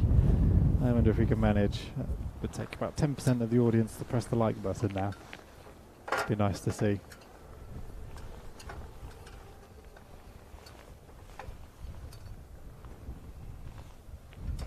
Still some rain around, isn't there, out there to the northeast and clearer to the southwest.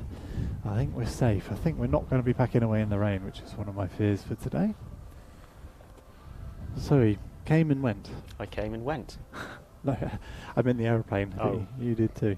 I also came and went. Got something taxiing out, so that's the Pilatus. And what's going on with that? They've Yeah, sent we've a seen few to this the a eastern few end times. and then brought back out with a vehicle. Must be a reason for that.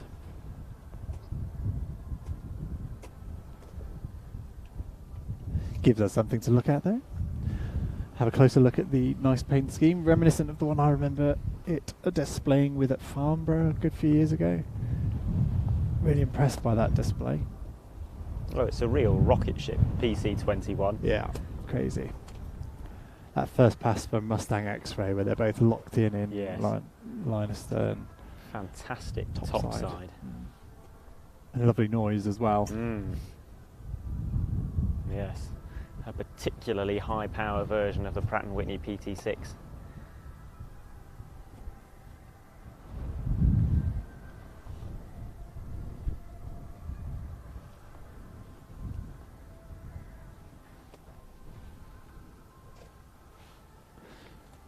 So, one of the things that actually one thing we haven't talked about actually is there's a very large volunteer force here at Air Tattoo keeping the show on the road, and some of those are guys that look after us, so the media liaison guys have a team running around and providing escort for Lee, who's running around shooting some nice stuff close up with the aircraft as they taxi in, taxi out, crew in, all the rest of it. And also running around hunting GoPro material. The volunteers carrying out that role. Many of the teams, of course, now flying with onboard cameras, giving some excellent views of their flying displays, and that material goes into the edited program. You'll see the React 22 program recently released. If you sign up to the subscription service, you'll be able to watch that one. And yeah, really enhances the coverage of those flying displays, gives you a sense of what's going on board during them. And just had a little message to say we haven't had any today, so nobody running cameras in the validations today, but we'll gradually get... I don't tend to like using ones recorded during the validations, because every time you get a shot of the airfield, it's empty, and it looks a bit strange if you're cutting that together with the weekend material. So I don't mind there being no onboard material from today. One less batch of material to transfer. We've shot about a terabyte of material today, and half of that will need dragging and dropping this afternoon after the last arrival. Then it goes on to a separate drive as a backup, which I drive off site. Oh, we're really getting into the detail here. I have run out of things to talk about if I'm talking about my backup strategy.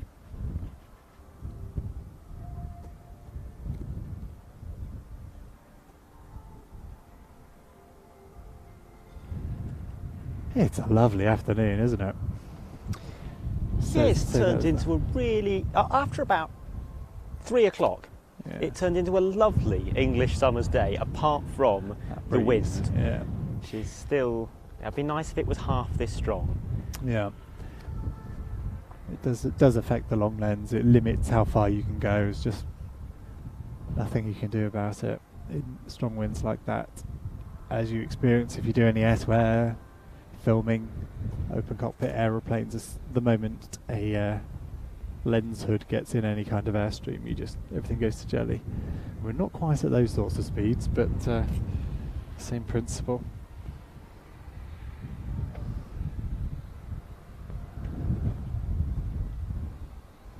So I declared that our French friends, and actually on the horizon I do see something. And it's quite possible that after a long flight like that, they had arrived a little early and gone into a holding pattern, and it's currently about 2.5 minutes until they are due to start their practice, so entirely reasonable for them to go into a hold, perhaps over Bryce Norton Way, before starting their practice.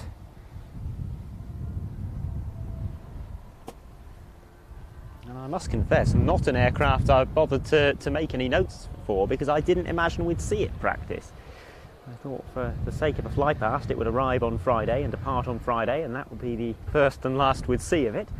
So nice So you surprise. rested easy in the knowledge that Ben would have been doing the... Well, exactly. And for those who aren't aware, Ben Donnell, who is an amazing airshow commentator, will be taking over from us, and we'll all breathe a great big sigh of relief on Friday morning when that happens.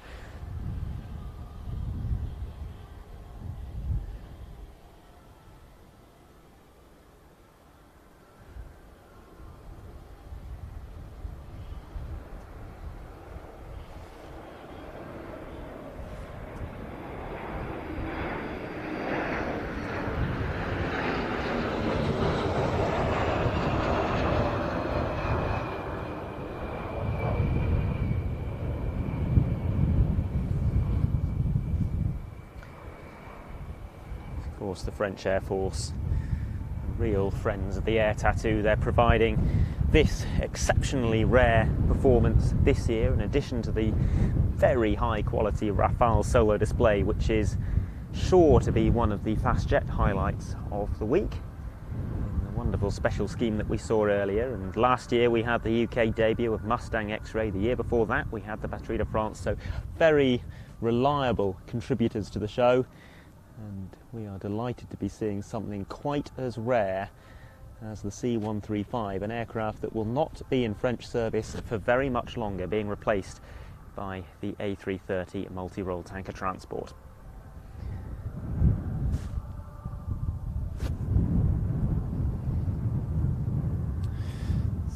A fairly steep angle of bank there, indicating he's probably not just reorientating himself off to France. It looks like another pass.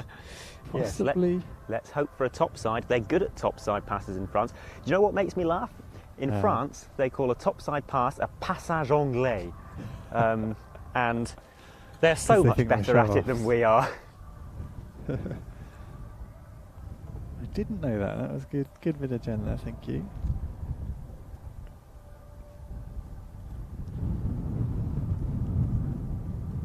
Trying to teach my son a bit of French at the moment. That might be a good starting point. Airshow anachronisms. Well, this does indeed look like it's going to be a topside pass.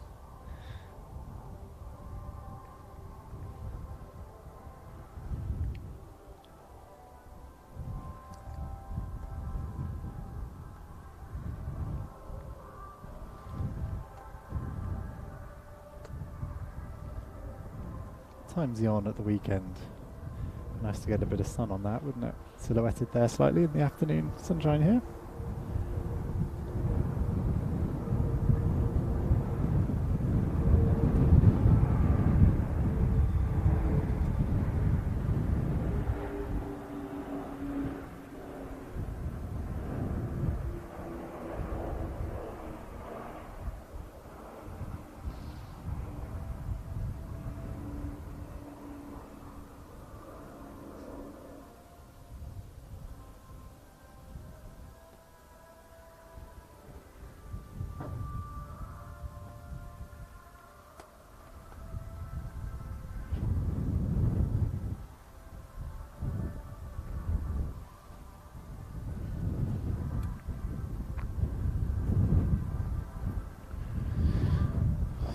So, still just about visible to me on my tiptoes, but not to the camera. Disappearing behind the control tower, which cameras you might still be able to see. Well, definitely starting a repositioning turn with the seeming intent to come back and visit us again. Not heading back to France quite yet. Maybe a final fast fly past and pull up maybe. Or a low overshoot maybe, with flaps and gear down. Maybe. That would be nice as well. Still looking fairly fast. About the most dramatic thing we have in our archive of this kind of aircraft, there'll be it was an EC-135 I think at Mildenhall in the 90s, conducting a very steep departure from Mildenhall, pulling up and... I know the footage you're referring to, yes. It is one of those clips that's... it sticks in the memory banks, doesn't it's it?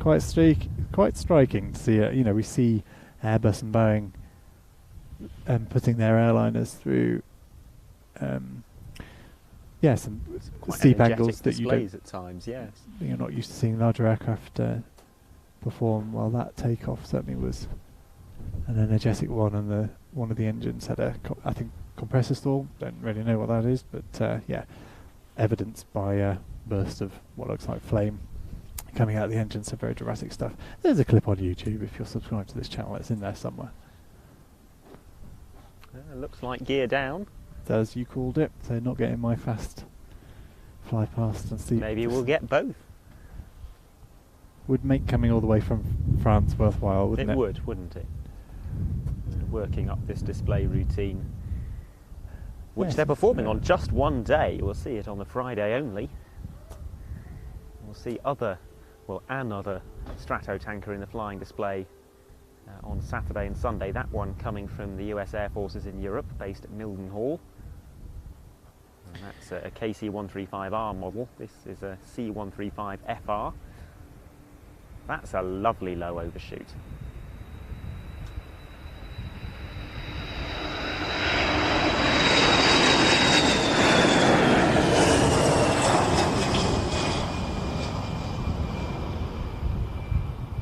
Well, Ian, I think that is going in the highlights reel.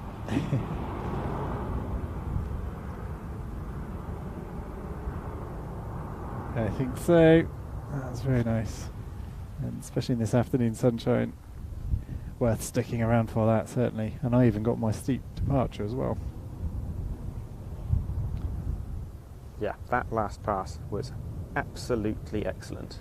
This is something that back in the day when it would just be me on an airfield pointing a camera and hitting record, I'd probably go back and watch.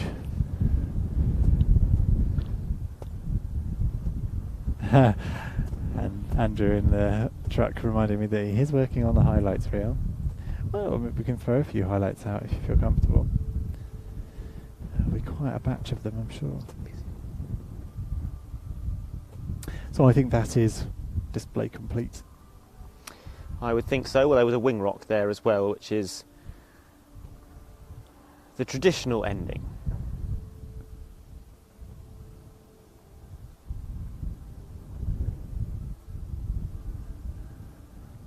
A view there of the empty grandstand, the free acts enclosure. Wait, did they get access to the free acts enclosure on Thursday? I think they do. I think right? so, yes. I'll expect a few people in joining us in the enclosure there. It's nice to have a bit of life on the showground when that does happen. Yeah, life that doesn't have a big hammer or drill or Yes. Yeah. jackhammer. Still been in build mode today, and you've been able to hear that at times. I hope it hasn't been too distracting. So we are expecting in 3 minutes' time the arrival of Shadow Formation, which is the pair of Air MB326s. They are here to mark the 100th anniversary of the Italian Air Force, which is one of the main themes of this year's show, and I think now would be as good a chance as any to talk a little bit about those aircraft. Somewhat interesting history, because the MB326 didn't start out as the result of any particular request from the Italian Air Force or any Air Force. It was a purely private venture, but has become a very successful trainer and light attack aircraft with over 800 examples built for 15 nations. It's a type that has claimed several altitude and endurance records over the years. It's also seen high profile use on the airshow circuit as the mount of the RAAF Rolettes. That's the National Aerobatic Team of Australia. We'll be seeing two MB326s as part of Shadow Formation, arriving to take their place in the static display. One of them will be orange, and that'll be a twin-seater, an MB326E trainer, which was restored to flight in 2013. Might have said 2012 earlier, I was 1 year out. And then there will be accompanying it a camouflaged aircraft, and that is an MB326K light attack version, restored to flight pretty recently in 2019. Both of them based in Italy.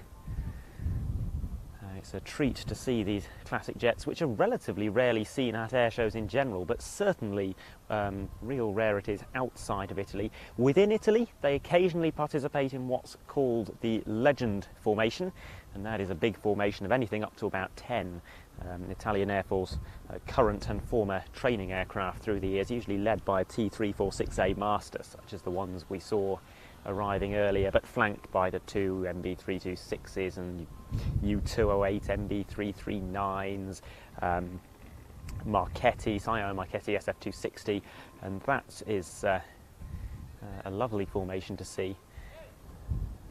So we'll just keep scanning the sky and look out for those two MB326s when they arrive, which, as I say, is scheduled for about 2 minutes' time.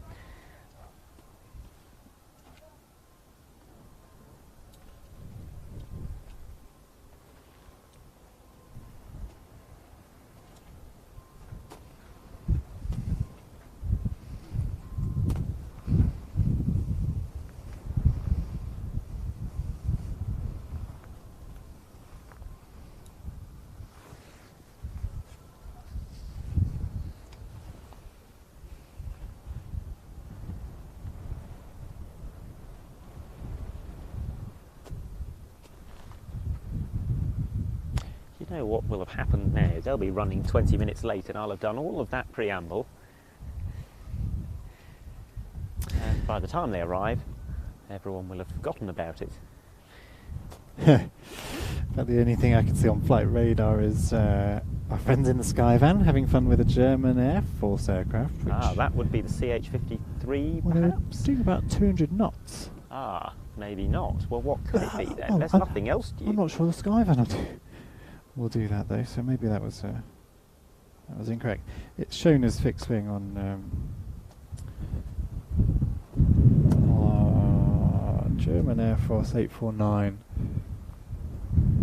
140 knots actually. Well, that could be a CH-53. Yeah, Full chat. Certainly the only thing we're expecting. That's our final arrival actually after Yes. the... So we are very nearly through. It has been a long old day. And no sign of those Harriers, is there? So No. with 20 minutes to go, I think that's probably not going to happen.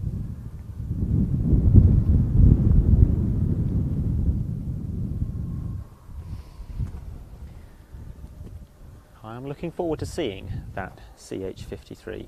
It's a monster. Yeah. And only 5 export customers. Germany being the only one in Europe, so really not something we see very often, No. although we did get one at Riyadh last year.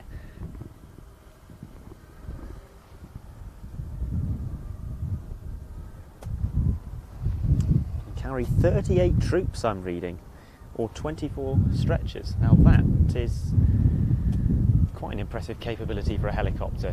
I heard the words "due any moment" on our headset. Do you know if that referred to anything in particular? What was that, Andy?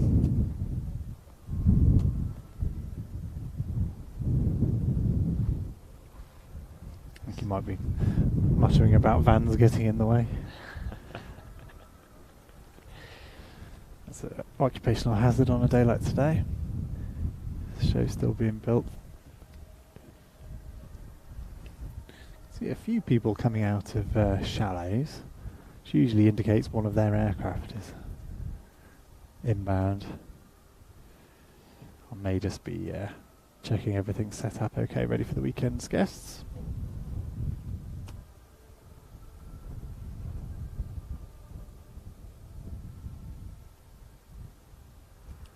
We stand, we wait. They also work, those who only stand and wait.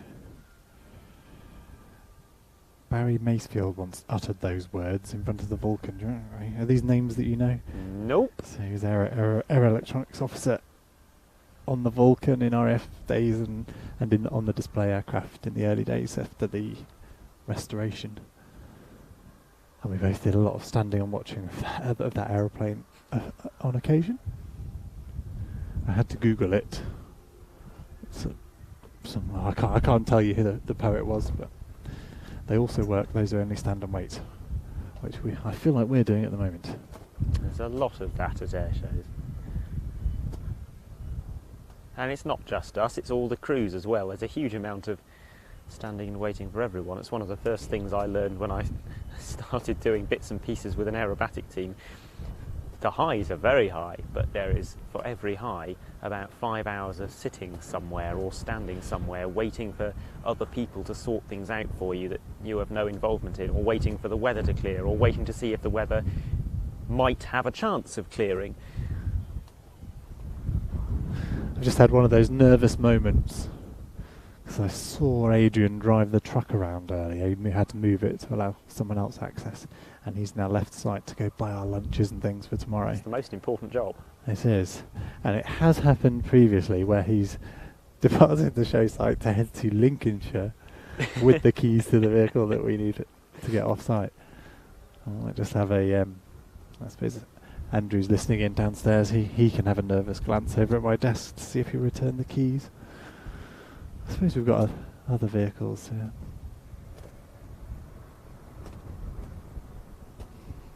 You see some keys. I'll take that. Well, that's good enough, isn't it? It's Any key promising. will do. It's promising.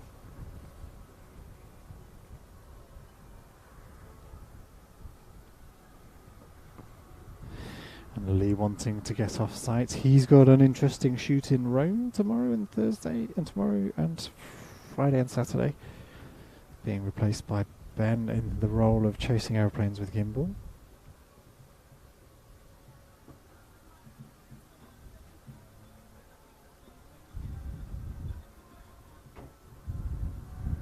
I'm keeping my eyes eagerly peered because, well, we know from experience today, things that arrive for a run and brake rather than for landing that might not necessarily have their landing lights on and are going quite fast, sometimes we don't notice them until they're almost on top of us. And having been waiting around for these specific aircraft for a while and keeping all of you waiting as well, it would be a disaster if we missed them. Yes. Right. A useful nudge there, Adam. I'll reorientate my eyes that way. Flight radar as well might be helpful.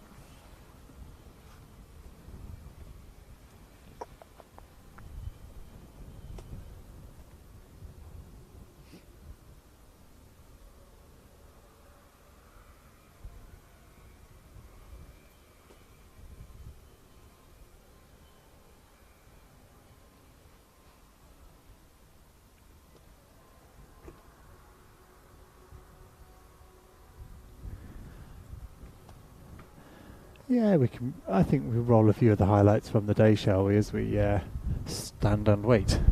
Yes. So, Andrew, if you have got a few clips you'd like to play, yeah, feel free.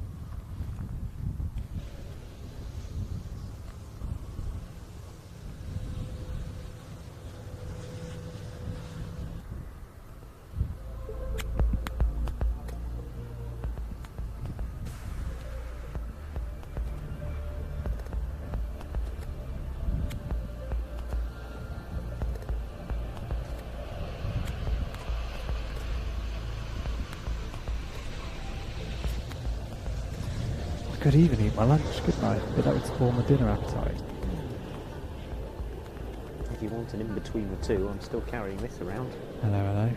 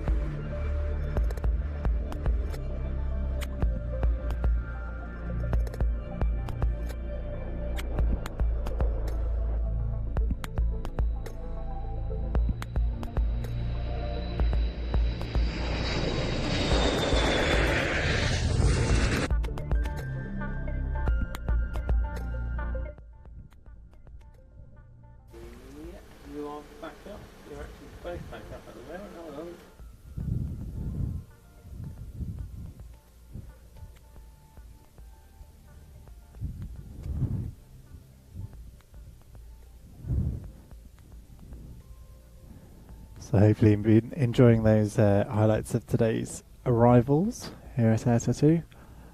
This is our final one, so if you have been enjoying what you've been watching, do give the video a like and make sure to subscribe. Get that reminder about tomorrow's broadcast starting around 9 AM for more arrivals, more rehearsals as we build up to the show weekend proper, which starts on Friday through Saturday and Sunday. And those live broadcasts going out on the streaming service at watch.planestv.com. Now's a good time to go sign up. Costs £10 a month, and that will get you access to the show broadcast, of course, but also our back catalogue that sits on that service. And if you do stick around as a subscriber, you get access to our live broadcast in September of the Duxford Battle of Britain Air Show. So lots of enjoyable air show action there. So this is our last arrival of the day. So it's a German Air Force CH-53, and I think I heard runway 09, which means landing from our left. And I suspect he's going to touch down. I probably won't even touch down at the end of the threshold and then disappear into the static over there, silhouetted by the sun. So we're barely going to see the guy or girl. But a nice aircraft to see nonetheless, bringing to an end arrivals on day one here at Air Tattoo. Adam's come back up to the roof, wondering whether his microphone's live, no doubt.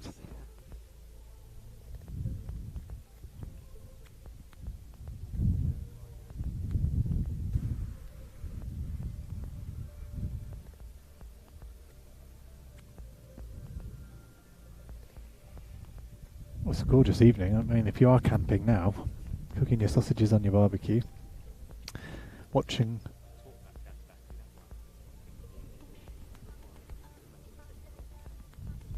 Yeah, so I think Andy's brought your mic in, have you?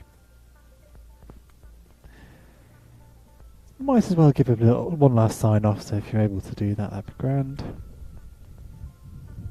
As I say, this aircraft going to touch down all the way over there, so if I zoom out, well, no I'm not. For the benefit of the photographers, Which which makes me think maybe he's going all the way down to the right-hand end. Good catch. I didn't hear that.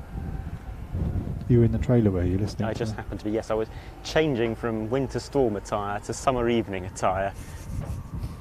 Felt a bit silly in full waterproofs and great big boots in the lovely weather that we now have. Still quite cool and breezy, but I can't complain about this, really.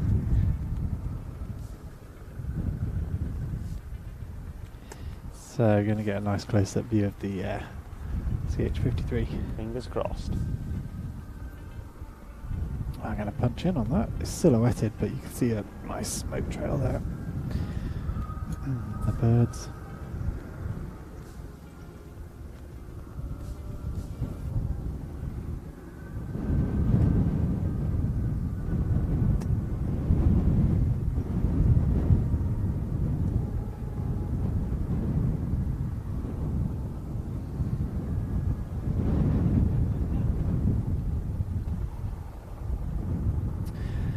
Aircraft I can give you many statistics on, but a lot of power in those engines, a lot of lift capacity. Oh yes, more than 3 tons of payload, about 3.5.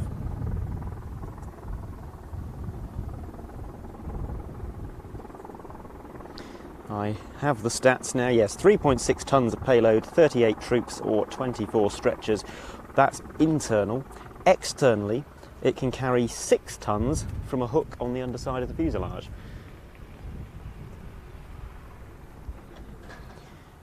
Designed to be used for troop transport and medical evacuations, but also for less mainstream roles such as assault transport, combat search and rescue, and even the recovery of downed aircraft and damaged equipment, hence that hook on the underside of the fuselage. Are we going to have him sort of taxi all the way down the runway? That's interesting. Don't see a helicopter do that all too often. You've had NH90s do that here.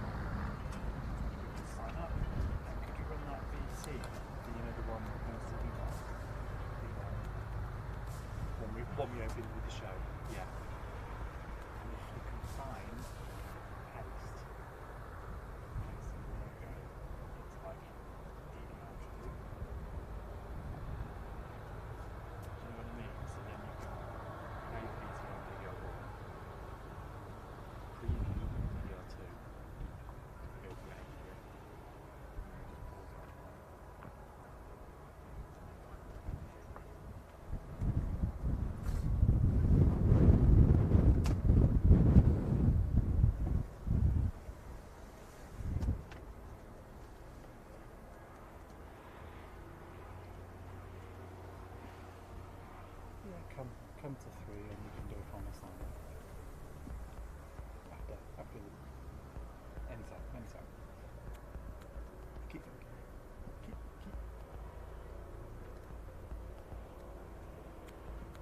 Right, perfect.